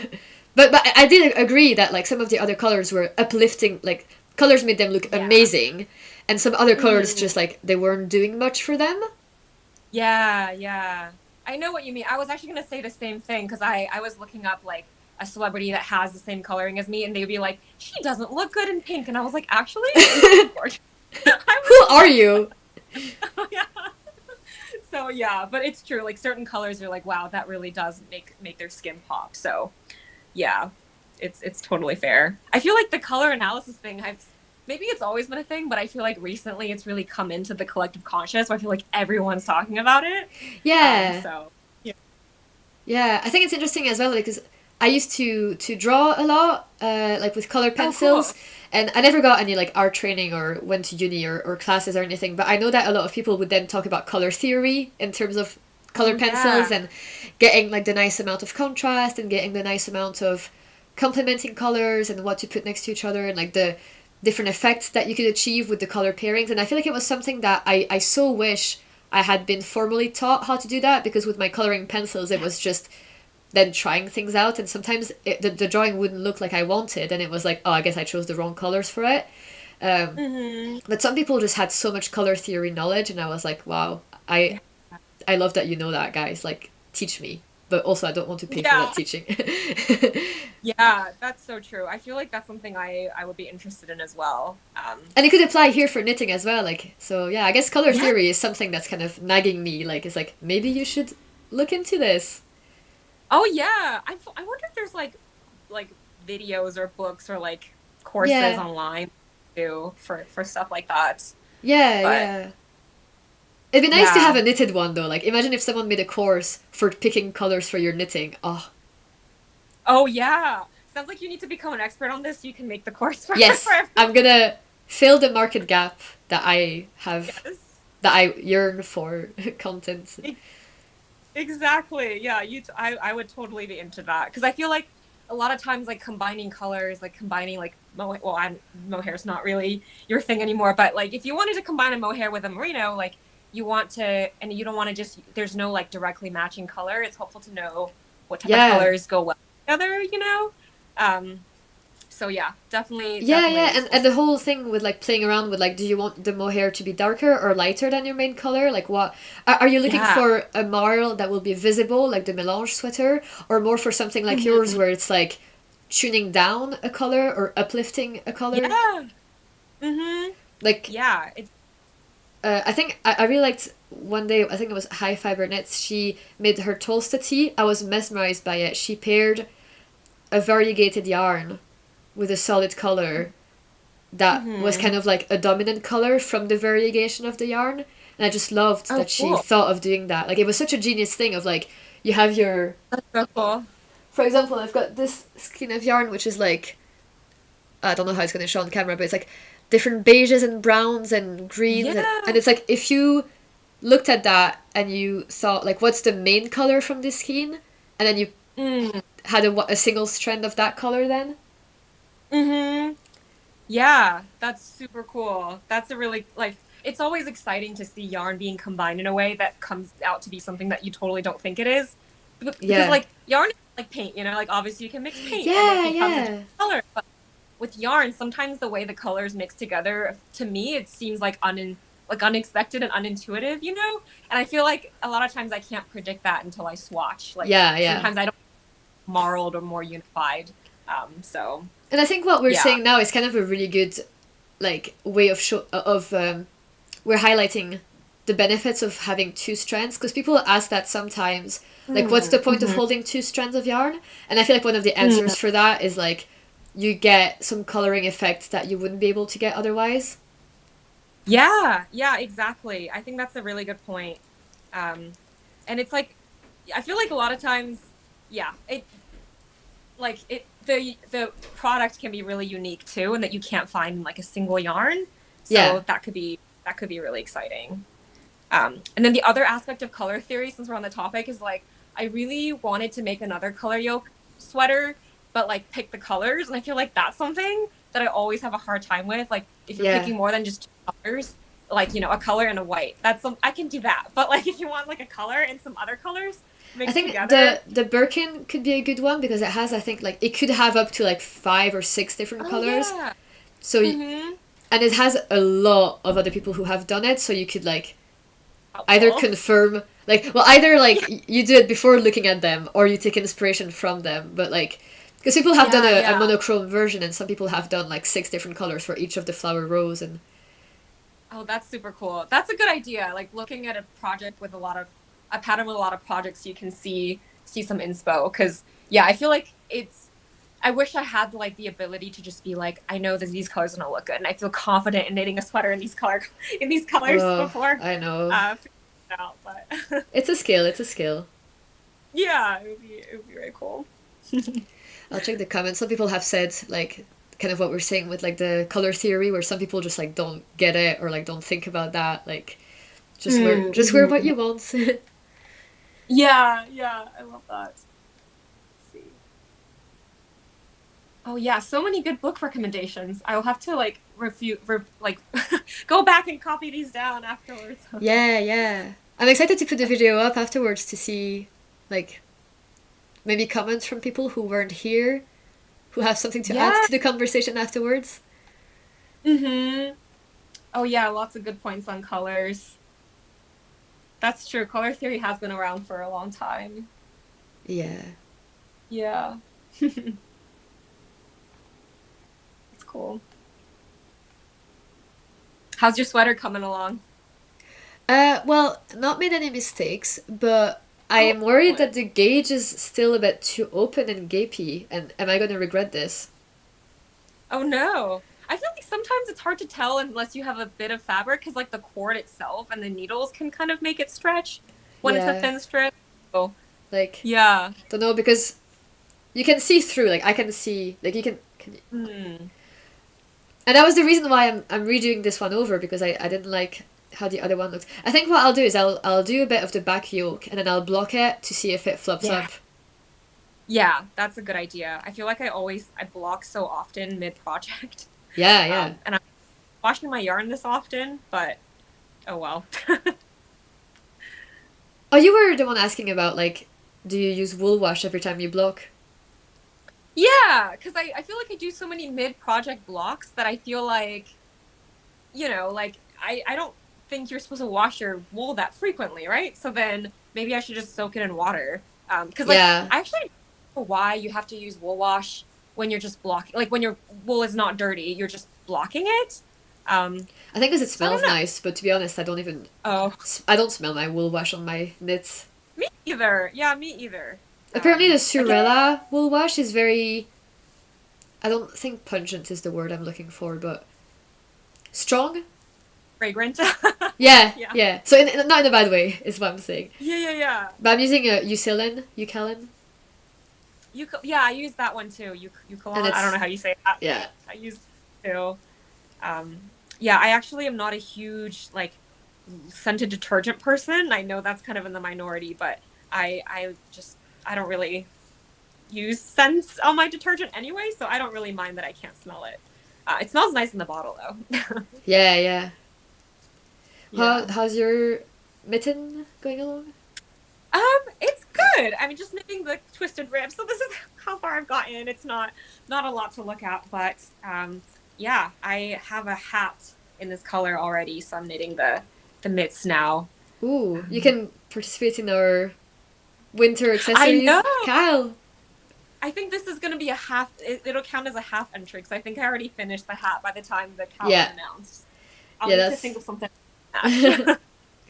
Yeah, but that's a really cool idea. I love like a matching set, but I don't think I even own any, even store-bought ones. I just never buy a set, but it's so fun, to have a set. Yeah, I'm excited because I obviously wasn't going to cast that on for today, but I was going to make a matching Fair Isle colorwork set from Mary Wallen. So like using the same like 10 colors for a cowl and then for mittens. Oh, that's so cool. Because like you already have the yarns, I presume, if you already made something from Yeah. it. Well, but Yeah. I'm gonna make the two. Okay, I'll show you because I have it here. But I've Okay. already got a cowl that I wear all the time. But there's another one that I want to make. So that's the Burra cowl. It's so beautiful. Oh my goodness. I love Thank that you. so much. Me I too. would love to do that one day. It's like, it's so beautiful and intricate, and I love the Yeah, colors. and it looks really Yeah. like nice and even. Like the fabric is like just like so Yeah. flat. It looks so good. And then the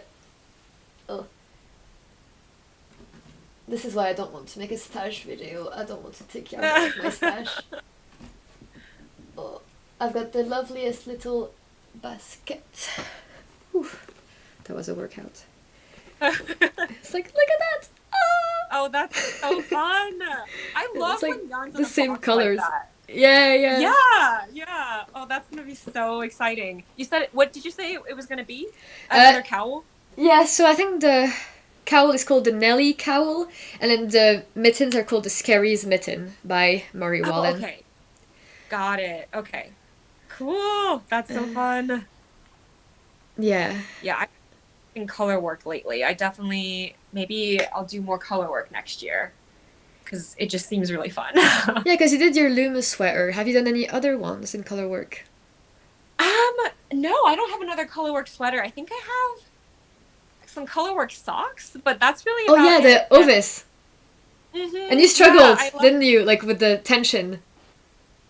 Oh, and then the strawberry socks. Yeah, that one is just gonna be forever one sock. I might frog that because I think it's just it's a bit too bad.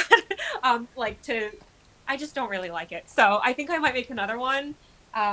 But yeah, I'm interested in making a colorwork sweater besides the wall garden one. Like maybe like a colorwork yoke sweater or something like that. I want to make it in like a bunch of different colors. So Yeah, I think yeah. Yeah. Definitely some I don't have- research needed to pick the colors first before jumping into it.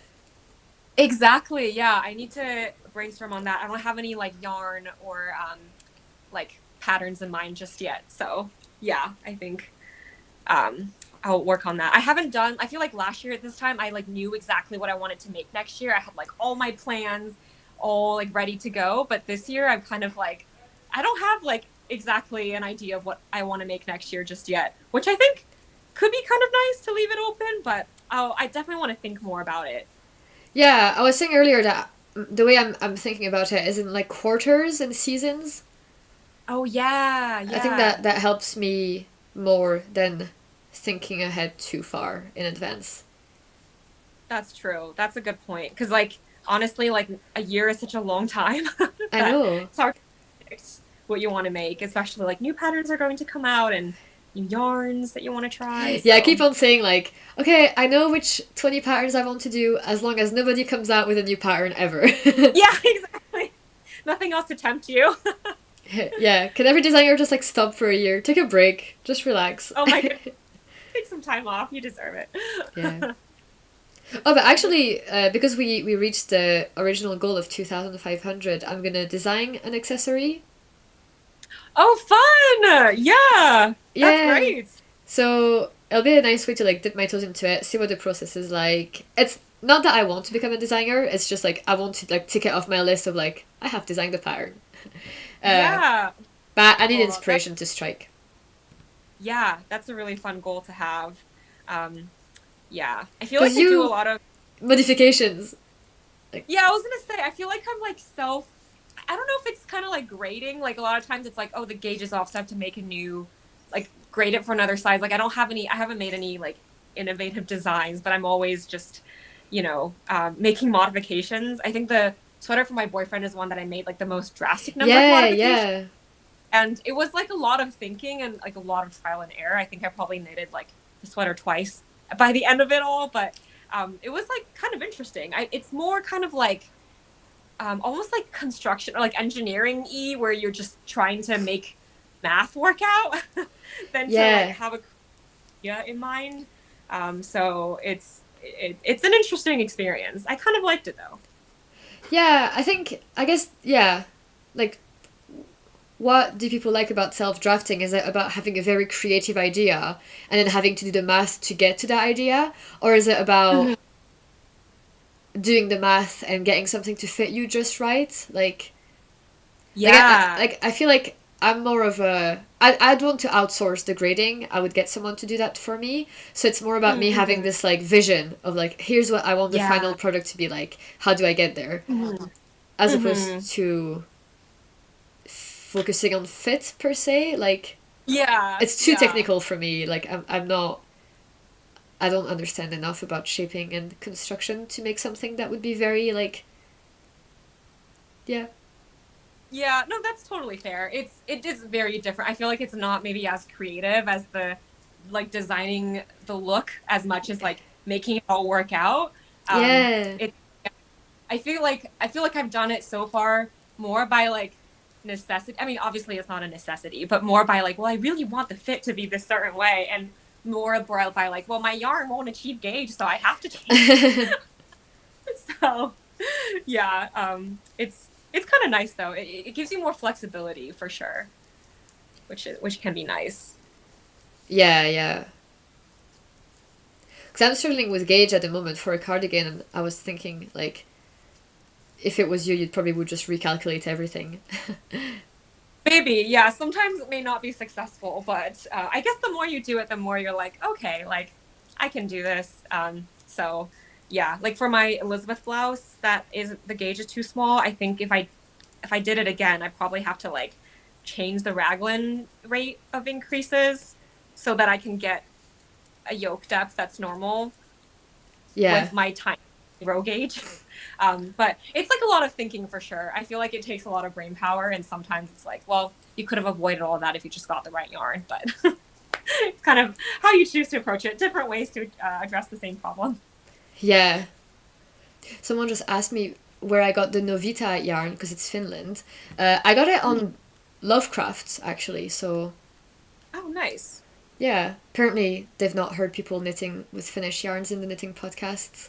But yeah, I did like it. It was kind of like a rustic, like workhorse sock yarn that felt very woolly and nylon-y. Like, it's not like very soft like Arweta. But it feels like it's gonna wear nicely. That's cool. But I was thinking, time has flown by already. Oh yeah. Marlene is coming in 20 minutes. So I was thinking maybe we could Woo! wind down a little bit. Then Yeah. I was maybe gonna, yeah. So I'm gonna do the Woolly Worldwide like gallery. So a lot of people have shown photos of like them wearing their favorite knits, and I've made a little like display of them. So Oh, cool. I'll That'll be be so showing fun. that. Yeah, it's warming my heart. Like, it's really nice to see people like proudly showing their knits, like people who are like they're wearing it and they look so happy. So like, it's nice. Oh, I love that. I can't wait to see that. Yeah, so I'll show that if you want to like log on, like just like watch it in your own time. Yeah, yeah. But it was really lovely having you. I had so much fun chatting with you. Yeah, likewise. Thanks so much for having me. And yeah, I'm excited to check out the rest of the stream. Thanks. And yeah, thank you to everybody who like donated and talked to Yiqi and everything. It was really nice and interactive, and I feel like we had some really nice chats about lots of topics. Like, I feel very like inspired by like Yeah. knitting topics. Like, it's been nice chatting about knitting, surprisingly, Yeah, and books. I know. Okay. Yeah. But yeah, thank you for coming, and hope that you have a good rest of your day. Thank you. Likewise. Bye, Vanissia. Bye, everyone. Bye. Okay, so I'll go back here. Okay, that's us. So, how is everybody doing? It was really nice chatting to Yiqi. I hope that you enjoyed that chat. I think it was really fun talking about coloring and colors, especially because we look quite differently as well. Like she was saying, like the colors that are supposed to suit me, like wouldn't suit her. So, yeah, it's nice that we all can try out different yarns and seeing what they look like on other people. Like I said, we're going to have Marlene in 20 minutes. So I think what I'll do now is I'll show the Woolly Worldwide. So I'll just put a post on Instagram saying that we're going to do that, so people know, and I'll be showing a little display. So I'm really excited. You guys have been nice sending me photos. Oh, thank you for bearing with.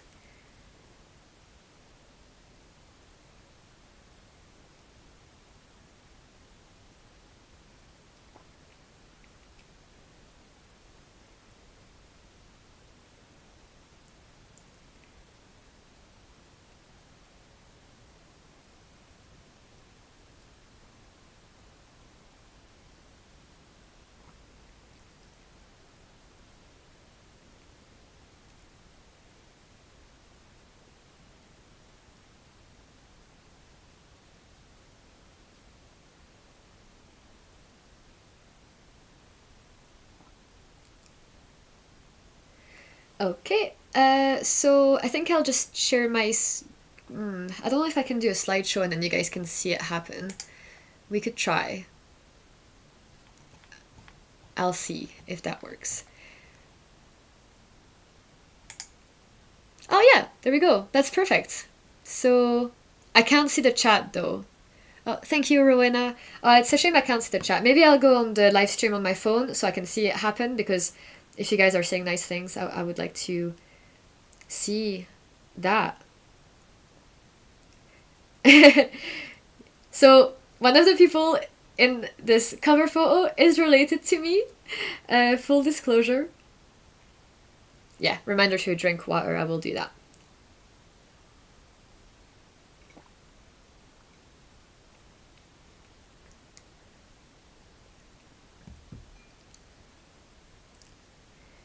Okay, so I think people are ready and we can start showing this.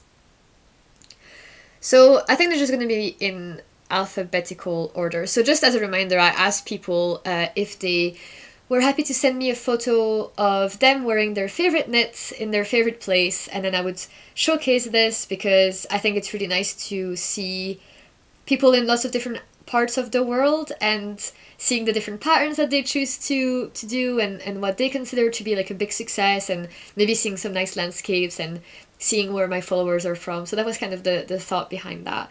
And as a reminder, I also wanted to thank one of these people with a sweater quantity from my stash. I don't think I'm going to be choosing that person live here on stream, because it'll be a bit too much pressure. Hope you don't mind, but I'd love for you to appreciate those garments, and also thank the people for sending the photos over, because it takes a bit of courage as well. So yeah, I hope that you guys enjoyed this little gallery. I'll try and... Yes, there we go. So we got 30 photos from, I think, 15 countries. We got quite a lot of people in America, so different states.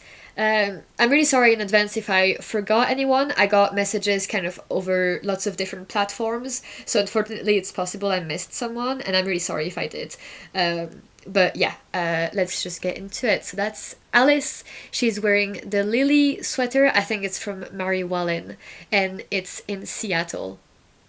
So seeing that photo really, really motivated me to make a Mary Wallen garment. I think that looks stunning. I love the Fair Isle colorwork bands. I think that's such a striking, visually effective way of showing different colors. And like, even though with Mary Wallen you're always using at least like 8-10 colors, it doesn't look all over the place, and it looks very unified, and like it goes together. So thank you, Alice, for sending that photo. Then we have Angeli, who is wearing the Tranquillo sweater here on the right, and she's from India. So that's a really beautiful sweater, I think, or t-shirt. I think it's a circular yoke, and the fit looks amazing on that. I think it looks like it suits her really, really well. And colorwork yokes can be tricky to get right. So that's a really beautiful knit. Again, color work, very strikingly effective, really beautiful, catches the eye, looks great in online meetings when you're cropped. So that's really beautiful, and thank you for sending that photo. Then we have Cassie, who sent a photo of her kevat from Pennsylvania. She sent me that on Ravelry. There were a few photos, but I picked this one because you could see everything. And I think that's a really beautiful use of both color work, lace, and texture. It's really interesting. It's another sort of like sweater t-shirt, which is interesting. I don't think I've done that. I've made the peacock tee, which was sort of designed as a tee, but I think this can be really helpful as well, depending on the weather that you're in, to make those sweater t-shirt things. So yeah, thank you so much for sending that photo, Cassie. It's a lovely knit. Then Chris on Instagram used the hashtag Worlwide. I don't know where they're from, and this is the Busan sweater that you may have seen all over Instagram by Egyo Knit, I think. It's not a sweater that I think I'm gonna do, but I think it's really, really recognizable with that big cable at the front. And I think it's the first time I've seen it being done in this slightly variegated tonal yarn. I think it looks really, really pretty, like strawberry sorbet ice cream yarn, and it looks really comfortable and cozy, and it looks really well made as well. So well done for that. Then Diane sent me this step-by-step sweater by Handmade by Florence, which is a homemade pattern. Of course it is. It's a free pattern on Ravelry. She's from Michigan here, Diane, and Diane said that it was her first sweater, so I think we can all appreciate how beautiful it is.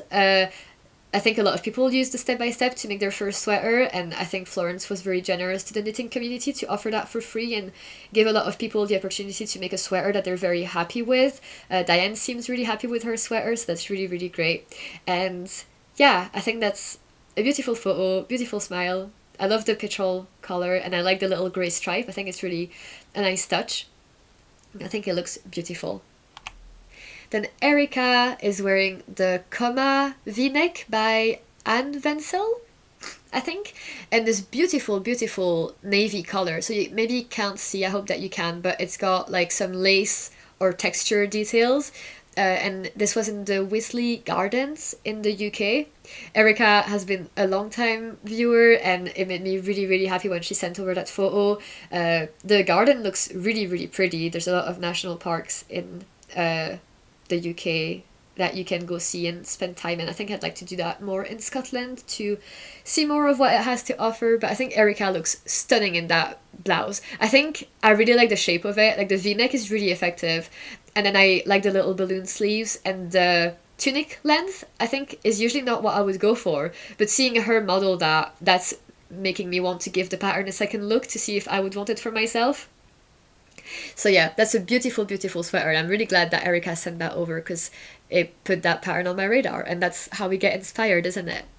Then Estelle sent this Riba dress from Lille. It's a beautiful photo. She looks so happy, and anybody who knits a dress has all my respect. I think a rib dress as well as it looks is very, very impressive, and something that I wouldn't have the courage to do. That green looks stunning on her as well. I think it goes well with blonde people, so maybe I should knit more things in green. But the dogs are also very cute.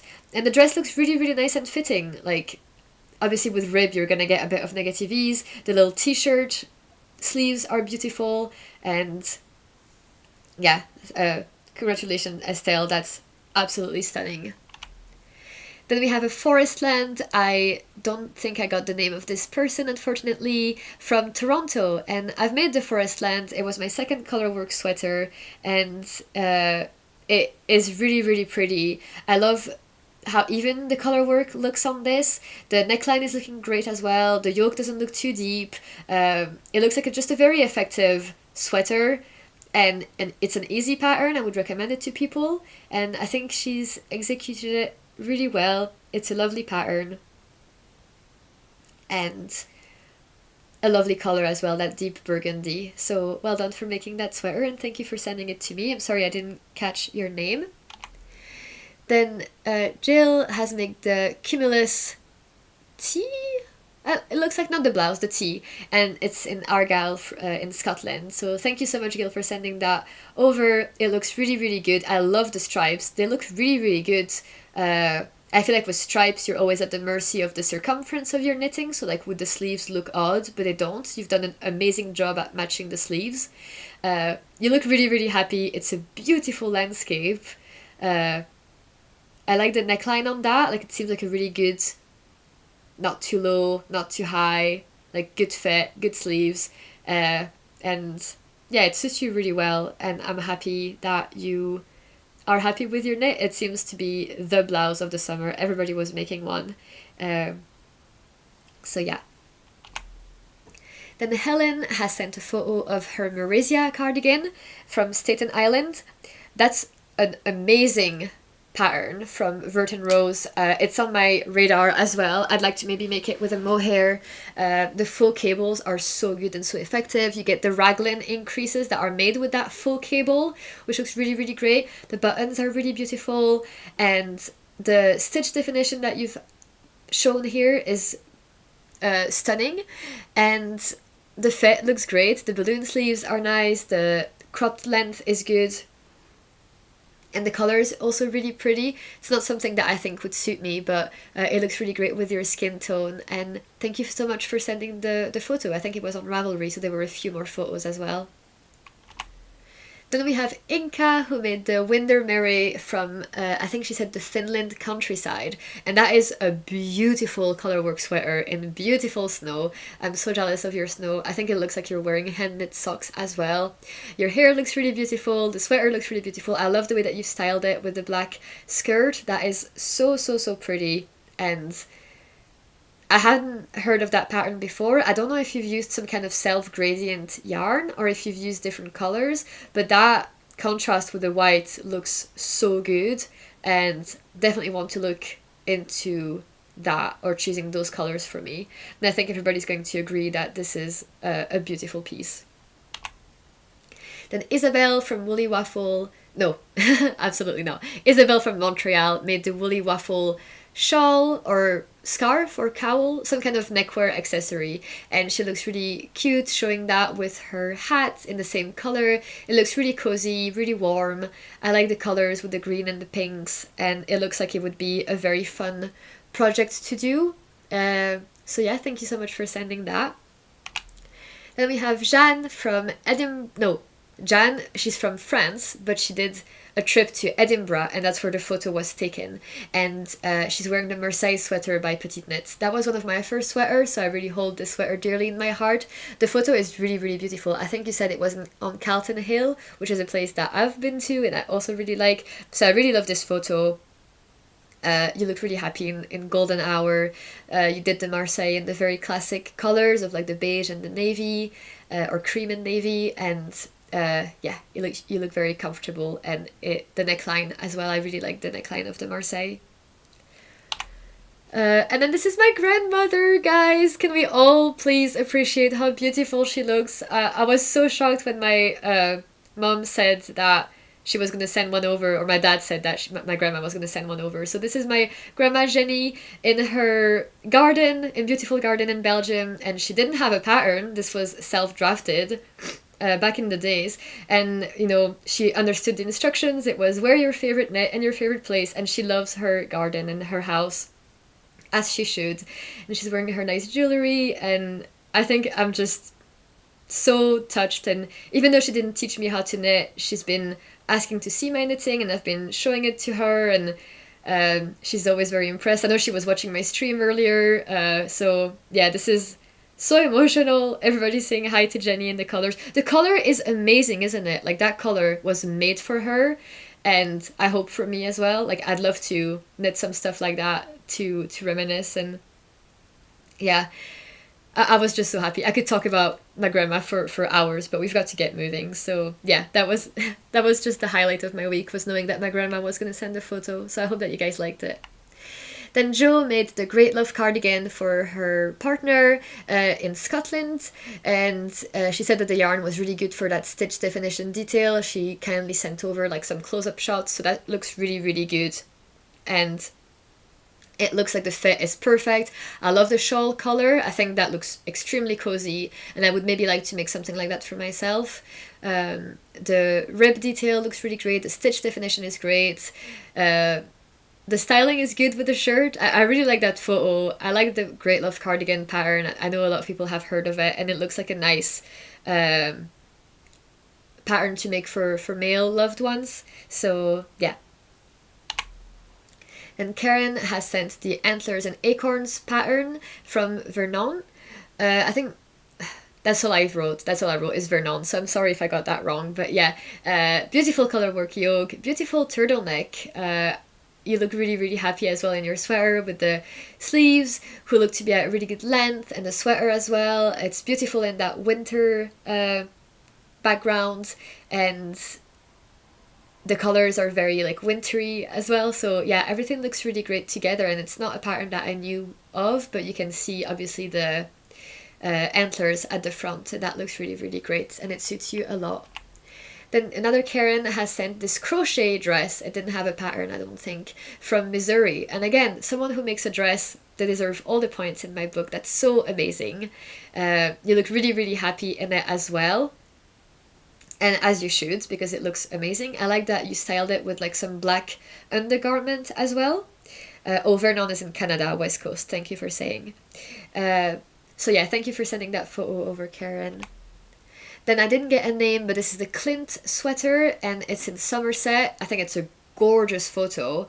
It looks really windy. I love the sea or the water, the mountains. The blue of the sweater is beautiful. I think it's some kind of broken rib with some raglan increases, twisted rib. It looks really beautiful. It's such a deep color and it's really striking. And yeah, I think it's gonna make me look twice at the Clint pattern. And Laura has made the Jenny jacket at Cape Point. She looks so happy, as she should. It's an amazing pattern. It looks like it fits her so well, and you can see the nice stitch definition and the nice pattern, even if it's a darker yarn. I think is something that I love to see, is like when it's not done on white or cream or beige. So I think that's a really beautiful pattern and really beautiful execution, and I know from secondhand that it's a hard pattern and a beast of a project, so very well done on you for completing it. And that's a stunning photo. Like, I can't stop looking at the sea, but I also am looking at the knitting because that's what we're here for. So thank you for sending that. Then Marlene has made the paper down. I'm not quite sure where you're from, so I'm sorry about that. It looks to be some kind of shawl, and it looks really, really pretty. So I'm not sure, again, if it's crochet, like mosaic crochet or mosaic knitting, but it looks beautiful. I love, again, the way that you styled it with the white shirt, and that you wrapped it around you like that. It's not something that I would have thought of or like is on my radar, but it looks really, really pretty, and you look really, really happy about it, which is so nice to see. It looks like a work of art with the lines and the diamonds, so that's really pretty. Thank you for sending it to me.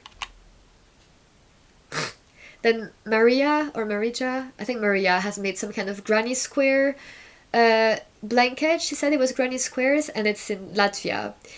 Absolutely stunning photography, as you can probably tell. Winter Wonderland once again. Beautiful colors. Looks like an heirloom piece. I think that one is on... Oh, Marlene is from Sweden. Thank you for saying that. And it was mosaic knitting, not crochet. So thank you for confirming that, Marlene. And yeah, this blanket is on Instagram with the hashtag Worlwide. So if you guys want to have another look at it, then you can see that for yourself a bit later. Then Melissa, MB Makes on Instagram and YouTube, has made the crescendo blouse by the Knit Pearl Girl. Melissa is from Belgium. I met her in Brussels once, and yeah, she finished that. She has a knitting podcast, so if you want to hear about that blouse, you can go check out her podcast. It looks really, really pretty in that nice deep purple color. And you can't really see it from the photo, but it has a really nice lace yoke. I think a lot of people have heard of the pattern, and the execution is really, really lovely. And I love your Monstera plant in the corner. That looks really, really pretty, so thank you. Then Nastasia has done the Lucia blouse by Knitting Deer. It's an amazing pattern that I think is brioche or half fisherman's rib, and it's like sort of crossing over, and then it's still sewn with it's still knitted, the ribbing at the bottom, so it's not like a cardigan, but I'm guessing a lot of it has to be knitted flat. I think it's an amazing pattern. It looks amazing in yellow on you. It looks absolutely stunning, and you look adorable and really happy wearing it, so that's really, really great to see that. And you've made me move up the blouse up my list, because I feel like I just need something like that in my wardrobe. It looks really nice with like a shallow v-neck, so thank you. Then Nomi has made this beautiful Aran sweater. I think she posted that on Instagram, so you can also go see that there. I think her Instagram name is Hunetwat, and it's from Mongolia. So I couldn't stop looking at that photo. I love the pockets, I love the cables. I think a cabled cardigan is something that everybody needs, and it looks like it fits you really, really well. You look very proud of it, and like an Aran sweater in beige or white is just such a staple, and it's very inspiring to see you do that, and I'd love to make myself like more cabled knits when I see how beautiful it looks on you. Then Pia, who's moderating here and has been so helpful, like with the moderation, with ideas for how to run the stream and everything. Like she's been a really good help and friend, dare I say. And she was the first one to send me a photo actually for this Woolly Worldwide. So this is a photo from Amsterdam. She's wearing the storm sweater in this amazing red tomato soup core KAL or pomegranate KAL, like just the red that has taken the Instagram internet by storm. By storm sweater.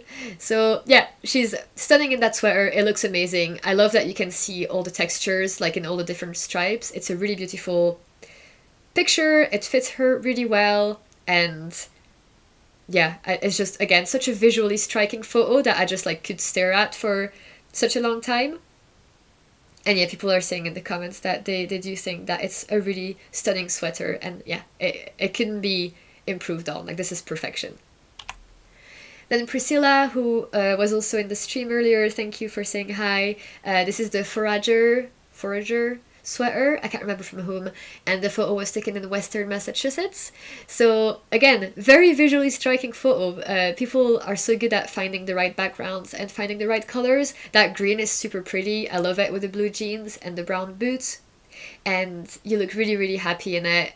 It seems to suit you a lot. I like the vertical line at the front. That looks really nice. So the sweater looks like it has quite a lot of details like that. The sleeves also look very interesting, like this, the seaming or like the set-in sleeve shaping. I'd love to look more into that design. So thank you for bringing it to my attention, and you should be proud of that beautiful sweater.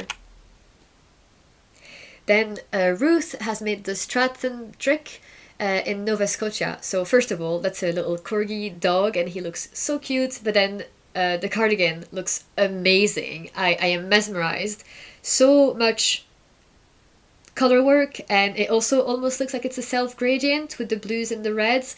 And I just really want to look at it more, and I'd love to see the front of it as well. So I might try and message you to see more about that sweater, because it looks really beautiful and seems like such a nice peaceful day at the beach.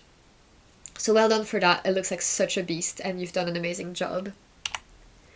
And then we had this photo that was submitted also on Instagram. I didn't catch your name, but it was sweater number 26, and your favorite place was IKEA, which I thought was so funny and so relatable.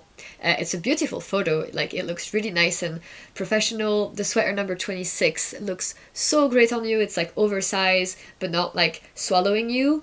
And it looks really good in the brown. I've seen a lot of versions in light colors, but it's nice to see you in a darker color, and the saddle shoulder looks really flattering on you, and I think that photo is just very mesmerizing, and you've done a great job at modeling it, so thank you for sending that over. And Thea has made the run in East Perth, Australia, which is a color work little t-shirt sweater thing. Again, it seems to be quite a popular choice of patterns for people. I love the photo. It looks really cute. I just love water. I love nature, and you look really cool with your knit t-shirt. If I saw you in the street, I probably would want to ask you, like, oh, like, tell me more about that t-shirt, that sweater. It looks really good. I love when people use some kind of like gradient or self-patterning yarn as the contrasting color, because it still doesn't detract from the complexity of the pattern. So I think the effect is really beautiful. And Tracy has the Billy pullover by Sari Nordland here in the middle, and her husband was wearing the Gib by Andrea Mowry, and they're here in Ontario. And what a beautiful, heartwarming family photo, don't you agree? This is such a happy photo. It makes me, like, I feel like I want to be a part of their family. I'm sorry if that's weird for saying. They all look so cute and so happy. I love the way that they're looking at each other, and I think there's something so wholesome about knitting yourself and your loved one a matching sweater, obviously. So, or matching, or just like hand knit sweater. So that's a beautiful Billy. I love the crop look on you. I love your jeans. I love the Gibb sweater as well, with a little shirt poking from underneath. It's a really beautiful photo. You've done an amazing job, and I know that both patterns are quite a lot of work, because there's a lot of texture to look into. So yeah, my dad was saying thanks for saying that you want to be a part of their family. which, sorry, I guess I'll have to make my family a whole thing of matching sweaters, and we'll take a photo like that in my grandma's garden. What do you think? Should that be a goal for 2025, maybe? Not this year, because I'll be busy doing the Magnum Opus. So yeah, beautiful photo from Billy. So thank you guys so much for sharing your knits with me. That was so fun to do. I'm so grateful that you sent the photos. I'm so grateful to people in the comments who were complimenting people's knits. That was also very heartwarming to see. So yeah, I ran a bit over time, so I'm sorry about that. But I really wanted to dedicate enough time for each person because they obviously worked so hard for their knits and they deserved to have a spotlight here on the live stream. So I'll now go back to my normal camera. I'll stop sharing that screen and I'll message Marlene to see where we're at. So I'll just put my transition screen for a little bit. I'll come back soon. Sorry for the abrupt interruption, but I need to drink a glass of water. So see you very soon, guys. And thank you to everyone who donated while we were doing the slideshow. That was really, really nice. And I really appreciate every single one of you who has donated. It's thank you, Madeleine. It's been really, really nice. And thank you again so much.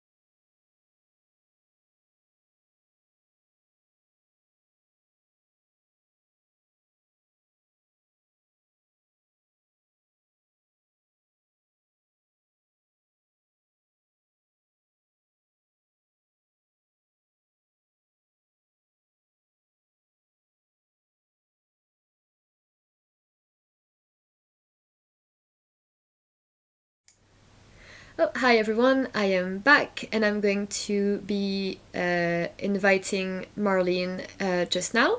So we're going to be doing a little Q&A and a little knit and chat, and obviously because we started a bit late, she's probably going to stay a bit longer. I hope she doesn't mind. So I'll just put her here, then we'll see if the framing is good. Thank you to everyone who's still here, it's really nice. So yeah, we'll see if... There we go. Hi Marlene! Hi. Oh, great. Okay, we can hear you fine, so that's great. Oh my god, this is trippy. Are you seeing it live? Oh yeah, I've never been live before. I'm clinging to my knitting.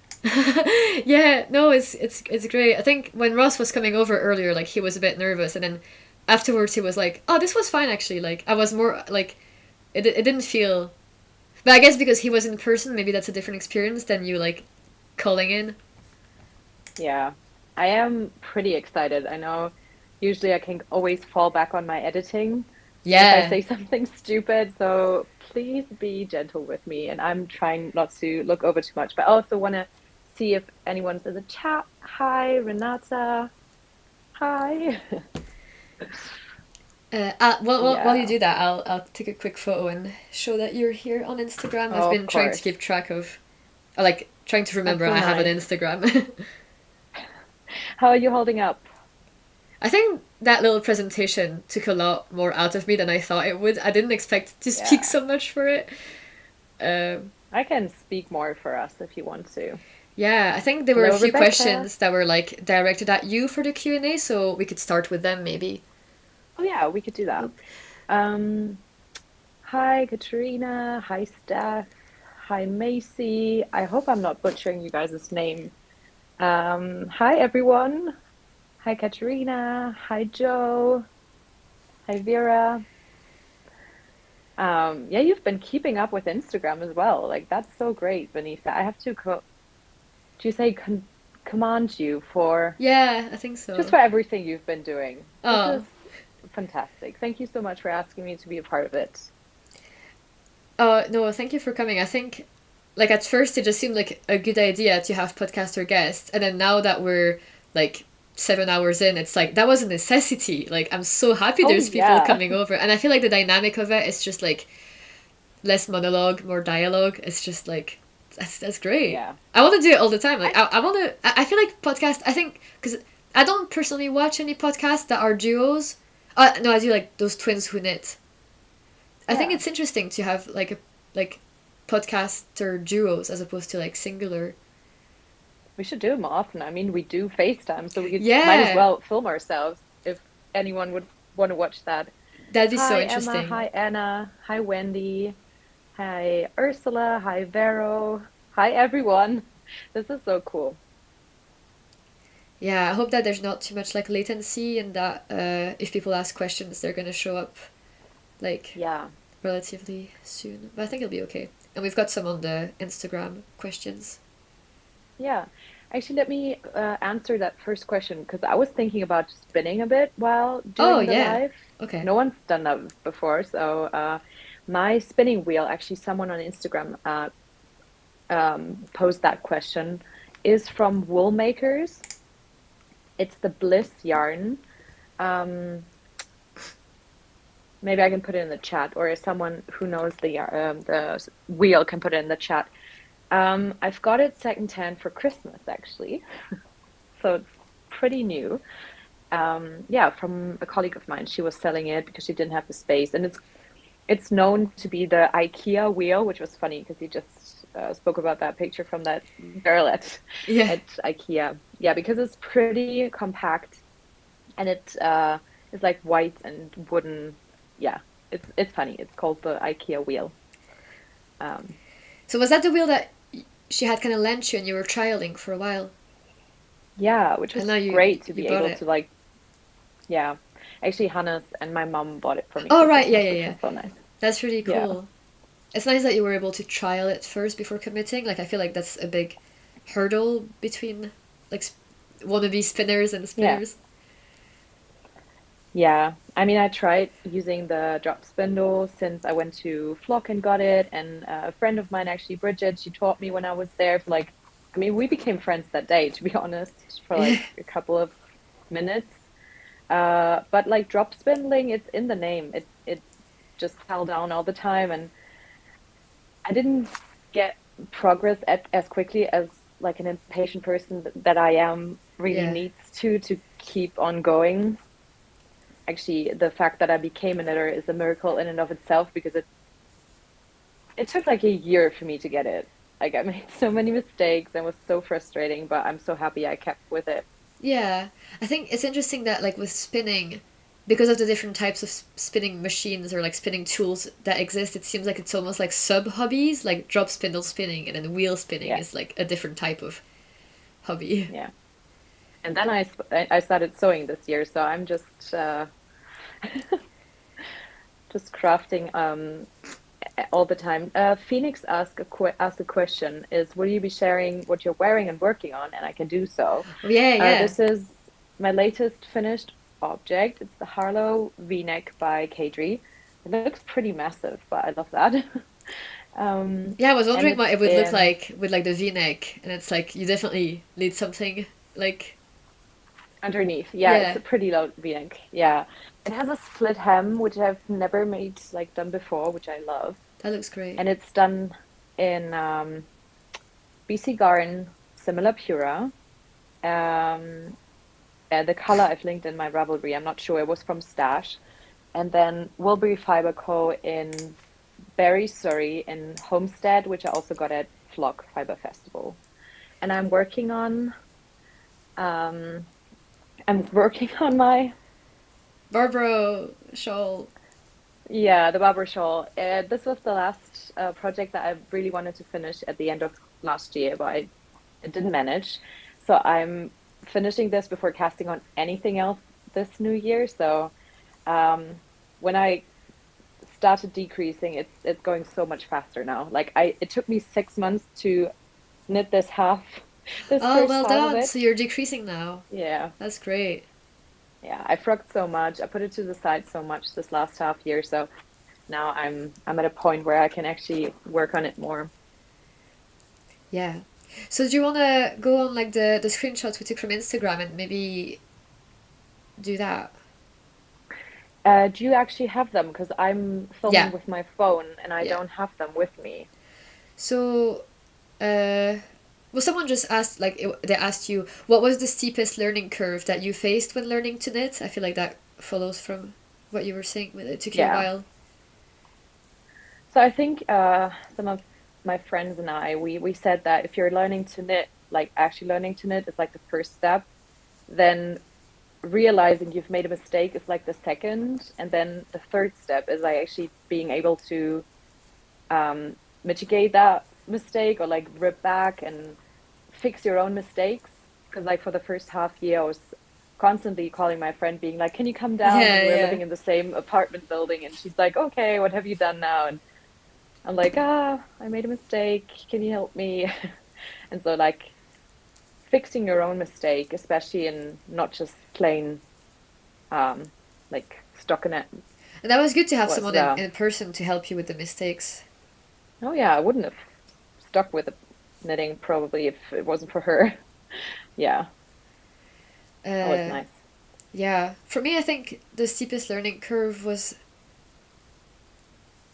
I want to say gauge, maybe. Like, Mm. it was something that I didn't take too seriously at first, and then, like, that came back to bite me. And once I thought that I understood it, and I was taking stitch gauge seriously, but I wasn't particularly caring about row gauge, because a lot of people tell you can just kind of ignore that.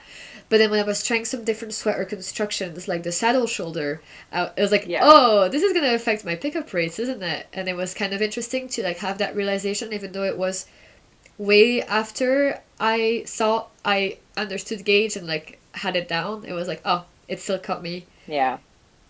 cut me out. And I think another one is that like we're learning you've been talking about as well is like what do I actually like and what do I just want to knit because it's like trending on Instagram, or Yeah. is that a color that I actually like, or is it just I mean my friend calls me Queen Beige, like Queen Bee, just for having so much beige in my life, and I love it, but I still like to like put some colorful speckles in our flat and in my life and in my knitting, but still I wouldn't want to make something that I'm not wearing then. So yeah. Yeah. I I have think some flops as well, as you call them, which I really enjoyed that video. I'm trying to put it all in one video, which might end up in like a 5 hour like what I knit last year video. I think there's a demand for people to like be honest about the stuff that they end up not liking as much, because I Oh, feel like even like the kind of like rose tinted colored glasses of like when you finish a knit you're like, I love it, I love it. And even yeah. like to yourself it takes a while for you to realize, like, actually I don't actually even like, I thought I did like it, but I don't. Like, it's not that you were lying on the podcast, it's just like when you sit with it for a Oh. while and you're like, actually, I always try to be honest. Like I don't want to slam anyone's designs. Like I don't want to be nasty or negative, yeah. like too negative about it, but still it's so such a personal thing to like choose what to knit and how you knit it and then stuff like that. If you're actually wearing it, I think that's such an interesting information, like data to share with people so that Yeah, they can yeah. make more informed choices when it comes to their knitting plans. So yeah, I love that.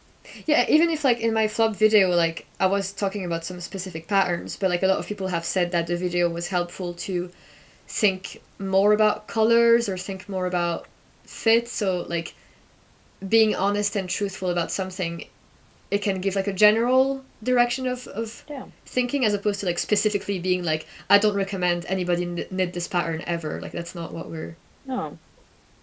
saying. Oh, apparently Ninet's posted a video today on the topic, so I'll go watch that Yeah. tomorrow. Uh, Yeah. Someone asked, have we both made any of the same patterns? I mean, we did a mini-KAL together just like a couple of weeks ago. Yeah, So the we did, traveler's cardigan. yeah, And we have plans to knit the dad sweater together this year. yeah, I keep on catching myself saying next year. yeah, me too. Uh, I think And yeah, you wanted to make I some think you. vests that I've made. Oh yeah, I want to make the Lana vest, and this actually also answers another question about what I am intimidated by, Oh, which definitely makes for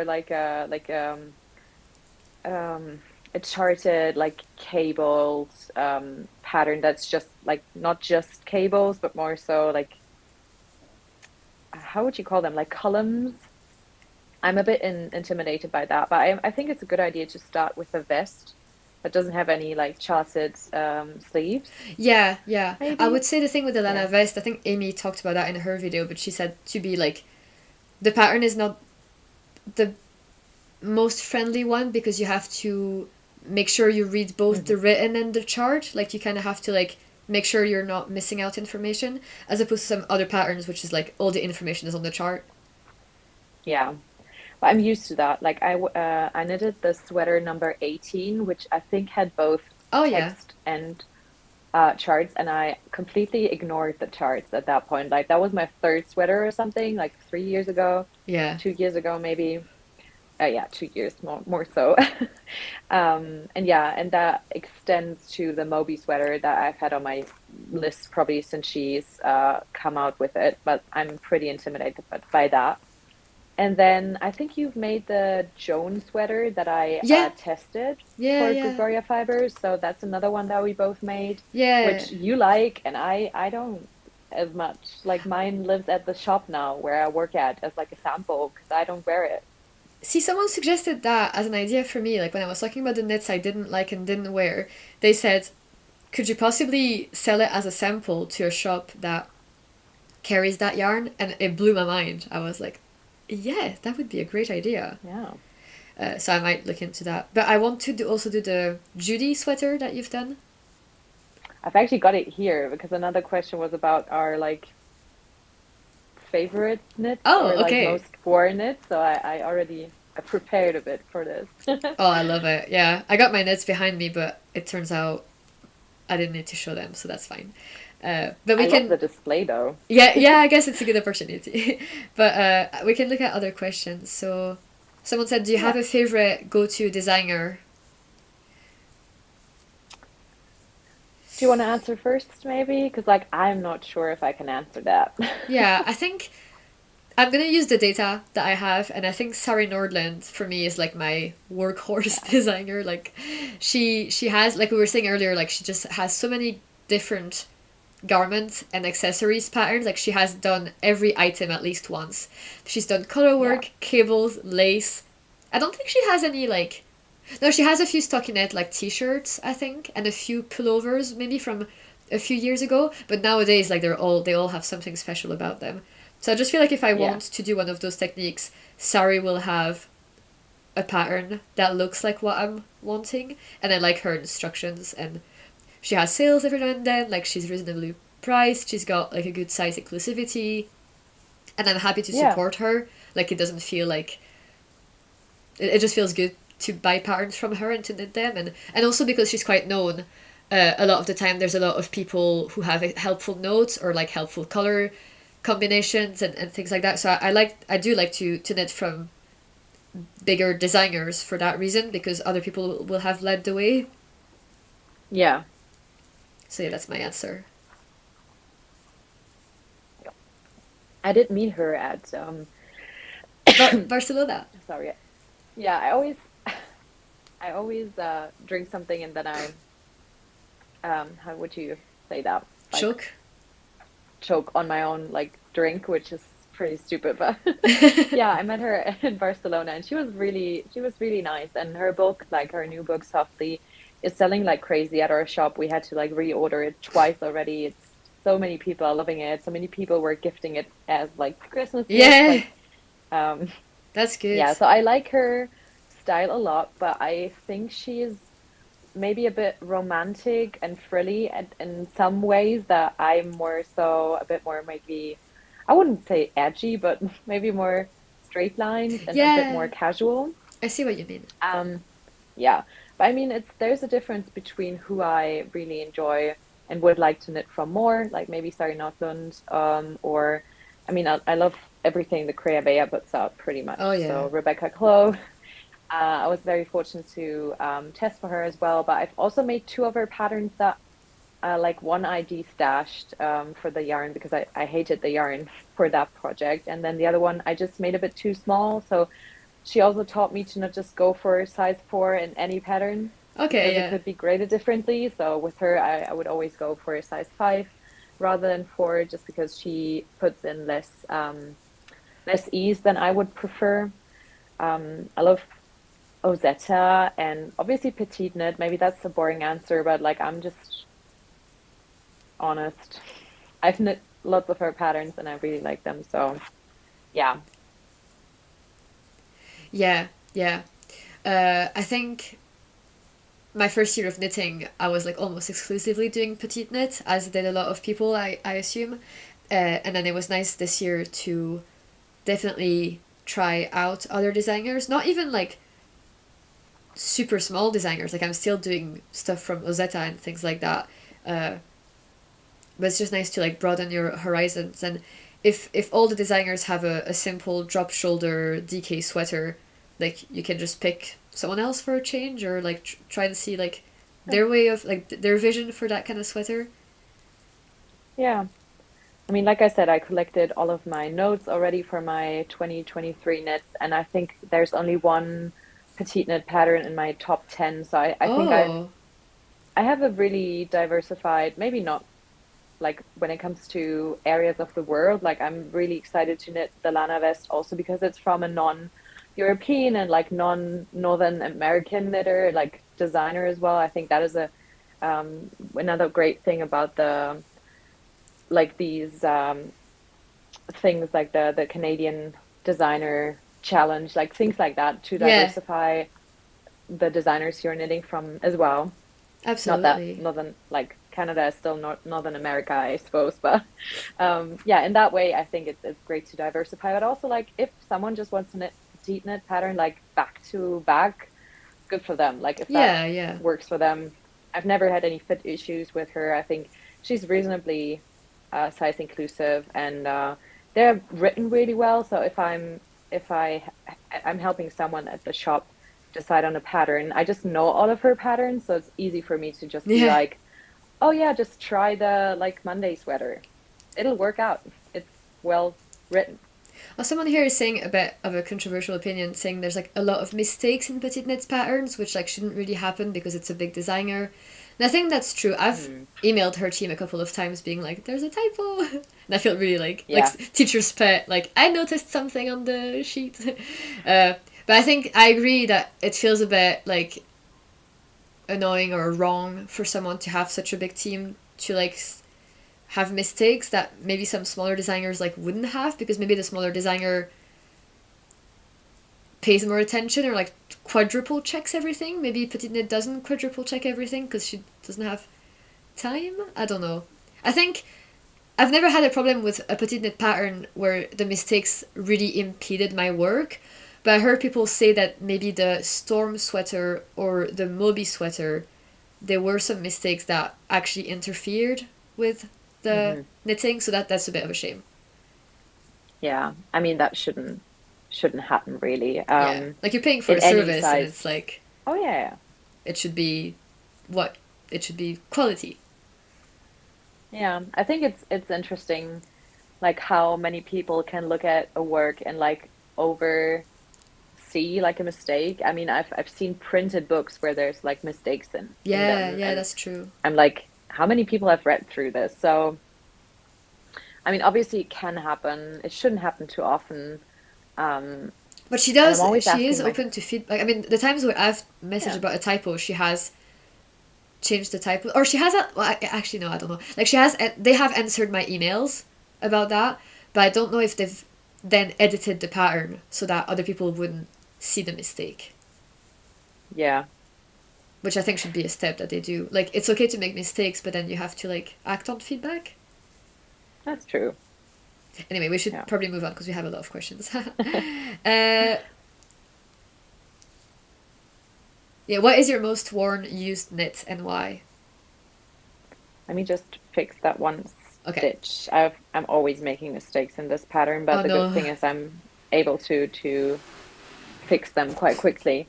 So I've brought this Judy sweater, which I was so fortunate to test. I think about a year ago, I started this test knit, and it's beige. Beautiful.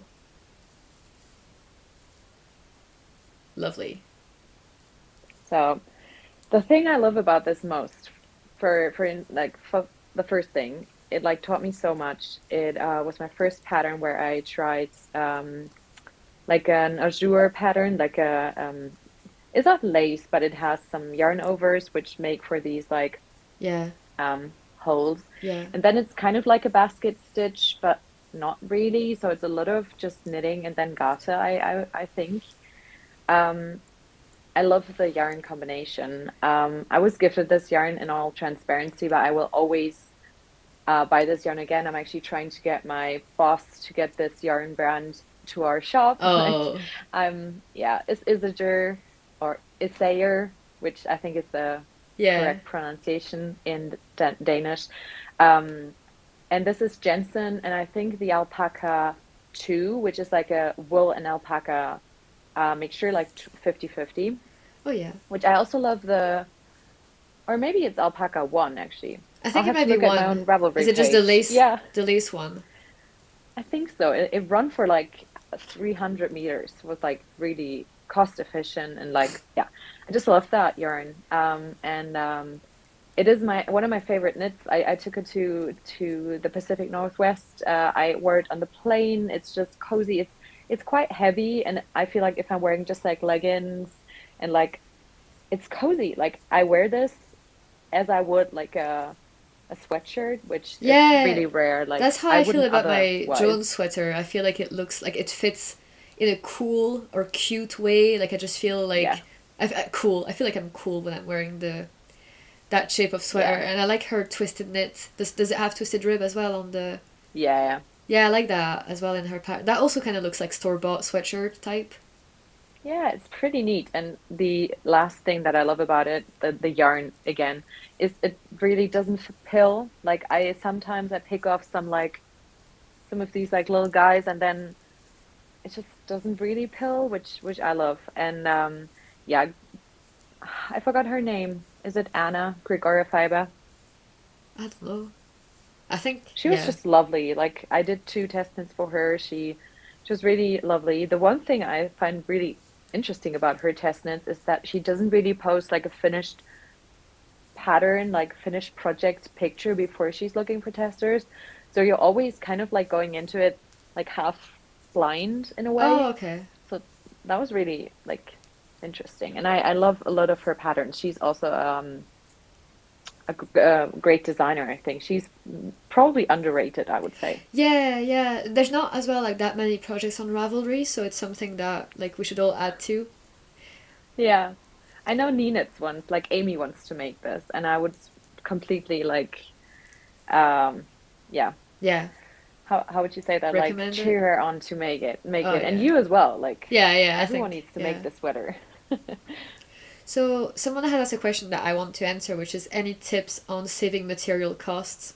My answer Yeah, is sales, sales, sales. Like I yeah, feel like, and when I put my stash on Ravelry, I put a tag on, like on whether I got it on sale or not, and it looks like I did buy a lot of yarn this year, but most of it was on sale, which helps me sort of feel better. And I feel like because I know a lot of the yarn shops have sales, it helps me not buy yarn like all the time because I just wait for one time when they have a sale to like stock up a little bit. But then it's dangerous because then when I stock up, I make a big purchase. But I don't make purchases too frequently because I wait for sales. And the way that I know about sales is by following them on Instagram or their newsletter, which is a double-edged sword because then obviously like if they're advertising stuff, like yeah, they're using their marketing on me, which then could work. Uh, but yeah, I try to be quite disciplined about that, and if I know I can get the yarn cheaper somewhere, like I'll wait, because I have a lot of stuff to keep me busy in the meantime, so I'm never like in a rush to get yarn. And like I said earlier, I have some boundaries about like not paying for a lot of shipping for yarns that come from far away, etc. So like I have my boundaries about what I'm willing to spend money on, or like I think for me a sweater, ideally it would cost £50, and the max I would be like allowing myself to spend on is like over 100. Like that's when I would actually be like, you could make 2 sweaters with that. Like, are you sure you want that one? Yeah. So that's my personal way of approaching like prices and yarns. Yeah. I'm not a good person to ask that question. Have you seen my yarn pegboard? Oh, There's like yeah. hundreds of euros or like dollars on that. I did spend a lot of money last year on knits. But now that I'm in a different, like that I have a different work, and I actually earn less, I have to save more. So Yeah. this year is going to be a lot more making from stash, which I've always done, but now I've grown my stash so much I could probably just knit from stash this year, which I think I want to do a lot of stash knitting this year. But when it actually comes to a recommendation, because like just saying that I'm not a great resource is not really helpful, isn't it? So I mean, I like to spend on yarn. I don't think it's really resourceful to be like, I'll just buy cheap because then I'll save. I think if you're actually investing in some of your Yeah, tools I and agree. in the yarn itself, you'll have a lot more, like you'll get more out of it in a way.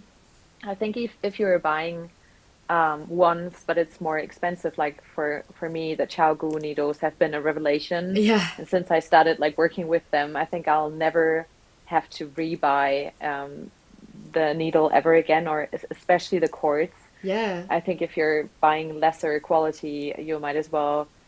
I mean, you're probably spending that money twice. I think there's a saying Exactly. like that. I don't remember what it's The actually the called, but Vimes Boots Index theory from Terry Pratchett book. It comes up all the time oh, about like having to buy, because it came from like buying boots, like shoes who wear out too often, as opposed to like buying a good pair of shoes right away.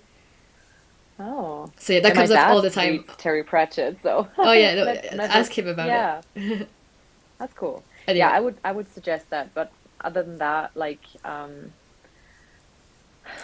there's a oh saying: yeah, buy someone cheap, said buy twice. yeah.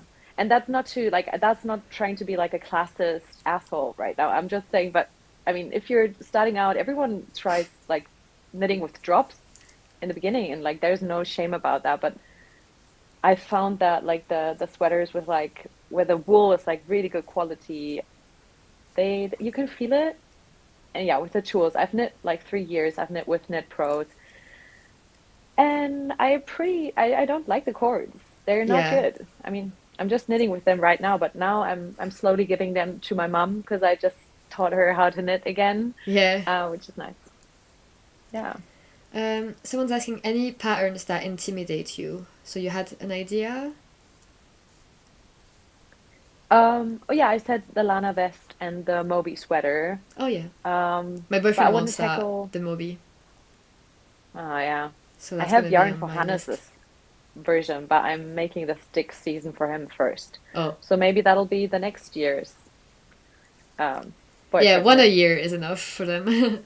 Oh yeah. For me, a pattern I'm intimidated by, well, the Magnum Opus one that I'm gonna do. Like, the yellow cardigan, I am intimidated because it's like sticking, but also like maybe a bit of a weirder construction with like a picked up button band with color work and stuff like that. But Yeah. it'll be okay. I think there's tons of notes on it, so, and videos and podcasters. But then another thing I was intimidated by. No, I think yeah, like feral color work. I am intimidated, and the yellow cardigan. I also want to substitute colors, but I'll probably just like copy someone on Ravelry. Like I'm not gonna come up with my own color scheme, but I'm gonna use someone else's color scheme. I think. Yeah. Yeah. Yeah, and I wanted to say about Camellia saying it's not about choice. I totally agree. Like that's why I said I don't want to be a classist, but yeah, person right now. Yeah. I know Yeah. lots of people cannot like choose what to knit with. If they want to knit, they'll have to go to the big box store and like get yarn. And if that's what you're like at the moment, what's available to you, that's completely fine. Although I don't think it's fair. Like I just try to say that within like a yeah, in a capitalist, like in a Yeah, it's criticizing the system. It's capitalism. how, like, unfortunately, Yeah, that's the world that we live in. And like, if it's not knitting, it's about other stuff. Like, yeah, there's it's a lot about of food. things I Like, wish I could just buy straight away. Like, yeah. So yeah, it's a bit of yeah. a bummer, but yeah.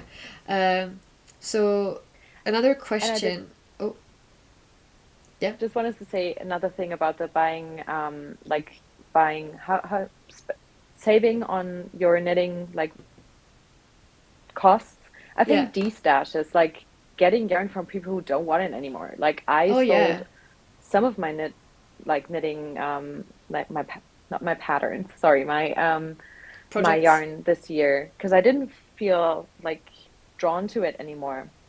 And so other people got it for less, and so they could try it out. And I think it's a great Yeah. thing that the knitting community has going for it. And like there's also Discord service and like There's a people organize Ravelry these function as stashes. well, where you can Yeah, literally search for the yarn that you're after. You can search for it and see if someone has it for sale, or if you've got like a sweater. I've had a lot of luck selling sweater quantities on Ravelry. I think people are in search of that a bit more than just like one skein here and there. So yeah, if you have sweater quantities that yeah. you lost feelings for, uh, In fact, I'm actually kicking myself for not buying the rust oh yeah, that thinner went by from so you when you fast. People offered. were excited. You're like, Oh Marlene, this yeah, looks a I bit like messaged you you, and I'm first. like, ah, yeah. You were like, I'm trying not to buy yarn at the moment. Yeah, Such a cliche. I'm such a podcaster cliche, but yeah, that's it. it is what it is. So somebody Yeah, has asked, how do you decide on which pattern to knit when you're excited by so many? I think it's a good question. yeah. I've actually been asked that before, and like people have complimented me on how to, like how I pick colors as well. So I think Oh that's like a yeah. bit of the like two sides of the same coin, because like I just knit what I feel drawn to, and then I'm like questioning, like asking myself what do I feel drawn towards most? And that usually has some elements of like what have I knitted recently? Have I knitted this before at all? Like is this a color that is missing from my wardrobe? Like I am trying to look at it from like a will I wear this and how can I combine this perspective? And now more than like last year, especially because of the data that I have collected, Yeah. I'm like, does it suit my pants? Like I only have a couple of Yeah, yeah. jeans in my, and I don't wear a lot of different stuff. I'm trying to be more stylish sometimes and wear some skirts and stuff, but like I usually tend to just go for the same jeans. And like if the sweater doesn't go with that particular pair of like my favorite jeans, why should I wear it? So like I try to look at it from this like practical point of view. Is it like gonna work for me? Do I have the yarn for it? Because like I usually knit from stash. And then what did I want to add on? Like I make this queue, and then things like on Ravelry, some things Yeah. just tend to move up the queue, and some things just never tend to move up the queue, and that for me is a sign of it just being something that I don't Yeah. desperately want to do. So yeah, maybe I don't know if that's a good answer, but Oh, it seems like you're definitely considering like a lot of factors, and it's not just like uh casting on the next thing that you saw on Instagram like the next day. Like you're actually considering yeah, your preferences. Uh, I think for me, what's been really helpful is to like make those videos where it's like autumn planning, winter planning. So I get to do all that brainstorming and head work beforehand, and then having made my list helps me, especially because if I pre-select 10 patterns, then I can just choose from one of these 10 based on whether I want to do stockinette or cables. Like I've already yeah. shortlisted, so I quite like that system. But to be honest, like my list has been in some ways the same for like a year now. So things that have been in my 2022, what I knit, And then 2023 plans I haven't yet managed to make, or they've been in my autumn like planning, and then I've gotten to quite a few of them, but still some I haven't gotten to. Like I have stash, and I don't just have stash. Like the only thing I have like planned stash for is maybe sock yarns. Anything else is like a sweater quantity, and it has a project attached to it, and it rarely changes. Like Yeah. I still want to make that chestnut sweater that I bought the yarn for like 1.5 years ago, but Yeah. it's just a pretty dark gray turtleneck sweater, which is a tons of stockinette knitting, so it hasn't been a priority for me, but I know I'll make it someday. So Yeah. yeah, so seasonal planning for sure, but I've just tested it too much this year, to be honest. I That didn't throws get a to all whole my wrench in plans the because plans, of doesn't that. it? Yeah, Yeah, like you exactly. said, can everyone just stop coming up with beautiful patterns for like a year, for Christ's sake? Won't somebody think of the Yeah. knitters? Yeah, why is no one thinking of us? uh, Someone is asking, do you have any 2024 knitting travel plans? I don't have any, so that's my answer. You can answer that. I mean, I would have loved, like, I would love to come to Scotland. We were Oh, talking I about maybe know. meeting up. I just these last 2 days I've been talking to Hannes a lot about it, and just realistically speaking, I mean, I have this Ko-fi where if anyone wants to, I mean, this is not for this cause, but like, let's donate to the Samaritans today. But um, I I'm still planning on going to yarn festivals, of course, but I'm just not sure if I will be able to make it to Seattle again this year. Yeah. Flights are just so expensive, and even though like I have friends there who would have me, which is incredible, Yeah. I'm maybe just gonna have to stay in Germany, and there's loads of small knitting festivals, which is Yeah. great. Like I've been to one this year, and I might go to Barcelona knits again in the winter with work. And like I said, I'm not sure, but this year I'm trying. I've decided to prioritize private like traveling with my partner. Uh-huh. Like for the summer holidays, we want to maybe go to Croatia and like do national parks there, because we do also have national parks in Europe. I've just fallen in love with the Americans Yeah. much. But yeah, I will go to at least maybe 3 or 4 knitting festivals. But most, like I think all of them will be in Germany, if there's no like miracle that's happening in my Ko-fi or in my bank account. Yeah. No. I think that's an interesting thing that you say about like it's not necessarily knitting travel plans that you might want to do, but just also like personal traveling. Like Yeah, they might not always I'll like bring knitting. yeah, But yeah, yeah. I think yeah. with someone mentioning like Shetland Wool Week, I think it's a good one because like Aude, who was here earlier, she went on like a romantic trip there that was like timed with like her relationship like milestone or something, and it just so happened that it was also like Shetland Wool Week, so she was able to Yeah. kill two birds one stone and do both like a personal travel experience but also like a knitting Yeah. traveling. So that worked well, and I've been Yeah. to Shetland a few times, and I would love to go again during Shetland Wool Week, but I Yeah. don't think I'll do it this year. Like I think I've had a, like you say, like I've spent a lot of money on yarn like in 2023. I feel like 2024 doesn't need to like top that up necessarily. Like I can take this No. year more slowly, figure out what I want to do, and then next year in 2025 see if I'm missing anything. Yeah. I mean, I'll share in one of my upcoming episodes which German yarn festivals I'm going to be Ooh. attending. Maybe that's interesting for a couple of people. Actually, I've met a couple of viewers at this one German festival I went to this year, and at Barcelona and it's as well. Like it was crazy. I sometimes imagine just American people watching because I speak English in my podcast and not German like I would in my regular life. Yeah. And someone mentioned Swiss Yarn Festival, which I'm definitely thinking about because that isn't too far. Like, Oh I'm yeah. just not sure if I want to be flying for it because, like, it's expensive. And also, yeah, I was very fortunate to travel a lot these last 2 years with work and, like, just privately because people were having me stay with them, which is just so kind. Yeah. And yeah, I wanted to combine coming to see you, being in Edinburgh for the first time, which I wanted to see for years now, and going to the Perth Yarn Festival as well Yeah. in September. So we talked about it already, and I think lots of people in the chat would agree that it would be great to see us both like do an episode together. Yeah.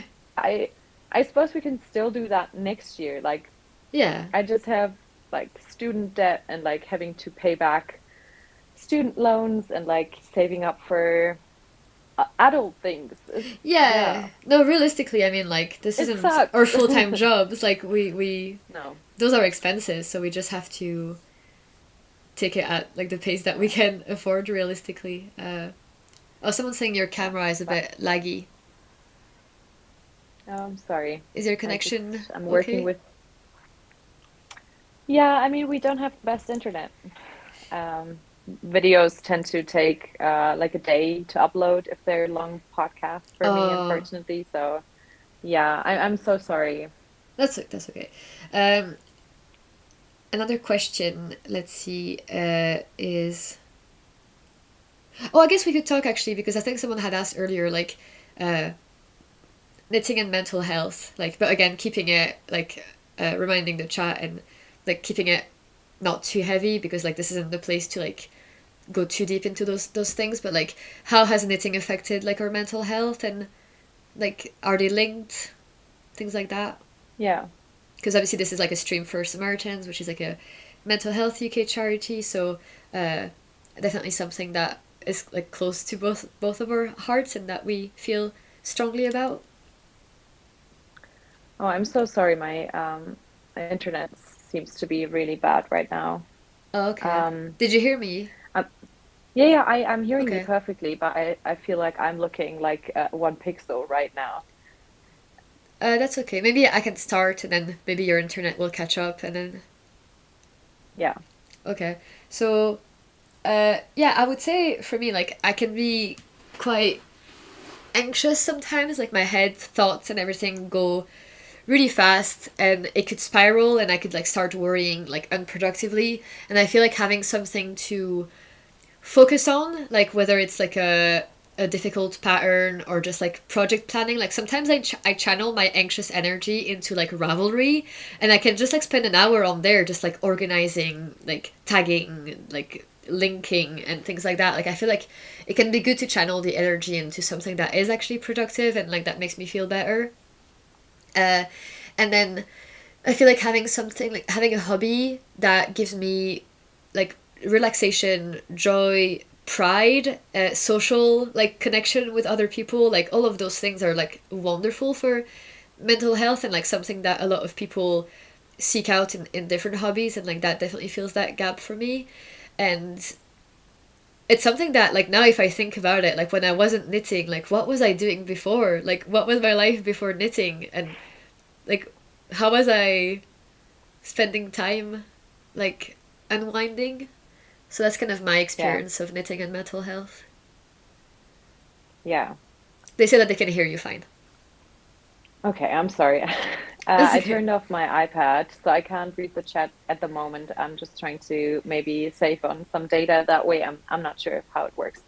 Um, Obviously for me, talking about my mental health and not just the health aspect of it, but also the not well-being and the maybe mental illness, like diagnosed like mental health issues that I have experienced in my life, has helped me a lot. Like I do want to be a person who, because of being open about what I struggle with, can help other people to feel like they can also be really open about it. And that's the feedback that I have Yeah. gotten whenever I've talked about anything concerning like anxiety and depression. Um, and also, like you said, it is something to keep my mind occupied with. It's not like I like you don't want to push your feelings down too much, but obviously if you're anxious, just fiddling with something can help. I Yeah. think lots of people have said that before. I'm actually gonna turn off my partner working anymore. Can you still hear me? Yeah. Okay, I'm not sure. Maybe I'll just have to put them in. I'm sorry. They've just run out of battery. Oh, that's okay. I'm not prepared. I'm sorry. No, that's okay. And we've been like improvising here as well, like with the text. So it's all very Yeah. natural, like organic. Nothing is rehearsed. Yeah. But yeah, I think a lot of people are definitely like relating to some of the things that we talk about. Like I was sharing a bit of stuff about self-image and like photography and modeling and things like that. Like when you're taking all Yeah. those photos about your knits, like it can be related to that. I know a lot of people like it's related to like sizing as well. Like that can be a triggering topic. So like knitting is not either like a solution or a fix for everything. But I No. think the general feeling I'm getting from a lot of people is that uh, it's nice to hear other people talk about their experiences so that we feel less alone. And I know that sounds really cliche, but like it's Yeah. true. And I think you've put it so well, like taking pride in what you actually create, like not just your appearance and what society has like taught you to be aspects to take pride in. Like I've shared about coming from like a not a career per se, but like being in academia and struggling with self-perceived like failure and how to kind of like get through that whole experience of being a PhD and then like having something that I can actually do, which I enjoy and that I Yeah, become good at through like making. Like I'm a baker as well. Um, I like creating stuff with my hands. I've yeah. Oh, I think we can't hear you anymore.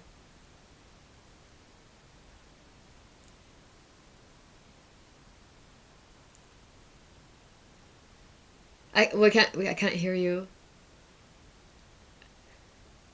Can people hear Marlene, by the way?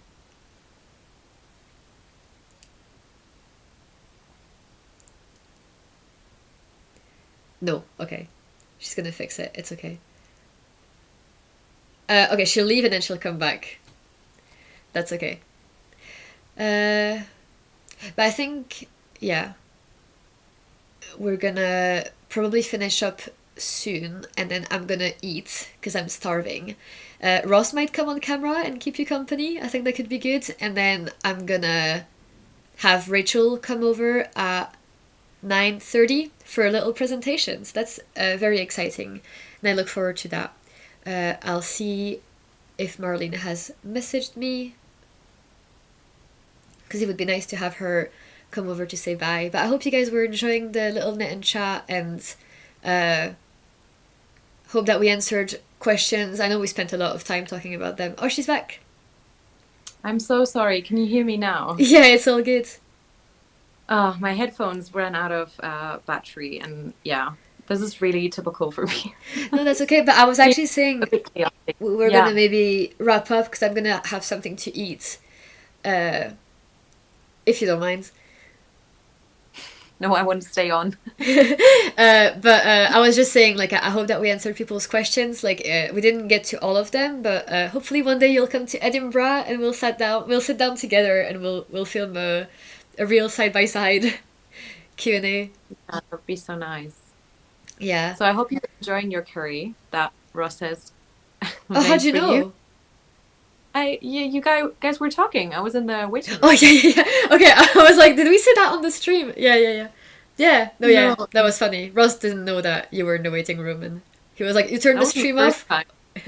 Yeah, I know, it's so funny. Okay, that's good. Yeah, I will enjoy my curry. I'm really grateful that we've got some warm food.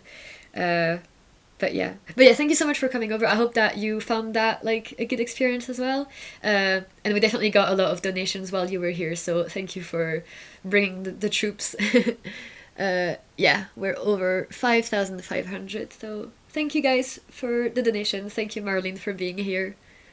Thank you so much for shining a light on such an important topic, Vanissia. Yeah, I'm glad. I'm glad people are donating for like this UK mental health charity, even if they're not in the UK. Like it shows how much like people care about it, which is good. Mental health matters anywhere in the world, so For sure. Okay, well, thank you, and I hope you have a good night because it's late for you. Bye. I'll be joining still. Bye. Oh, great. Okay, so I'll put my transition screen on and then I'll ask Ross if he wants to come and chat to you guys while I go eat because I really am starving at this point. But yeah, if you want to say in the comments, like, goodbye to Marlene, I'm sure that she'll read all those comments. So yeah, thank her for coming. I'm really grateful that she was there and she's been such a great friend. So yeah, I'll turn the screen off for a little bit. Bye!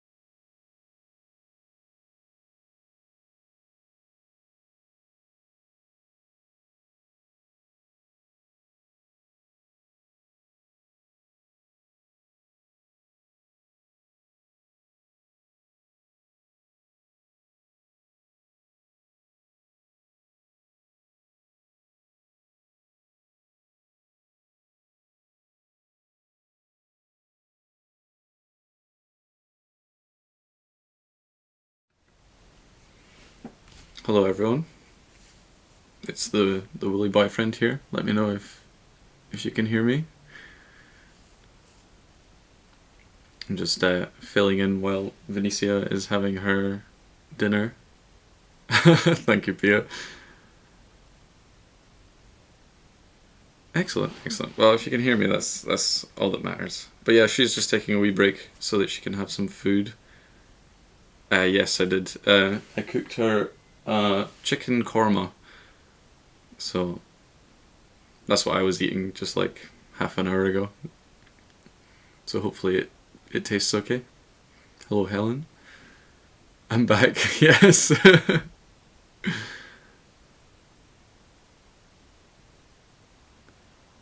Yep. Hopefully my podcasting is okay.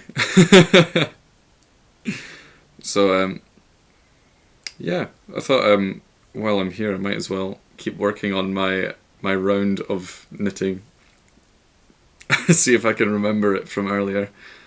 But yeah, no, for sure. Any questions that you guys have for me, just feel free to fire away, and I will try and read them all while I'm doing these stitches.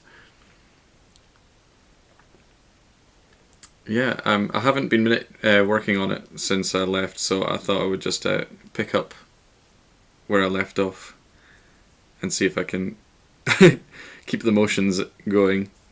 I always find it's a bit hard. I don't know, after I've done like 2 or 3 stitches, it sort of feels like on this bit where I'm taking the yarn off of, it sort of feels like it's very aggressively pulling, and it makes me think I'm going to like rip it in half, and I know that this is some good quality Zakami yarn, so I don't want to break it. Yes, this is my first time knitting alone. With any luck, I won't completely ruin Vanissia's stash. But yeah, I hope you all enjoyed Marlene featuring. I watched a little bit of it while I was having my dinner, but I was cooking for a little bit of it as well, so I didn't see all of it.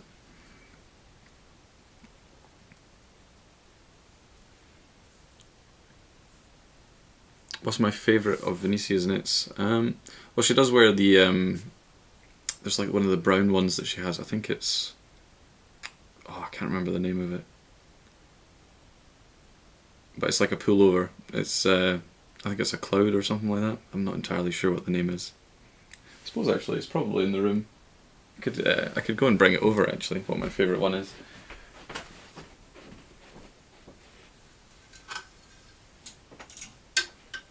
I think it's the wrap. So it's this one, where it's got like the nice little sort of built-in belt for it. If you want, I can put it on. I can put it on so you can see what I'll look like with it.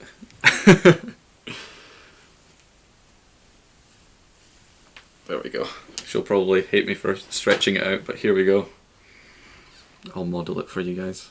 The Levitate wrap, thank you Pia, that is the name. There we go. And then it's got the little knot at the side. There we go. A solid choice, thank you, I think so too. How many people have ignored the boyfriend curse? Oh yes, I've heard of the boyfriend curse. I'm hoping hoping that one doesn't come true. Oh, thank you, Camellia. I'm glad to be part of the stream. I think it's a really great cause, and obviously she's doing it for 12 hours, which is a pretty hefty amount of time. So, you know, I wouldn't want her to be doing it for the whole 12 hours without any breaks or any food. So I'm glad that she's getting a little bit of a rest. Fits me like a glove. Yeah, it's actually not too bad. I thought it would be, because she's like, I'm just over 6 foot and she's about 5'4" or something like that, so I'm surprised, but I can feel it around like the shoulders and stuff like that being a bit tight, so I will take it off so I don't break it. Don't want to.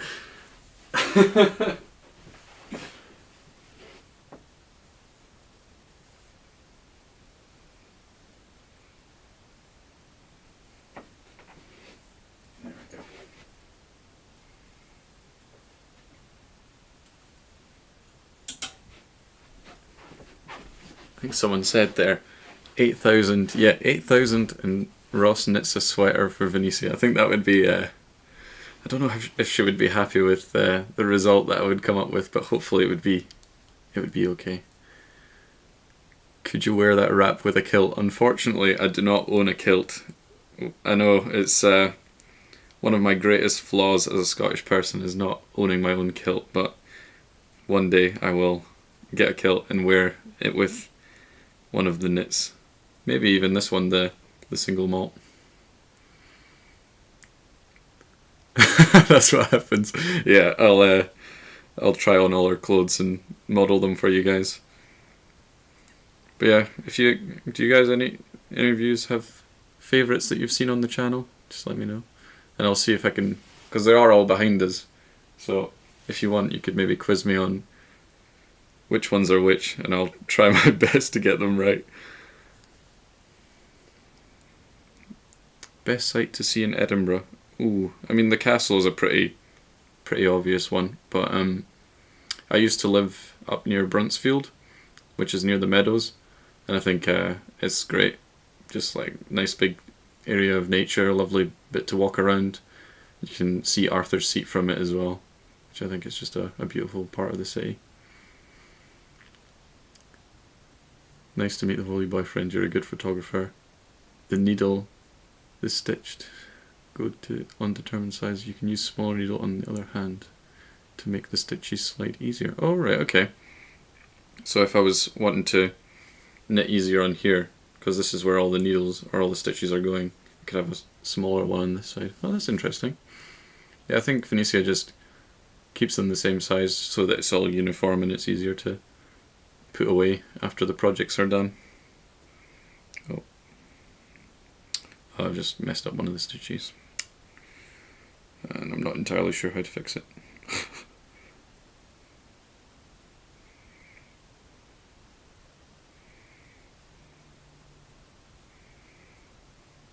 Oh, whatever. What's your favourite knit? Yeah, I was saying it was the, oh god, I've forgotten the name already. The Levitate wrap, that was the one. The Levitate wrap is, I think, the one that she wears the most, and I think she looks really good in it. And I enjoyed doing the photos for that. Love the tartans.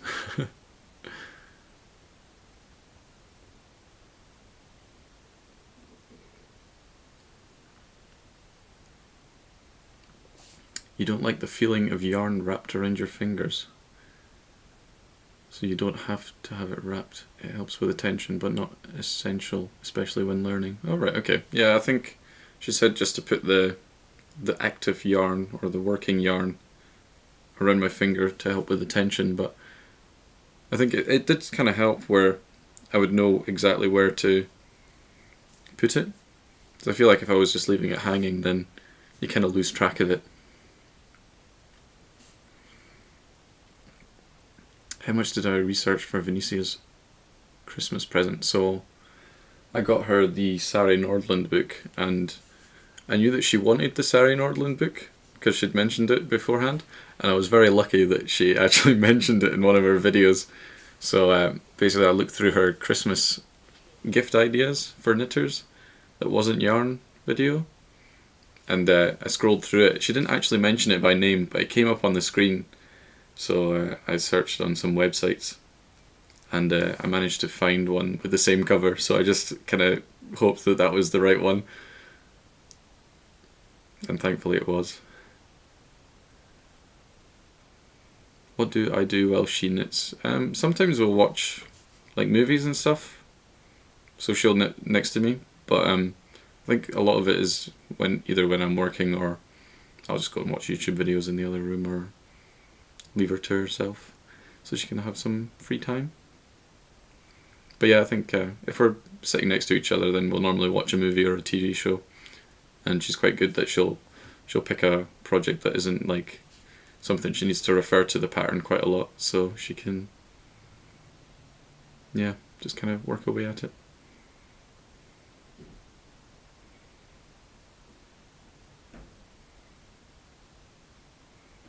Your boyfriend looked at the Amazon wish list.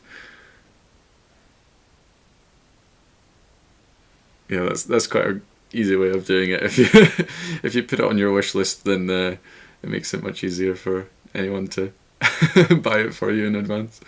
52 weeks of socks. Oh, I think Vanissia has something similar to that. Hello. Oh, hello. She's coming back. She must have absolutely wolfed that down. Oh yeah, I left some. How was dinner? Was it good? It was delicious. Oh, there we go. The best chef. Yes, it's her specialty. Yeah, to be fair, I do make it quite a lot. Did you watch all of her videos? Absolutely not. I like all of her videos. Yeah. I like all of her videos. He goes and he clicks and he likes and he leaves. Yeah. I think I watched the first few, Yeah. and then I realised that I was going to post once like, a week. No, it was more the fact that I'd heard all of it before you put it in the video, so I was like, well, Because I know if we're like, already talking about it, I don't need to hear it twice. who's coming in 10 minutes, she starts Yeah. her videos by saying, this is my chatty outlet to talk about my knitting, so I don't drive away my family and friends by talking to death about it. Mm. And it's like, I talk to death about it to my boyfriend, and I also talk about it on the podcast. Yeah. Like, I will repeat everything twice. Yes, that's true. I don't mind. Yeah. So no, I mean, I would watch all the videos Oh, if I hadn't heard all the content already. So, but yeah. But no, I mean, I feel like I'm a fairly active member of the channel. I'm all the behind the scenes, doing the photos and helping brainstorm ideas. So Oh yes, I'll have to tell her about the goal for 8,000.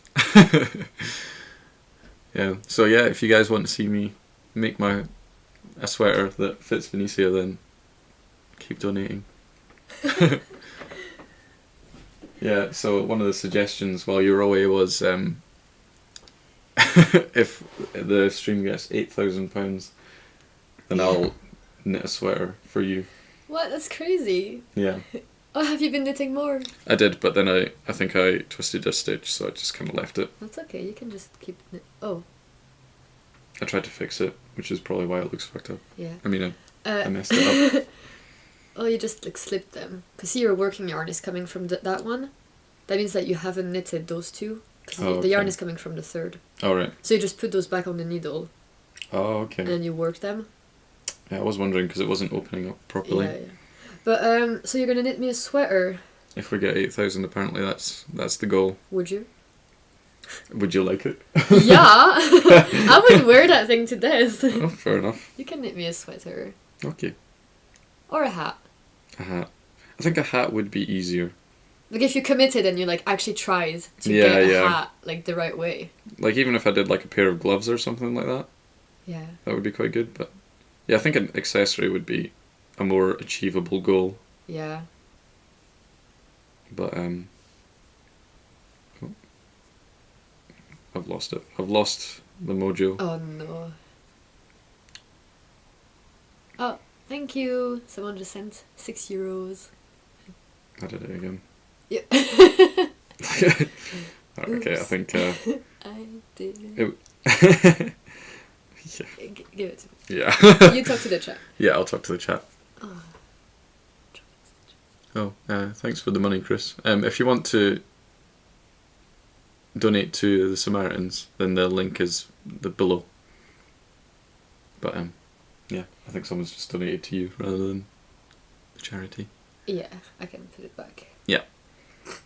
Good luck reaching your goal for the last couple of hours left on the stream. Fantastic charity, a wonderful event, though thought up by an amazingly generous person. I'm off to bed. Good night. Good night, Goddess of Gore. Thank you so much for that message. Yeah, well, yeah, because we smashed the original goal of 2,500. Like we've doubled that. Have we? Are we past 5? Yeah. We're past 5. We've Yeah. doubled that, so that's great. And the last milestone of 10k is just like for funsies. Like Yeah, if we get there, yeah. we get there. I mean, the original goal was 2,500, and that got blown away almost immediately. Yeah. Like I feel like it was just over an hour. Which one? The first The one? 2,500.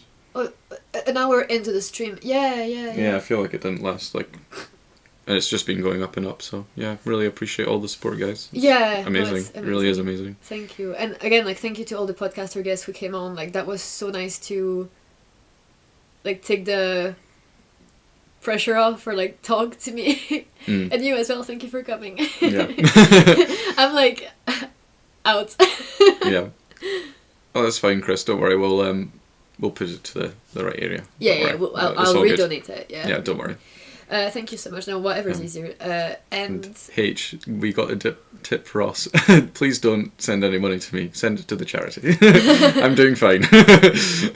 so 5k was doing all the 3 hard patterns. Yeah. There's no goal for 6k, but we could add 8k. Ross knits me something.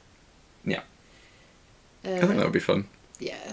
Maybe we could do progress pics over what I Or assume video. will be. A little progress video of like a vlog of you knitting me something. That could be fun. Yeah. Thank you. Oh, someone has had the stream the whole time. Yeah. That's so nice. Well. Kudos for you being so chipper. Yeah. It's like, you know, when you don't have a sleep and you're like energetic. Stretch out more of my sweater. Where's that? The last one. She was worried you were gonna try on and stretch out more of her. Did you try on my sweater? Guys, you're not supposed to tell her that. Yeah, they asked me what your my favourite one that you liked or you wore was, and I said it was the Cumulus. No, I said it was... What's the brown one called? That one. Levitate. The levitate wrap, yes, thank you. I tried on the levitate wrap to show, Did you? to model it on. That's like so cropped. What did you wear it with that on? Yeah. Did you just Yeah, it was a bit tight on the shoulders, probably because of the thick jumper, but I stand by it. It's a great cardigan. I mean, okay, well, I think it showed off I'll definitely pretty well. Oh, someone sent me a pic on Discord. Yeah. Oh, thank you. Yeah, Oh my God, the evidence is all out there. Who gave you that idea? Like, did you go No, and I say? just went for it. I think someone asked me what the favourite And jumper you was, were and I was like, like, allow me. I'll put it on. I have no shame. You look like a teacher. Yeah. With your like grandpa cardigan, like Yeah. like if you had a turtleneck and then you were wearing the V-neck. Yeah. Oh, Excellent. cute. Thank you for taking Brown the on picture. brown. That was great. That's great. I'll put that on Instagram. Yeah, I think it would have been better if I had a white t-shirt on, but you know, we Yeah, can't I mean, have don't everything. overthink it. Like, oh, you're so silly. Yeah, that's a good point, Marlene. If we were having issues with the link for the donations earlier, so if you're having any issues, just maybe try it on a different device. Yeah, some people have said that they had success with like switching the devices, or even maybe browsers as well. Like if you're using Chrome or something. Yeah, I tried it on my phone and my PC, and it worked perfectly Yeah. fine and everything. So must just be a weird issue with it, which is a shame. He's a keeper, as we say in America. I think we say that in the UK too. Yeah. Yeah, he's a keeper. Thank you for the nice comments. Even if everyone donated just a cup of coffee, we'll add up. Yeah, I think what I'm going to do afterwards, because I like the stats, is I'm Yeah. going to go and I'm going to count how many people donated £5. Yeah. To see like what that added up to. I think it'd be interesting, because I can see like a lot of Yeah. the donations were like 5 and 10. Yeah, I mean, there's a few big ones, but it'd Yeah. be nice, like... I'm sure that the small ones outnumber in Oh, yeah, amount for of sure, money yeah. raised the big ones. Yeah. Uh, That's the thing, is like, every little helps, you know? yeah. Can't really go wrong. I mean, even if you've only got 20p to donate, it's more than enough. Yeah, I think the way that it works as well with those third parties is that all the money goes to the charity. Oh, like the... I don't think that Tiltify takes a cut. No. Okay, that's good. Yeah. That's good. Oh, we're adorable. Well done, Vanissia, on organising such an event. Ross must be so proud of you. Thank you both. Yeah, no, I'm very proud of her. I think Thank you. she came up with the idea like 2 months ago.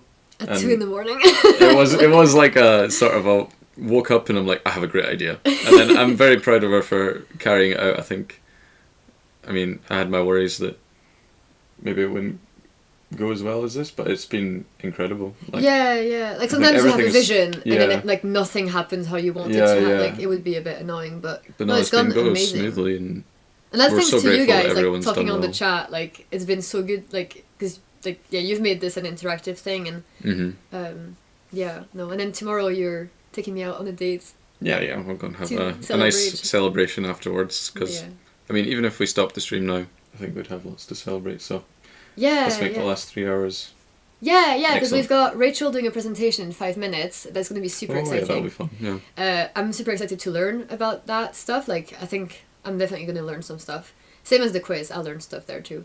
And then Amy from Ninets is coming at 11 p.m. So that's in what, like 2.5 hours? No, 1.5 hours. Yeah. Does that make? Yeah, Amy's coming in an hour and a half. Oh, someone is sad that they missed you live. They're Oh, going to go yeah. back and watch you. Yeah. I mean, the video will be up on YouTube I'll afterwards. put a timestamp for Ross appearances. Excellent. So far, there's only 2, but maybe I'll Yeah. probably pop at the At end the of end, the stream. yeah, that would to be come nice and if you came at the congratulate end. you. Yeah, and so Amy will be coming and we'll be reacting to controversial knitting opinions. And I'm tired, so I will have no filter. Yeah, they will be unhinged, and that's what we're all here for. Okay, I'm gonna message Rachel to see if she's there. Felicitations, Pamela, and howdy, Will We See Knitting podcast. Thanks for joining. Oh, that's Rachel. Oh, is it? She's She's just coming on. Okay, cool. Okay. Howdy. Howdy. We'll see you soon. Yeah. Well, we can get you now if you want, Rachel. Yeah, I can step away. Yeah. Did you eat enough? You all good? Yeah. Yeah. If you ever need anything, just let me know. Oh, thank you. And yeah, Right, well, it was nice chatting with you guys. Thanks for entertaining me, and I hope I entertained you. Look at you. You're like, bye guys, happy knitting. Yeah. Enjoy. See you next week. Yeah, maybe I'll do another round by the end of the night. Yeah. Probably not. Oh. Right, so I'll put it on the... No, just go. Oh, I'll just leave. I'll go get Rachel. Bye. Okay. They're saying bye to you. Bye, everyone. Okay. Well, looks like you guys kept Ross company and that he kept you company too. So I'm really grateful. It was good for me to have a bit of a break and eat and also just kind of like get my head together. There's like 2 more guests to have. And then we're gonna all say goodbye at the end. I'm gonna be really like mindful and try to not go over the 12 hours because I really want to be able to upload the video at the end, and YouTube automatically cuts it after 12 hours. So I want to be really, really strict about not overrunning, and if anything, I'm probably gonna finish 10 minutes early just to make sure, because it would be such a shame if I couldn't upload this like I promised. So I hope that you guys understand and it still counts. So I'll see if Rachel is in the waiting room. Oh, she is. That's great. Well, her screen is, but not her camera. So I'll pop you guys on the transition and I'll message Rachel and she's going to pop up in a couple minutes, okay? Thank you.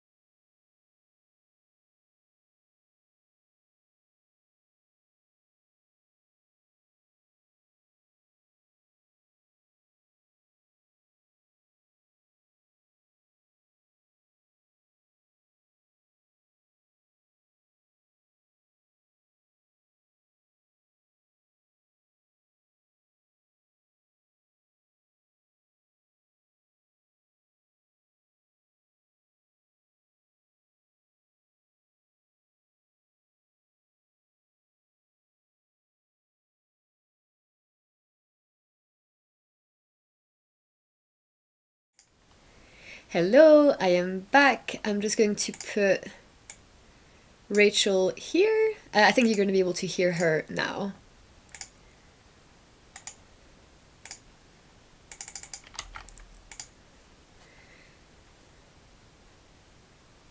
And we have a Rachel. Hi! Hello. Is it working? Can you guys see and hear me? Yeah, that's great. Oh, for me anyway, but I'll check the chat. Okay, I can now see myself. I opened it so I could see chat on my phone as we maybe tested, and now I can see myself, and that's creepy. Okay, They can see and hi! hear you. Hello. It's good. Wonderful. I'm so happy that you were like chatting in the chat and like knowing that you were there throughout. That was nice. Yeah, this was such a fun like addition to my work from home day. Oh, I good. liked being able to pop in over my lunch break. I caught the end of Rebecca's quiz. It's been a good time. Yeah, it was funny because at first she had made the quiz very like wool and yarn and fibers heavy, and then at some point she was like, you know what, I think Rachel's doing a wool presentation after, so maybe we should have some other types of questions. And then that's when I came in with my Ravelry questions and like knitting for Olive questions. Yeah. I had a good time. Yeah, she and I were messaging a little bit about how vague early history is, being like, she was like, I tried to find questions for trivia and there's no concrete answers. Oh, interesting. Yeah, I've not looked into that topic at all, to be honest, so I'm going in completely blind about what you have to say. I mean, you sent me your slides, but they're very like picture heavy. It's like, I need the presentation to happen. Yeah, no, I love, I don't know, I feel like my professors drilled it into me to photos, not text on slides. And, yeah. Especially since we're talking about a physical medium. So for this, it'll be, I think, more fun to have it. Yeah. Just in case people ask in advance, what are you wearing today? Oh, this is my Lakes pullover by Ozetta. Yeah. It's definitely one of my top 10 makes of 2023. I wear this all the time. And my brother tried it on over Christmas because he came to dinner in a t-shirt, and now he wants one. So that's going to be one of my winter projects. Is I actually got really flattering on guys. Are you going to make it longer then? Because this is quite a cropped one. Yeah. Oh, it was funny. It hit the sleeves like came up to here on him, and it was at his belly button because he's much taller than me. But it's great because now I know exactly what size to make him. I know what fit he wants. So this is a very easy gift knit as far as I'm concerned. Oh, that's exciting. I think, I really like making my legs pullover, and I would do it again. Like, if I was thinking of doing in Noro Madara, because, like, I think the gauge is the same.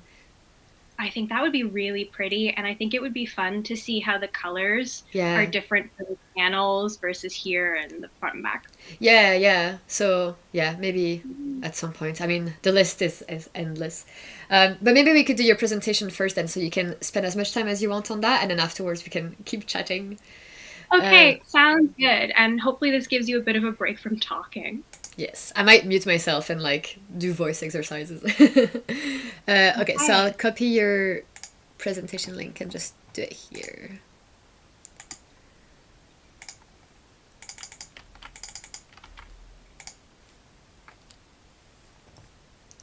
I wish I could see the chat. I might open that.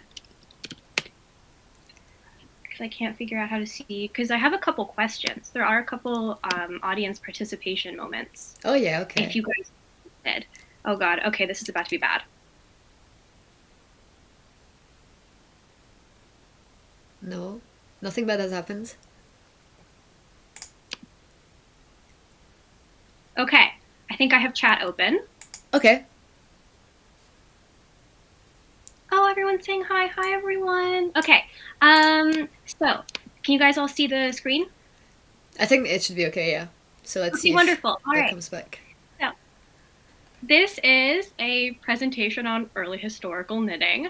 I have a few disclaimers to make. One, this is mostly meant to be entertainment as opposed to education. I'm not a trained textile historian. I just did some research and found a bunch of fun facts and hope that this is fun for you. And two, we're going to be going from about the origins of knitting to about 1900, like the early 20th century, because going into the 20th century where we have a lot more information and, you know, existing artifacts or examples of knitting would have made this like an hour long, and of course have other guests coming and a lot more other fun stuff going on. So instead, we're just going to cover roughly, you know, a few centuries as opposed to the whole history of knitting. And this is a super narrow snapshot because knitting history is so different depending on the culture and the region and the time period that you're talking about. But again, when I was going through this, I found a lot more in common with historical and older and like even medieval knitters than we have, than you might have thought. And I think that that's kind of really fun and neat to know. So here is, of course, my title slide. And then here is an exhibit or an artifact that is either a wall hanging or a carpet. No one is sure. That I'm pretty sure is in the Victoria and Albert Museum, which has a huge amount of historical knitting artifacts in their museum. And this is from 1781. And yeah, either a carpet or a wall hanging. Gorgeous. So, all right, a moment for audience participation or guessing, just for fun. What century do you think the oldest still existing knitted item is from? I'm going to look at chat to see. I have no idea for me. Well, no, I don't.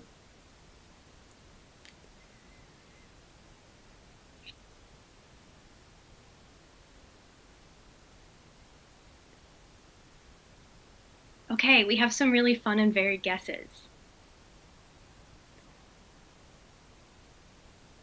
Wow, okay. A few of you are correct. And the answer is probably around 1100 Common Era or AD. Estimates go from around like 1050 to 300 Common Era. But the ones, you know, it's also kind of hard to date these sorts of artifacts unless, you know, you really have a lot of knowledge or maybe you get lucky. But here we have the oldest existing knitting fragments from history, and they're both socks. So one is Wow. from, on the left, is from, they think, around 1100 to 300 Common Era, and the other one is probably around 300 Common Era. And yeah, as you can see, these are both sock fragments. And what's interesting is they're both made of cotton. They're both from Egypt. They're both socks. So shout out to my fellow sock knitters. And what this tells us is that knitting is, like, compared to weaving and spinning and felting and making leather or working with animal hides, knitting is a relatively young fiber craft. And I think another very interesting thing that several scholars that I was reading about highlighted is this is the oldest stuff that we still have. It's probably about 900 to 1,000 years old. But the intricacy in this and in these objects, the fact that it's super tiny gauge, you have a short row heel, you have fine color work and stranded knitting and all these different things, means that this probably weren't the first generation of knitted objects to begin with. Like, think about it. If you had just started knitting, would you have started with a, you know, lace weight colorwork sock? No. So it'd probably been around for a couple more centuries. We just don't have any of those left. Another really interesting thing is that this really seems to prove that knitting has come from the Middle East and from the Arab world. The fact that most of the earliest knitted objects are either made of cotton or silk, you know, typically warm weather fibers, suggests that this comes from the Middle East. And a lot of the earliest motifs are stuff that you see in Middle Eastern architecture or other forms of garments. And something that I thought was very interesting, and this is just someone's guess, but I think it kind of, I don't know, it makes sense to me, is some of the earliest, read a knitting pattern from right to left, which is the opposite of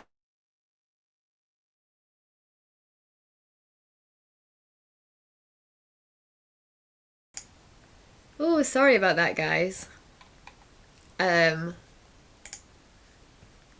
She's coming back. She's back. Oh no. No, is everything okay? Yeah, you're back. It's good. Okay. What was the last thing anybody heard?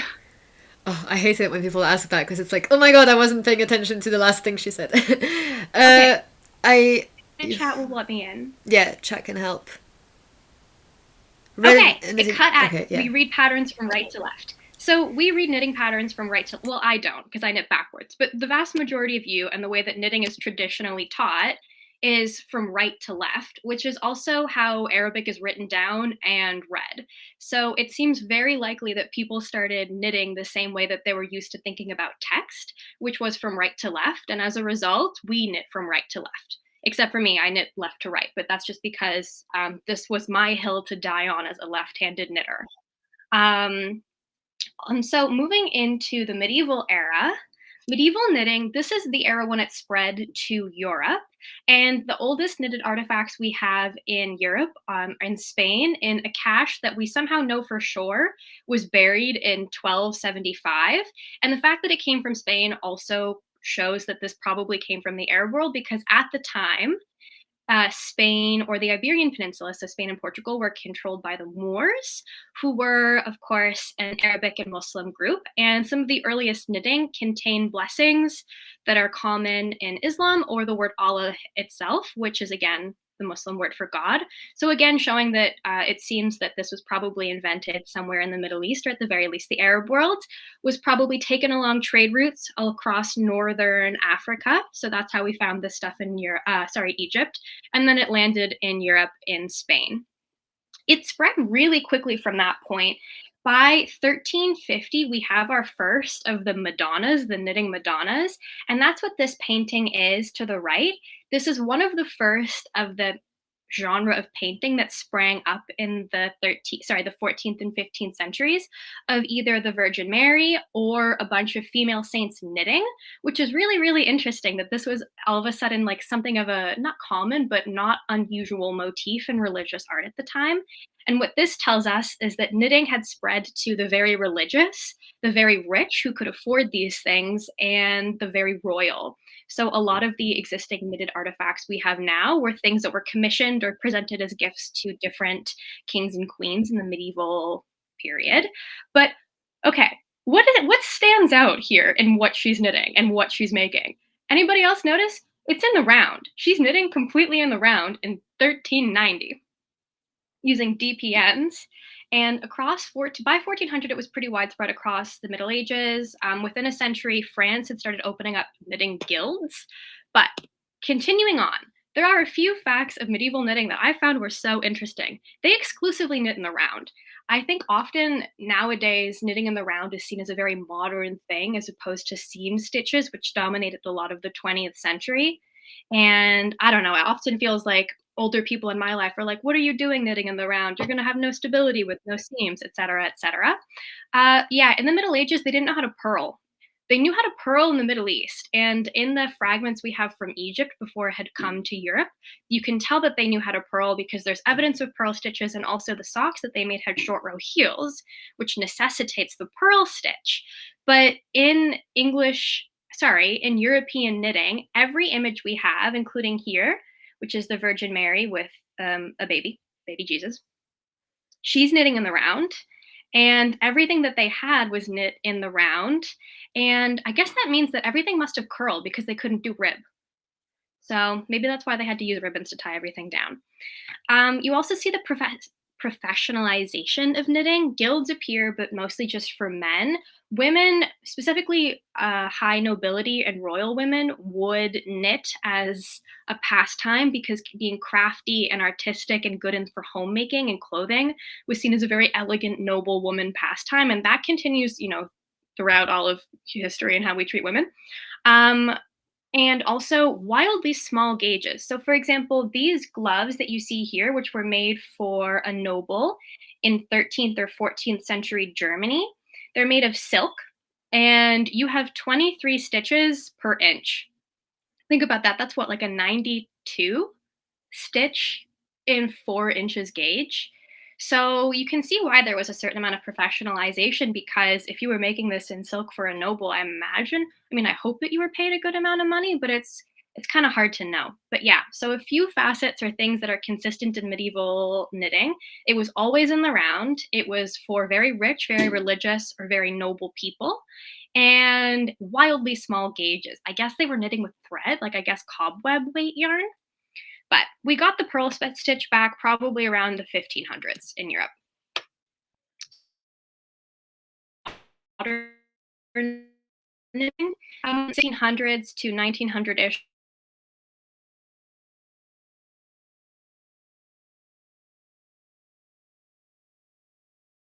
Oh, sorry about that. Guys, she's gonna come back. This is fascinating. Oh gosh.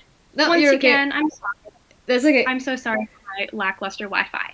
Okay, moving into early modern knitting. Okay, I'm going to be honest with you. This is bigger than the early modern period. The early modern period actually ends in 1800, but please just let me slide into the 1800s up until 1900 for the sake of what's easiest for me to organize. And you have a few things that are kind of consistent in this era. Knitting is often taught to people in orphanages or poorhouses, or the kinds of draconian homes that they would keep unmarried mothers in, and to like shame them and stuff like that.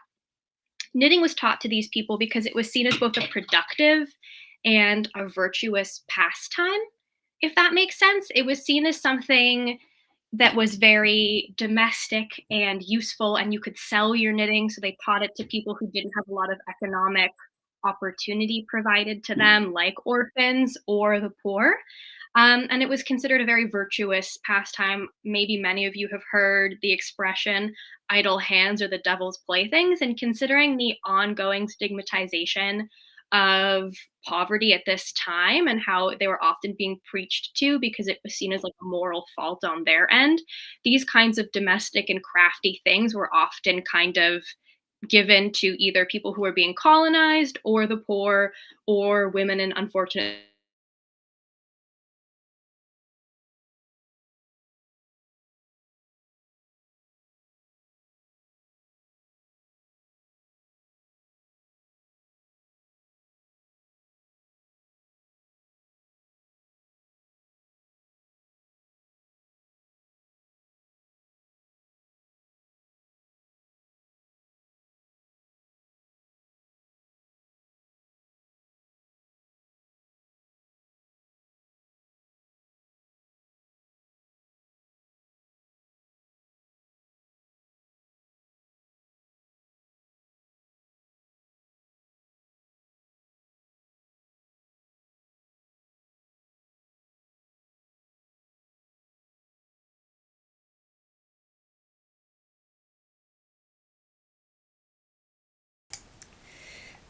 I think she's gonna come back.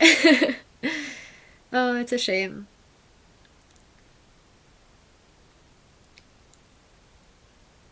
I'll see on my phone if she messages me, but I hope she comes back and finishes, because that's like so fascinating.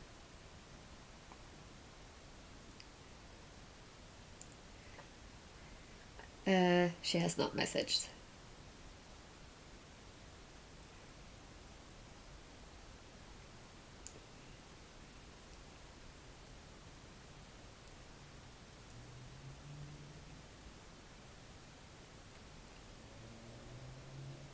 Oh, she's here.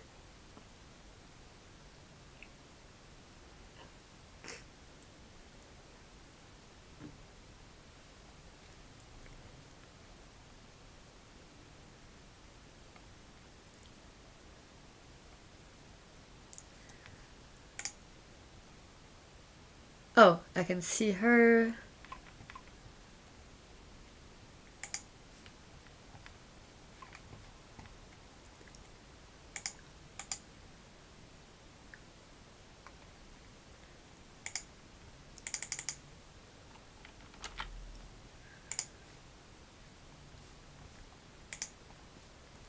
Sorry about that, everyone.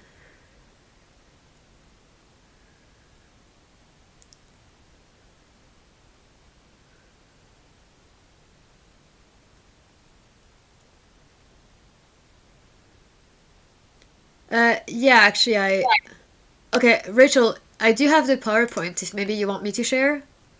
Maybe. I have now switched to my hotspot in hopes that that is more stable. I'm so sorry for all the interruptions, everyone. It's okay, it's just realistic. uh, I'll see if I... Do you want me to share, or are you sharing? You're sharing. All right. Let's Don't worry, see guys. We're if almost that at works. the end. Okay, you go.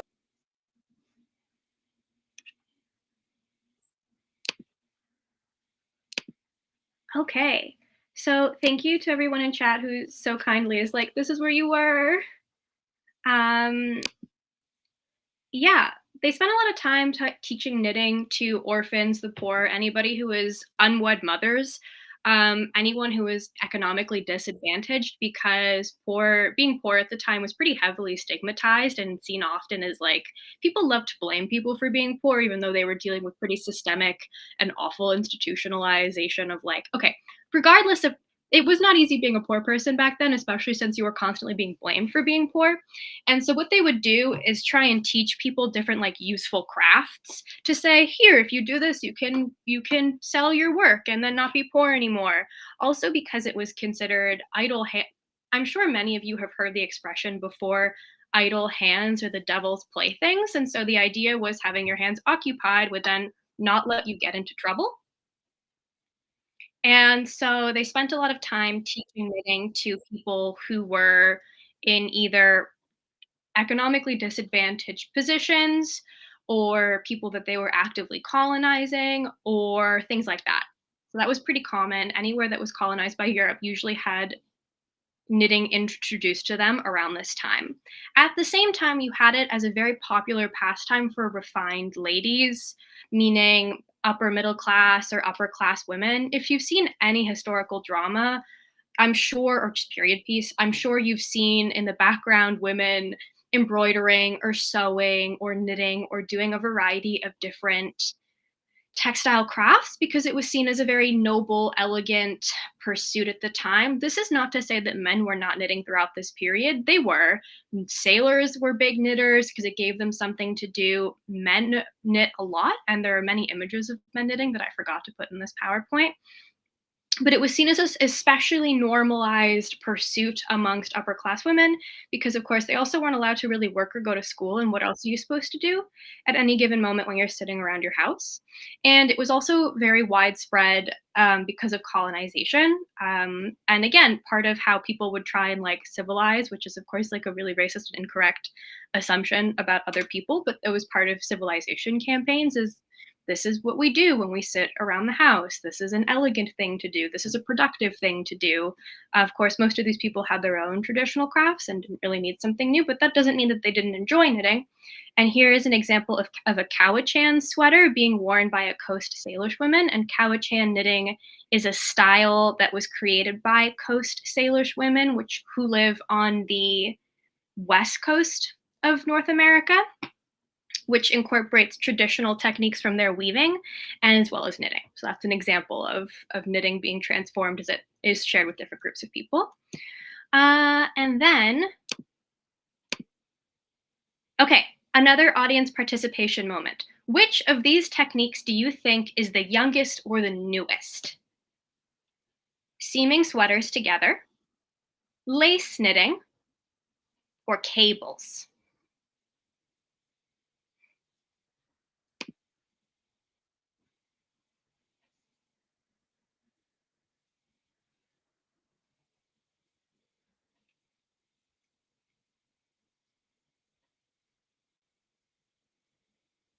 Okay, absolutely no one is voting for lace, which I think is very funny. Oh, never mind. Sorry, Rebecca.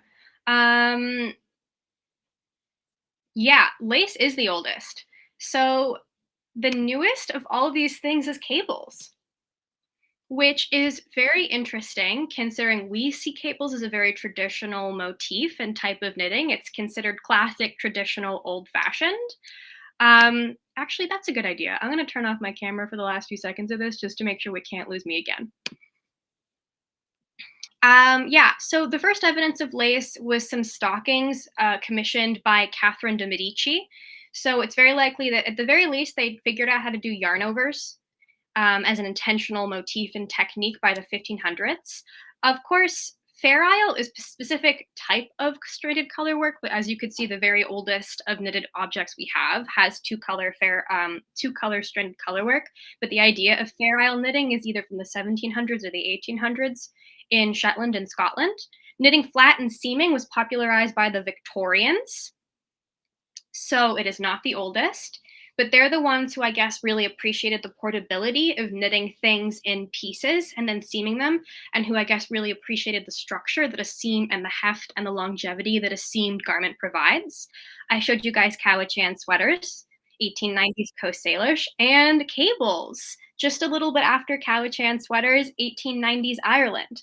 Of course, I went looking for how did people purl? Like, where did the Norwegian purl come from? When did that start? What about the Eastern or the Russian purl? What about creating little knit dolls and amigurumi or Latvian braids? And I couldn't find answers because a lot of this history is, we don't really know.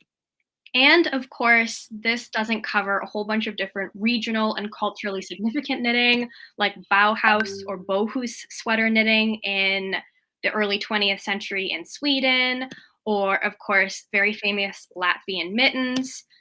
No, that's a Selbu mitten in Norway. This is a Latvian mitten, which are very culturally significant motifs that mean different things and were often given as wedding presents.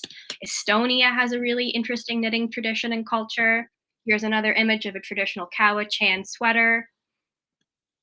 Here are some traditional Icelandic sweaters. I tried to practice saying the name in advance of this presentation and it didn't work. Shetland lace is also super famous, and of course the traditional British Fair Isle motif.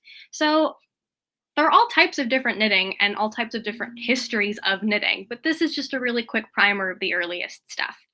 And of course, like I said, there's a lot.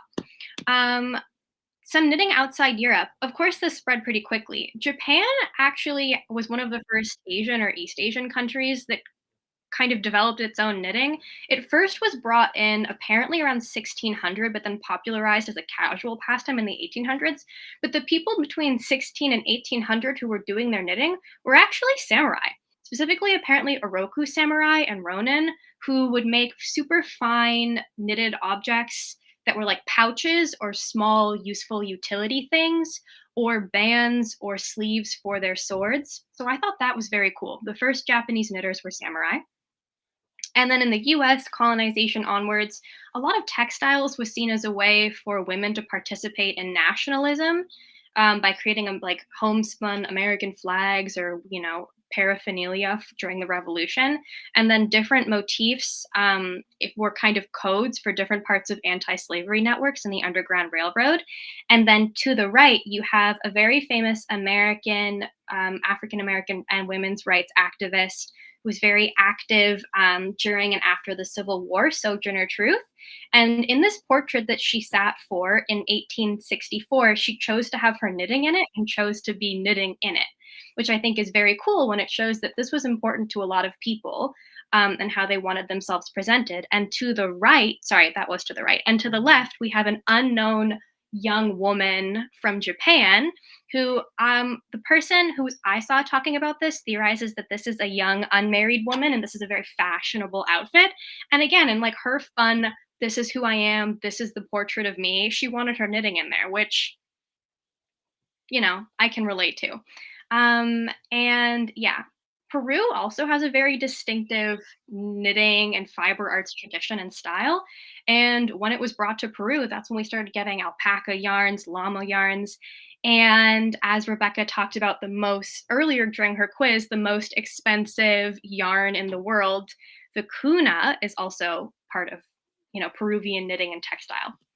So why is this important? Well, I mean, history is fun, and we're part of a very long line of knitters who've been doing this for fun, for money, to look after their families for like literally about 1,000 years now at minimum.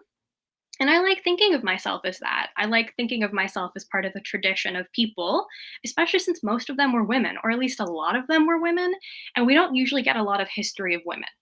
Number two, I find this absolutely ideal for derailing any conversation I don't want to be a part of, but actually can't leave. One of my elderly relatives starts talking about how climate change isn't real. You know what's so interesting about climate is that we know that knitting is actually really, really old and from the Arab world, because in their had to have warm weather fibers. And it wasn't until, and then all of a sudden people are listening to me talk about knitting. No one knows enough about knitting to really contradict you most of the time if you use knitting to derail any type of conversation that you can't politely exit, but is going in a bad direction. And it's just a fun fact if you want to start talking about fun facts, either at a party or in any type of workplace situation. I spend a lot of time talking about knitting at work because it's the only thing my coworkers know about me. So yeah, that's why I find this excellent. History is great. You can use it to change any subject. And there's always more to say about knitting, so you can talk about it with your coworkers. All right, a little bit more further reading. Yeah, thank you for having me. And online further reading, Knitty, which is all of this is online, and all of these are hyperlinked, which I'm realizing is useless in a presentation that you're watching. But the Victoria and Albert Museum has a lot of interesting artifacts. This had some really cool stuff. And Knitty, Spring 2006, History 101, you can Google any of these. I can also maybe share this presentation if you want it later. And then there are some books that are really cool. Here are some of them. I have already reserved Knitting Around the World by Layla Nargi to read when I'm back in Ottawa. I'm very interested as well in This Golden Fleece and Knitting America, a glorious heritage from worn socks to high art. But there are, of course, many more books on this subject. Okay, thank you very much for listening to my presentation. That was amazing, Rachel. I want to applaud, but I don't know how that's going to sound on the mic, so I'll just silently do it. That was great. And all the power to you for like powering through those like 3 cuts. Like you were like relentless. Like, I'm coming back. I will continue. Like, I have something to say and you will hear it. Yeah. No, people will hear it. I love talking about history, and not very often am I invited to do so with a captive audience. So, thank you all. I loved your like international outlook of it, like worldwide, like hearing about those kind of like other customs and like the samurais, and I love that portrait of the woman knitting. That was like kind of like hard, like touching of like she chose, like she was that was a very deliberate choice. Yeah, especially since these people did not often have photographs or images of them taken. And so whatever they put in for that is usually how they wanted to present themselves to the world. Yeah, it's like the woman with a cat or something, and it's like, oh, her and her love. Yeah. And I thought it was important to kind of highlight that despite that, and I think I've seen other people talk about this, and I'm not a very qualified person to talk about this, but I think often nowadays online knitting can seem very like Euro and North American centric and very like white woman centric, whereas that's not necessarily true for what the vast majority of the history of this craft and the people doing it have been. Yeah, I think that's why I liked like a few of the YouTubers now are like maybe talking a little bit about Japanese knitting and like bringing that to light, and like even just the fact that the needle sizes aren't even the same standards, and it's like that's eye-opening because it's like they have their whole history of knitting that's separate from ours that they developed on their own terms.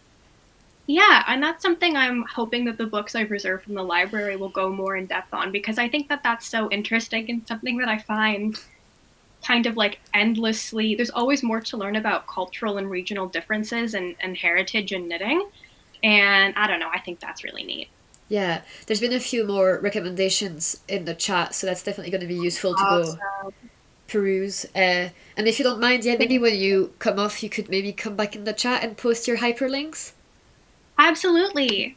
Yeah. Although actually, maybe I don't know if the links are going to be allowed. I think they will be. Oh. Or I could send them to you. Yeah. Okay. Whatever works best. Yeah, you can send them to me and I'll put them in the chat. But that was fantastic. I think everybody loved that. Everybody's complimenting you, and the chat is moving too fast for me to read every single one of them, but that was lovely. Thanks, everyone. Yeah, knitted history. I think it's great.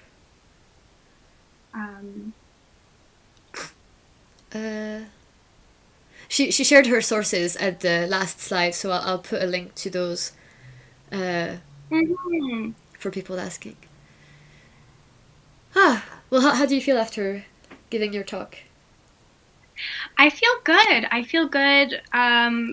Thank you for bearing with throughout all my things. It was a lot of fun to kind of do the research and prepare. And I'd done some reading in advance, and then the more I found gaps and stuff I wanted to talk about, the more my library reserve queue grew and grew. Yeah, because originally I wanted to do a presentation on trends in knitting history. Like, I don't know, I feel like I've been seeing so many videos on trends and knitting trends now, but that's been something that's been true for the history of home craft. Is how can I do something that I saw that I can't afford, or I know I could make it myself, and then instead I ended up doing historical knitting, and so it was fun to kind of have this evolve the more I read about it.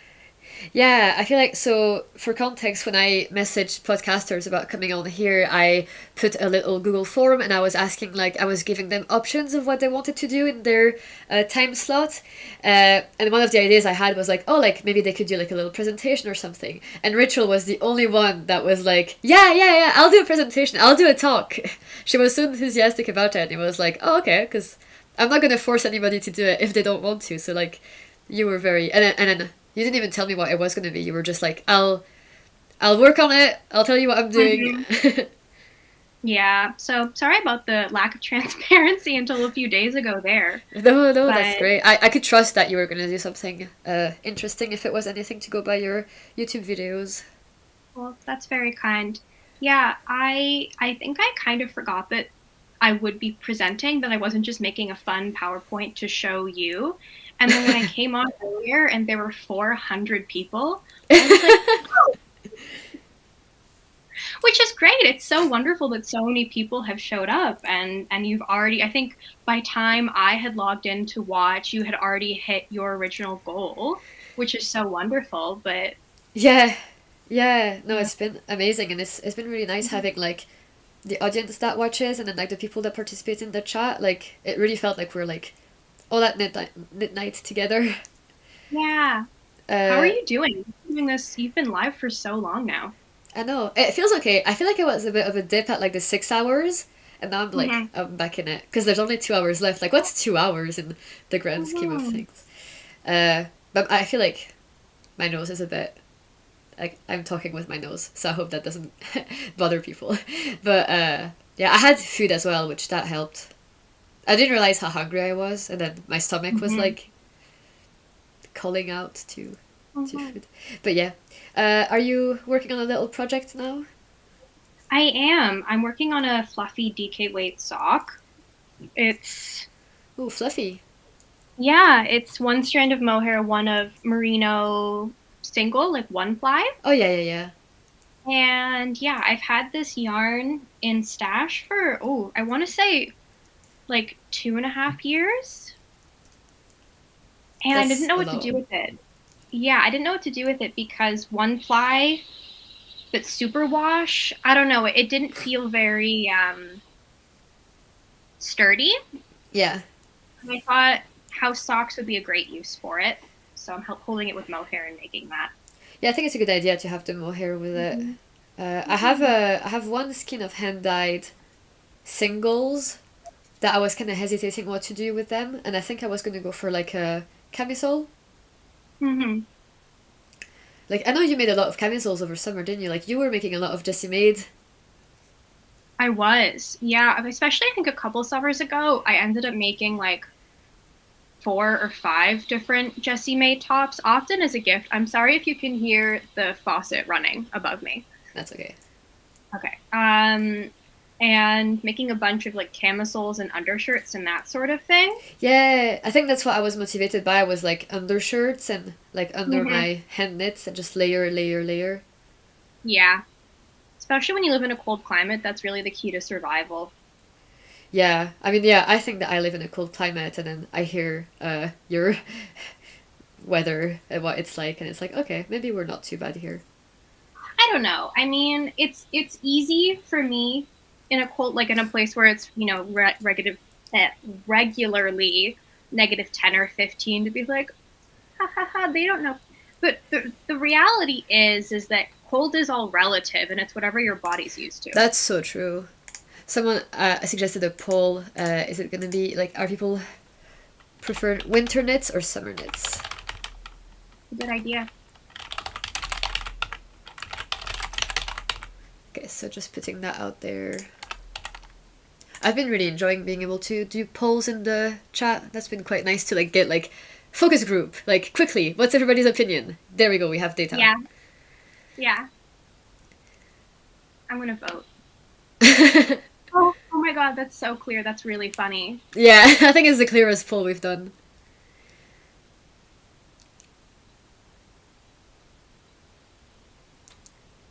Yeah, let us know how your sock with mohair works out. I have heard people do that because of like the silk aspect and like durability of it, but I've not really heard many reviews. Like I heard people having the idea, but I haven't heard them say anything afterwards. I don't know if I'll be able to give a good review on the durability for a boot sock. I don't think I'll be wearing these to walk around, but more as a house sock or for sleeping. Yeah. Because I spend a lot of time in my house and my feet are always cold. Yeah, I mostly, like, 98% of the time I wear my socks indoors. That's also because I don't have a very active, like, work and social life that requires me to, like, go outside every day. Like, I do have to, like, make the conscious decision, okay, I need to leave my flat today. Yeah. But if I was going out and about, I'd be, like, having fun, like, styling my knits. And, like, that's also a thing. Like, I want to make a video where I'm, like, styling my knits. I think you did that, actually. I really like the way that you edited that. That was quite nice to, like, just, like, the little, shoots. But, yeah, I can't really do a styling my knits because my styling knits is, like, my hand knits up and then my joggers at the bottom. I mean, that's literally what I'm wearing right now. That's actually one of my New Year's resolutions is leave my house every single day. Yeah, that's really good. That's a really good goal. Actually, do you have any other knitting intentions? I think you were saying, like, we were actually saying together, like, making less knits for ourselves, like having less of like a big output and. Yeah. I mean, you and I've talked about this, and then I think I tuned in when you were talking about that with Yiqi as well. Yeah. I am very much on the same page as the two of you. I love knitting, and I feel like it's always easy for me to justify adding more knits to my wardrobe because it's cold where I am for so much of the year. Oh, for anybody who doesn't know me, I'm Canadian. I'm usually in Ottawa, Canada. I'm visiting my mom in Toronto right now, which is not as cold, but yeah, I'm in... Someone told me that Ottawa is apparently one of the coldest national capitals in the world. Oh. And that made me sad. I was like, don't tell me that, even if it's true. I need to think that people in like Finland are doing worse. Well, I remember actually like Shetland is on the same like latitude as Alaska. Which it feels like Alaska would be so much higher, but because it's like the globe and like they're on the same and the wind currents and stuff like that. Like I lived in Luxembourg for 4 years, which is much Really? farther I was north. born there in Luxembourg. No way. You were born in Luxembourg? Yeah, like the country. Yeah. Yeah. I lived there for 4 years. That's me for like my first 2 years of life. Then we moved. That's so funny. That's not something I usually talk about. No, I lived there when I was 10 to 14. Oh, that's interesting. Yeah. It's so- not nearly as cold there as it is here, but it's significantly farther north, which I think is interesting. Yeah. So yeah, but I think you had an interesting take because your way of dealing with the whole like knitting less was going to be to do more gift knits and like kind of matching your stash yarn with what you think somebody would like it more than you would maybe. Yeah, that's one of my goals for this year is to knit for other people in a way that is still balancing not feeling like taken advantage of or resentful of knitting a lot for other people, or most of the people in my life know how much effort and money goes into these things, so it's a joy to knit for them. But yeah, I want to knit more for other people so I don't just keep accumulating sweaters. And I also really love your approach of doing more intricate and time-consuming knits. So I know we've talked about the Scout shawl before, but that's pretty high on my list. And there's this vintage cable. It's a DK worsted weight vintage pattern that's all over cables that I'm desperate to get my hands on. So once I finish my storm sweater, which is somewhere in the background of this room, and start work on my brothers, I think I will either do one of those two projects, the Scout or the all over cables. Do you have yarn in stash for the Scout? Is it like leftovers? I do. And what is it? I do. It's Rico Baby Merino. Okay. I got it on sale over the summer. I have it in a blue and a pink, and then I have a bunch of sock yarn scraps that I think would be nice pops of contrast for the multiple color work. And I think that would be lovely. I think it's definitely an interesting one to see the color palettes people come up with and like finding the right contrast for the different like quilted little rectangles. But yeah, I mean it was in my list of like Magnum Opus. It lost in the votes, which part of me was relieved because I didn't want to do like flat color work. Yeah. But it's like I should like that's a good reason why I should do it. Like I don't know. Is it like I don't know. I don't want to force myself to do stuff that I'm going to not enjoy. But I haven't knitted flat, so I can't say that I don't like it. Yeah, but you can reasonably guess that you probably would not. Yeah, but maybe by the time I'm done with one project, it's like okay, actually, it's not that bad. That was my experience. So I knit this colorwork cowl or collar or bib or dicky. For your mom? It really depends. Yes, for my mom, exactly. And that was kind of my test to see if I could do color work flat and if I hated it. Yeah. And I did not find it. I actually found it a lot more straightforward than I was expecting. Obviously, I did an all over lice stitch. Yeah. So it was pretty much the easiest color work a person could do, but I liked it more than I thought, and that was really nice. Yeah, I think. Oh, what do I think? No, I don't actually have a thought on that. People are talking about the temperatures in. Oh yeah. Yeah, kind of talking about. Someone is in Luxembourg right now, so that's interesting. -30 in Finland. Oh, that's. Yeah. Okay. So you guys are doing worse than me. I'm sorry. I shouldn't find comfort in that.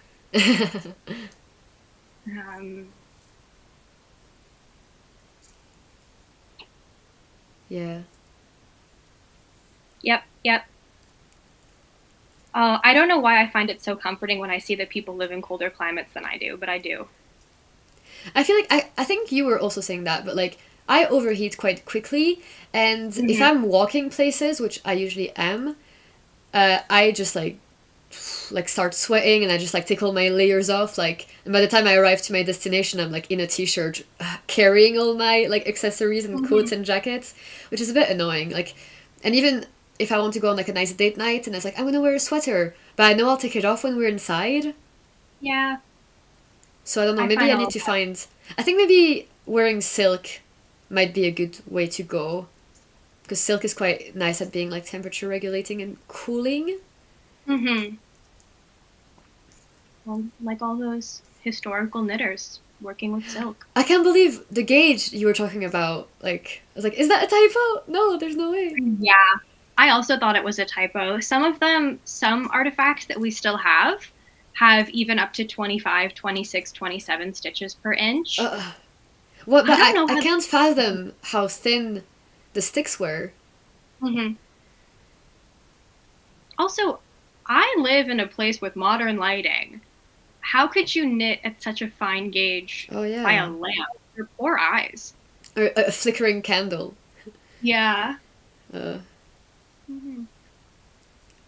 Is there anything you're particularly excited about for the next year of knitting? I know you have goals, and of course people are working on voting for your Magnum Opus, but is there anything that's like the most exciting for you? I think what would be exciting is if I like really sit down and like make my goals more official and then try and achieve them. Like, it would be exciting to like show the discipline and like we were saying before, like last year was a year of experimenting a lot, and it would be good to have this year as like acting on those things that I've learned instead of just like data gathering, and it's like, well, at some point you need to use that data. So like learning my preferences about fit, colors, and yarns, and it's like, well, I should just act on those instead of getting always like swept up in the next big thing. So I think like trying to be less influenced by Instagram and other YouTubers and like do what I want to do, like because I truly want to do it, as opposed to because the internet told me I wanted this. Yeah. So that would be quite nice to like prove to myself, like if I set out to do something for the right reasons and then I end up doing that, like that's a good and healthy way of doing it. Like I don't want to be putting huge rules onto myself, like that's just a recipe for disaster. But I feel like, I don't know, like sometimes do you ever feel like you're kind of like not a victim of your knitting, you know, but like the knitting is in control and like you're not, like as opposed to like you choosing. I guess that's the thing of like intentionality, like the driving seat. I want to be in the driving seat of my knitting. Absolutely. I get that. I do. I think it's for me such a sometimes, okay, now I'm just talking in circles. The difference between what I want to knit and what I want to have forever. Yeah. It's kind of tough. Sometimes I want to be part of the zeitgeist and the community and everybody who's making a Sophie shawl or a Stephen West mystery knit along, but I know that I don't want a Sophie shawl or a Stephen West mystery knit along shawl, probably. And then the other hand is, but if I just keep knitting stuff like this, which actually I had a lot of fun making and I wear all the time, but that's kind of sometimes a rare find in the middle. Yeah. Where stuff that I know is going to be so wearable for me, but isn't the most exciting to wear.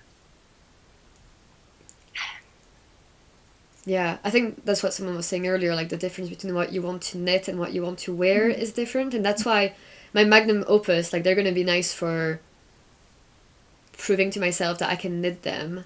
But am I going to wear my yellow cardigan? Like probably not. Although that could be a cool thing to wear in Edinburgh, like my Fair Isle Mary Wallen cardigan. Or if I go to Shetland one day, that would be so cool. I could go, because I think Yell is an island, so I could go to the island of Yell. That'd be so cool. Because it would be doable. I could go to Shetland. Yeah, you could. Yeah, there's a ferry that goes there overnight. I've taken it a few times and I got really seasick. It was cheaper than the plane, which is like just an hour. But it was so expensive. So seasick, money. It's hard to balance these things. I also get very seasick, so I feel you on that. But did you say you were maybe going to go to like Knit City, Toronto this year? And Rebecca was saying she might go.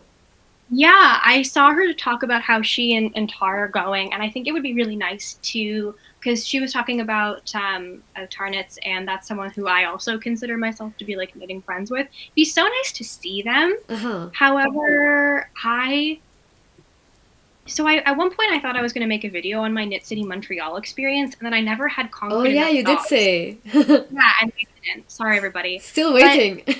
Yeah, I think right now I have a big trip to Europe planned for one of my best friends in this world who's getting married in outside Nuremberg in the early summer. Yeah. And I think right now all of my like saving for big yarn purchases is going to go towards European yarns. I bet. There's quite a few things like that I would like to try.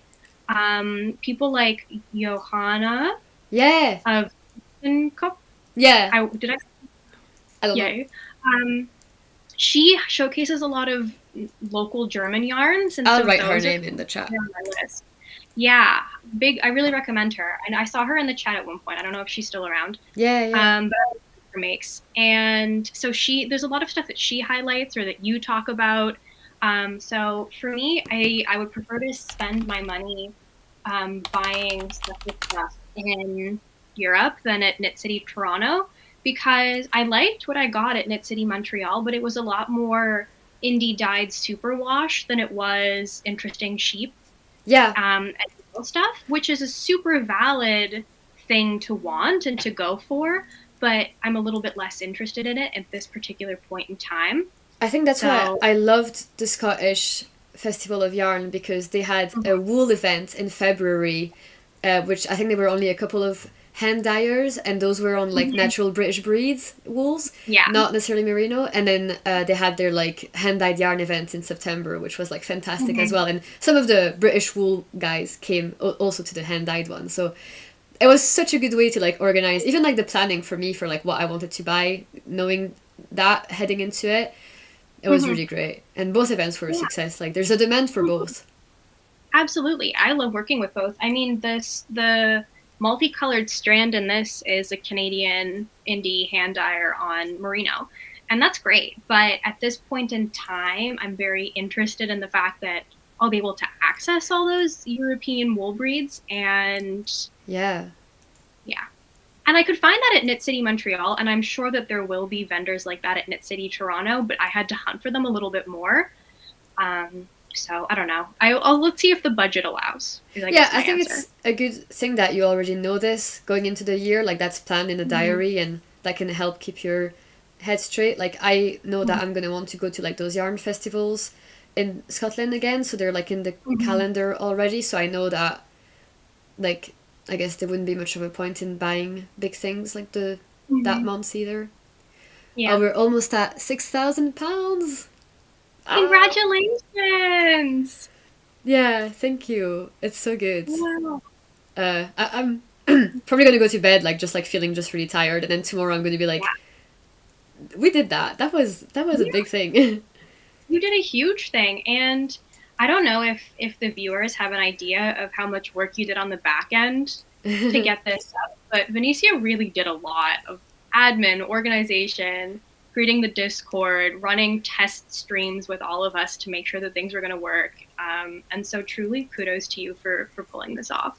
Thank you. It's so funny because like all the test calls with the podcasters went wrong for like one reason or another, and then actually in the stream everything worked perfectly. So like that was the worst confidence build ever to do like the testing beforehand, but it was very much needed. Like we figured out all the problems. Yeah. Thank you for the donations on the screen as well.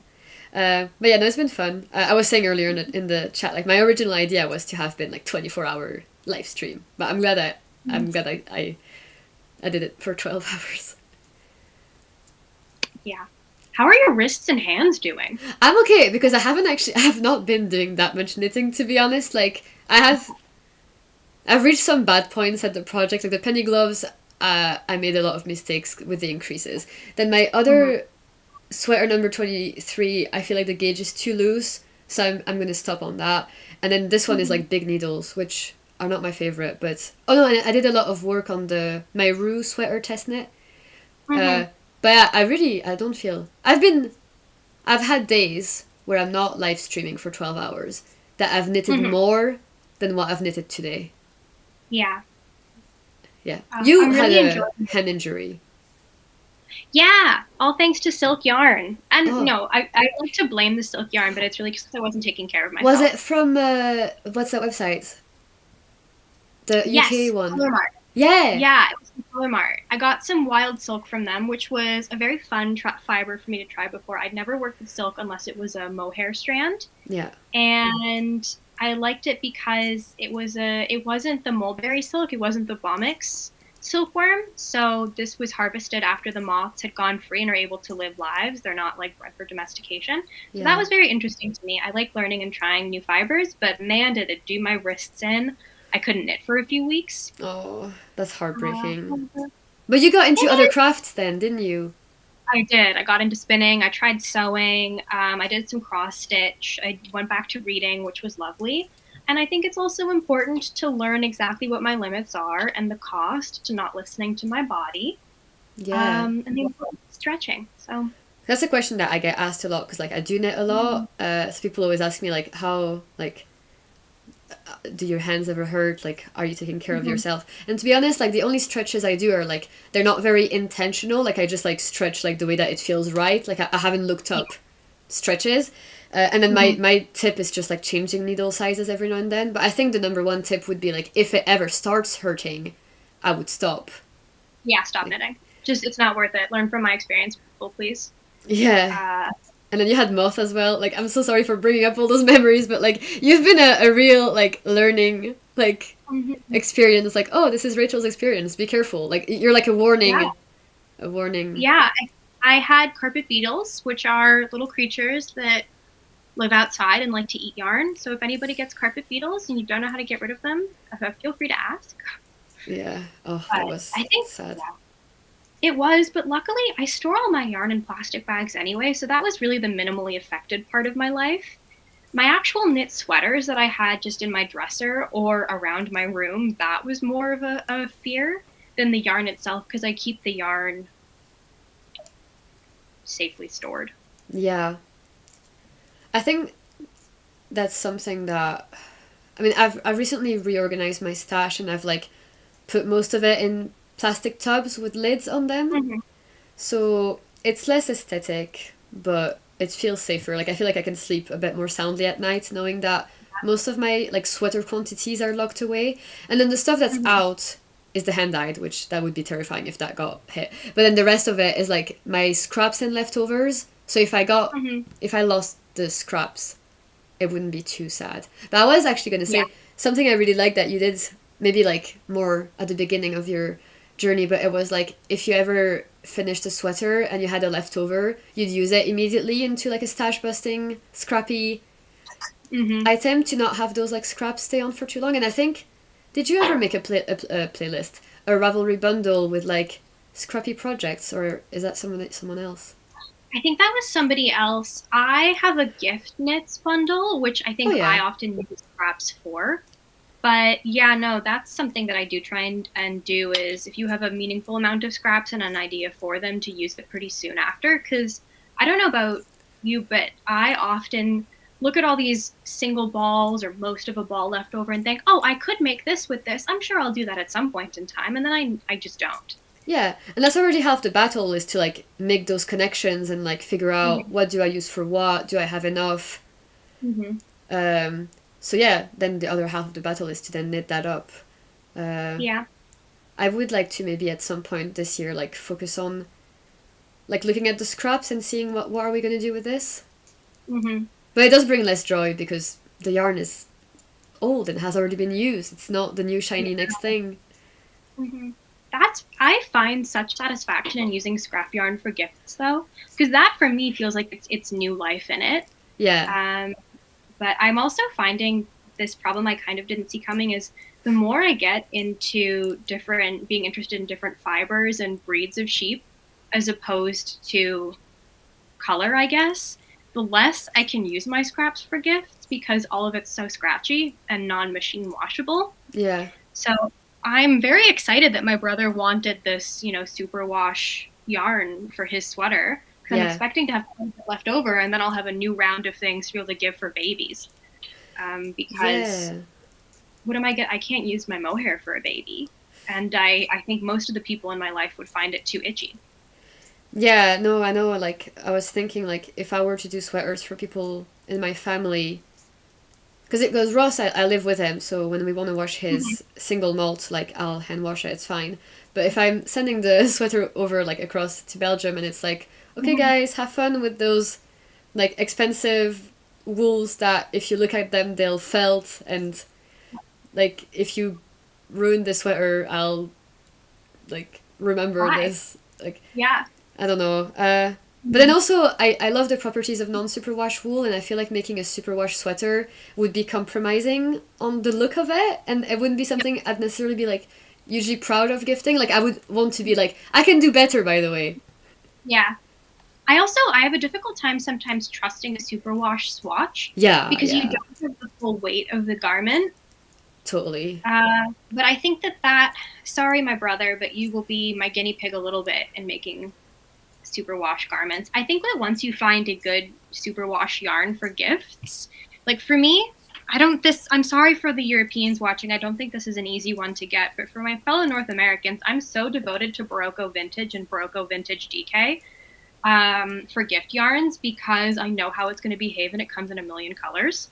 That's amazing. And yeah, like I would be nothing without Barocco Vintage. Oh, that's good that you have found like this kind of like that's what we were saying. Like it's good when you find a yarn and you know what it does, you Mhm. know how it behaves, and you know your gauge, and it's just like I know Yeah. I can come back to that. I think I've done a few things with Cascade 220 now, which I would consider my kind of trusty, lots of Yeah. colors, affordable, good Mhm. for cables, good for color Yeah. work. I've not done But lace with it's it, but I wouldn't really do lace with worsted yarn. I don't think. yeah. I'm curious to the people watching. Do you guys? What's your approach with gift knitting if you do it? Do you use scraps or do you go and buy for the person in mind? Yeah, and do you think about like the yarn sort of content or quality as opposed to Mhm. just like color and style? By the way, actually, now that I'm remembering, your latest video, I think you were wearing the Pippin sweater in the Dusty Dove blue, and that looked amazing. I had to Thank resist you. buying a sweater quantity. I was like, because it looked so good on you that I was like, I want to look exactly like that. But it's like, well, but you don't look like Rachel. But it looked so I good on have. you, and the fit, like, and also, yeah, if I ever make that sweater, I'll need to like ask you how you did the sleeve decreases. I'll do my best. I think I wrote it down somewhere. Yeah, But that yeah, looks no, it's such a a good great jumper. project. And the cotton Thank wool that you were wearing in your Hallmark Christmas movie. Yeah, yeah, Oh, yeah, the petite knitter. That's the designer of it. yeah. Has such fun color work motifs, and yeah, I like it because it has kind of the vibe of one of the traditional Fair Isle or stranded color work looks, but then there's reindeer on some of them, or sheep on some of them, or the cotton grass, which has I think just a little bit more of a. I like how graphic it is in terms of like bold shape. Yeah. No, and the colors you chose, was it gray and white or was it a blue? It was a blue, like a tealy blue and white, Yeah, it was but nice. It no, was. I think it's funny. I think that you and I have similar coloring or like undertones in our skin and Yeah. hair. Because whenever I watch your videos, I'm like, I'd use that, I'd knit that, I'd wear those colors. So Yeah, I guess that's we nice. both like blue. Yeah. Yeah. Okay, but people are responding to your question, so if you want to have a look at the gift. Mm-hmm. Yeah. Oh wow, it's really, I can't keep up. Mm-hmm. Somebody tries to use superwash or acrylic for babies and gifts. That's Yeah. probably a safe way to do it. Oh yeah, Karen. Sorry. One person's talking about a particular sale at a Toronto yarn store that came this close to having all my money. Someone provides Yeah. washing instructions for gift knits. That's something that I should have done. I gave some gift knits at Christmas, and I was just like, "Here's a Mhm. thing, bye." Yeah. Not my thing anymore. Mm. My brother. So one of the first things I ever made was a crochet blanket for my brother, and I used like 100% acrylic, machine wash, machine dryable. I got it from Michael's. I included the washing instructions, and he was so paranoid that he wouldn't let anybody use the blanket. Oh, Like even though it was completely like meant for someone who doesn't have to think too much about what they're doing, and like he'd cause fights in his apartment because they'd be like, "Put out the blanket, no one can use again." Because I think a lot of people are aware of the amount of time that goes into these things and don't want to ruin them. They're so scared of it. Yeah. I think that's why, like, we shouldn't have too much elitism around, like, yarns and fibers and stuff. Like, there's a place for every yarn, and that's why they exist. Like, people keep buying them for a reason. Like, I was using only acrylic exclusively when I was crocheting. That was what I first started doing. Then when I graduated to knitting, I was like, acrylic is horrible. I'm never going to use that again. And then when I think about crochet, I'm like, I'm never going to crochet with my wool. Like, it wouldn't make any sense for me. So, yeah, they have a place, both of them. And I even agree. acrylic for sweaters too. Yeah. Yeah. I also, this is a truly unpopular opinion. Like, I think a lot of people do unpopular opinions and they're like, I don't like twisted ribs. Like, no, that's, I agree with you there. So maybe I don't think so. But my truly unpopular opinion in knitting is that people don't like to think about the actual environmental cost of wool. And it's easier to just make fun of people who use acrylic. Yeah. When it's a more complicated, like if you're going to focus entirely on environmentalism or ethics, it's a significantly more complicated subject than just natural versus synthetic. Yeah, I can't remember if it was you or maybe Sarah Handmade. I don't know if you watch her, but you were talking about environmental impact of knitting, and it was just kind of like there's so many things you've got to consider, and it's impossible to make the right decision on all of those points. Like you can't be perfect in all aspects of environmentally friendly. Like it's just about being aware that it's like a multifaceted and the whole thing of like it's hard to be like ethical under capitalism, like like people don't have that much disposable income usually, so you have to take that in consideration. Yeah, and I think for me, my takeaway is I'm still going to try. I am lucky in that I have a lot of time to research these things, and a lot of my disposable income can go towards my hobby. I don't have dependents. Yeah. And, you know, I feel like I'm happy with the choices I make and the yarns that I use, but no, it's such a significantly more complicated subject. And people who are like, but I buy natural fibers, therefore there is no environmental cost to what I am doing. Like, I wish it was that simple, but it's not. Yeah. I think it's interesting what you say about, like, having the time to research those things, because sometimes it's about, like, do people even want to learn or, like, the motivation? But other times it's just, like, I can't think through every single purchase I ever make, like, on a daily basis. But if knitting is my hobby and I'm going to be spending, like, all of those hours doing it, I might as well dedicate some hours to, like, look into it. Like, even, like, the historical aspect of it. That was nice to learn about that, and it made me feel like I've been knitting for 2.5 years, and I didn't know any answer to, like, any of your questions. So I was like, I am uneducated.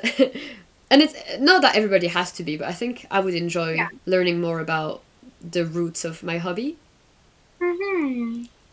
Well, I think, yeah. And even if you start trying to do the reading to look at the potential environmental benefits or costs to your materials, it's not easy to find that information. And it's just something that I don't know. I feel like in my life, it's not something I usually try and talk about too much because I never want to be preachy, but I try and be as environmentally friendly as possible in my life, and like that's what I do for work. But it's just so not worth judging other people because you don't know where people are coming from or what they have available to them, not just in terms of money, but also in terms of time.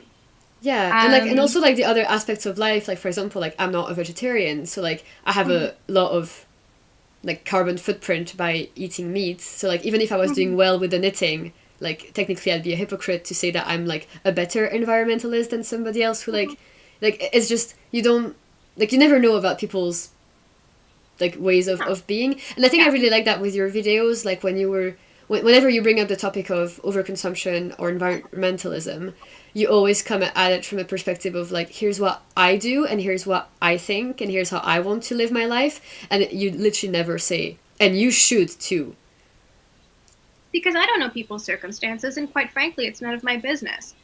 But it feels like because it's a present part of why I choose to do the things that I do, that it's worth talking about. But I don't want other people to then feel like they can't interact with what I'm doing because I'm going to be judging them for doing things that are different, especially since at the end of the day, for the vast majority of people, this is their hobby. And I think that people deserve to come at this with like a sense of peace and restfulness. That's so true. That's so true. Like, we don't come on Instagram sharing our knits to, like, go and be yelled at, like, you didn't do this right, and blah, blah, blah. And it's like, oh. I don't know. That's just me, though. And I understand, it's just a conversation that requires a lot of nuance, and I don't think that that nuance necessarily means we shouldn't try, but it's also, like, not my place to judge.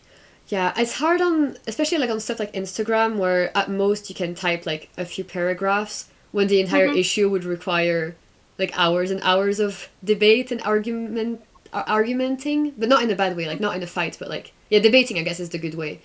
Yeah. Like, but a lot of social media is quite black and white, so it's just really difficult. But sometimes I feel like in the comments even, like, I've had people disagree with things that I've said, and they were able to bring that up in a very calm, considerate, non-confrontational way, and just like, I disagree with this, or like, here's another perspective, what do you think? And then we've been able to have some nice chats about that, like back and forth, where it was civil, and it's really nice to have those interactions online. Like, it reminds you that not everybody's out to like fight, even when you disagree.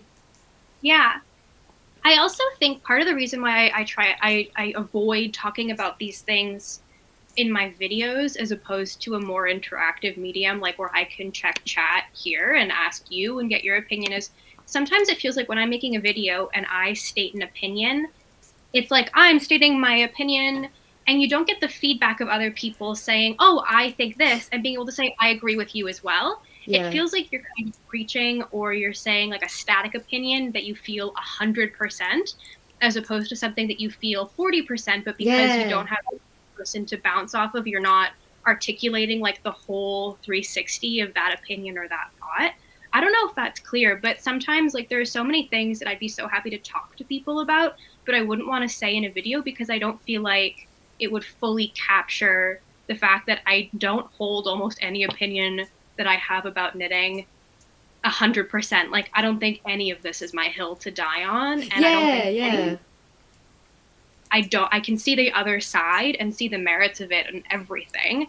So I try sometimes to avoid articulating opinions on complicated subjects because it's so hard when you're just one person to not come across like you only think one thing. I don't know if that makes sense. No, totally. I think, and they always do that anyway, like they take you out of context, or they take one line that you've said and then somebody else summarizes what you've said, and then somebody else summarizes what they've said about what you said, and then it's just like the Chinese whispers of like, you're gonna get put into a box for having said one opinion, and then it can come across as being quite like, I feel so strongly about this, and so strongly that I had to say it in a video, and then like 2 months later you're like, oh, that's in that video forever now, like I didn't even like, I didn't care, it just came out in my mind, but now it feels like I was wanting to talk about this. But yeah, it's nice to have chit chats like that, where, I mean, this is going to go on YouTube, by the way, but that's totally fine. It's more nuanced.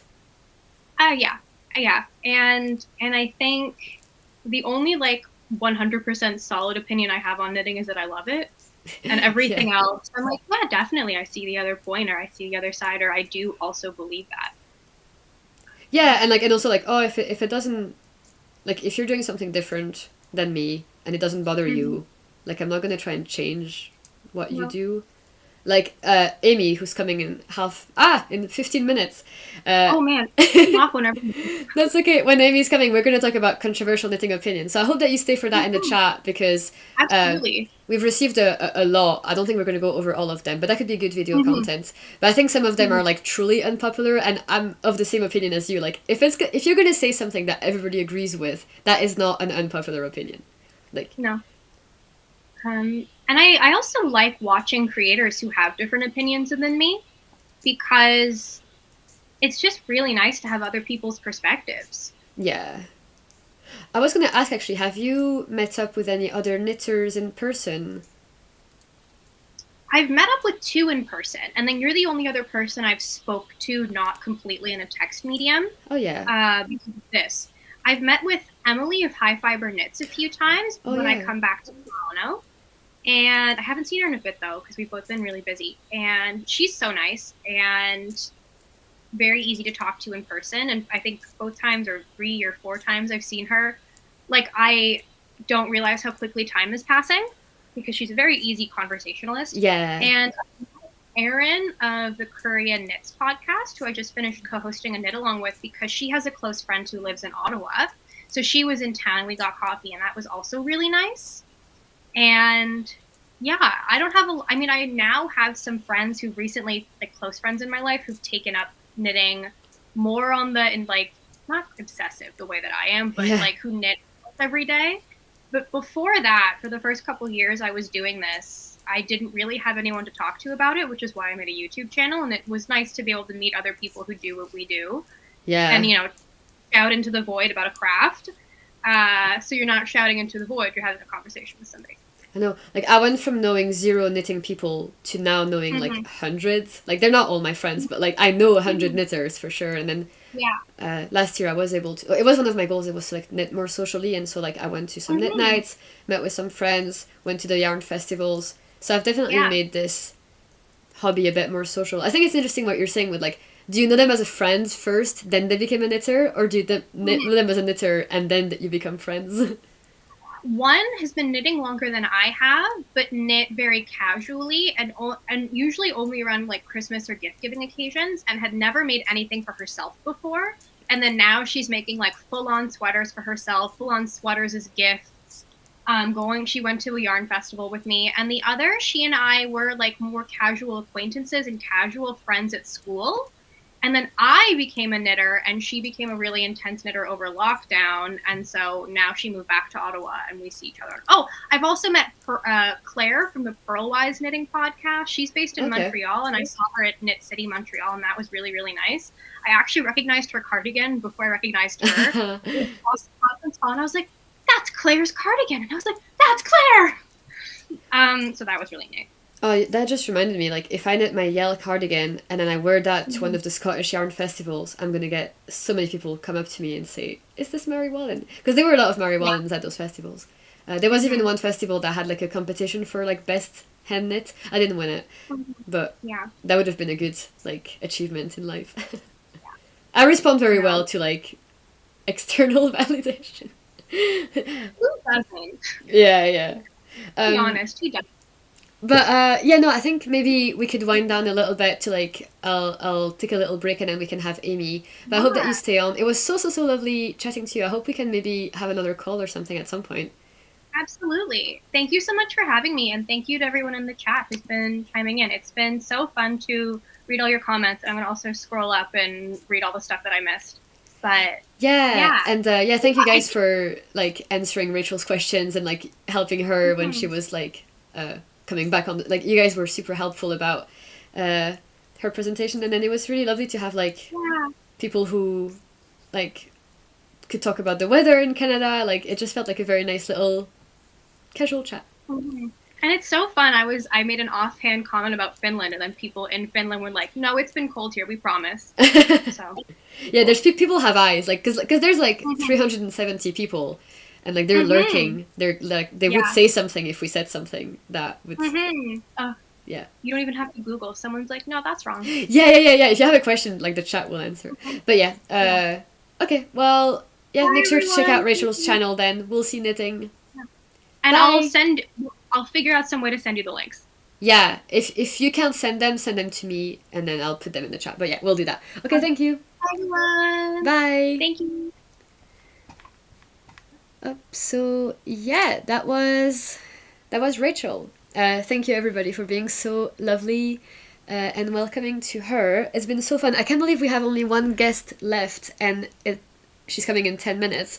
It's been, like, I've said that before, but I'll say it again. I'm so grateful and so thankful that those friends are coming over to, like, help keep you guys entertained and everything, and I can't believe how fast this has gone, actually, and we have raised so much money, only like 40 quid, and then we can get to 6,000, which is so fantastic.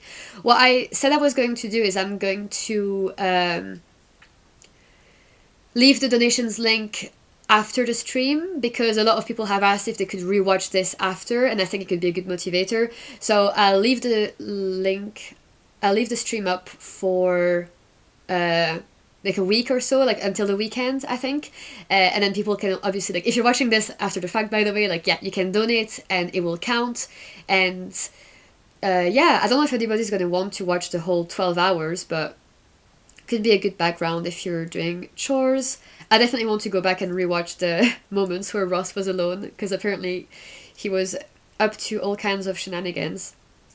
So, oh, thank you, Pia, for sharing her podcast.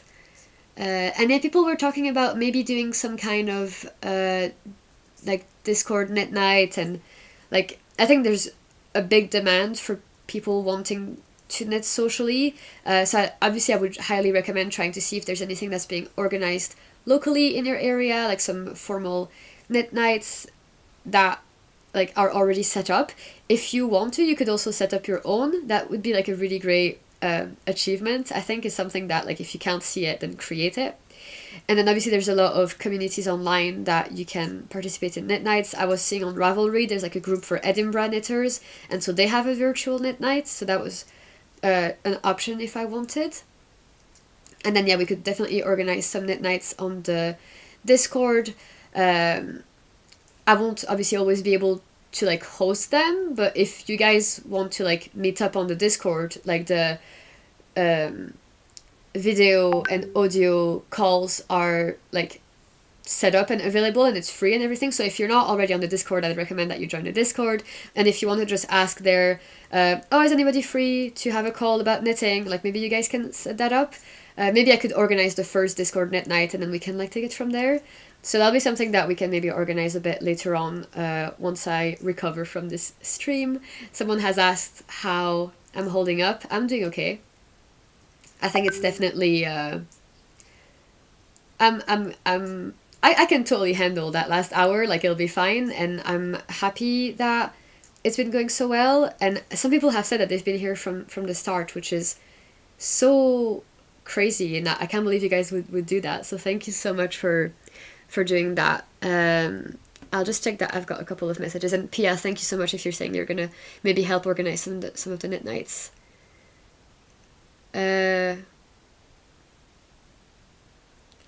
I'll message Amy to see what's up. But yeah.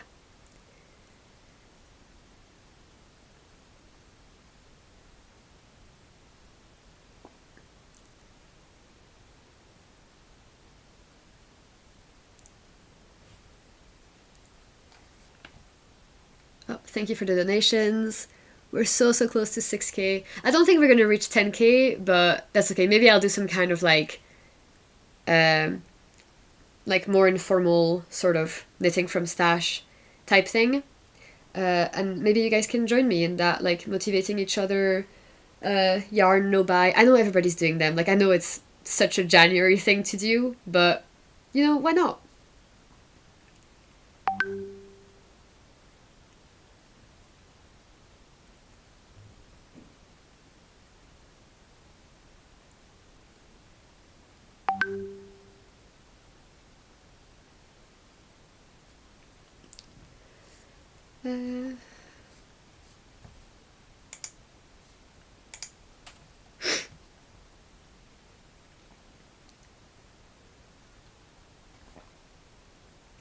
Yeah, I'll post a link to the Discord. I've got it here.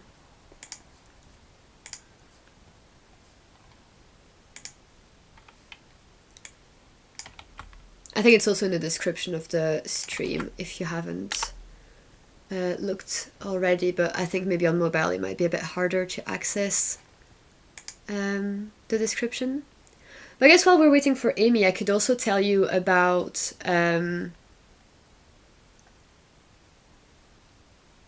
I'll just briefly summarize the sponsors that we have, if you don't mind.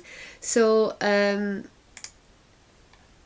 sponsors, we have Bubbles and Berries, Aude, who was here earlier, offering 2 stitch markers from her website as a prize. The Rarum Natura did a 15% discount site-wide, which I know a lot of you guys use, which is amazing.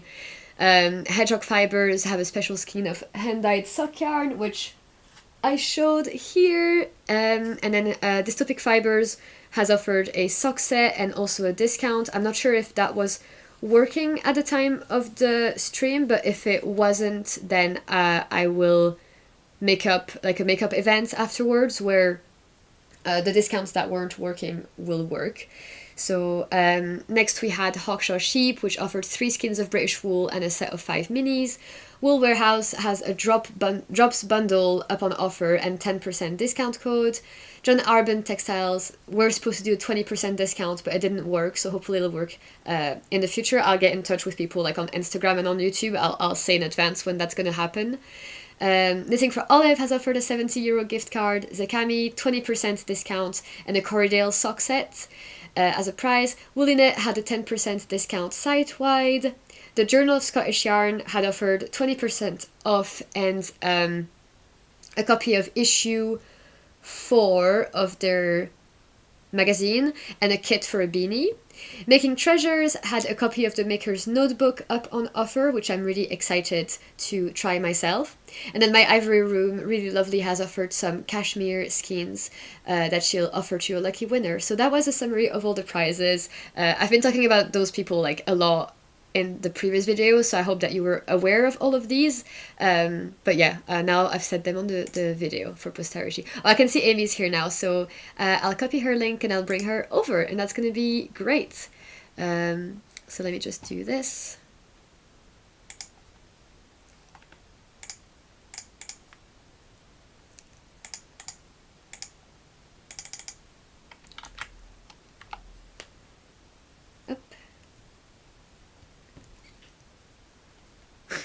Hello, Amy. Hi, Vanissia. Can you hear me? Yeah, I can hear and see you okay. I'll just check on the comments to see if they can hear and see you okay. And we've just reached 6,000! So, yay! Thank you, guys! That's amazing. Thank you so much. I think the last donation was from my boyfriend, actually. So that would be funny. I think he did it. So, thank you, Ross, if that was you. But yeah, hi Amy, you're wearing your Lana vest? I am, yeah. I'm trying to center myself with the best framing. But yeah, I think if wearing you my Lana vest, put I it thought a it bit was fitting. more towards the other side, like keep twisting. Yeah. How's that? Yeah, that's fine. And then I'll leave it there. Yeah. But yeah, no, it's great to see you, and I think the vest is so amazing, and a lot of people were so in love with your color choice for it. Yeah, it was like a surprise hit of the year somehow, and like with me, and I think like my followers, but more so with me, like I wasn't expecting to knit such like a brightly colored vest and with all the cables, but it was also kind of like a spontaneous cast on. Like it was never in any of my planning videos or things like that. Yeah, It wasn't in my Ravelry queue. I was just like, oh, I'll just knit this and it'll be fun, and it was really satisfying. So I'm trying to knit more like that next year. So it was a fun project. That's interesting to see how a lot of people like how we're approaching the planning differently. Like some people they want to plan more, some people want to plan less. I'll just take a quick photo here for like Instagram. Up here. There we go. That's great. So we've got 1 hour left. I was just saying to the chat like to not linger on too much because I would like to be able to upload this video on YouTube afterwards, and it automatically cuts after like 12 hours. So Ooh, okay. I want to have some leeway to like finish early. I promise it's not because I'm tired. No, I know. I can't believe you've been doing this for a full 12 hours. It's impressive. Yeah, it definitely felt like a dip in the middle, and now I've got my second breath and I'm like fine. So yeah, but I'll sleep well. My cheeks hurt from like smiling on camera. Mm-hmm. I don't know if you get that after filming podcasts sometimes where you're like you were like for on. Me, it's not really my cheeks, but my like throat will hurt from talking for that long of a period, especially since like the filming, like actual me talking is much longer than the actual videos that get posted, because I always have to re-say things and repeat things to say them better and then cut them later. So if my podcast was like 30 minutes, I probably was talking for like 45 minutes actually. Really? That's interesting, because I feel like nowadays I cut out maybe like 3 minutes overall of an hour. So that's impressive. Yeah. So but it still takes me a lot of time to edit somehow, but I don't have to cut out too much. I'll just make the caption here. But Amy, we're going to talk about unpopular knitting opinions. I know, I'm excited. I'm also kind of nervous, but I think I was listening earlier to when Rachel was on, like right before me, and lots of good things said. Like everyone has different opinions, and sometimes it's hard to like say things on YouTube because like you're just one-sided, but it should be fun to have like a discussion today. Yeah, and I think that's a good kind of like preamble to everything that we're going to say now is like, you know, I mean, I personally don't feel, unless I say otherwise, I don't feel hugely strongly about those things. And like, I hope that everything I say doesn't get like misinterpreted, and like, we're not here to like attack anyone. And this is like lighthearted and fun. Like, so like, this is like, oh, spicy hot takes, but also like, yeah, it's lighthearted and fun. So, Yeah, exactly. yeah, and because we so I think I just opened a question box on Instagram and I asked people what like I think I even just asked controversial knitting opinions. So some people either gave what they believed or they gave one that they know exists, and then they said, and I disagree with that. So I'll just say like what the opinions are. It's all anonymous, like I won't say who said that. And then Amy and I can both kind of like say like whether we agree or not. And yeah, I think I sent you a screenshot of them. So like, do you have that handy? I do, yes. I think there were some that got cut off because they were Yeah. like longer than what was in the screenshot, so you might have to fill in there, but I do have most of them. That's okay. And I was thinking like we could alternate, like you pick one, then I pick one. And I guess we could maybe, I think it'd be quite fun if we like were quite fast, so like, you know, like not spending too much time on each. So it was like this one, agree, disagree. I think it could be good, Yeah. but we'll see. I'll just copy the link to the stream on Instagram.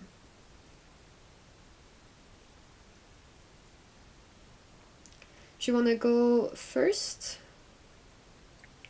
Sure. Do you want me to prompt you, or should I pick one and then speak to it myself? Oh yeah, you can ask me, and then I give my opinion, then you give your opinion. All right. I'll just start with the first one I see. Circular yolks usually don't fit well. Yeah, I think I would say I would assume that they're not going to unless I'm like proven wrong. So I'm gonna be wary of them unless I've heard some excellent reviews of the pattern. Like I'd like someone to tell me that it fitted them well, and if not, I'll avoid circular yolks. Mm-hmm. And I think it depends on like the body type as well. Like I heard people with like smaller chests, it works better. Mm. Yeah, I have had not very successful experiences with circular yolks. It was funny because the video I just posted today was about like my flops of the year, and two Yeah. of them were circular yolks, and I think I just haven't figured out how to modify them to fit me, and when I've knit them to pattern, they just haven't worked out well. But I noticed that those ones were cardigans, and I do have two circular yoke tops. One is the Anchor's Tee, and then the other one is the Provence sweater. So one's long sleeve, one's short sleeve, but those are like pullovers and they fit well, or at least I like wearing them, but the cardigans didn't fit well. So That's I interesting. feel like I'm definitely not going to do any more circular yoke cardigans. I think I will try maybe one more circular yoke sweater and then go from there if I'll continue Yeah. to knit them or not. But so far I agree, like especially compared to drop shoulders and raglans, they seem very hard to get to fit right. I think I drop shoulders definitely. I prefer the fit of those, and it just seems like more of a sure thing with lesser modifications like required. Or yeah. Okay, so I'll give you the next one. Oh.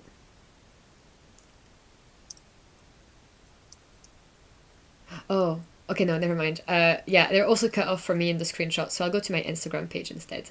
That's fine. Okay. I think there was one about.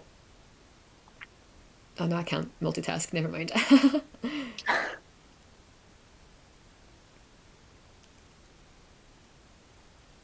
Also, can you see the chat where you are?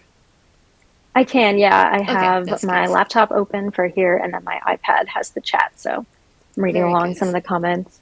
Someone said that circular yokes fit best for people who have narrow and slanted shoulders. Interesting. Okay. How do I know if I have narrow and slanted shoulders versus not?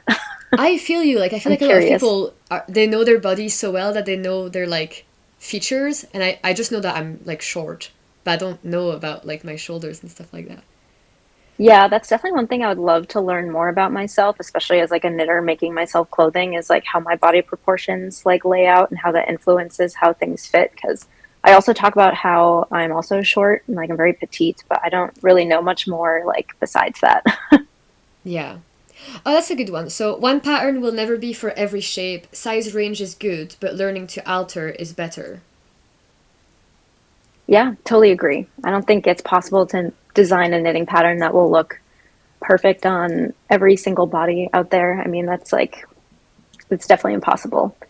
But yeah, learning to alter your knit garments is definitely a good skill. It's definitely something that I've kind of been ignoring. I really like just following patterns as they're written because for me, I get the most enjoyment with knitting when I don't have to think. It's like why I Yeah, don't design. I don't think I have any interest in designing because I don't want to figure stuff out. I don't want to do math and I don't want to frog. So, but totally. it definitely, looking back, if you have like pieces that don't fit that you spent months on, it's like, I wish I thought a little bit more about the sizing and fit of this while I was knitting it and altered it to make it fit. Yeah, I think I was like you, like even stuff like sometimes some patterns they give you like row instructions. Like Ozetta is quite known for that. Like she's like, oh, like knit for 20 rows. And it's like if you take 2 seconds to look at your row gauge just to make sure that she like does she want you to knit 20 rows or does she want you to knit like 5 centimeters? You know. So I think like that's what I've been trying to do is like or even knowing that if my yarn is going to stretch out like horizontal or vertically, I'll knit less knowing like less than what the pattern calls for because I know that my yarn will then reach that length later after blocking. Like that's a small alteration, but it's just like instead of blindly following the instructions to the letter, is like stopping to think about like, well, what would that look like on me if I followed this directly? So yeah. Oh, yeah. People are talking about circular yolks. Yes, So yeah, I'm it's reading a controversial opinion, definitely. It is. Oh yeah, someone did ask why I feel circular yolks don't fit well. I feel like for me, I just have like one specific cardigan that I just put on and it just doesn't lay right. And Is it the everyone's going to Whitmore? have a different, it is. Yeah, everyone's going to have a different opinion of what looks good or what looks doesn't good or what doesn't look good. But yeah, I don't know. I feel like just something's off about it. I think it's just baggy around like the I was thinking maybe chest the area. yoke was too long. Was what stood out to me. Yeah, I think that was what the problem was. Like the underarm came down to my waist, and I was looking at other pattern projects and on different people that like I thought it looked better on in terms of fit. Like the lace portion stopped like around their chest. Uh huh. My lace portion like went way past my chest. So, Yeah, I think that's also why I want to keep knitting even like circular yokes just to have like good template items. So I've got my loom sweater by Sarah Nordland, which is a circular yoke, and I'm making her Levi pullover, which is a circular yoke as well, like from the same designer. And I love the fit of the first one, so I'm just gonna like try to make them match, like put one on top of the other and just like copy that. So hopefully that'll be my trick to make the yoke depth the way that I want it to be. yeah, that's a great idea. Do you want to ask me a question? Sure, let's see. This one says bottom up raglans are better than top down. Oh Have you no. knit any bottom up raglans before? No. No, so I Me guess neither. I'm talking uneducatedly, but I've been put off by them because I feel like it'll be harder to estimate when to. Oh, you did your bottom up cardigan though. I did. It was circular though. It Oh wasn't yeah. a But I feel bottom like up it'll just be raglan. So I harder wonder if to it's know different. when to split. I think, yeah, regardless, bottom up construction, I wouldn't know how to estimate when to split, is my biggest worry. I don't know Yeah, about I wonder though if you necklines. have some. Like, people have said, like, the bottom up is quite good for making the decreases and making the neckline. Like, it's better to finish with that as opposed to starting with that. Yeah, I could also see how I think some people like how decreases look more than increases. Like Oh, knitting two yeah. together stitches look a lot neater than Because like you've make made one left and make one right. the muscle bra, haven't you? Like, I feel like that's quite an obvious one where, like, Yeah. I definitely have a favorite side from the other one. Because, like, one you start with hmm increases, then you end with decreases. And it's like, one of them I want to face out more than the other. Yeah. hmm I would be curious to try a bottom up raglan. A couple of the patterns that have stood out to me in that construction are the Hour pullover by Sari Nordland. I feel like everyone who I've Yeah. seen who's knit that, it looks really nice. It looks really like crisp. And Petite Knit's Jenny jacket or Jenny sweater, maybe all of them, Is that I bottom think up? are bottom up. I think they're raglans. I know they're bottom up of, I think they're raglans too. Okay. But that's definitely, I don't know if I'll ever get to knitting those, but they definitely intrigue me. Yeah, I think they look like they were on my list of like Magnum Opus, but like they lost the voting, so I don't have to do them. Okay, I'll give you the next one. The lengths people go to avoid purling and seaming are weird and making modern designs worse. Oh, yeah. I have heard a little bit about this because I think like in like modern knitting, a lot of patterns are advertised as seamless, but then they like lose their shape over time, especially if you knit them out of superwash yarn. I've heard some people who say that their sweaters just like grow to the point where they can't even wear them anymore. But yeah, I don't mind purling as much. I feel like people really hate purling, and I mean, I don't love purling compared to knitting, but I don't try to avoid purling per se. Yeah, I think I was just saying earlier that I was going to try to avoid purling colorwork flat. Like, I would go to a certain length to then stick it. Like, I would prefer to do that extra work to avoid purling an entire colorwork thing. But I wouldn't do it for a stockinette sweater or something. Like, I have seen people do that on Ravelry. Like, their modifications are like, oh, it was a stockinette cardigan, but I made it a sweater and then I sticked it. But I don't know if that's making the design worse by doing that. Like, I think it is creative and thinking outside the box. And if you're happy with your avoidance of purling, if you're happy with the final result, like, all the power to you. Mm-hmm. Yeah, one interesting thing I've heard that people want to learn doing my skills and saying I learned it, but Oh, maybe not necessarily to avoid. is actually. Hmm. So I wonder if that's going to maybe make you, like, would that be easier for you to learn mirror knitting if you're, like, starting off as being left-handed versus. I guess so, because then I would just be learning how to knit right-handed, and I've been living my whole life like looking at right-handed tutorials and mirroring Yeah. them in my mind. So I think maybe I'm halfway there. Someone is asking what I'm knitting on. I'm knitting on my Sila sweater by Jonah Hietala, and it's in Sedness Garn Borste Alpaca in this lovely blue, which if you were here earlier for Woolly Worldwide, my grandma was wearing a sweater in that color, so that motivated me to like make a matching sweater. I think the lighting is not good. Oh no, it is good. Look at that. It's so pretty. Ooh, I love it. Ours are kind of the same color. I'm working Oh, on, I saw your post on Instagram earlier actually. yeah, my October sweater. This was like That's my amazing. Christmas break cast on. Oh, that's great. And it's like hand-dyed yarn. That's such a It nice, is, yeah. luxurious feeling to be like, actually, there's an unpopular opinion on hand-dyed yarn, so let's talk about that. I don't Oh, know yeah. whose turn it was, but.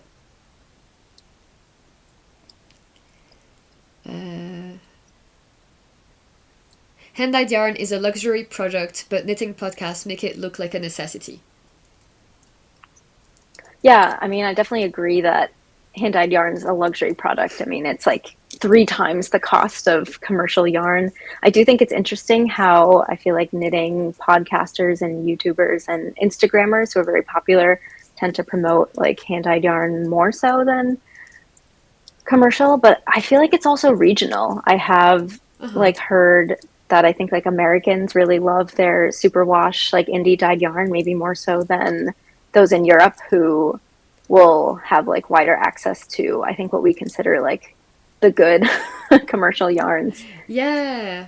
Yeah. I think that's a very interesting take actually on like the like cultural differences between like what yarns we have available and maybe like that aspect of like luxury yarn and maybe like a relationship with color and maybe small businesses as well. I feel like maybe people feel more like they're doing a good thing to promote small business hand-dyed Mm. yarn things Hmm. as opposed to like, well, you know, Sandnes Garn doesn't need more of my money and yet. Yeah. Hmm. But I think I agree that it's a luxury. I don't think that, I mean, as a podcaster, I don't think that I'm that somebody brings it up because you just know that you're not gonna ever knit with it. Hmm. Yeah, I would hope as a podcaster as well that I'm not making it seem like a necessity. I would like to try to balance like the projects I show off with like both commercial and like hand-dyed yarn options so people can see the different things that they can make. Oh, someone's So, saying the sound is buffering a bit. Uh, oh, they've lost us.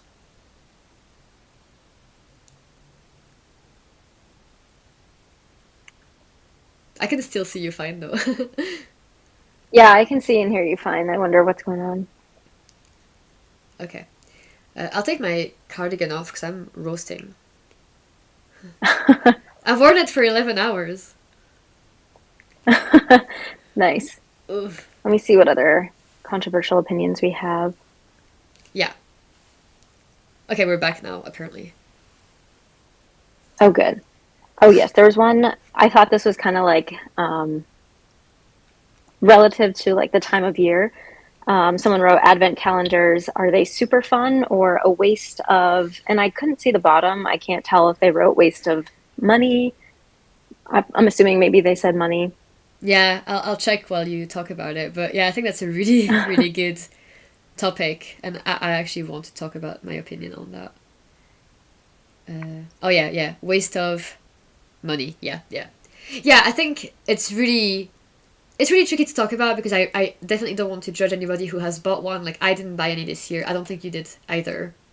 I did not, no. I know a lot of people did, and it was really hard because of the nature of advent dyeing and how you have to start advertising them in like late spring, early summer. Like, that's just kind of all you could hear and see on Instagram for a while, like all the pre-orders, and then like when the dyers started dyeing them and like teasing them, and then like they were doing like last minute, there's a few left, like do you want them? Like, it was really hard to resist every time. But I'm glad that I didn't buy any this year because I still wouldn't know what to knit them up in. Like, I do garments mostly. I don't do shawls. Or like, yeah, I wouldn't do a big advent shawl anyway. So if I don't see how this yarn would end up in a wearable, usable way, I don't see myself spending that much time. It's definitely worth its price. Like, the work that goes into seems insane. Like, I've seen some behind the scenes from dyers on Instagram. Like, they're pricing themselves fairly, but I don't think it's got a place in my life. And I'm glad that I was able to resist like the influence this year. I feel like it was particularly hard. Yeah, I agree. I did not buy the one this year. I was definitely on the fence. I feel like more so because I was influenced by like the marketing, like everyone else talking about them and previewing like the mood boards and the dyers because they definitely are all like really beautiful. But I think it just doesn't fit with my knitting style. Like, I don't knit multicolored garments. I don't really knit a lot of like blankets ever. So I feel like if I got an advent, I would have to force myself to make a project with it that I wouldn't normally be knitting. And I feel like thinking of the cost of one, I would personally prefer that same amount of money being spent on like a sweater quantity or even two of something that I like actively pick the color of. But if you're someone who likes the different color projects, like they seem so fun. The idea of like opening up a surprise color every day and working with it every day, it sounds like I think I really quite like the exciting. idea of if you're knitting it up every day as you're getting it, but also that would mean having room on your needles to allow for that daily knitting. Because I know you were doing the turtle dove KAL, and you were kind of trying to keep up with it. So that was obviously like you had to set some time aside. Like, I'm doing this KAL and also my own projects. And then you have gift knitting at the same time. A lot of people will have that as well. So then it doesn't leave much room for like your own projects. Exactly. Yeah, you definitely have to set aside the time. Even with the mystery shawl KAL, I was almost falling behind, and that was like a small project. So yeah, that I have leftovers of like some sparkly like mohair substitute, and I was thinking of doing the turtle dove with that like shiny white mohair. ooh, that would be pretty. It was a really fun pattern. Like I would recommend it. Yeah, you seem to be having fun. The result is really like stunning in white. Like, I just can't. That's the vision I have for it, is like a white turtle dove. But yeah, someone said the price of mohair is getting out of hand. Oh yeah, I mean, it's definitely expensive. I think, especially when you're using it with another yarn in your sweater, you're basically doubling the cost of your sweater. Yeah. So I do think it's kind of crazy how some designers use mohair in every single one of their pattern designs. And I feel like when I started knitting garments, I kind of fell into the trap of believing that I needed the mohair in every single project. And I feel like my current yarn collection kind of reflects that. But going forward, I think I want to try to do more non-mohair projects. Not because I don't like it, I do like it, but it's just the financial burden of it. And I feel like you can get kind of the same effect. I think the reason people like it is kind of like the dimension that it gives the fabric. Probably the same reason why a lot of people like superwash tonals. They just look so much more like deep than just a flat unicolor yarn. But I think the secret in between, while still like saving some money, is just getting like a heathered yarn. Like, Knit Picks yarns, like any of their standard wools in the heathers. If you can get a color that has heather at the end of it, like those Yeah, get some of the same the kind of depth Filcolana effect. melange shades, they also have like some heathering in there, and like Filcolana Yeah. is really affordable. I think like we were talking about that earlier with someone about like the color marling and color like mixing and painting almost that you can do without having a second strand. But I think there's also a few second strands that are cheaper than mohair. So for example, Midnight Soul, I think per yard is cheaper than any mohair, or maybe not drops, but like drops is half the price of the other mohairs. And then lace alpaca doesn't give you the fuzz, but that's really affordable because it runs 400 meters for one ball. So even with 2 balls, like, or 3, you can definitely have a sweater, and it can help you get gauge. Have you knitted with lace before?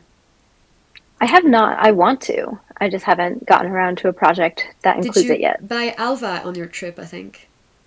I did. I have 2 skeins of Alva that I'll probably make some penny gloves out of. Oh yeah, okay. So not as a second strand, as a main strand. Yeah, no, I didn't buy enough for a second strand, but I did notice the prices. It seemed much better value than the mohair.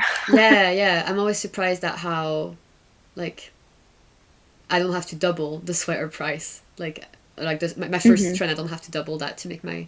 Oh, Titi Kaka from Holskarn. I've bought that. I've not tried it yet, but I want to try the Titi Kaka.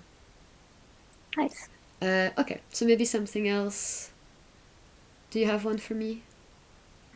Let's see. I'm also trying to look at the comments. Someone asked if I'm coming back to Sweden. I don't know. I would only go back if work sends me there. That was the reason I went in the first place. I absolutely loved it there. Would love to go back. But I'm at the whim of my work schedule, and right now there's nothing in the near future for that area. So the answer is no, but I would love to if I could. Yeah. Yeah, I've never been to any of those candy countries. I think Ross is gonna go to Sweden this spring, so I might give him an so assignment. fun. Yeah. Yes, But, definitely.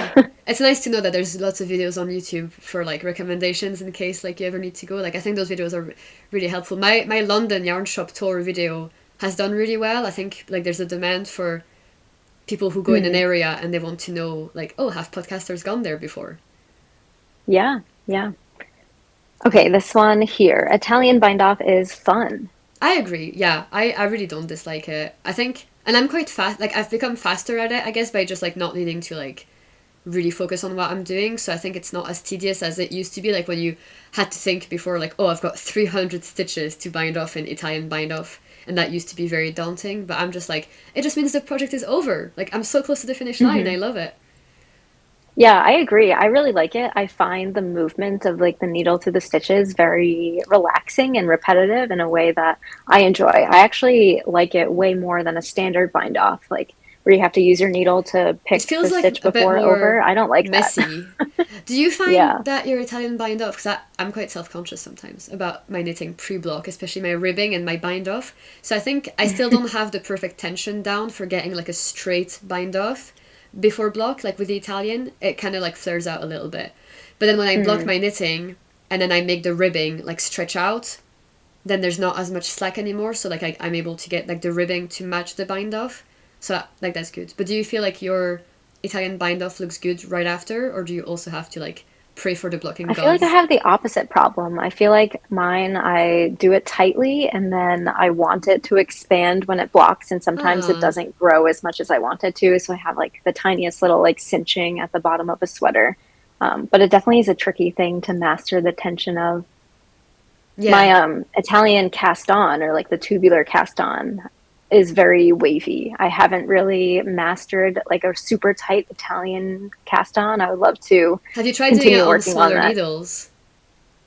I have, yeah. Oh. I've not done it for many projects because nowadays what I do is I cast on at the neck and I pick up for the neck afterwards. So I've not really had many opportunities to start right there. But the one I did was the Louvre sweater and then the balloon sweater, both by Petite Knit. And I loved how that looked. Like, I think it's... Because both of them were high necks, and it just looks so good to have, like, tubular cast on and then, like, rolled neck, and it just, like, espouses the shape of your chest. Like, it's just, like, a really nice funnel. That looks nice. You wouldn't get that with, like, a straight line. Yeah, that sweater does look really nice, and yeah, the tubular cast on would look really good.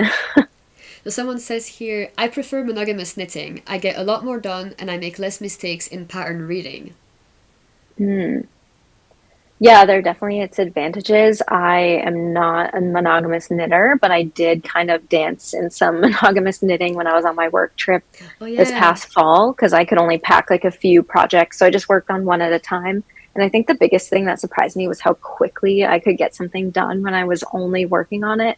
But the reason I work on more projects than like at a single time is because I get bored with the same project. Like when I was monogamously knitting, wow, I can't say that word, but I sometimes I would force myself to work on it. Like I wanted to knit, but I didn't want to work on that project, but I had no other options, so it kind of like didn't ruin my knitting for that specific time, but it was like not as fun to just go and pick up whatever project I feel like at that time. Yeah. I think it would be good to like show some discipline and like show yourself that like you don't need to be stimulated by like 500 different things, like because like that's kind of like what social media promotes, is always just like shiny, next, new, like Yeah. bright colors, like blah blah blah. And it's nice to be like, whatever happened to just like sitting down and relaxing and working on your project until it's over. Like I feel like I'd like to prove to myself that I'm able to monogamously knit, but I still think like I don't want to be putting too many rules on myself. And if I want to have 3 projects on and that's the way that I'm the happiest, like why wouldn't I? But it's definitely like personal preferences. Like some people work differently. Yeah, for sure. All right, let me pull up another one.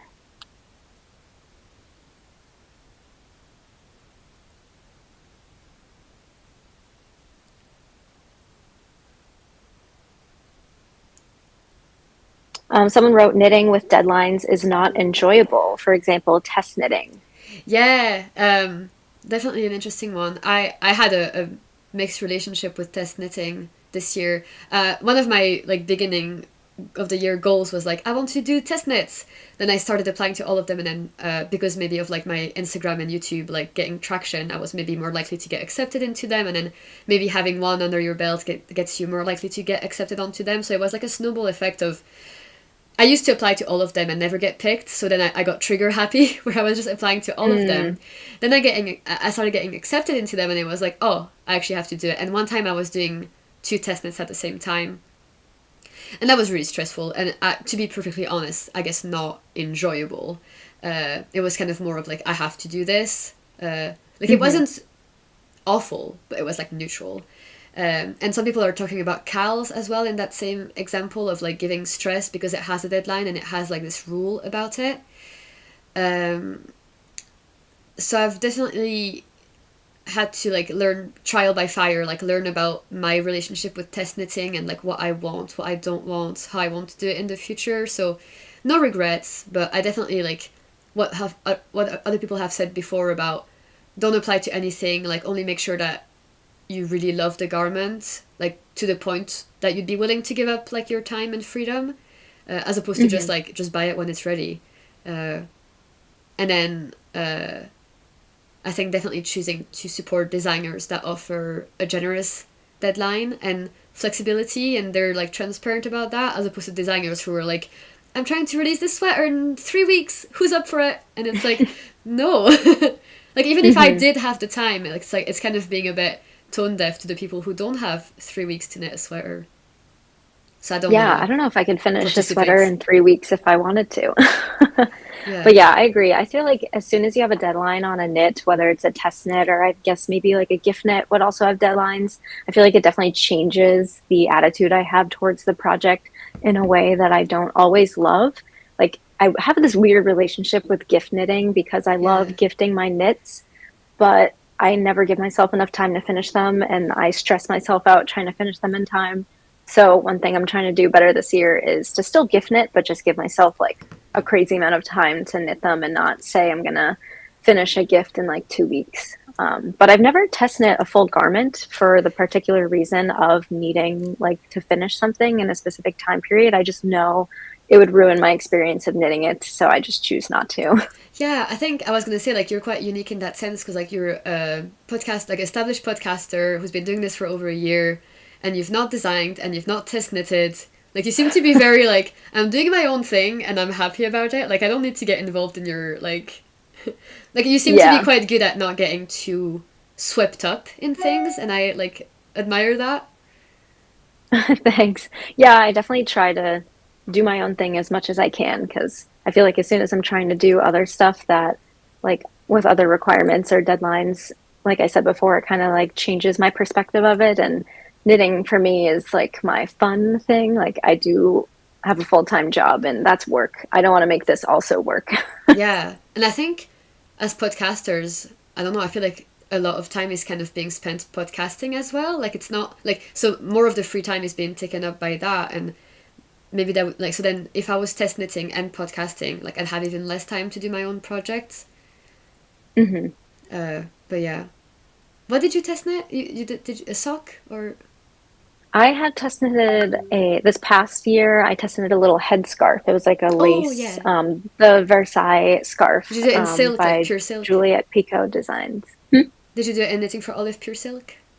I did, yes. So that was the one test that I did this year. I just knew because it was such a small project that I wouldn't have any issues with the deadline, and they gave plenty of time to finish it. So I knew it wouldn't cause any stress, and I was willing to do that. And it was a beautiful pattern and a lot of fun. I think that was actually going to be one of my boundaries, was like, definitely I don't need to think as hard about applying for accessories. Like, even like socks, I did a test knit for Handmade by Florence, and it was a DK sock, and you just had to do one, and you had like over 2 or 3 weeks, and it was like, yeah, I can do that. Like, that's not going to make me sweat. And then I'd like to test knit some hats. Like, that could always be fun. Yeah. Yeah, I definitely was more into test knitting like when I first started like knitting garments and starting my knit Instagram, like before YouTube. I thought test knitting was like the coolest thing to sign up for. Yeah. And I did do a couple of hats, and I think I did a tank top by the Knit Pearl Girl. I did one of her very early tank top patterns. yeah. I was a test knitter, and that was fun. And she gave plenty of time, at least for me to finish it. I did do like one of the smaller sizes, so I don't actually remember what the time period was, but I know currently she gives a really long time to test knit all of her patterns and is really good with hosting them. So I had good experiences test knitting in the past. I just choose not to do them currently. Yeah. I think people are definitely talking about like the designers here. Like, some people are saying, you know, at least designers are transparent about the deadline. So like, if you don't want to apply because you can't do it, like, then just don't apply. And that's fair enough. And then people saying test knitters should be paid, but then if that was the case, maybe the cost of patterns would need to increase, which I guess is also fair. Like, I know that designers, I follow a designer, she shared a newsletter recently where she shared her like earnings and costs. So kind of like the Ravelry fees, the PayPal fees, the costs of the tech editor and everything. So like, designers have quite a lot of costs that they need to cover first and foremost before they can get a profit. So yeah, every action will have a consequence, and I think it's good when test knitters get discounts on yarn, or like free yarn. Obviously, I think if a designer is able to work with a brand that can offer yarn support, that definitely makes it a way more attractive exchange, and like, it feels more like an equal exchange. And I think there was also what was it? No, I can't remember where I was going with that. Yeah, that kind of went into another one. Someone had written that patterns where the test knits have free yarn support get more traction and popularity. Oh, yeah. And then it looks like it continues. I don't know if you have the longer I think it said like form version of that one. then they like would have, or like than what they deserve, kind of like what they would have gotten otherwise. I think, to be fair, I think realistically that's true, that if you're offering free yarn, you'll get more engagement on Instagram, and the algorithm will push that post. Like, that's just like science. But I wouldn't say that the designer wouldn't have deserved the attention otherwise. Like, I think deserve is a strong word, where it's hard, you can't really correlate like someone's effort and then what they should get as a reward for that. Like, sometimes you work really hard for something and it's not well received. Is like, is that because you didn't work hard enough? Is it because the audience wasn't ready for that thing? Like, I'm even talking about YouTube videos. Like, sometimes I work hard for a YouTube video and then it doesn't do well, and it's like, well, I don't deserve that. I deserved the video to do well because I worked hard for it. But it's like, but the algorithm wasn't favorable, or maybe there was something bad about it that the people are just reacting to, like, they just don't like it, which is their right. So I feel like for designs, it's like, there's so many people that are so hardworking who write amazing patterns, but they're not getting their breakthrough. Like they're getting passed on, and it's not because their patterns aren't good. Like it's just that it's hard to get yourself like it's definitely known. tough. Yeah. You're just like basing the algorithm of social media and like what's popular and what the apps want to promote. And it changes, like what the app wants. Like it used to, like it just like it's a game that the rules of it change. And as a designer, it seems like such a hassle to like keep up with what the gods want from you. Like, are they going to look favorably upon you today, or is it going to be a flop? I am curious what it involves to get a yarn company to sponsor your test knit. Like, I mean, I don't have any experience on that side of things. Like, I think wonder how some of difficult it the is or how yarn brands easy. I've seen on their websites, they literally have a section that's like work with us, and it's like if you're a designer and you want to design in our yarn, like reach out. So I think that's a really good initiative, that like having that being open on their websites shows that they're open to the idea. So that would be encouraging for designers. But I don't know if you need to prove yourself to them beforehand. Like, do you need to have already sold designs? Like, can anybody just be sponsored? Is it like a regional thing as well? I think the Nordic countries definitely have a lot of sponsored test knits. Yeah,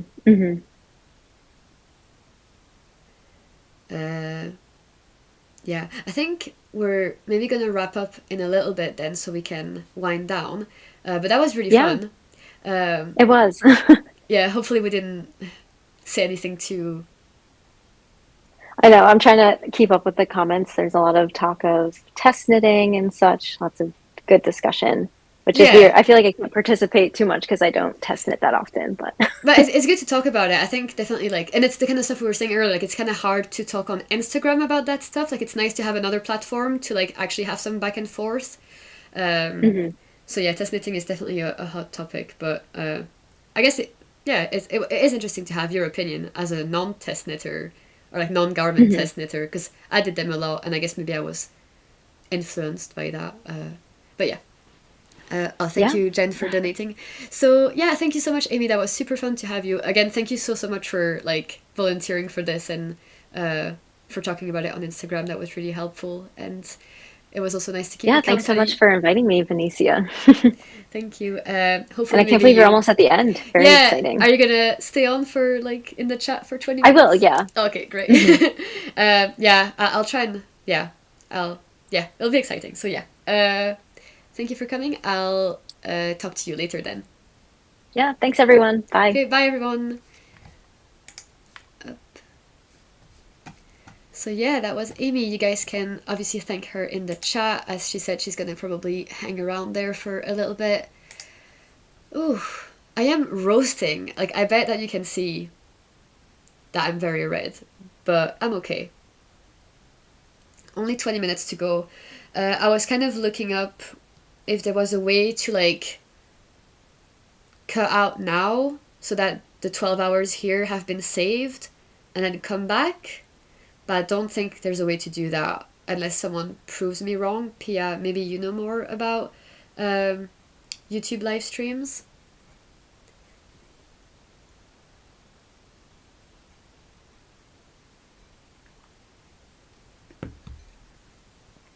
I'll post a little photo on Instagram.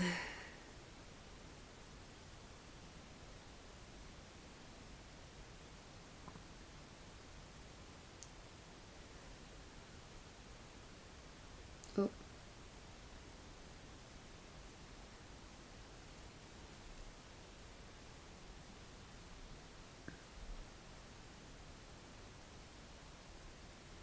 Okay. Oh, my sweater fell. I'm really tired, you guys. I'm not gonna lie. Probably gonna pass out in my bed afterwards and like not want to talk out loud for 24 hours afterwards. Oh, Amy, saying bye. Thank you for having me. It was a lot of fun. Yay. Rosy cheeks for sure. Yeah. I shouldn't have put the heating on. I asked Ross to put the heating on a bit ago and then to turn it off, but I think it was too much. Yeah, yeah, I'm gonna go get some rest soon. Could make a new link for the end of live stream. Yeah, technically I could end the stream and then restart the stream, so we could end without a rush. I don't know. Oh, hi Abigail. I'll put a poll.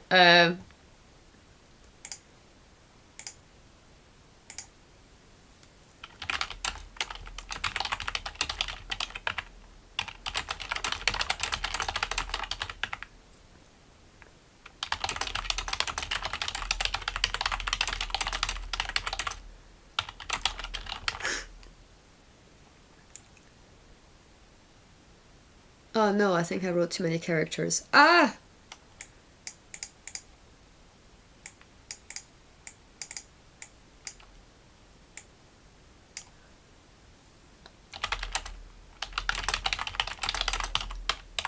Okay. Okay, so either we end 10 minutes early, so in like 8 minutes, and then that's it, or we cut the stream short in like 5 minutes, and then I start a new stream, and you guys can all like migrate from here to go over there, which I know we're gonna lose like half the people, like that's what happens, but I think that would be an option. Oh no, people are voting for 10 minutes early. That's fine. That's easier for me. People are saying like for my own well-being, they're gonna cut out early. Thank you. That would be fine, yeah. It's always good to have your opinion, guys.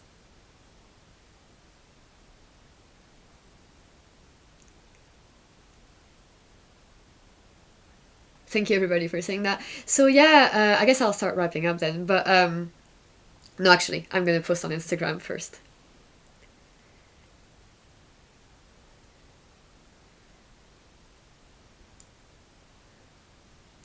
We raised 6,200.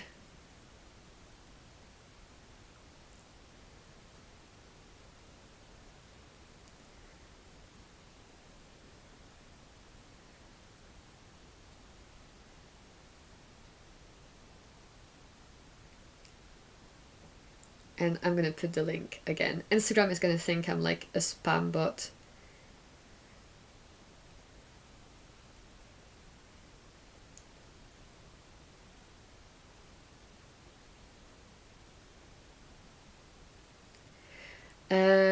Oh, thank you for the donation.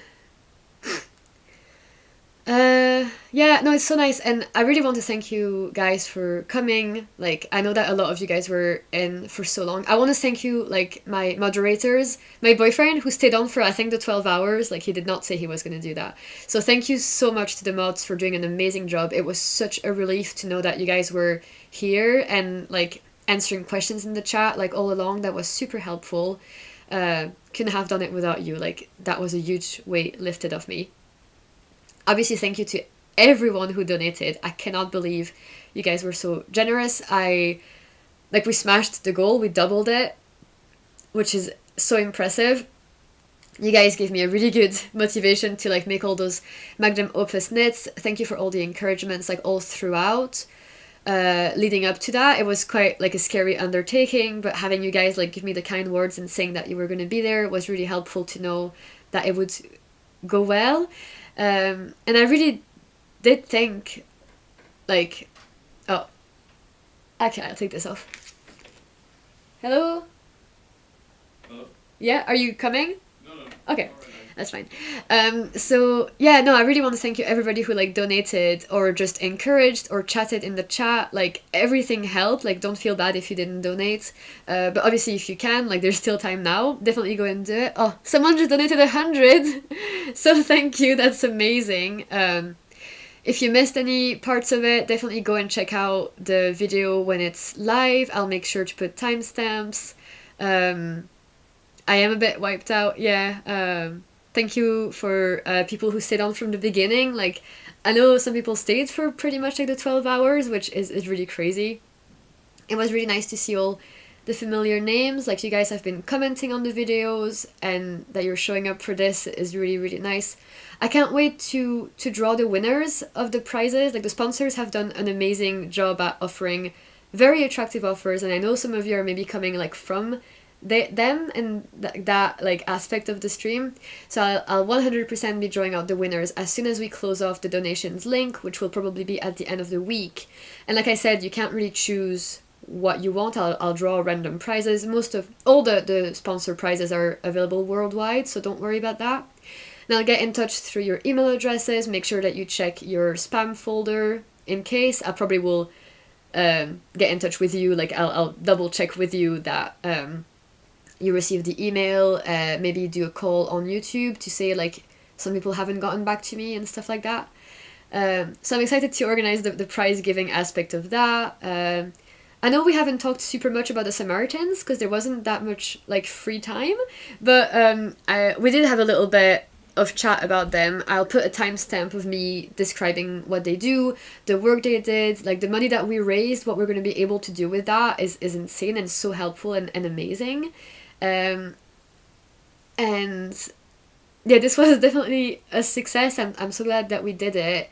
If you want to learn more about the Samaritans, there's like the links in the stream and in the description. They're a great organization. If you're in the UK, like maybe volunteer even, that would be a good way to give back to the community as well. But yeah, and thank you to the podcaster guests that came. That was amazing. I hope that you guys check them out in the description, like check their podcasts, their Instagrams. They're great women, and I felt in very, very good company. It was like chatting with friends, and like we said, like a little bit of a knit night together. And thank you for the very warm welcome that you guys gave to Ross. I think he had a really good time coming on. I think he's going to come and say hi as well, hopefully. Accidentally was here for 10 hours, yeah. Yeah, I wonder how your days went for you. For me, it was definitely nothing like I've ever done before, so yeah. I'm a bit paranoid about it overrunning and not being able to save the 12 hours, so I'll really start wrapping up soon. Ross? I'll text him.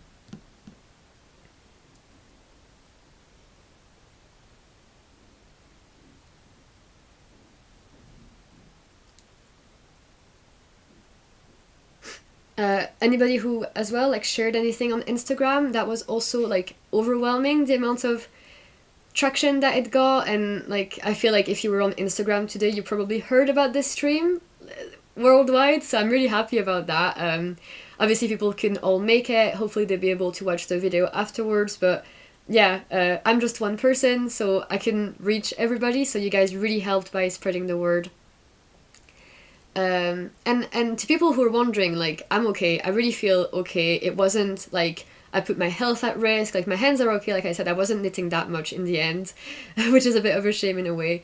My voice is okay, my head is okay, I'm just really warm, but I'll get a good night's sleep. I probably won't post a video next week, I think was my plan, to like not record anything this weekend, but I'll maybe talk to you guys on Instagram a little bit afterwards. And I'm so happy we were able to start the year off like this and share this moment. Like if you were here, you can say like I was at the 12-hour charity live stream, you were a part of it.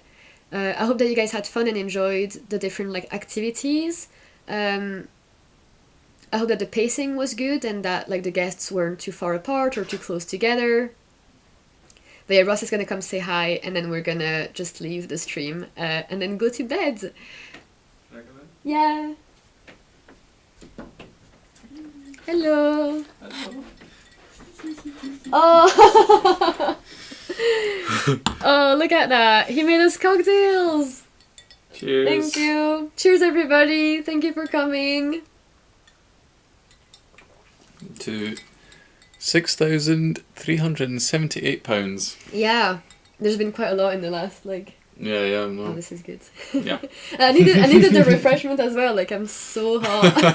Yeah. I thought something with Oh, ice someone would liked probably your do well. jumper. Oh, yeah. It's the Krabby jumper from If you watch Superstore. Superstore, it's an inside joke. Oh no, thank you guys so much, and I was saying to them that I think you enjoyed yourself. Like. Oh yeah, I mean I watched pretty much the whole thing. I took some breaks for Yeah. cooking, and that was about it. Really. Actually, I think I cooked dinner and then went and And you turned were the good heating on and off. for moderating the quiz as well. Yeah, that's true.